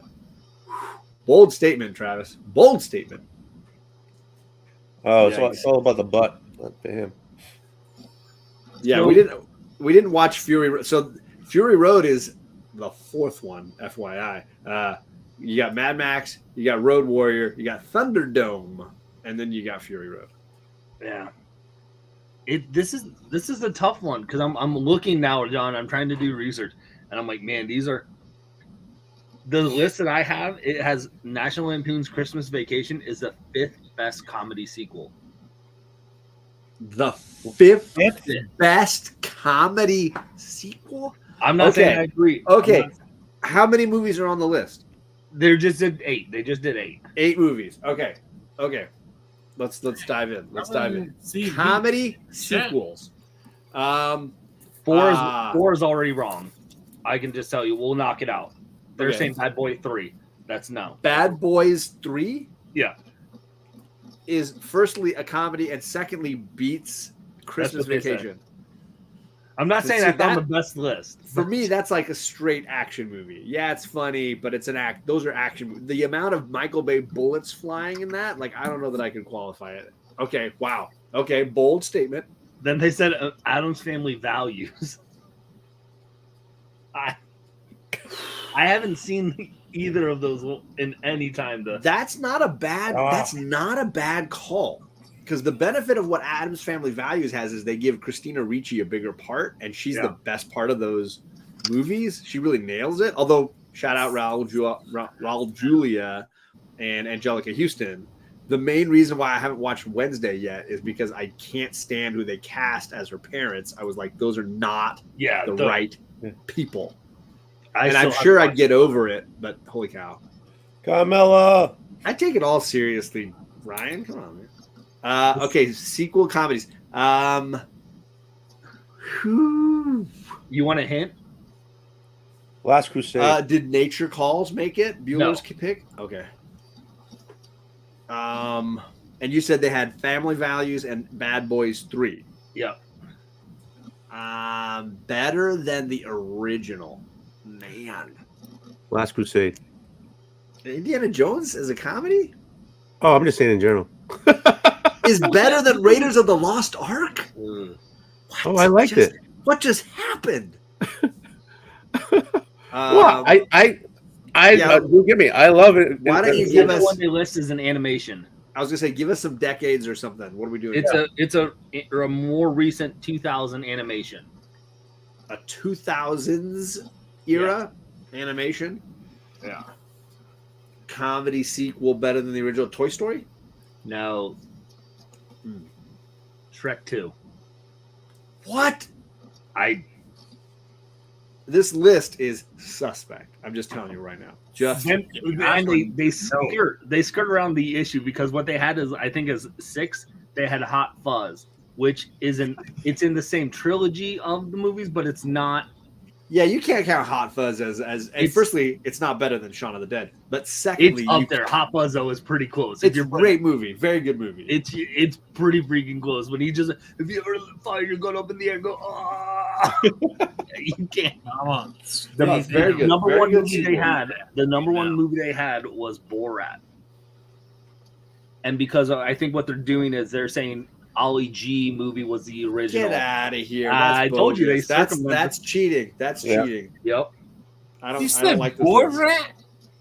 Yeah. They're saying that the first Borat, the original Borat movie, is a sequel because it's a movie based on characters that he is playing ad-libbed, like the Ali G movie and Borat 1, and then he did 2 others. The only reason I give it a somewhat of a pass is because the TV show was the Ali G show, which all these characters were on. And those are so Borat came from that. Yes. Okay, I didn't know that. I still don't know that I would call it a sequel. Yeah, to it's not a the sequel. Ali D show. But movie. I'll allow it to slide. But if we're going traditional sequels, I couldn't. And this is why Ryan and I are friends. Wait, Ryan said the Ali G show is his all-time favorite comedy show? Oh no, Anne. Yeah, it's not over. I think. Okay, because I was going to say there's several that he's been mentioning lately that seem to be way above it. Big Trouble in Little China. That's a masterpiece. Have committed fans, I noticed, in the 90s. Not my favorites, but fanatically beloved. I like Big Trouble in Little China. I can recognize that it's just schlocky, but I can enjoy the fun of it. Sandlot, obviously, Rod's discussed that. What are your feelings on Sandlot, Rod? Man, Sandlot is the greatest movie ever. Think about it. You got like some of these guys right now could not hit a ball, and then you reach out to all of us. Yeah, you guys are epic, and then you hit the home run, and boom, and then we all become friends, and then you can't walk the ball. You can't throw it. You just walk the ball. And I got it. It is the best thing.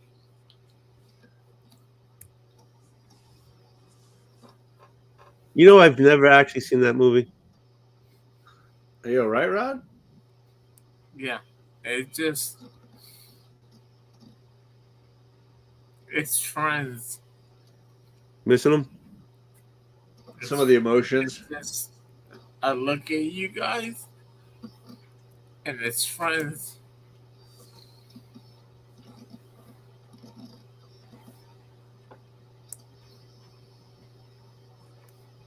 And at the end, holy crap.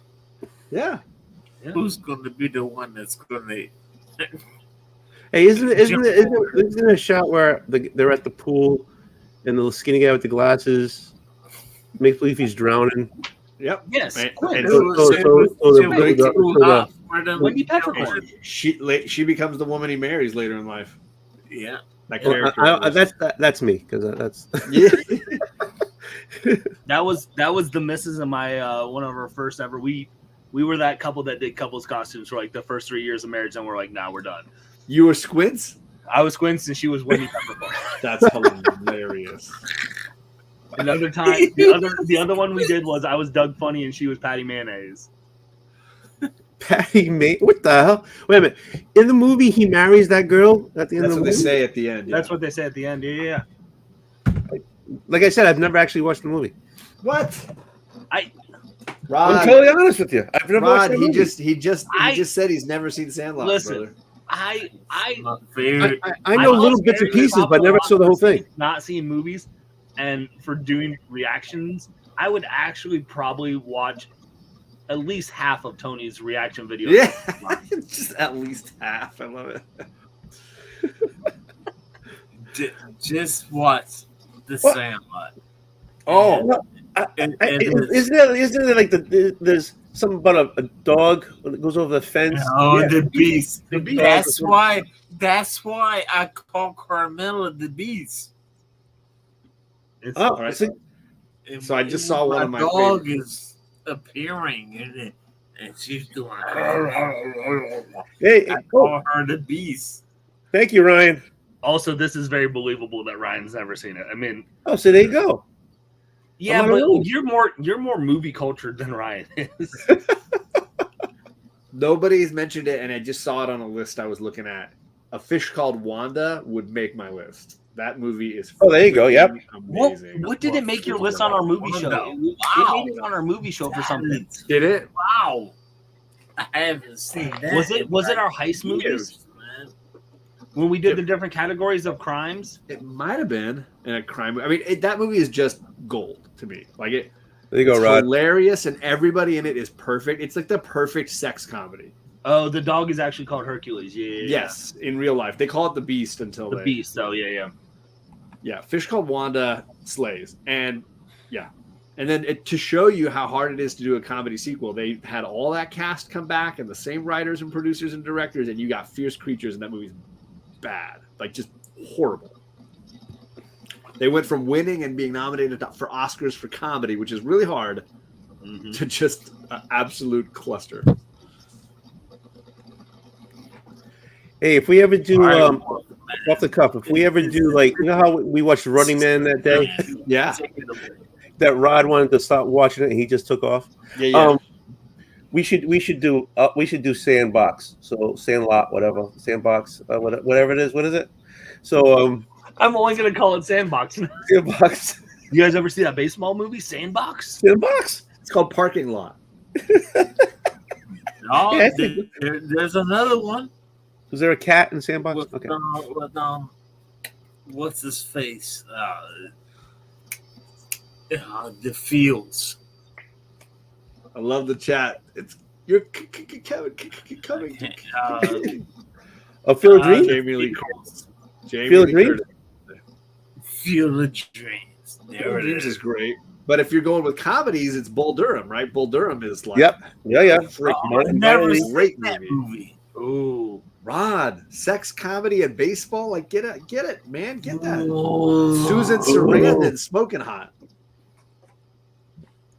I don't know if it would make my list. I do love it, and it is one of my all-time favorite movies, that Bull Durham. But I don't know if it would make the comedy list, just because there's obviously a lot of drama layers to that film. Yep. So it might be slightly lighter on comedy overall. It makes his sports movies list because Absolutely.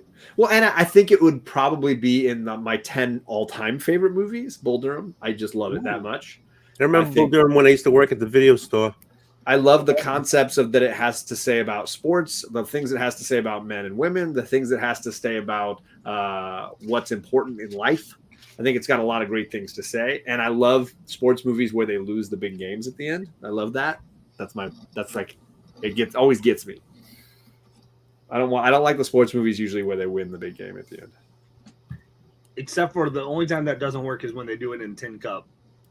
Well, no, he doesn't. He fails. I know catastrophically, and it ticks me off because nobody's going to keep doing that.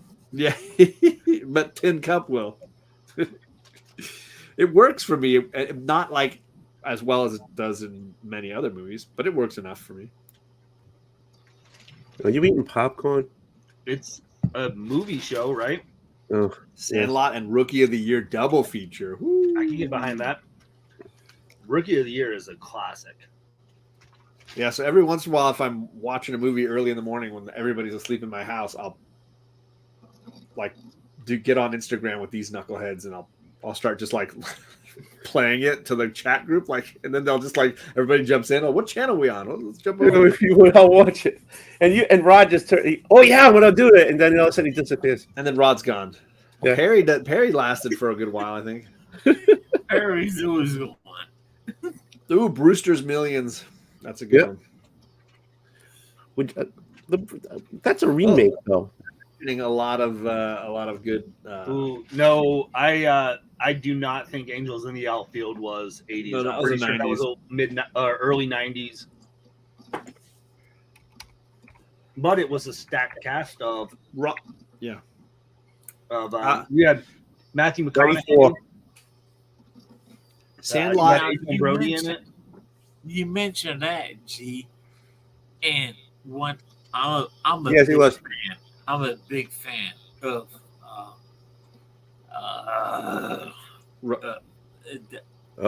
Sounds like 3 syllables. what's that show? Who's in it? Ain't God, it's not popping to my head right now. Never heard of him. Is that Russian? No, it's not Russian, but Lots of people mentioning Richard Pryor movies, by the way. the Some good people ones in that the chat. go out there and they go traveling in the trucks. Convoy? Forget Yeah, it. But I know. You talk about like Cannonball Run and some of those? No, it's a show. You said sorry. It's a show. Yeah, it's a show. Trucks. Yeah, Gore. If you're talking just like dramas, yeah, Michelle Pfeiffer, Slade. She's amazing. Huh? And isn't Witches of Eastwick in there too? Right, 80s. 80s movies that she was slaying. John Candy had a good run in the 80s for sure. Planes, Trains, Uncle Buck. He was in both Blues Brothers too. Yep. Speaking of Blues Brothers, we haven't talked about comedy musicals in the 80s. And this is going Blues off Brothers, the Little rails. Shop of Horrors. Little Shop. Upon rewatching it with my kids for that musical discussion, rose so high up in my favorite musicals list. I really do feel like that's underrated. So good. Fire Guy Ryan, how have you not seen Planes, Trains, and Automobiles? That movie's made for you. I think you would absolutely enjoy that movie. Wasn't Rodney Dangerfield in that movie? No. But the perfect beauty of Planes, Trains is like you could be a pessimist or an optimist, and you still have somebody that you can root for in that movie. And it plays both sides beautifully well. So I think never seen it until just recently. This Thanksgiving was the first time I ever saw it. Wow. And thoughts? It had been blown up too big for you. It had been blown up too big for me at that time that I didn't love it. Man, if you're not crying at the end of that movie, something's wrong. Like I legit get super weepy at the end of that movie. I think I get frustrated with both characters so fast. Like you said, you could root for either one. I'm like, you both are annoying in this moment.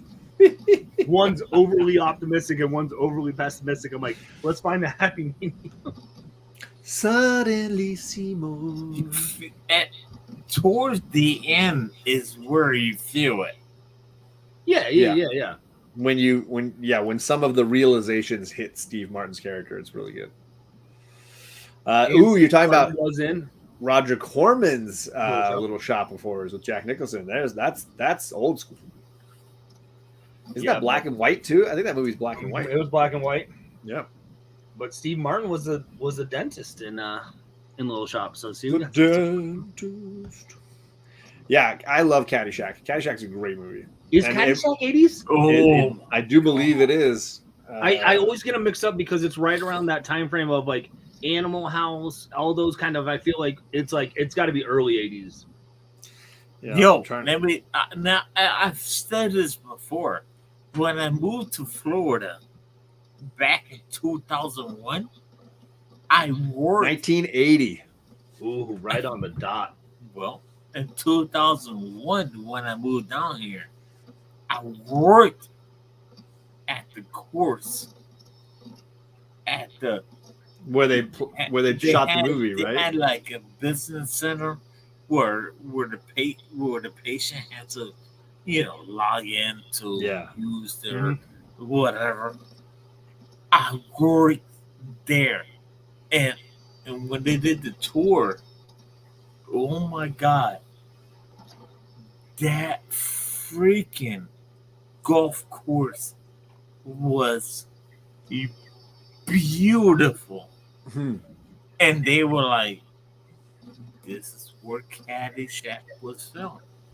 And I'm like, looking around, and like, look at the shop that I was just at. I'm like, are you freaking kidding me? Yeah, it happened. I was there, man. Did you see the golfer? I did not ride the golf cart, but I did go to the beach. So Kyle, that's The Jerk is 1979. I know, it's a good film. Right on the edge. But I do think I was looking through the 80s movies that Steve Martin did, and there's some great ones. All of Me is hilarious with Lily Tomlin, where it's like they're sharing his body and he's got to be like, oh, that's amazing. Three Amigos. I love Three Amigos. That was great. My favorite one he did is Roxanne, I think. He wrote the script for Roxanne and started out. That's a great movie. You realize Cyrano de Bergerac with Jose Ferreira is one of my favorite films. It's great. Iconic. And then he also had Parenthood. Great movie. I just rewatched that recently. Holds up really well. Dirty Rotten Scoundrels, Planes, Trains, Little Shop. How about Plaid? There was, Dead Men Don't Wear Plaid. Pennies from Heaven. Yep. Those. You know nobody unless your name's in a telephone book. Just remember. Yeah. The new phone book is here. The phone books are here. And they should put little handles right here so you take it right. Is it? Until you get walleye vision or whatever they call it. Ooh, Weekend at Bernie's is a good one. Yes. Oh, yes. God. That is a very 80s film. Whoa, Weekend at Bernie's. Woo. Bernie, the guy who played Bernie was like the best actor in the world. He's like the best actor in the whole movie. That was so awesome. There's a whole slew of those like workplace making it in the 80s comedies. Like Secret of My Success. Yes. What was the who was he? Working Girl with Melanie Griffith. Yep. There was a bunch of those like how do you succeed in business? Basically. John, I have a great video idea. You're going to be in Florida for MegaCon. Rod's going to be at MegaCon. Find someone else. Weekend at Bernie's at Comic-Con and Roger Bernie. Rod. So Perry and I carrying Rod. Yes, around. Perry and you carrying Tony Rod. and I carrying. It's Rod weekend around. at MegaCon. It is John. Yeah, 9 to 5. There's another great one. Don't forget, John. It's a fitting thing. John. JAWN. John. That's my new name? No, it's John. People don't know what that means. That means there's no H in it. It's John. John. Listen, this is an idea that's kicking. John. Weekend at MegaCon. People would watch that. John. He's not going to be down to do that all weekend long. The Rocky movies. Tootsie's awesome. Dundee is a very good movie. Crocodile Dundee is a very good movie. JAWN. Was that? Yeah, of course it was Kachun that mentioned that. Go ahead. Google Kyle's it. back. Google. John. Hey. JAWN. I mentioned it in the chat. I'm telling you guys, 80s movies, if you haven't seen it, My Chauffeur. Yeah, I saw you. I don't know that I heard of it. Deborah Foreman from Valley Girl, Sam Jones from Flash Gordon. Here's a line from the movie, and I really shouldn't need to tell you more. All I need to do is find a one-legged nun walking a goat, and I fucking win. All right, It is there the you go. most quotable movie ever. Ever. There's a rock star named Catfight. She's a chauffeur going to pick him up. He's laying in bed with naked ladies. And she goes, come on, you got to get up and get out of bed. Your promoter's going to have a hissy fit. And he goes, fuck him. And a girl next to him pops her head up and goes, that's my job. So, yeah, pardon my French there, but I'm quoting a movie. Yeah, My Chauffeur, look it up. It's infinitely quotable. What, Daymare, you don't like Crocodile Dundee Goes to Las Vegas or Los Angeles? Yeah. Oh, I hear somebody's movie. Somebody's listening to the show in the background. Kyle, is that you on the phone? It ain't me. Rod, are you listening to the show? Rod, Bernie. Bernie. Yeah, I shut my YouTube off, so it ain't me. There, now we muted him. It's all good. All right, it's all right. There we go. Was that you and I back and forth? Well, yeah. Yeah, I was like, why is it not muting? I cannot recommend My Chauffeur enough. It's sticky. I just hate it when it's We didn't mention Ferris Bueller, but We haven't mentioned that, which is surprising that we've gone that's a fantastic 55 movie. minutes. Ferris Bueller's Day Off. How about private lessons in My Tutor? There you go. Hey, here's a bit of John Hughes trivia. I asked this the other night. I can't remember on which one. What John Hughes movie crosses over with planes, trains, and automobiles in the beginning? Oh, I just watched. Oh, it's the She's Having My Baby? Yep. Yeah. Because it's Kevin Bacon chasing the. They're running for the cab. Yeah. They were wrapping up filming one and starting to film the other, so they crossed them over. Yeah. Good poll, Kyle. I would Nice. never have got that. And Yeah, I just don't get me watched going that. on trivia because forget about it. Well, Ron, you back? But yeah, My Chauffeur is so good. My daughter took my copy of it. So that's a I'll go classic. check it out. I have a list. I have a list of things that people recommend, and I'll put it on the list. You will not stop laughing. Do you know what else it's famous for? It introduced the world to Penn and Teller. It's free on Tubi. So if you have that on your Roku app, you can play it for free. Yeah. That's the first appearance of Penn and Teller on anything national. Nice. So it is a spectacularly good movie. Takes about 5 minutes to get rolling. Howard Hessman's in it. It's just got an incredible cast. But it takes about 5 minutes to get rolling, and once it does, Edward Marshall is Edward G. Rob, yeah, Edward E.G. Marshall. Sorry, E.G. Marshall is in it. Yeah, it is an Beetlejuice. unbelievably funny movie. Is Beetlejuice 89 or 90? It's like It's right there. 80s. Right? Beetlejuice is 80s. It's a good one. That's a good one. Duran Duran's The Chauffeur adult music video, like their girls on film video, is also excellent. It's a Yeah. score.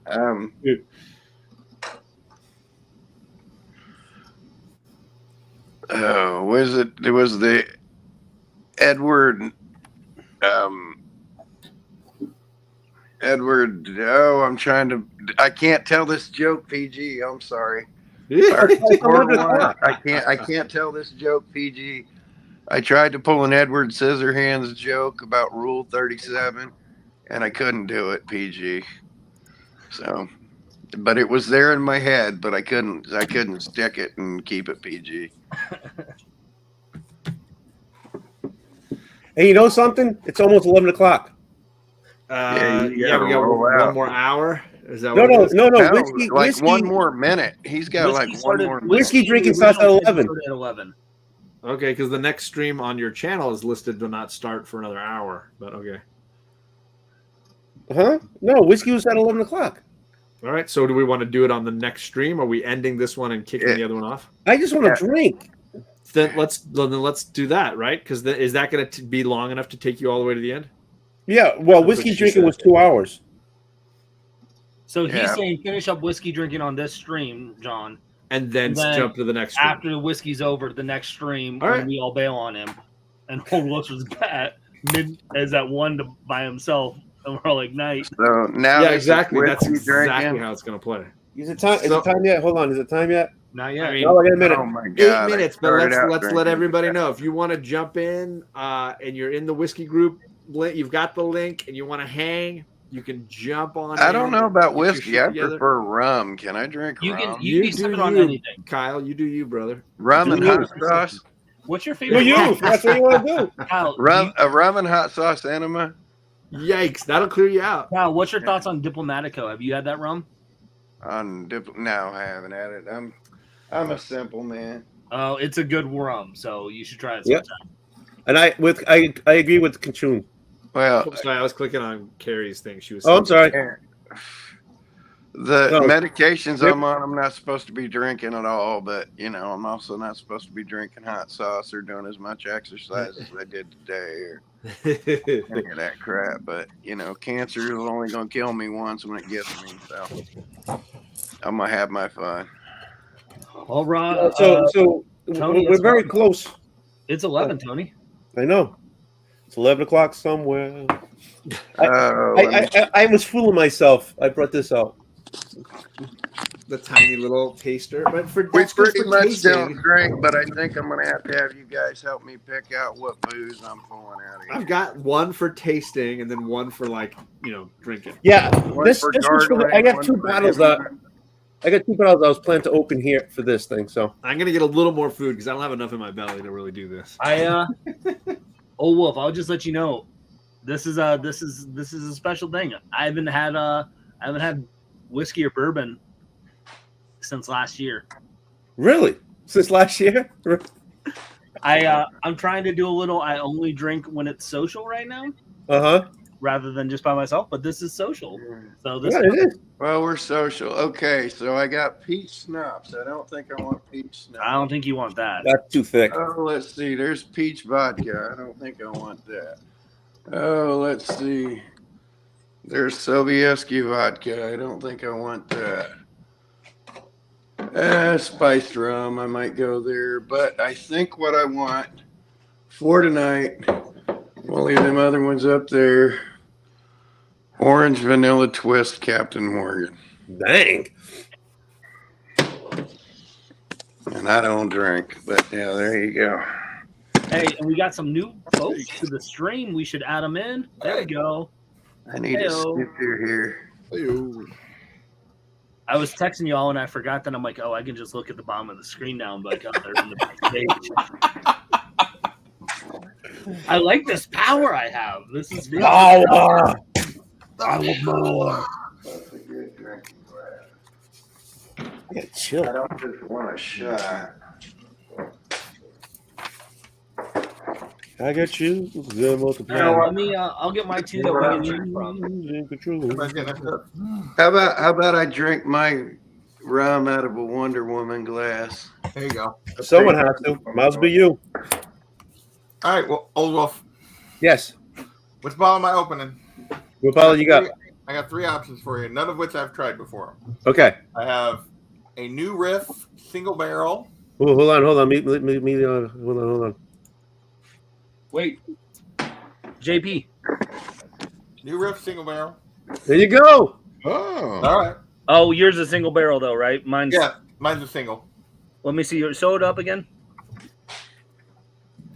Yeah. So I just got the regular. 106 proof. I got a Wilderness Trail single barrel. 110 proof. Or 110. I got Rebel Cast Strength. Rebel Cast Strength. Yeah. Because it's 120. There you go. I think. I just assumed it was more than 110. It's Yeah, 120. I should have known that's where you guys would go. I wish I still have my own bottle of Everclear. One, so right, Old Wolf, since it's your stream, I'll let you pick for mine as well. Okay, hold on. Okay, I go. can go too. Oh, that's true. Oh wait, is that the one you picked, Old Wolf, or is that Daymare's pick? Which one did you No, wait, go with that one. Go with that one. So I've got Maker's Mark French Oaked. Ooh, la la la. So that's a bourbon. I also brought I brought a Japanese whiskey. Oh, I want some of that. Ooh, Suntory. So this is I believe it was no, that's the Legion one that they did with Jim Beam Distillery. So which one do you want me to open? Go Japanese. Go in Japanese. I can do that. Suntory's bitter, but Which one's better? Suntory's bitter. If you don't mind a bitter bite, Suntory. Oh, I've had it before. Yeah. Right now, I'm in the middle of finishing off Woodford's Reserve. Sitting here thinking back, here's at least we're in mid-January. I was in Japan in 1989 at this time. I was in Japan in 1990 at this time. I literally just gotten back from Iwo Jima and was back in Japan. Whew. Let's see how much burn this Rebel 120 proof has. Rebel Yell. All right, so what's the deal? Half of us have to enema shot them, and half of us regular. No, we're gonna take No, in the face is fine. Did I miss something? No, they just picked out my whiskey. I'm doing a Japanese whiskey. They picked out my whiskey as well. Are we doing a shot of something? What's going on? No, I'm not doing a shot. I'm shotting this. No, we're just drinking. I'm gonna sip it. All right. I spent a little money today on a couple of new ones. Oh well, you missed. Old Wolf chose. This is the one Old Wolf chose for me. Rebel. Mainly because that The proof. 120 proof. Yeah. I also like this. I like this layout. This is a good layout. Thank you. Well, I picked it. I was gonna say, didn't he do it? Yeah, I was gonna say I did it. There you go. That's more appropriate. All right, so now we're doing drinking trivia. Is that what it is? What's the topic? I think we just talk and we just BS. That's what it is. We just talk. We just talk and hang. Well, but I can't drink, talk, and hang and behave myself. Come You on. don't have to behave. It's 11 o'clock. You can There's certainly no, like this is do as like you Little wish. Caesars Okay, now. There's as no long rules. as there's an image of that little girl up in the corner, I am not gonna misbehave or run my mouth off. There you go. Well, she's not moving, but believe me, me and her used to peck fingers at each other. I mean, when she was, you're gonna get me going. When she was in the chair, in her chair because her tumor erupted, and she was ruptured, and so she couldn't really move. So she was in the chair all the time. She could move her head, and that's how she said yes or no. But basically that was it. And she could move her fingers on one hand. And me and her, every time we saw each other at that time, we just always pegged fingers at each other. You know, like she'd be over there and I'd catch her eye, or if I walked in, she would peg a finger at me and I'd peg a finger back at her. That was our thing. Yeah. To the point where at her when we had her wake, when her parents had her wake. Let's be real. And I went to the coffin to kneel. You go there, you pay, you do your prayer, whatever. You got up, and I just banged her off one solid finger. And the people behind me see me pegging it. I was open with it. I wasn't hiding it. I just stood up and pegged her finger. When people were going to the parents, like, what the fuck is that? To her, from her to you, Tony. Oh, thank you. I got Now, pull my finger. All right, so you want to hear? My brother died like 7 years ago this time, and as you can see, I'm just a pasty old white guy from Indiana. So I'm setting up his memory board with his daughters the night before the funeral, and we're pulling together family photos. And just utterly randomly, we decided to pick a photo off the computer and print it out and put it right in the middle of his memory board of this like 13-year-old dark black girl, and just put it randomly among family pictures and kids pictures. And there were people walking up going, "Oh, did Scotty have another kid we didn't know about? Oh my God." And me and his daughters are just sitting in the back laughing hysterically at all the people that didn't get the end joke. And they're walking by, and there's this motion sensor parrot I got that when people walk past it, it said, your father's a hamster and your mother smells of elderberries. Great quote. And it was sitting on a can of Spam. So that was my little toast to my brother, and people were walking by going, what the hell? And there's Monty Python quotes coming off a can of Spam on a dead parrot. And a little black girl on the board, and they're like, "What is going on?" It's like just sick, twisted sense of humor and poking. Let's go with it. That's a Midwestern for you right there. Yeah. So I mean, it made my mom laugh. Midwestern on this stream here, so we don't, that's good. It made my mom laugh, and that was probably the most important thing to all. Yeah, there you go. Well, yeah, that's what that would need that. That was about the hardest thing in the world to do, was to just keep her in one piece while we were there, because she's on the verge of burying all her kids and she doesn't know what to do. So I'm in the best shape. My oldest brother's dead. The middle brother's going through blood clot issues and things like that, and I'm fighting 2 types of cancer, and my mom's kicking healthier than all of us. She doesn't know what to do, about to bury all her kids. But I'm looking at her going, shit, I'm looking at her saying, hey, I'm pushing 60, I'm old. So, hey, another 22 hours to go. You're under the 8-hour mark, buddy. No. You're under the 8-hour mark. Yeah, So, under the 8-hour mark. On that quote, your mother was a hamster and your father smelled of elderberries. Yeah. I heard the reason behind it, and I don't know if it's true, but the reasoning behind that is how much hamsters reproduce. So you're basically saying your mom's yeah, and elderberries was used to make wine, so your dad was a drunkard. Yeah. Yeah, your mom's a hoe and your dad's a drunkard. That's pretty much it. Man, I'm gonna start drinking. I'm gonna want to start telling old Buddy Hackett jokes on here, and you guys are in trouble. You guys are old enough to know who Buddy Hackett is, right? Mm-hmm.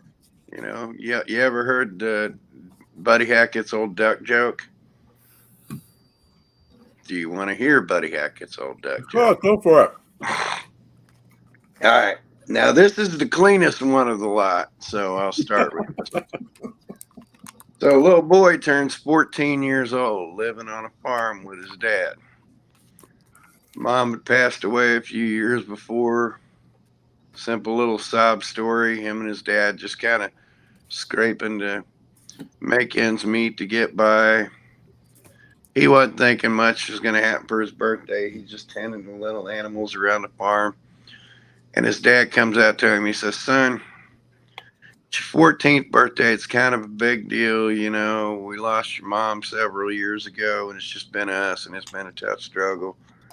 But it's a big birthday. I really want you to celebrate this and do something nice. He says, hold on a minute. And he walks into the barn, and he comes back out with his duck on a dog leash. And he says, son, this is our plumpest duck. He says, you take it into town, you sell it or you trade it, and whatever you get for it, turn around and buy yourself something nice for your birthday. You have something to remember it by. This won't hurt us too bad letting go of this one duck. So the kid figures, oh, hell, can't beat that. So he's walking the duck on a leash down into town. Right on the outskirts of town, there's a local whorehouse. Kid starts walking by that, and a little Tricky's sitting up in the second floor window going, hey, little cutie, what you doing with your little duck there? And he gives her a sob story. Well, it's my 14th birthday, and it's just me and my dad. And we don't have much. And so I took this plump little duck, and I'm going to take it into town here and sell it or trade it and get myself something nice for my birthday. And she goes, well, I'll tell you what, you handsome young stud, you bring that duck up here, and I'll give you something for your birthday you'll never forget. Well, the kid ain't stupid. He grew up on a farm. He's thinking, oh, my God, I'm going to get laid for my birthday. I'm losing my virginity. How great is this? He goes up to her room. She says, "You tie that duck off to the door, and for the next hour for that duck, I'm going to take you to heaven and back." So he strips down, goes about his business, goes to get up and get dressed again, tip his hat to the lady, and she goes, "Son, let me tell you something." She says, "My normal clientele in here are just beat down old men, can't do nothing, just, 2 pumps and out of here and don't care about anything." She says, "You got in this bed and you made love to me like a proper woman. You made me feel great. You curled my toes." She says, "If you get back in this bed and do that again for another hour, I'll give you a duck back to you." Kid figures, woo, double whammy. I'm going to go back in and do it again. He goes back in, knocks it out for another hour.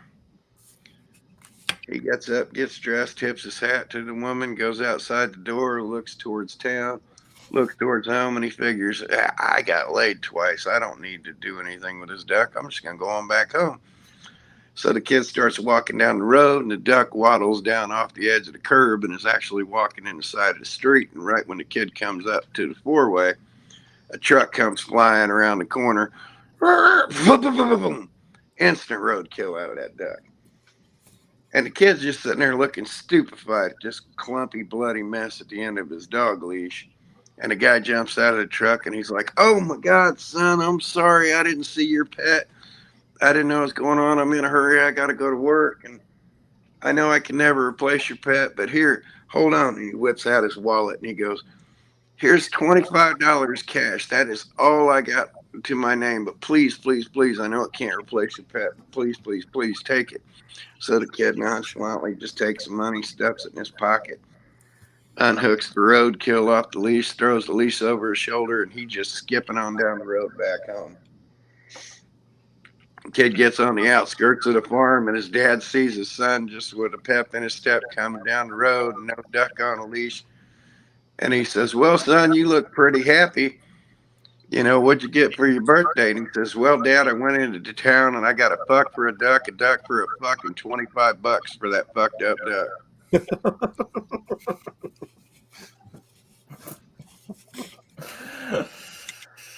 That's the cleanest joke I got.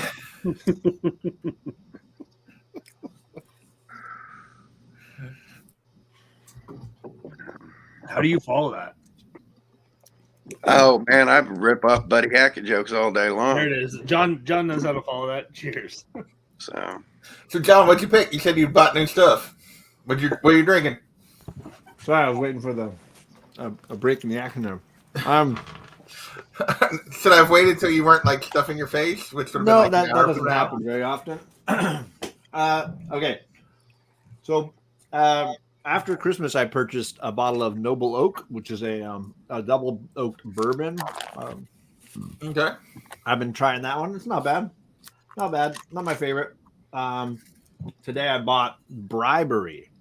Ooh. This is a bourbon whiskey, 100 proof. I think I've actually heard of that. Precision is the brewer. It's called Bribery. Okay.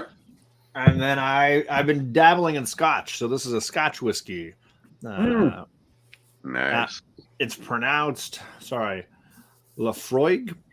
Lafroig. Okay. That's That's the frog. Yeah, exactly. So I was like, oh, okay, That's I'll do that crunchy shot. frog. So should I do the Scotch or the bourbon? Yes. Oh, the Scotch. I'm a bourbon guy, so I would go bourbon. The Scotch you're gonna enjoy. Have you not had that yet, John? Scotch is smooth. Scotch is Scotch. That Scotch is gonna. You're gonna like. All it. right, while you're pouring your Scotch, you want to hear a hillbilly dick joke? Before you do that, I got an Irish drinking joke.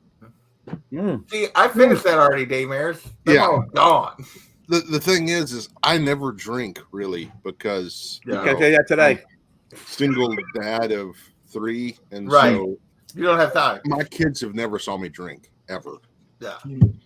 And so, but I made an exception tonight because my daughter's home, who's 18, and she can take care of anything if anything arises. There you go. The reason why I said hold on, because I just want to say, I want to thank you, everybody. I want to thank you guys You guys are drinking with me, and I love that. I want to thank everybody in the chat. I appreciate it. I'm seeing names I've seen all. I mean, I'm sure they left and came back, but since I started this thing at 7:00 yesterday, well, no, today, right? Still 11 o'clock, right? Yeah. So 7:00 this morning.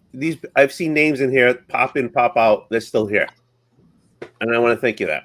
You saw my face at 7:00. I know, and I want to thank you too, and I want to thank everybody who's donated because I mean I had to raise the roof.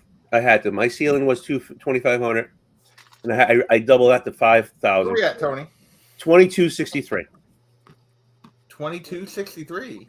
I mean, I'm sorry, 4263. 4263. So we need to get. We need to get some more. We need to get. Yeah, we need to get about 800 more bucks. We need 800 more bucks. Well, we got at least 250 pending. Hopefully, we're going to get more for that. That's what I sent you a question about that. Do you want me to re-show it, or we're going okay with the 250? No, keep on showing it through tonight. Not right now while we're drinking and joking, but we'll show it again through tonight. Just keep on teasing, because the guys in Great Britain are going to be like Mark's at 250. If somebody bumps him, Mark will be checking that in the morning. All right, hold on. Let me show this for Adam. Here, go for it. All right. Somebody gets us another 50. I'll ship them this. This is normal. Well, it was a $600 book, and now it's down to about 150. So the next person to donate $50 needs to make sure they include their name. So you got to be the first person to donate $50. Sorry, I'm hiding up here in the corner. $50. I wish I had 50 to give and get that from my wife. Now, granted, Nauman wanted that Starlin portfolio, and he went ahead and kicked in an extra 50 on his. Yep. So yeah, let's get that up there. Oh yeah, I mean, hell yeah. Can I just say something else? Can I just say something? I didn't mean to step on you, Adam. I apologize. No, that's fine. Jeffrey Comic Con. I don't know where this guy gets his energy. Me, because I'm nuts. But Jeffrey, I love him. He's been on like forever with me. He has been very dedicated. Honest to God, he's been on forever with me. Just Scotch whiskey all night long, Bobby. Did like that, old Bobby. I think I can fit. Jeffrey, I don't know if you're still drinking or not, and I don't know what's going on because I haven't really talked to you for a while. But I still got a couple of spots here. If you just want to hop on, fine. He's been on. I can send him the link. Honest to God. We'll see if I give him the right one. Honestly. All right, Adam, go ahead. I apologize. No. I was done with that. But and now Captain's still on. I mean, so we get some. What's the Irish drinking joke? I want to hear the Irish drinking joke. Yeah, here, let me send this to Jeff real quick. There he is. Ken, you want to hop on? Let me know. Bobby G, you ought to hop on, man. We just get the bodies in here knocking it back. Well, I only have so many spots. Yeah. If you want to hop on, you can hop on too. Hey, if we're the Brady Bunch, who am I? Me. Okay, Hey, Alice, how you doing? I'm Alice. Me. Hey, speaking of the Brady Bunch, man, I threw it up in the chat earlier, but your pork chops and applesauce joke earlier, I jumped right all over that one. Finally, somebody realized what I was saying.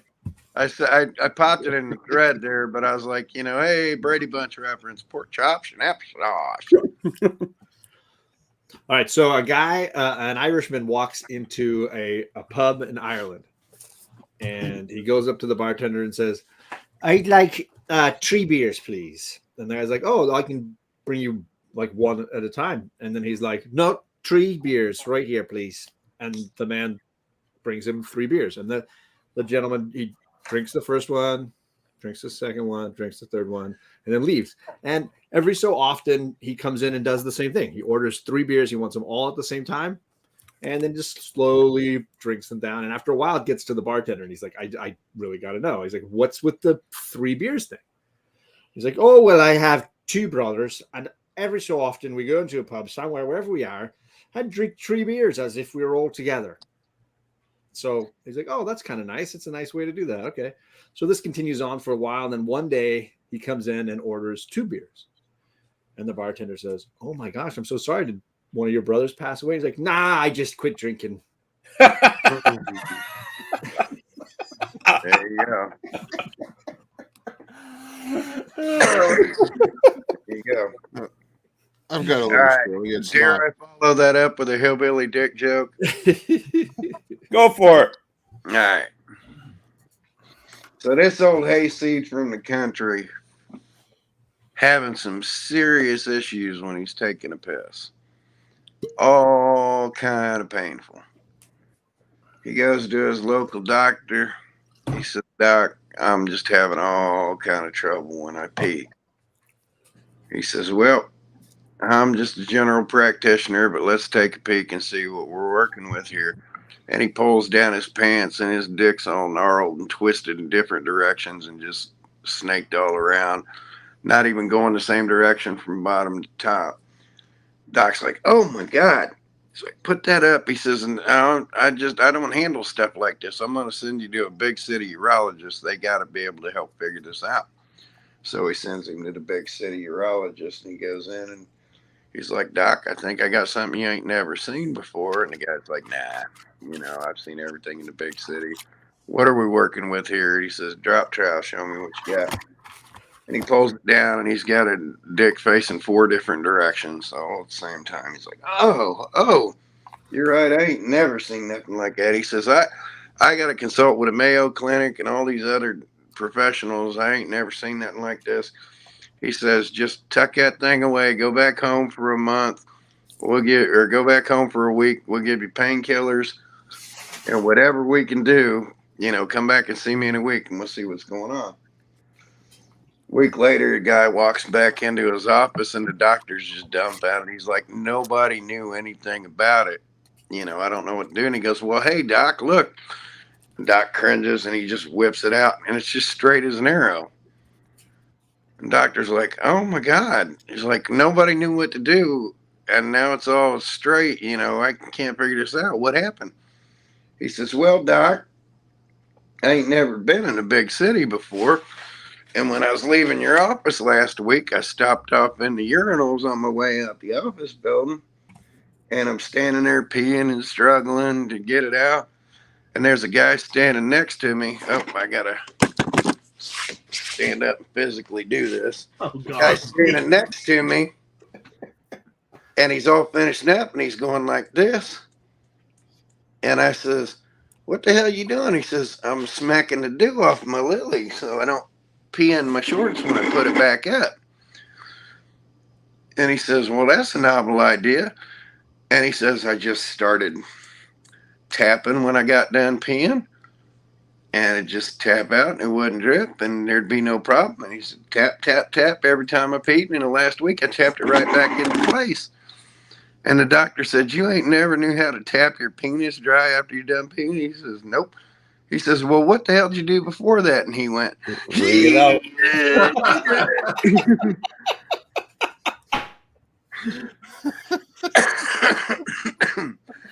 And old Wolf's like, speaking of peeing. He's gone. But he actually made it longer than I thought on the stream. This is only been what, the second time since we went on? I think so. No, I think it's the third. Hi, Crystal. Sorry. Well, only the second time since I came back. Okay. Yeah. I'll give you drinks and movies. We ready for another hillbilly dick joke? Anybody? Well, I got something Hey, for a second. Not a joke or anything, but basically how I got back into collecting comics. All right. A friend of mine, a coworker, I'd been working with him for about a year, and he was in a different state. And we had, got to talking and stuff and found out that he was a big fan of Valiant Comics like I was back in the 90s. And he had kept most of his and stuff. And he said, if you could have an autograph of anybody, who would you like to have? And I mentioned that I'd like to have a Stan Lee autograph. This was before Stan passed. Yeah. He said, I've got you covered. And then he sent me that one over there. He said, I've got you covered. And sent me that autograph of Stan Lee back there. Come to find out, he was on dialysis at that time. and just working through it. Didn't even know it. Didn't want anybody to know. He ended up passing away about a year later, less than a year later, from leukemia, and gave me his comic book collection. Wow. Wow. And that's... Is this the gentleman who loved Flash? Yeah. That's quite spectacular and sad all at the same time. Yeah. It's beautiful. Is this the gentleman who Talked to his collected all the wife, Flash too, comics just and was like, Yes. Yep. Yeah. Yep. That I sent you some of. Yeah. yeah. Oh my God, that was just some of the Flash comics? Holy cow. Well, I think that was about all the Flash comics that I had. The really good comics that, you know, he had some slabbed, and he had like a Liefeld original art and some stuff like that left for the kids. You know, I just took the bulk, basically. It was what I did to help him out. I mean, not to help him out, but you know, he wanted the bulk to go to somebody that'd enjoy it. And so I took the bulk, and the really expensive stuff he kept for his kids to sell. Nice. Good. Nice. Didn't mean to bring everybody down, but just thought that sort of. I think well, that's an important story. Now I got to segue into another hillbilly dick joke. Just let you know, since 7 o'clock this morning, I've been bringing everybody down. Since so, I mean, You've not been bringing everybody down, Old Wolf, because you've raised over $4,000 today. Yes, you're bringing people up, man. Yeah. Okay. Thank you. And that's but I mean that's a good reminder of why we're here and what we're we're goofing off, we're joking around here, but it's important to remember that you're doing this for a cause, and it's we're all affected by it in some way, like and so. And who would have known that some guy I really didn't even know, that I became co-workers with, that was still kind of on a different team, but we had a common project, reached out to me and was so nice. And that's what got me back into comics. Human beings are amazing creatures when they want to be. Which is why I've tried to kind of pass it along. There you go. I got two open here. I've never tasted, this is the Sons of Liberty distillery, which is in Rhode Island. All right. It's a New England single malt whiskey. It's called Battle Cry. I've heard of Sons of Liberty, but I haven't heard of Battle Cry. You've heard of them? Sons of Liberty, yeah. And I have whiskey and stuff. Eagle Rare. He's got Eagle Rare, JP. Yeah, well, you can't get it here. I have Eagle Rare. I haven't saw it in any stores locally, but I don't normally go into stores. I finally saw it in November, and they had it, and they actually had Buffalo Trace and stuff, and I was like, oh, sweet, can I get because they had it behind the counter, and I've bought them behind the counter before, and they're like, no, those are all part of our holiday raffle. They had a holiday raffle, and they had like $20 bottles in there, and the raffle tickets were like $20. It was just stuff you can't get here very easily. It's just like, oh. Yeah. It's like, it was crap. Pissed me off. I was like, well, Eagle Rare is not crap. You hurt my feelings. No. It was crap the way they were doing it. But I I see what you're saying. Years, like because it just doesn't show up here in any kind of numbers. It just goes like that. So even though what shouldn't be expensive bottles, they had a whole bunch of stuff in their raffle that's not expensive stuff. Just to let you know, Buffalo Trace and Eagle Rare made by the same company. Well, I know. Yes, I knew that. Oh, gee, okay, I'll take it back. I'll give that bit of information to somebody who really appreciates it. Sorry, Old Wolf meant to say, just so you know. Just so you know. Eagle Rare and Buffalo Trace.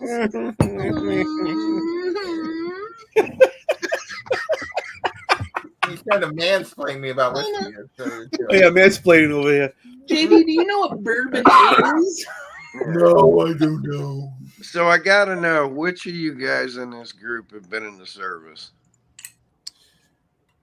I haven't, but I don't think any of us. I've had lots of family. Just me? I'm the only drinking jarhead. I figured there'd be an army pogue in here or something. But I figured you were a jarhead whenever you mentioned Okinawa. Yeah. That's I thought he was a Jedi. Believe it. so. At my work, there was 12 of us that worked together, and 6 of us had worked together at one job, and the other 6 were jarheads. So, yeah. I figured I had some new military drinking buddies, but all the same, cheers. Yep. We'll drink comics and whiskey and There you go. whiskey and Comics and comics. whiskey. Same thing. And bad dick jokes. You guys ready to cringe? I was waiting how long Kyle was going to wait to segue between Adam's talk. He's like, all right, how much time do we have? And a serious story. Back to the dick joke. How many people out there want to donate $20 for a good dick joke? All right, 20. There you go. I drink and sauce. I've been pulling things all day long like Did that. anybody donate the 50 for The Walking Dead? No, they haven't. Come on, man. $50 for The Walking Dead. Let's go. I told you if we get I on was looking at Fire Guy Ryan was How not many supposed people to you got donate. still hanging out with us? Stepdad is in the Navy for 30 years. Crystal Cole. That's awesome. Yeah. So who's gonna come with from The Walking Dead for my collection? So who's gonna come with $20 for a dick joke from me? Even though I could get worse, and I could get this one's milder. I could get even worse, but you know. Hey Kyle, we have another Navy in here. Yeah, I know. Crystal's dad was 30 years. no. Oh, I thought Bobby was. Yeah, Bobby says go Navy. Oh, I'm sorry. Yeah, Bobby, shut your mouth, Bobby. Oh my God. Bobby's an amazing human being, but if he's Navy, oh dear God. No, Gotta dog him more for that. Marines are just a branch of the Navy, aren't they? Shut up. Sorry, I knew that I one. mean, we have to. I knew that was a trigger. Air Force is a branch of the Army. Marines are a branch of the Navy, but we don't have to admit it. We're the redheaded stepchild. So, yeah. But you'll never get me admitting it to an anchor clanker. I guess. Well, the taxi. What's the line in A Few Good Men when he's like, I love all you Navy boys. Whenever we got to go somewhere to fight, you always give us a ride. Yeah, you want to hear a funny story about A Few Good Men? I'm part of the reason that the screenwriter wrote the basis for that movie. Oh, really? Yeah. I need to go fish out my stuff again. I got a Guantanamo Daily Gazette from early December of 1990. It says no shots fired along fence line. And I was just talking about this earlier today with some other stuff and showing some paperwork. I'll fish it out if I go back upstairs, but I got the shakes real bad. But in Operation Just Cause at the end of '89, what that was the biggest military movement up till that point since Vietnam, when Manuel Noriega pissed off the wrong people and we were going to go scoop him up. Well, Army Special Forces went into Panama proper. You know, there was a Marine killed in the course of this where they use that for leverage too. But Army Special Forces went into Panama City proper. The Navy went into the bay and the SEALs took over the bay. They forward deployed us Marines around to Noriega said he was going to hop to potentially 3 other places he wasn't going to get caught, and he said he was going to hop out. So he said Fidel Castro basically went on television and said, you know, if you go after him, I'm going to shield him here and you ain't going to do shit. So there was a big posture and a big buildup, and they forward deployed my Marine unit and a Navy ship to Guantanamo. And back then, I mean, it's still the same way, but Guantanamo is a real small base on the northeast tip of the island, and it's about 3 miles deep. And where Guantanamo ends, because we bought it in like 1898 at the Spanish-American War or whatever, we bought the section of the island. So it's always been an American territory, but right there outside of Guantanamo Bay and leading where you could see straight into Havana down the island. But there's a 3/4 mile wide minefield. And again, I can show pictures of this. If I go upstairs, I'll pull out pictures. There's 2 columns. There's one road that goes out into the minefield, and there's 2 12-foot columns wrapped in concertina wire that says, you know, high explosives inside, because if it hits the fan, they're going to blow that in, so the one way in through the minefields gets blown in. Well, they rolled us in 5-ton trucks and our rifles right through the minefield down the road, and they parked us right on our side of the fence line, pointing guns at the little our Cuban shadows on the other side. There was a couple days standoff in a pissing contest, and Noriega gets caught in Panama and dragged to Miami to jail. So they cut us loose. I was in heavy artillery, and these artillery pieces we had, these 198s, would shoot up to 30 miles. Whew. So a 3-mile shot on these things is basically almost a straight barrel shot. And there's a hillside over there, so we were lobbing rounds, and we were lobbing spotting rounds as a show of force. Our spotting rounds are white phosphorus Wooly Peters. Now, an artillery shell, a 110-pound artillery shell, basically puts shrapnel in a football field. You know, like it's a 100-yard radius. You know, it's basically a football field. So our shrapnel is basically a football field. When we're spotting SEADs for the Navy, they're shooting Volkswagens. They're literally shooting 1,000-pound rounds behind it, which are 10 times bigger. So we spotted, and we're kind of pecking our way towards the fence line. And I ain't talking out of things because it's all declassified now, but we got a little close spotting on our white phosphorus markers, and they launched one of them SEAD rounds right next to the fence. And there's a 500-yard blast radius to that thing. Ooh. There was a guard shack with 2 guards in it that turned into spaghetti. The headline of the paper read, "No shots fired along the fence line." Castro went on the Today Show and a few other things and pulled his Khrushchev and was like pounding the podium.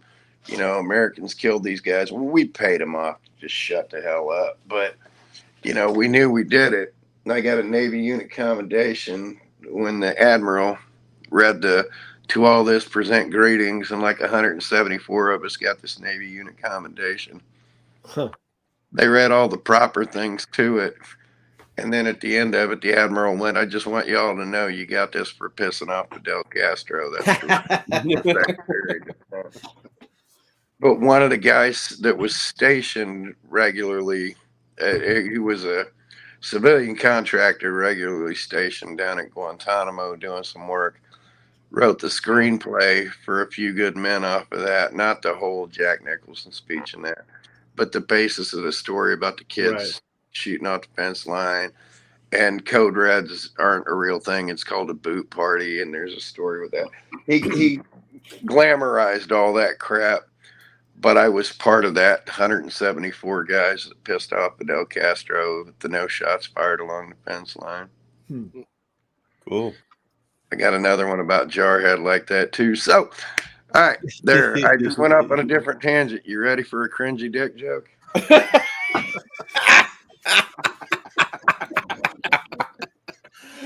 Oh, Lord. So, another hayseed ties one on, gets good and drunk. Can't really handle his booze, but he's in town just letting off some steam, and he just gets blackout drunk. Wakes up in his hotel room the next morning.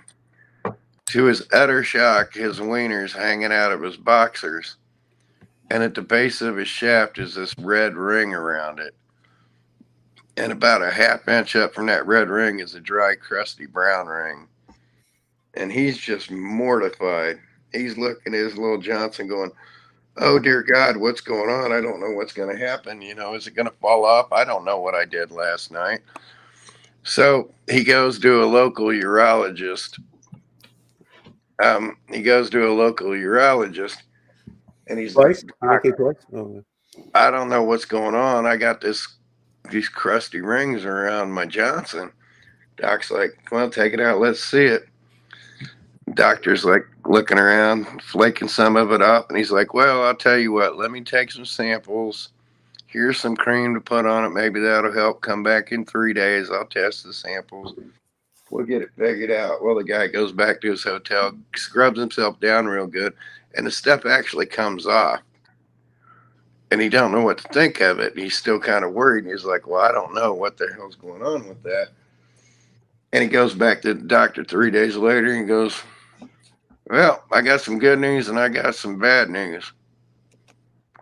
And he says, well, shit, I can't take any bad news right now. Tell me what the good news is.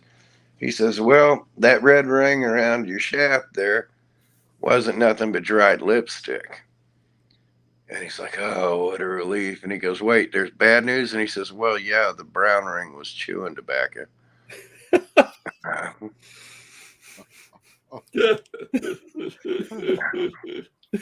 That's one of my lighter wieners. With that, I will be right back. Would she hang out and listen to? Man, I can't believe I type my hands full. I amaze myself. You were impressive. Yeah, Coach Vic was like, what is this? And that's what it is. That's what it is. I have an PM is bringing it back. PM is bringing it back to what it is about. Yes. Yes. PM Did we ever get Daymers ever get his book given away? Or we no. Someone mentioned this when Daymers gets back. Like he needs to show the book again. Lab. First person that donates $50 via that link, you're getting a steal of a deal for a Walking Dead book. Yeah, you are. Like, am I still eating Robin? No, I gave that up because I'm gonna drop dead if I kept eating all that raw. I'm still mad at you, Old Wolf, for not doing the hot wing challenge at like 2 a.m. in the morning here. Like, I think that would be good TV. Just like 2 a.m. You're like, all right, I'm doing the hot wing challenge. I don't want to say if I'm going to. I still owe the hot ramen. Right now, let's go. Hot ramen. Okay, let me warm up the water. I was kidding. No, do it. Do it, Tony. Do it. Hey, hold on. I wonder why my wife sent me that message. No, don't you eat that hot ramen, dude. Don't do it. It was just teasing, Tony. Don't do it. Hey, Tony. Let me tell you something. What? Just so you don't have to do the hot ramen, somebody gets on here and donates $20 after somebody buys that book for $50. Someone has to buy that gosh damn book. I'll buy that gosh damn book. I mean, it's honest to God. Somebody buy that book for $50, and then after that, if somebody donates a random $20, I'll drink another shot of hot sauce so you don't have to eat that hot ramen. And since Carolyn made the $100 vote, I got to go on a live video next week. I got to talk my wife into waxing my ass. You're gonna wax your ass. So that's gonna be fun. It's on record now. You have to do that. Daymare, show that. Oh, book. I went on live with her on another show right after. Hold on. Daymare. Just a reminder: first person to donate $50, I'll ship this red foil Walking Dead deluxe to you. They were up around $600. They're down to around 150 or so on eBay now. But still, like sold price. So next person donate $50. Hold up. Daymare, hold that up again. I'm gonna take a screenshot and then I'm gonna post it on my story. So that way let me get it. Oh yeah, let me get a better one. Hold on, yeah. Yeah, there we go. There we go. All right, good. Okay. Honest to God, that thing should be gone already. Yeah. We've kind of stagnated here as we've gotten to the late night. Yeah. Hey, I was kind of and if afraid somebody of else will that, donate but another I'd $20, still offer it I'm telling dick jokes. instead of doing a, just a giveaway for it. Wait, all we have to do when you just stop telling dick jokes is to donate? Man. Yeah. Then I'll move to the book, and he got. Then I'll move to the asshole. Or I'll just tell you about my cancer treatments, man. If you think my Hey, dick I don't want to look. You did this. I don't. You got seated twice, which is unbelievable. Get seated twice in my taint. Yeah. In my taint. No, nobody wants to get seated once, and you got seated twice. In my taint. Yep. Because my father just went through prostate cancer. I mean, he's okay now. The radiation worked for him, and he's taking meds for it.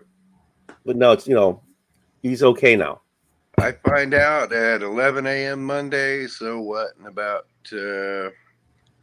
30 hours, I find out if they can't call remission yet. But if it's unremarkable, they stop digging around in me. I don't have to have a camera shot down my pee hole till September. Oh, those suck. Those last freaking things suck so bad.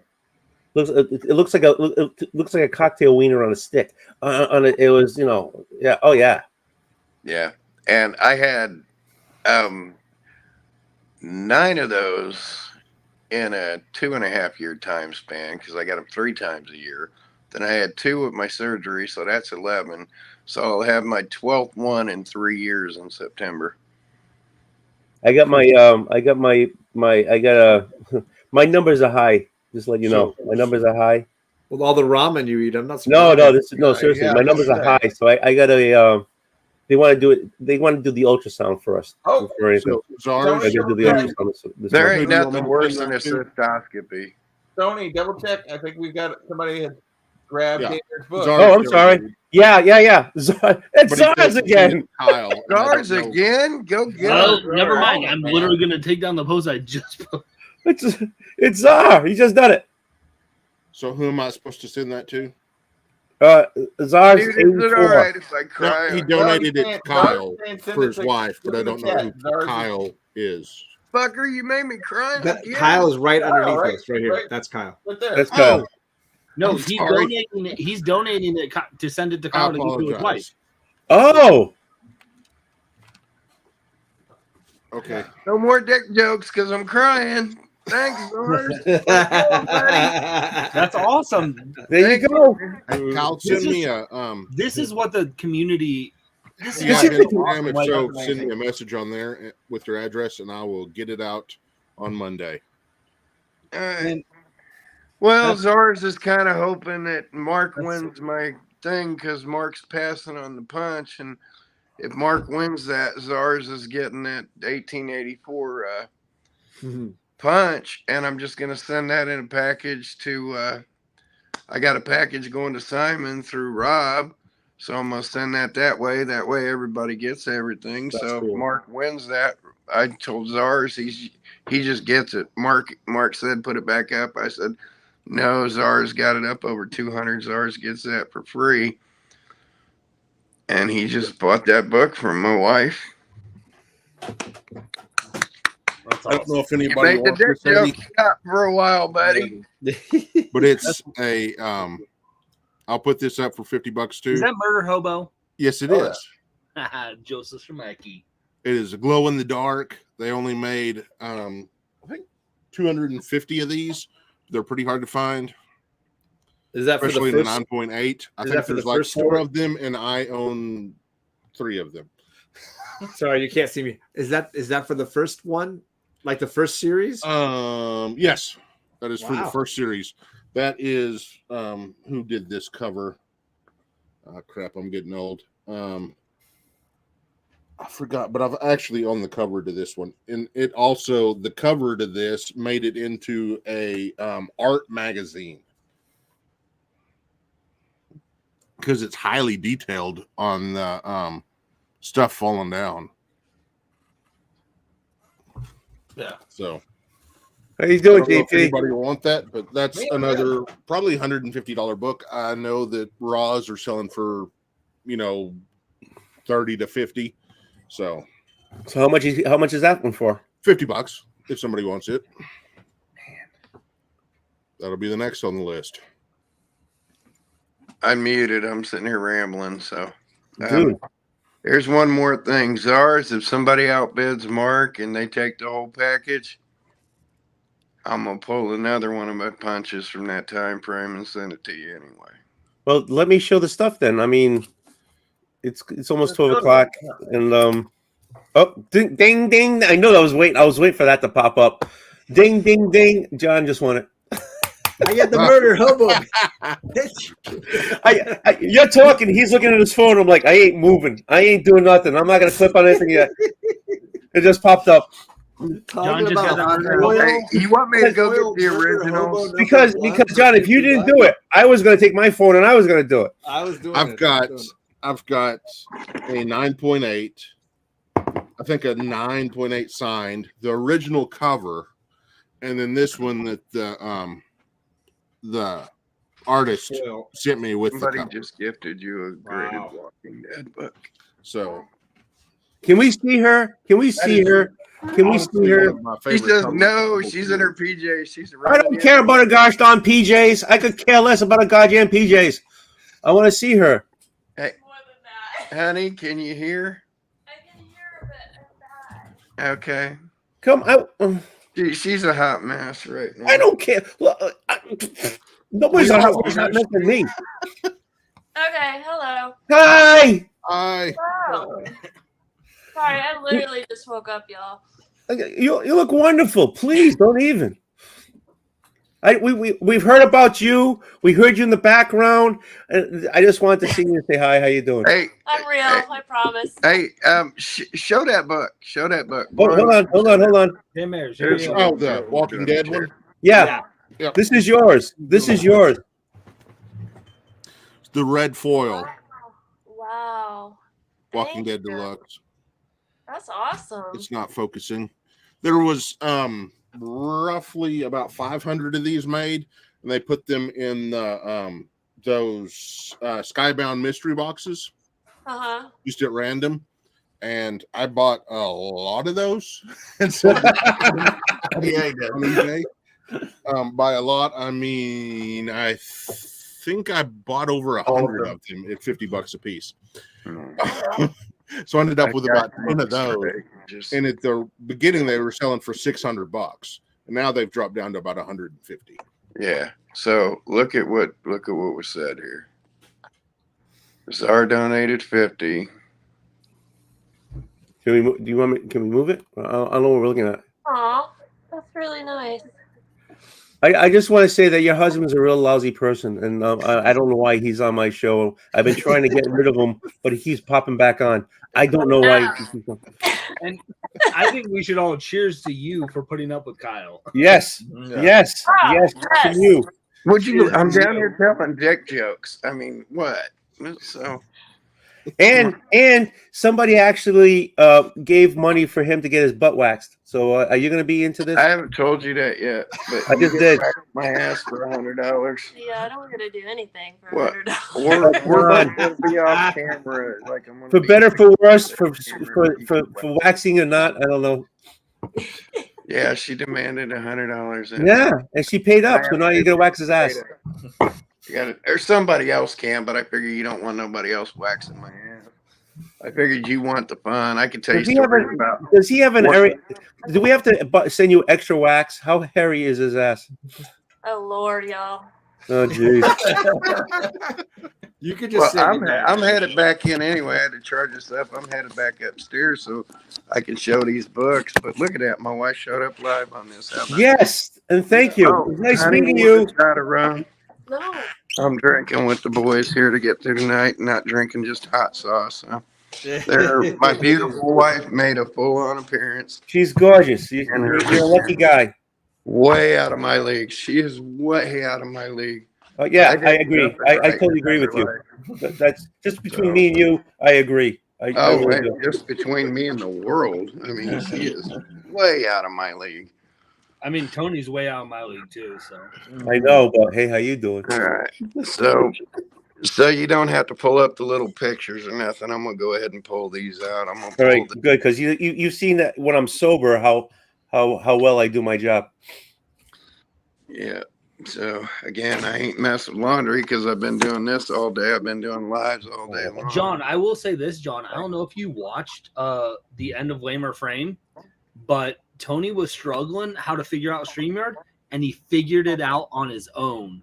I was about to text you, and I was like, John, we need your help. And Tony's like, Tony's like showing pictures. They were Kyle's pictures. He was showing them, and I was like, oh my goodness, this is. Are really you awkward. sure? Oh yeah, I was so proud of myself. Honest to God. Did you help him, JP? Did you help I him? didn't help him, but I'm just like, John didn't help him. John would have someone else didn't help him. All right, so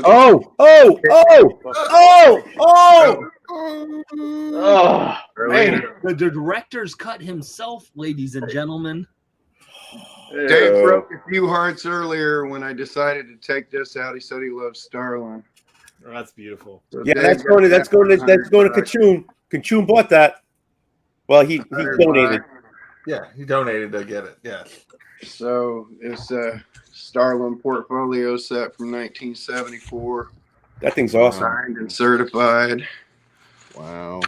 So there's a Jim Starlin. Plus, he paid $100 for it, and then Nauman went ahead and was going to give an extra $50 for it if he got it. But Dave got it, but Nauman went ahead and donated another $50. Oh, thank you. So that went out to Dave. So my little contribution from the get-go here. Dude, there's nothing little about your contribution for today. Not at all. What's the oldest comic book anybody's got here? Oh, here we go. I want to say 1947 Dick Tracy Pop Wheat comics. You lose. I know I do. I've been watching your show all day. Kyle, one second, please. I apologize. Kalito, where'd you get Rod the Rican's glasses from? I was about to say the same thing. And two, can you move down the camera? Because I can't even see your chin. And I want to see that beautiful We can see the wall, but we can't see There you go. There you go. Thank you. Kyle, go. So I had to throw in a new book in with this batch. So I threw in a Golden Age 1951 Looney Tunes. So this is the newest. So suck it, Tony. Looney Tunes 112 from February 1951. So this is a new piece that's in there. I'm not going to take out both of these, but you'll get the impression. Then we go back to 1914. Wow. Here's a Picture Pages magazine of Chums, Textilios. There's another one behind this too, but I got them wedged down in here right now. And this is Platinum Age, and then what it's sitting behind. This was my book. They wrote about me. A 1905 Foxy Grandpa. Are you a Platinum Age book. I'm a great uncle. This is similar to Buster Brown. These are like the Buster Brown books and the Chaplin books and stuff like that from this era were like this size. So this is 1905, but that's still not the oldest. Tony, would you drop the link again in the chat? Oh yeah, guaranteed. There's how about May 17th, 1884. So, oh wait a minute. The link for what? Again, like The link for donating. The bidding on this. Explain again the bidding on this because Eddie is asking about it. It's up to 250 right now. So yeah, but what do you need to do to bid if he wants to bid? If you would like to get in on this, you have to send a message to Old Wolf 65 on Instagram and let him know that you want to up the bid. That's currently at what, 250? 250. Currently at 250. So if you want to up the bid, you got to bid more than 250, and then you would be the front bidder to Tony on that. Oh, you can just drop it in the chat right now. Whatever you want to do. I mean, And don't pussyfoot around. Don't go. Yeah, there's nothing. 275 or 3. We're totally open over here. But yeah, this is the word cartoon came from this magazine in 1841. So, I tied it in, cartoons to cartoons covering 70 years. And this goes back in a year. This will officially be 140 years old. And again, it's picture pages. We're the early stages of comics. This is Victorian era comics. So Hey, we did. Someone just jumped it to 275. Ours again. Czars. Czars. Oh, Mark's gonna be mad at you, Czars. Mark's gonna be mad at you, but he'll probably one up you, and you'll still get this. But I'm keeping tabs here. Cleo, you're on twice. Do you want to be on twice? And I'm on.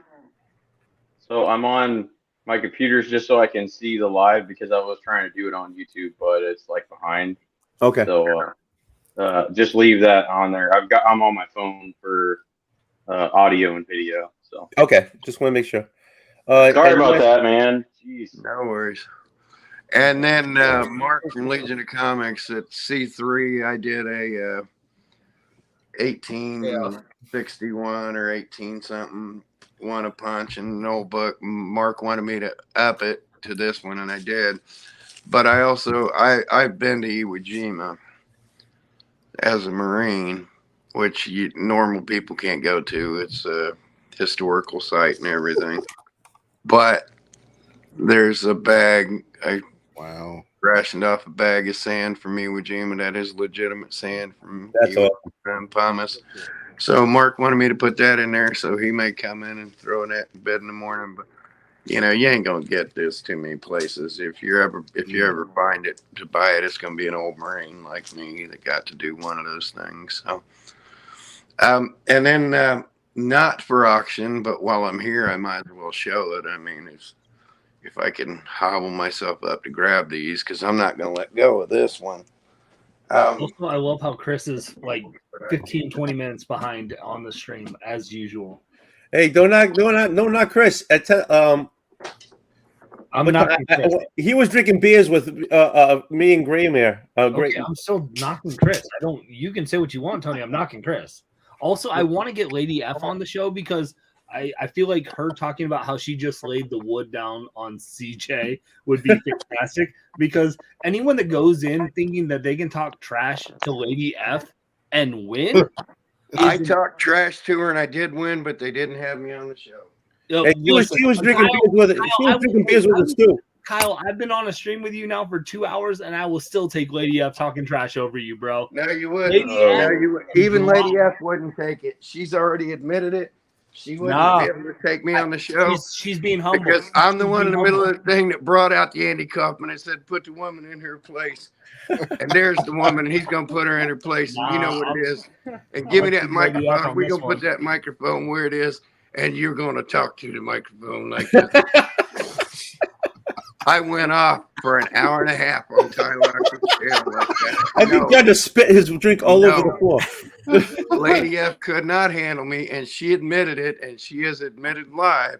She is glad they didn't have me on as the hype man.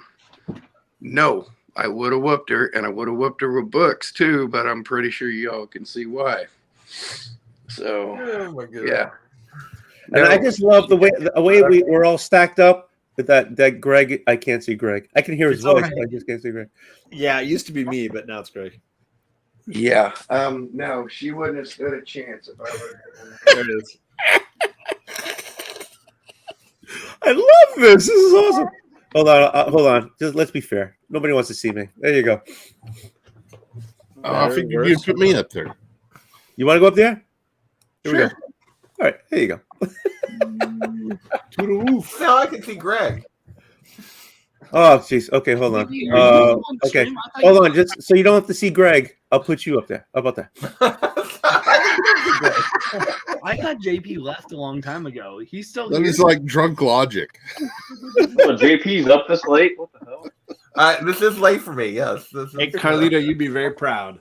I don't know why. John's still up with his. I'm yawning though. Say. I sat the girls down today and they watched, I think one of the only Christopher Nolan movies they haven't seen. They watched Interstellar. Oh, I gotta see that. I've never seen that one. Kate hated it. I can see Kate hated it. I love your kids. Oh, that's funny. Kate, like at the 2/3 mark, she's like, I hate this movie. And then Matt Damon showed up. She's like, oh, I kind of like, Matt Damon's in this. And then of course he does his heel turn, and she's like, okay, I hate this movie. This movie's horrible. How's she feel about Tenet?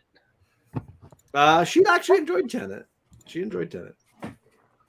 But Did she watch the regular or the director's cut?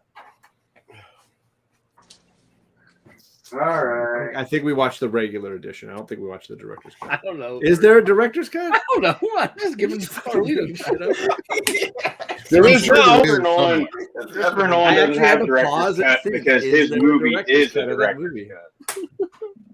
cut. So there you go. But All right. Charlie did enjoy it. Charlie enjoyed it. Yeah, Charlie's smart. She was very frustrated. Don't tell Kate I said most that. of it. And Charlie's first reaction when the credits rolled was, "That's it? Like, does he find her? Does he get her? Does he rescue her? Like, what? That's it?" John, also, do you not have 49? I keep looking at your Green Lantern post and Oh boy. You don't have 49. 49 what? Oh, I have 49, but it's not. I know it's not her first appearance or anything.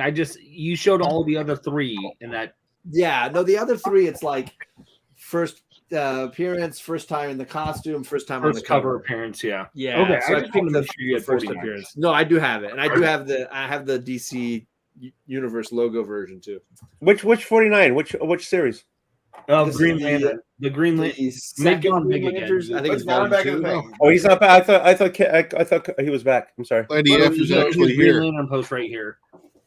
Lady F, you got the deal. Carolyn, I would have whooped you. Lady Fantastic. If I can get you on, okay. You don't have which? No. Oh, I only have singles of those. Tony, please. That's listen, 48 with. You said he did. Don't send him something And that the he has DC as an logo. AFK, and then they can mail it back to you. 50 with the DC logo and without the newsstand. And then this is the first cover appearance, DC logo, and there you go. So you got the rings, though, one too.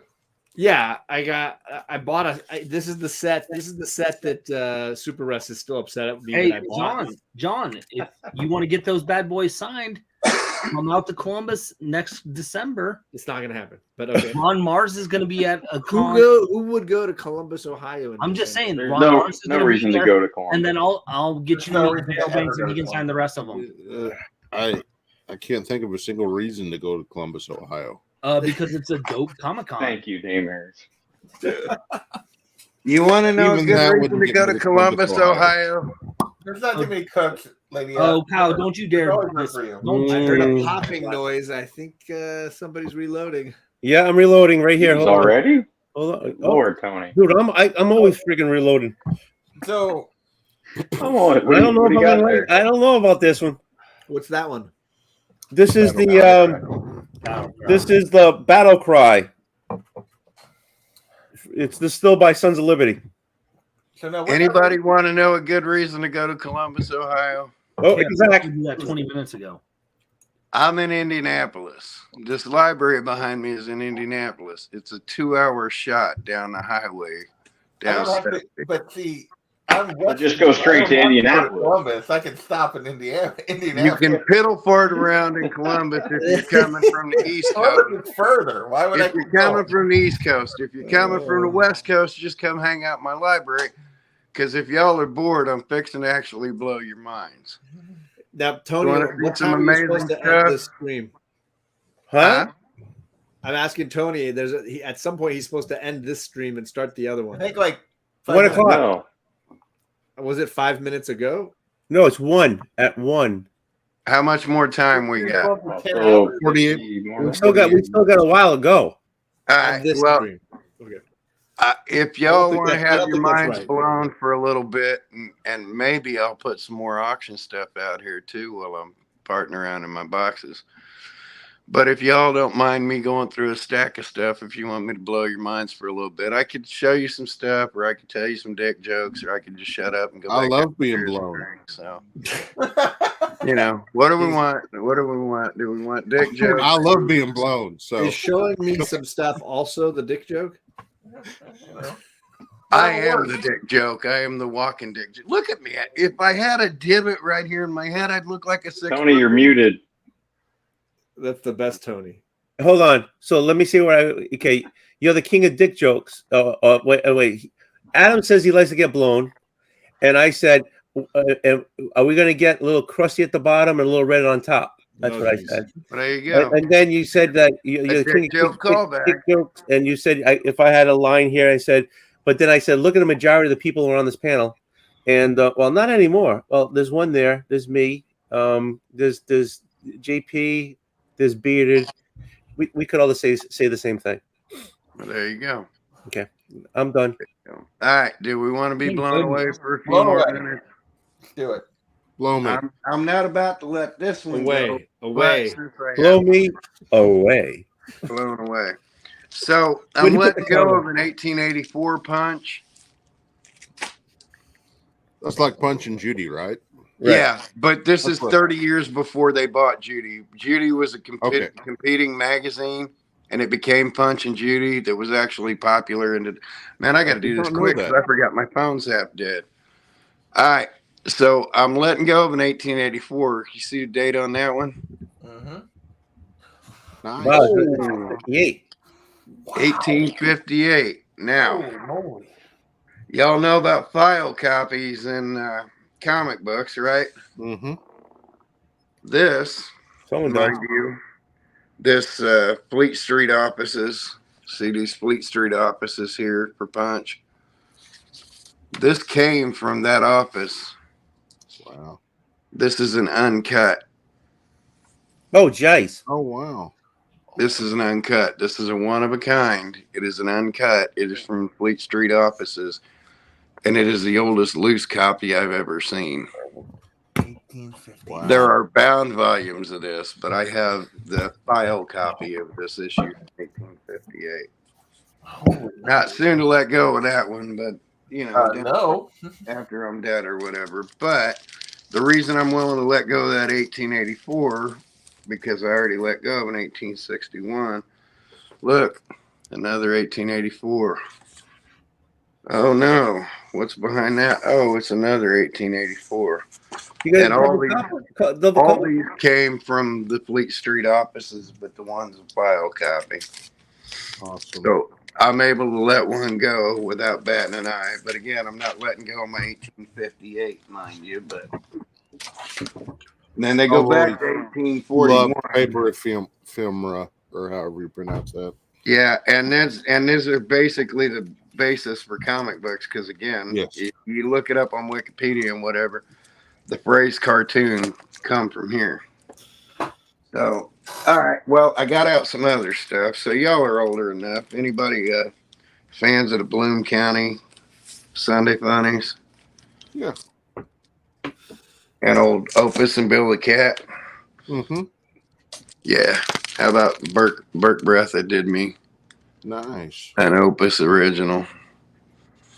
See, Kyle, you were dissing Columbus, but if you came to Columbus, you could go to the Cartoon Museum in Columbus for free, and you can see stuff like that up on the walls. I get you. Oh man, I could go to a museum and see stuff like this up on the walls. But they have the desk at that Chester Gold drew Dick Tracy on.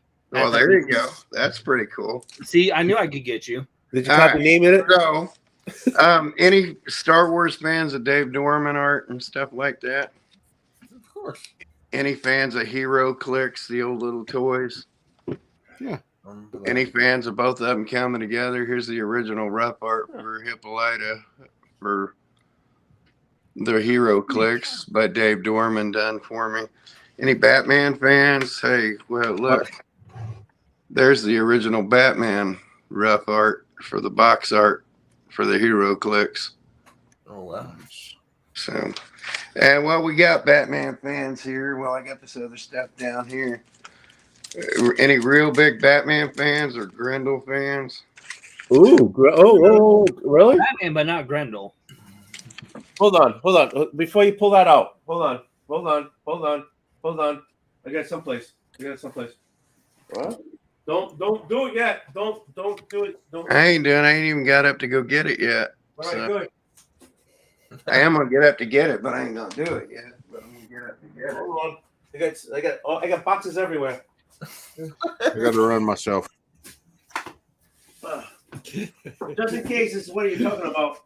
If it isn't, then I feel like a fool. John, entertain us, John. Wrapped with attention. Entertain us. Song and dance number, something. Dance, monkey, dance. you're on the screen. Come on. No. Nobody's donating enough money for what that. number we got to get John to dance right now? It'd be pretty high. It's gonna be pretty high. All right, go. Let me see if what I'm thinking, you're thinking. Go. All right. Well, you show what you're thinking, because I guarantee it's not what I'm thinking. Hey, how you doing? Hey, Kurt, what are you drinking? What are you doing? Did you say? All Yeah, what are you drinking? I'm not drinking anything. Why? I have 3 bottles picked out. I was gonna be like, hey, what should I drink? But I obviously missed the beginning of the stream. No, let's get. Let's go. Which bottle? Let's see 'em. No, Let's go pause right now. everything. Pause everything. Yeah, Carlito, yeah, you yeah. got 3 Please. bottles. Carly, What are you So I picked 3 that I haven't opened yet. One of them is a Grail I got on December 30th. But anyway, so here's this one, the Duke. Okay. It's John Wayne's bourbon. Ah, okay. And there's a Elijah Craig Private Barrel. Nice. And then this is the baby I've been searching for like 3 years. Joseph Magnus Cigar Blend. Oh, nice. Very cool. And I had to buy a stupid basket with like 2 other bottles I didn't want just to get this, but it was worth it. So yeah, I don't know. Between those 3, what should I drink? I want the cigar blend, bro. Oh, man. If you don't want to, okay, here's If you the don't thing, want to Carlito. drink it, You it's know whatever you want. We're gonna pick the cigar one, but don't open that unless you want to. Otherwise, drink one of the. No, other just whatever you guys pick. That's what I'm gonna open. So Yeah. All right. Well, he's popping that. I need to know, Tony. Oh no! What are we cigar looking bar. at? Whoa, what we got there? Tony Yeah, wants baby. that Batman Grendel. Hey-o. Okay, you weren't thinking this, were you? For the second one, the Elijah. Well, Craig, so you now don't- when did those come out, Tony? The Look at Private Barrel. Yeah. Tell me The when map, those the came map. out. Well, I have to look. I have to open them up. I can Oh, tell no, Tony, you. what do you think? Go ahead and look them up, Tony. Well, I'm thinking Tony. about. Yeah, I want to see. I want you to open up the cigar one. Okay. All Johnny's gonna go with the cigar. So are those 92 Tony's or the boss. 93, Tony? Hold on. These are. 92, right? God, these are minty fresh. I have never cracked them open. Well, you don't need to crack them open. I can Because tell he you. doesn't read his comics. I'm gonna kill you.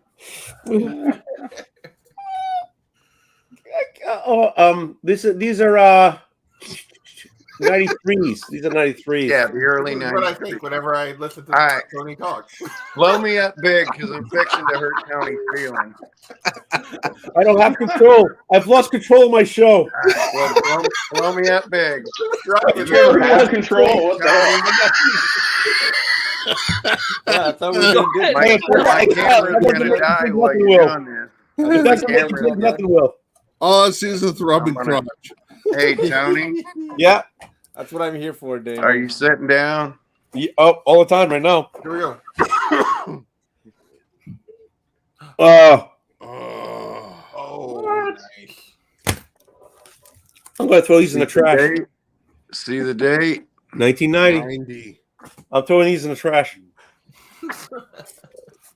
2 years, more than 2 years before that came out. I've It got took some 2 valuable years stuff to there. hammer down that series.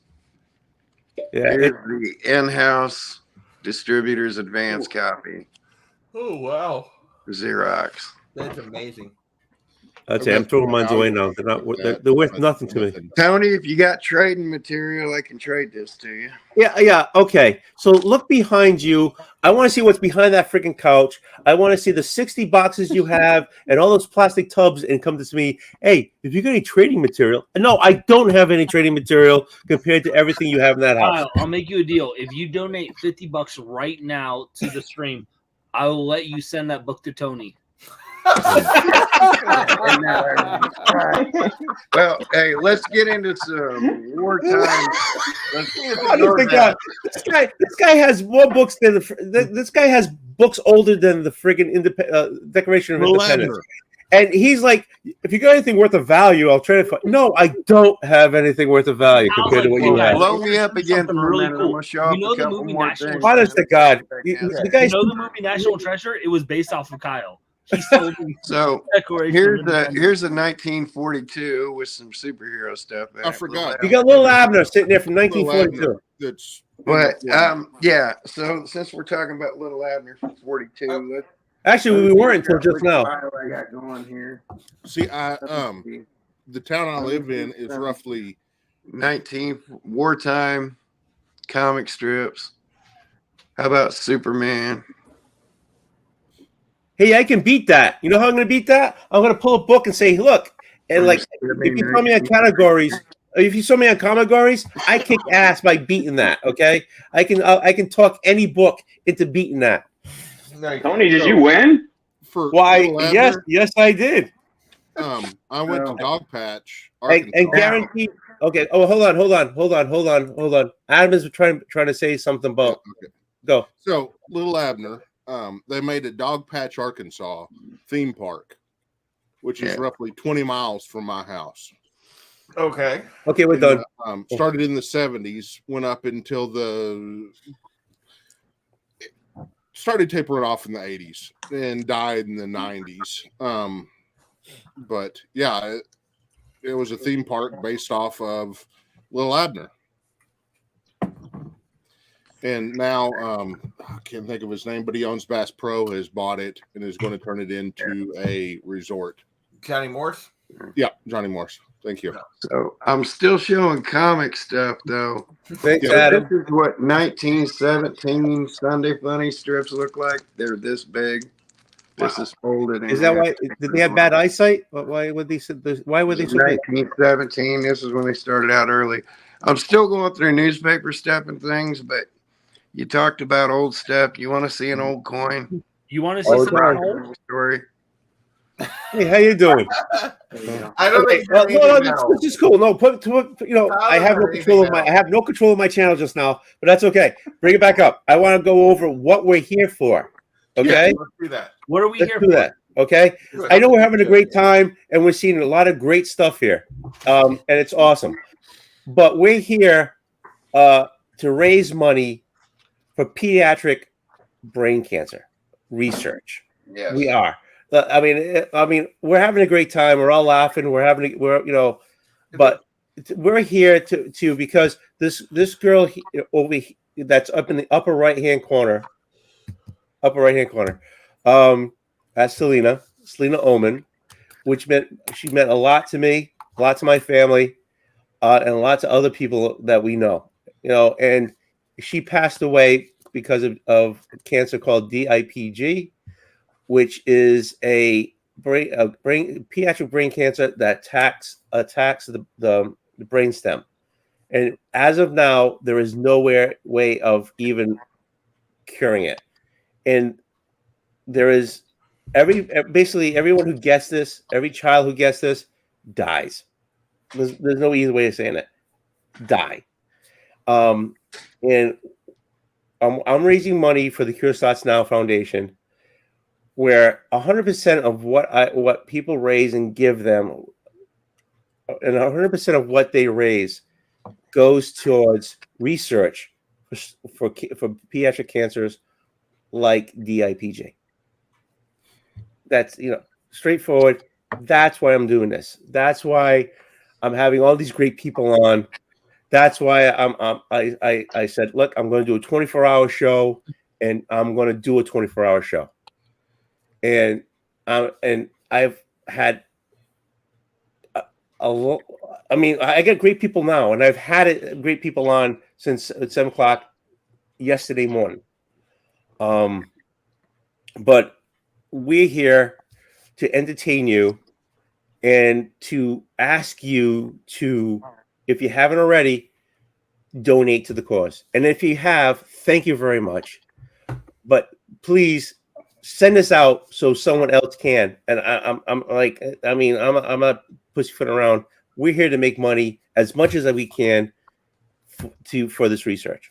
Done. That's it. And I know it's 12:30 at night on Eastern time. If you know somebody in California, send it to them. Send them the link. Let them know what's going on. Don't do that. Because Don't I do mean, we're so close. Right now, the ceiling is at 5,000, and we're so close to getting there. So that's why we're here. And like, thank you very much for listening to me babble. And sorry to bring the place down. Tony, what are we at? What are you at right now? 4,339. So we need to get to at least 45. And what's going to happen at 45? Wait a minute. Didn't Adam ask something? Let's get to 45. Oh no, but Adam. Go ahead. No, that was the $50, and John already hit it. That's right. That son of a bitch. Because I was going to do it too. You know what, Tony? Here's what I'll do. I'm not going to take the time to look in my boxes. If someone donates $50 in the next half hour, because that's all I'm going to be on, I'll create a mystery box that will be. I pulled out some stuff to, to say if anybody wanted. I don't know. I'll show you what I have. Let's do it. We want to get bump this. We want to what? We gotta get this moved. We gotta get this moved. Yeah, I had to run and grab my charger because why I grabbed all this stuff out is because I'm about to hit you with another donation thing if people are staying up late. All right, well, Kyle, are you ready? We'll get ready. Are you ready? Go, Kyle. Go. Do it. All right. So, big question. We got any Popeye fans here? So I just donated $50 for you. There you go. Thank you. We got any real Popeye fans here? J Mayers, was that for me? I'll send you something. All right. I'll make you something. So sounds great. Anybody familiar with the history of Popeye and the guy that created him, Elsie Seeger? Actually, isn't Popeye based on a real person? Yeah, sort of. So this is where Popeye came from in the Thimble Theater and the comic strips. And a few of these over the years. Elsie Seeger died in 1936, so there were very few things actually done by Seeger, and it was taken over by Bud Segendorf. This is a Segendorf replacement, but look at there. There's an original Elsie Seeger. Oh wow, Popeye. Or 19, he died in 38. So then that 36, yeah, that's a Seeger too. Was Popeye just holding his love child? Yeah. Yeah. This is early Popeye. Now, granted, Popeye was created in 1929, but Seeger and Segendorf did these Thimble theaters. And if somebody's really interested and they could come up with $75, I'll pull out a 37 Seeger and a 38 Segendorf, the two most popular Popeye folks ever. And if somebody comes up with $75, I will sort through these and pull out an original Seeger and a Segendorf full Sunday section. And let that go. So 2 Sunday sections. Here's a 33 Alessanders. Chris Krusty. Funnies. But yeah, but I'm willing to come off a Seeger and a Segendorf 1930s Popeye. If somebody kicks in $75, I'd ask for more, but that is a bargain. We'll keep it nice. Any Rocky Horror fans? I used to like going to the show. Here's some original newsletters, Transylvania newsletters, published by Sal Piro, the guy that's in the movie Fame. We had him in town, did a Rocky show with him here. I miss the Rocky shows, and they don't do them anymore. It got to a point where people, because they were chucking toast, and they actually did things, and they stopped it because they were afraid people were going to get hurt and stuff. Any French speakers? They still do it in my area. I can't even speak English. You can expect me to? I took a semester of French. Little comic journal. So let's see, where's the date? Oh, I got the date. I'm behind these. So 1869, 1869 and 1870 on this one. Wow. French comic strips from the 1870s. For those that didn't see it before, what's the oldest newspaper you ever saw? Is it older than that? One from 1795. Why? Holy moly! Yeah, I know, huh? So I've got a Bible from That's almost as old as 1779. Yeah, I'll give you $50 to go to the cause. Anybody Bible? like No. manga? Anybody like manga? Oh, you got to pull that out later, actually. But yeah. How about 1924 and 1926 manga? Wow. Oh wow! So, I'm telling you, this guy has a museum. He doesn't have a house. He has a museum. the Gaines Donenfeld experiment with Standard Oil funnies and Gulf funnies weekly. There's a nice All little right, date. okay, this is gonna be a stupid question. This was put by Gulf Oil, right? So when did you get that? When you get a fill up? I mean, They I gave don't these understand. kids the Gaines Donenfeld experiment. Basically the people who created All American and DC Comics. While they were trying to figure out comic books, they figured, okay, can we take the Sunday funnies, which were that gargantuan mess of things, where comics were. I threw it that way. Do they still redo? Honestly, I miss the Rocky Horror Picture Show. I really do. Comics, the Sunday funnies were like that. Well, they shrank them down, and then they thought, well, if we fold these in half, if kids like these, because they were giveaways, Where would they give them away though? At the gas station. Okay, that's what I wanted to understand. They'd use this for advertising, and the gas stations would put the bill. So there'd be advertising on the backs of these and stuff. Gotcha. Okay, I know that was a stupid question, but I really wanted. So, Bill Gaines, the guy that created EC Comics, used to work for All American Comics and helped get all that launched. This is part of the Gaines Donenfeld experiment where they took them and they shrank the Sunday funnies, and then they thought, okay, are these going to sell? Okay, can we fold them in half and make comics? Hence, New Funnies Comics by DC in 1935. Awesome. This was the experiment they did the year before. Oh, look. Oh, no. Oh, what? Another small Superman section from 1943. Oh, no. Why don't we go with some large sections? Honest to God.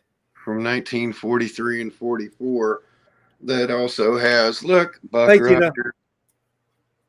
Buck Rogers, cool dish. Wow, these are cool. So, let's go through that. Oh no, there's another Thimble Theater, and I think that's a cigar one too, if memory serves me right. Oh, look, it is. It's another cigar Popeye. Somebody wants $75. There's that. All right, then I got the old coins. Let's see here. Anybody ever seen 420 AD Augustus Flavius bronze coin? I did. Yeah, I had one. I seen one of those. I was wearing a robe at a time, and Anybody a fan of the band Everclear? Yes. Yeah. Art Allen gave me that. Tony, stop pretending. Those were still in circulation when you were a kid. I know. I didn't want to make a big. I'm not full screen. I'm not full screen. He is. I didn't want to take away from him.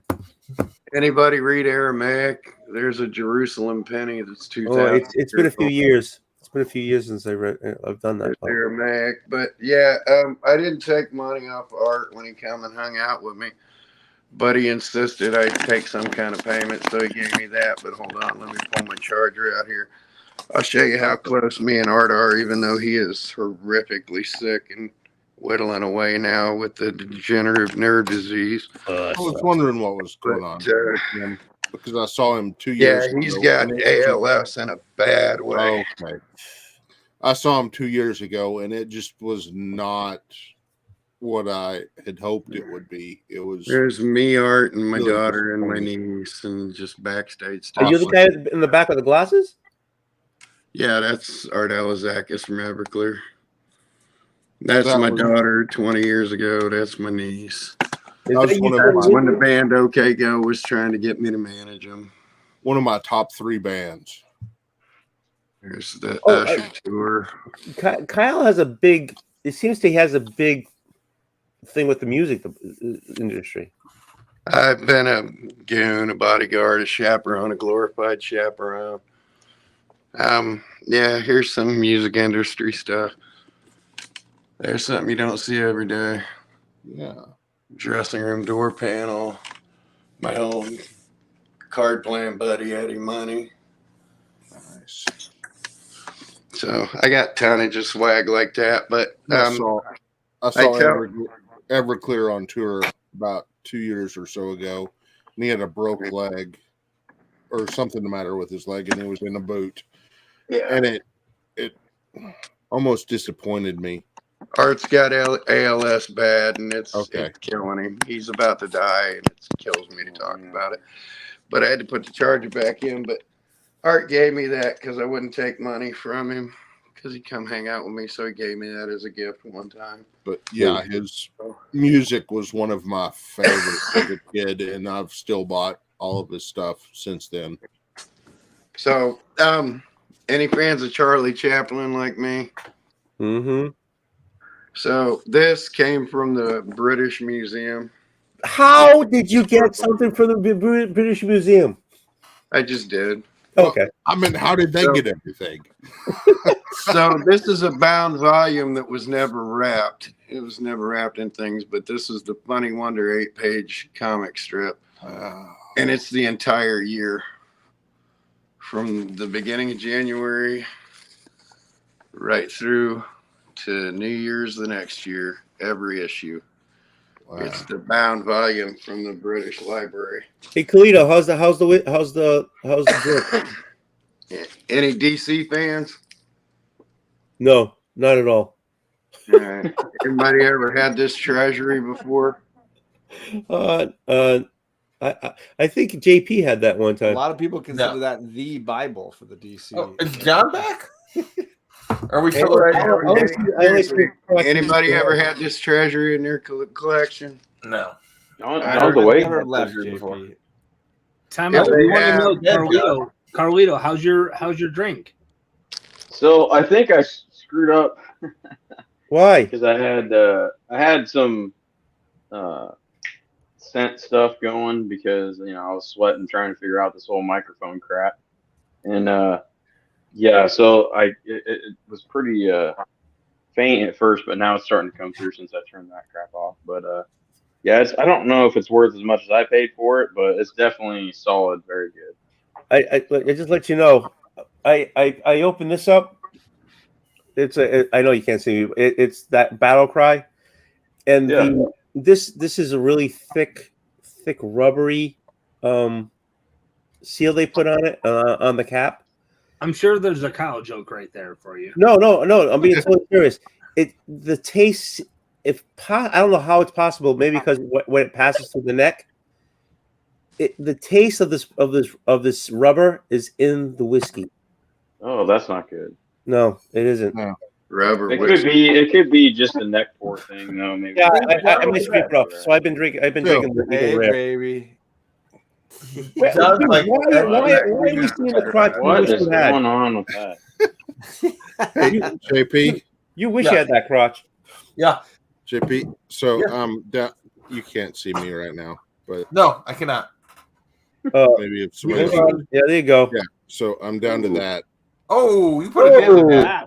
Just from tonight? Wow. Just from tonight? Yeah. Oh No. yeah, and then I'd started on You drank some of it before that. this before that. Oh, you are yeah. Here's No. That's it. That's all I've done. What was that before that? I missed it. Oh, let's see that again. That's as far as I've gotten tonight. Hold on. I'm not. I have no control of my site. Hold on. I have no control of my thing.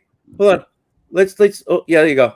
So I had a little bit of Woodford Reserve. It was there-ish. Oh, okay, that's not the double oak. That's the regular. No, and then excuse me. No, I don't like the double oak. That's what I was. Laws. So it's 40 I'm at 57.8% with alcohol. But wait, hold on. You seem total. You seem fine, and you were worried about having the kids and No, I am very warm to describe it as. that Law's Whiskey House was good. Oh, John's back. Oh, look, hey, what's I didn't John go drinking? anywhere. I just figured it was in keeping with the theme. I mean, What are you drinking there? Oh, wait a minute, hold on, John. Adam? Can I just say something? John disappears. Greg disappears. We don't see them. All of a sudden, John comes back. Greg comes back. What the hell you been doing? We were just sitting here listening. Don't worry about it. Don't worry about it. Hey, don't worry about what's happening. What happens on Oval's channel stays on Oval's channel. Don't worry about it. Go back to John. I'd like to see what John thought of his scotch that he had not tried before tonight. What did you think, John? What have you thought? Scotch. Down into my belly. It's very smoky. Like this particular. I don't know if it was just. I'll have to read up. It's that peat. It's called peat, John. Yeah. Okay, wait a minute. Hold on. P-E-E-T. Kyle, we'll go right to you. John has to talk about his. We'll get there, drink Kyle. right now. We'll get there. We do. Are you just a pirate right now? You just want one eye on us. Arr. He did. Yeah. All right. No, so a little, very smoky. Not as smooth as I hoped it would be, but no, very good, very good. Okay, so which one is it, John? Which one? For this, my cat's in the way. Oh yeah, Oh, so Lefroy. what do you got, John? Lefroy 10. It's the Kyle, frog. don't worry about. We'll get to you, Kyle. I heard that's like a dirt smoke bomb. I just don't have my booze with me. I had to bring my charger up here. I left my booze. So Kyle's like, listen, I got booze or charger. What do you want? I got two hands, goddammit. Well, no, I will not take this stuff down where I'm smoking for obvious reasons. No, hell no. No. Absolutely not. So this that I opened earlier, this Rebel Cast Strength. Yeah. Wait a minute. Did you say Rebel Castrate? Yep. Gas, That's what it's called. Cast Strength. Oh, I think you said castrate.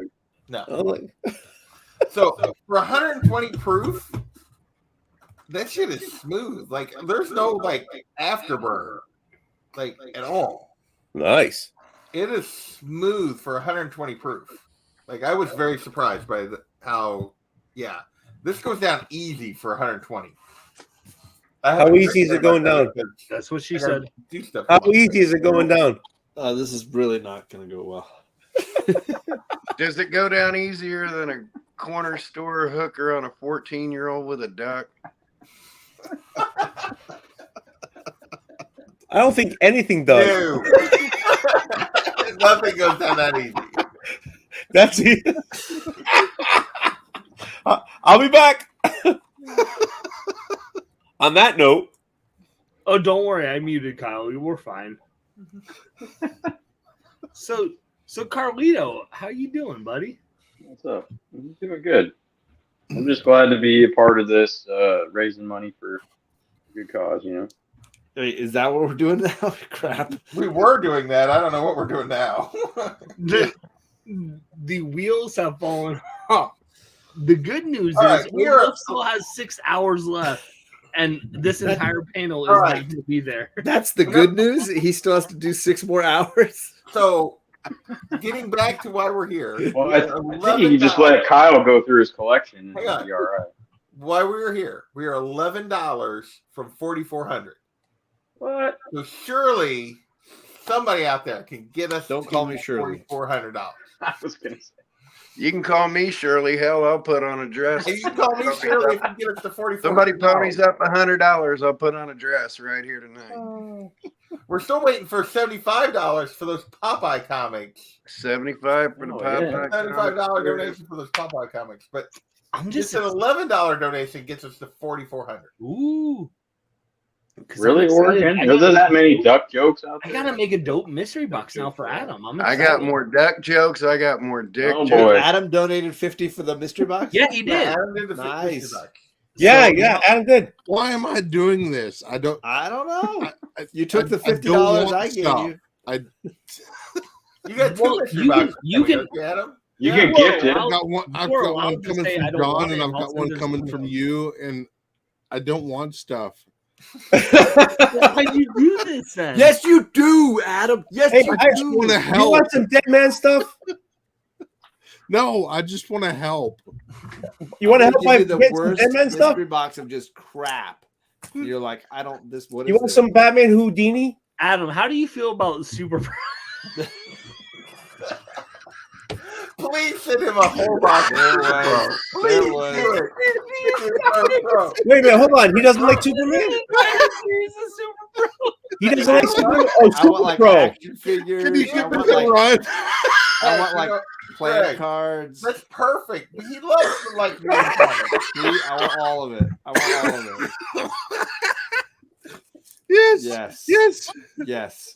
Just the All of card. it. That's fine. To all of it, yes. How do you Yes, feel about Coach Arnold Vic. Oh, come Schwarzenegger on. in Last Action Hero? Coach Vic, did someone say Super Pro? You know There's someone. exactly who said Super Pro. It's not a mystery of did someone say that? Don't you dare. Breathe. Breathe. Breathe, man. Breathe. We got him. Okay. Got I'm him. good.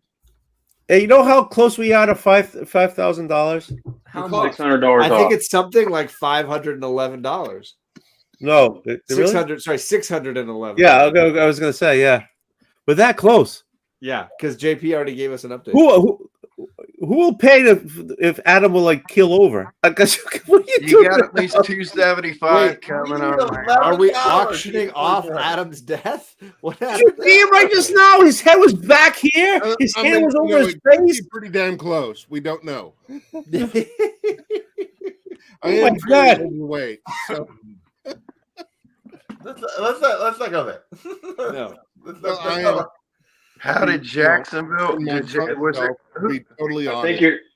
who played tonight? I ain't even been watching football. Who played? In a couple of years. Jacksonville. Okay, Jacksonville everyone stop played the digging. No one Chargers. can hear anyone. The Chargers were up at halftime. What?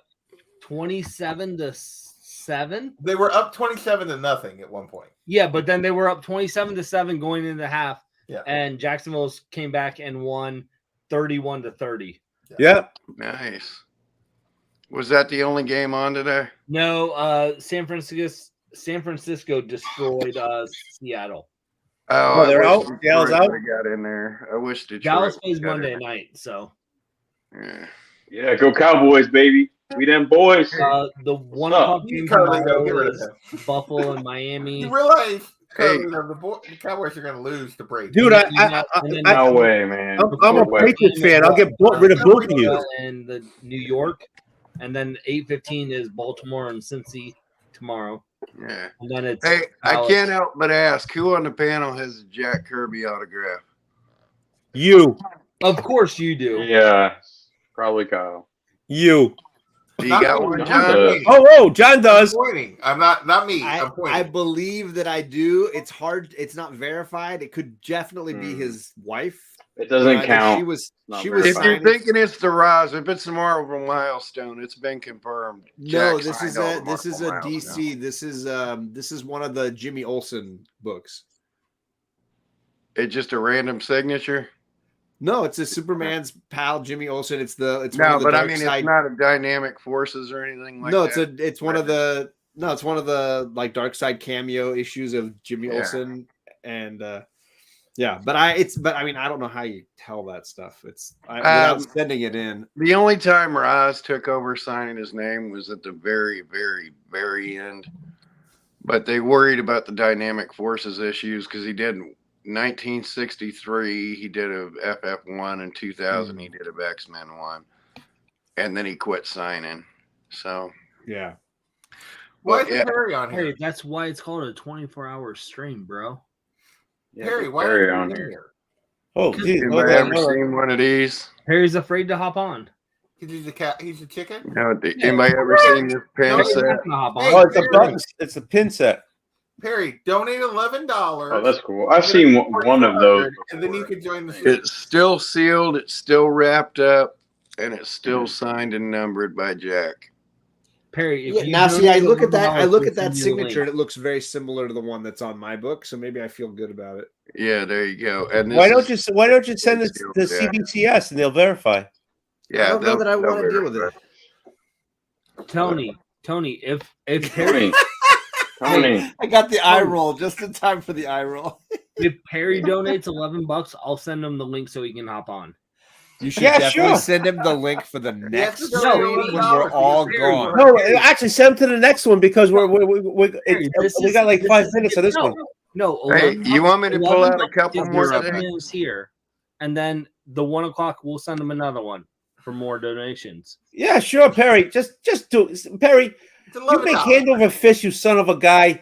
Just friggin' like send me the goddamn gosh damn thing, will you? Come on, Jesus Christ already. $12. Give me $12, god damn it. There you go. Wow. Am I yelling? Before I I step apologize. out of my library, you want to see a couple more things that nobody By else the way, has? this is for charity. Charity. There you go. Give that 12. Oh, what? I hit the wrong button. Yeah, you did good. Wouldn't be the first time. It wouldn't be the first time, believe me. So I pulled out a Jack Kirby autograph, but how many people have correspondence from Carmine Infantino? Oh, whoa. The Sheldon. Wow. But you know what what was in this was No. that Bible I was talking about. How about all? Oh well, I'm gone. I can't show it. I have no control of my thing. I honestly got All of the original art roughs to the entire book, 60 pages. Oh wow. So not only that, and all the notes in the margin there. How about all of the 1974 in-house photo stats with Carmine Infantino's notes all over it? Was that the Bible you showed us before? Yeah. This is all the production stuff to it. Heritage Auctions wants this off me pretty bad, but they But for $50 donation, he'll send it to you. there you I go. was backstage Yeah. for like 2 minutes. For like a Beard's just laughing, $15,000 down payment donation. That goes 2 ways, bitch. What? There it is. There it is. But yeah, and I wanted to get to some of these naked Put himself back in. naked art portfolios like by Val Merrick. And So you guys are all like me. I can't be the only Danny Kaye fan here. Here's one. Oh, not at all. I love Danny Kaye. There's one of my Danny Kaye Danny autographs. Kaye is one of my favorites. Honestly, God, I grew up loving Danny Kaye. Honestly, I love the guy to no end. That's one of my Danny Kaye autographs. I got to pull this one off the wall from my other one. Hey, Tony. Yes. There's a production shot Danny signed. There's a swatch of his clothing. Okay, hold on, Kyle. Hold on for a second. Hold on. And believe me, I love Danny Kaye. Honest to God. It's nothing important, but this was a huge ice cube in here before when the stream was supposed to start. And it just melted, so I just left it up here. So it'll be my water later, I guess. It's fine. All right, who are you going to hold that against? Me? Thank you very much. No, I'm holding it against John since he gave me a defective mic. Ah, there you go. How That's long you. were you sitting on backstage on the wrong link before you realized? About 10 minutes. I will officially take 10 minutes of blame then, yes. There you go. Hey, Kalito. I It was love the you. only link I got. I didn't get a link to the newer stream, so I mean. John, you're slacking, man. You're slacking. You're slacking, man. Or 5 minutes. Anyway, back to Kyle. like naked Alex Nino breastfeeding. Oh, I thought that's what her name was. Naked Alex Nino artwork autographed. But the reason I kept these out was mainly for this portfolio. For because there might be some fans of some of the people. The drivers on the stream are drunk. I have no control over my site. Gil Kane. Take control. Gil Oh, that's Kane, sweet. Space Adventures, Neil Adams Tarzan, Oh, I'll take that. autographed. Oh, let's see. Selby Kelly, Bern Hogarth, Al Williamson. Any EC Comics fans? Here's a George Evans from EC Comics. Autograph. Claim. Anybody like The Shadow and Mike Kaluta's work? There's a Mike Kaluta piece signed by him. Wow. Oh, anybody like Mad Magazine and the brilliance that was Jack Davis? How about a little Alfred E. Newman and Friends? A little signed Jack Davis piece here. Dude, where do you find these? So, yeah, that was a stack there. So, but I'm gonna stop on these because this crap could go on all day. I mainly got this stuff out to get them Popeyes out. Just so you know, we have been renaming people. Yeah, no kidding.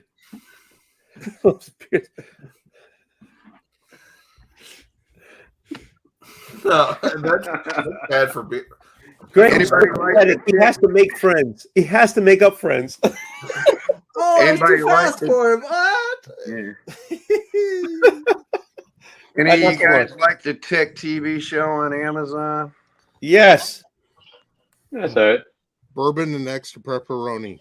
I won this off of them for a picture of me and a spoon. Oh, let's show this. Hold on. Let's show this. Hold on. Let's show this. There you go. There's a cast signed remark with Sarah Penowitz and all of them.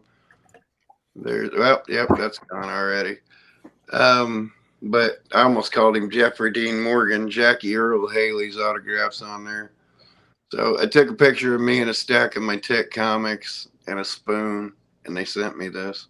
And a spoon? Amazon. Yeah, a big old spoon. I was holding a big old spoon and some Tech comics. And they said, take a picture of you standing there watching Tech, and we'll pick winners. And they liked my spoon joke holding the Tech comics, so they gave me that and a bunch of other crap. So, but I don't get out much. So I don't get out much and I don't get to talk much. So I like to be able to go, hey, look at this crap. And all I meant to do was grab those Popeyes and go, come on, somebody give $75 for some Yeah, old we Popeyes. still need the $75 for the Popeyes. Come on. You know, but that's all I'm gonna let go, because a lot of this other stuff, I mean, it quite literally came from museums or our museum pieces. So Did you rob a museum or something? no, I got everything legitimately. Everything I got legitimately. So, and it goes on and on and on. Let's just say I scratched the surface. You have no control what's going on. I have no control what's going on in my channel. Time to shift to the other extreme there, Tony. Okay, yeah, okay. We're all gonna go over to the next one. No. No? No, we're not. No, we're not.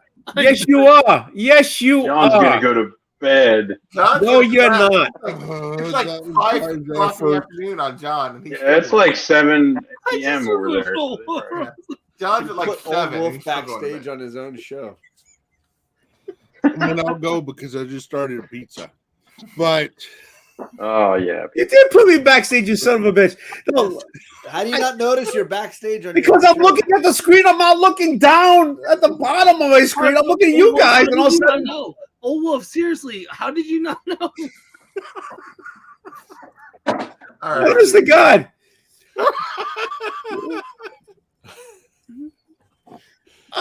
Because I'm looking at you guys. I'm literally looking at you guys. There you go again. Dude, how can you not pay for this freaking comedy? God. We're so close. Right there. There's the truth. We are so close to getting to 5,000. How can you not pay for me? Look at this. Look at the beating I'm getting down. Look at this.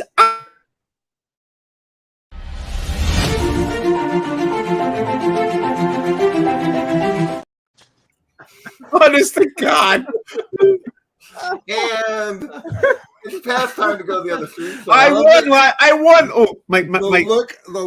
The look on Bearded's face when that started playing. He's like, "Oh wait, what happened? I didn't. It's all black. What happened? Like, I didn't do that." All right, we're all. Hey, Kyle. Yep. We're going to my next channel. Hey, you want me to pop on that? I'll pop on that. Sure, why not? Hop on. What the frig? Yeah. I'm sick of Biden. I didn't get anything. Dude, what are you eating? Like Little Caesar? What are you eating over there? Yeah, Little Caesars. Little Caesars. Pizza. All right. Well, okay, we're gonna My meet you guys. extra. We're gonna meet everybody at my next channel. Okay. Let me drop the link. Yeah. Thank you. Was you dropping it in private chat or? Oh, I already I'm sent drunk. it to the drinking chat group. I think.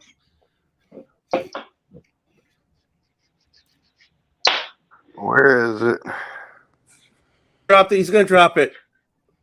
I'll send it to. Drop it. Okay, Drop so I meant to like Drop drop it it to the hot. people in the audience so that they Yeah, can follow just over. send it to me. Send it to me, and I'm good. That's the link in the audience. That's the link you follow to go to the third and final, hopefully, stream. Oh, okay. Let's see if it works here. That just takes you to watching it. If you want to like join to like, Yeah, I don't want to watch it. I'm gonna join. I'm actually talking to nobody. I was like, okay, there we go. Yeah, Tony, just send it to me on IG. I will. Just All right. give me a few minutes because I gotta freaking do it. Turns out he won't. Hey, I have to keep looking every time the screen look. my penis like this, and it goes like that. Hey, Cleo, you're gonna go right? Okay. Yeah. Yeah, send me the link. Okay. All right. Give me a few minutes. Okay. I'm gonna Honestly, Carlito, it's the other link I sent to you. It was That's the link. first You already have it. Oh, I got it. Wait, I think I'm on it. Hey, when do you guys start it? Will ya? I gotta start doing this thing over here. I've got the newest one that you sent to the drunk or the drinking chat. Honest to God, this is a train wreck and a half. Hi, everybody. How you doing? I am fantastic. I am so happy you are fantastic. Did somebody pass out? Apparently so.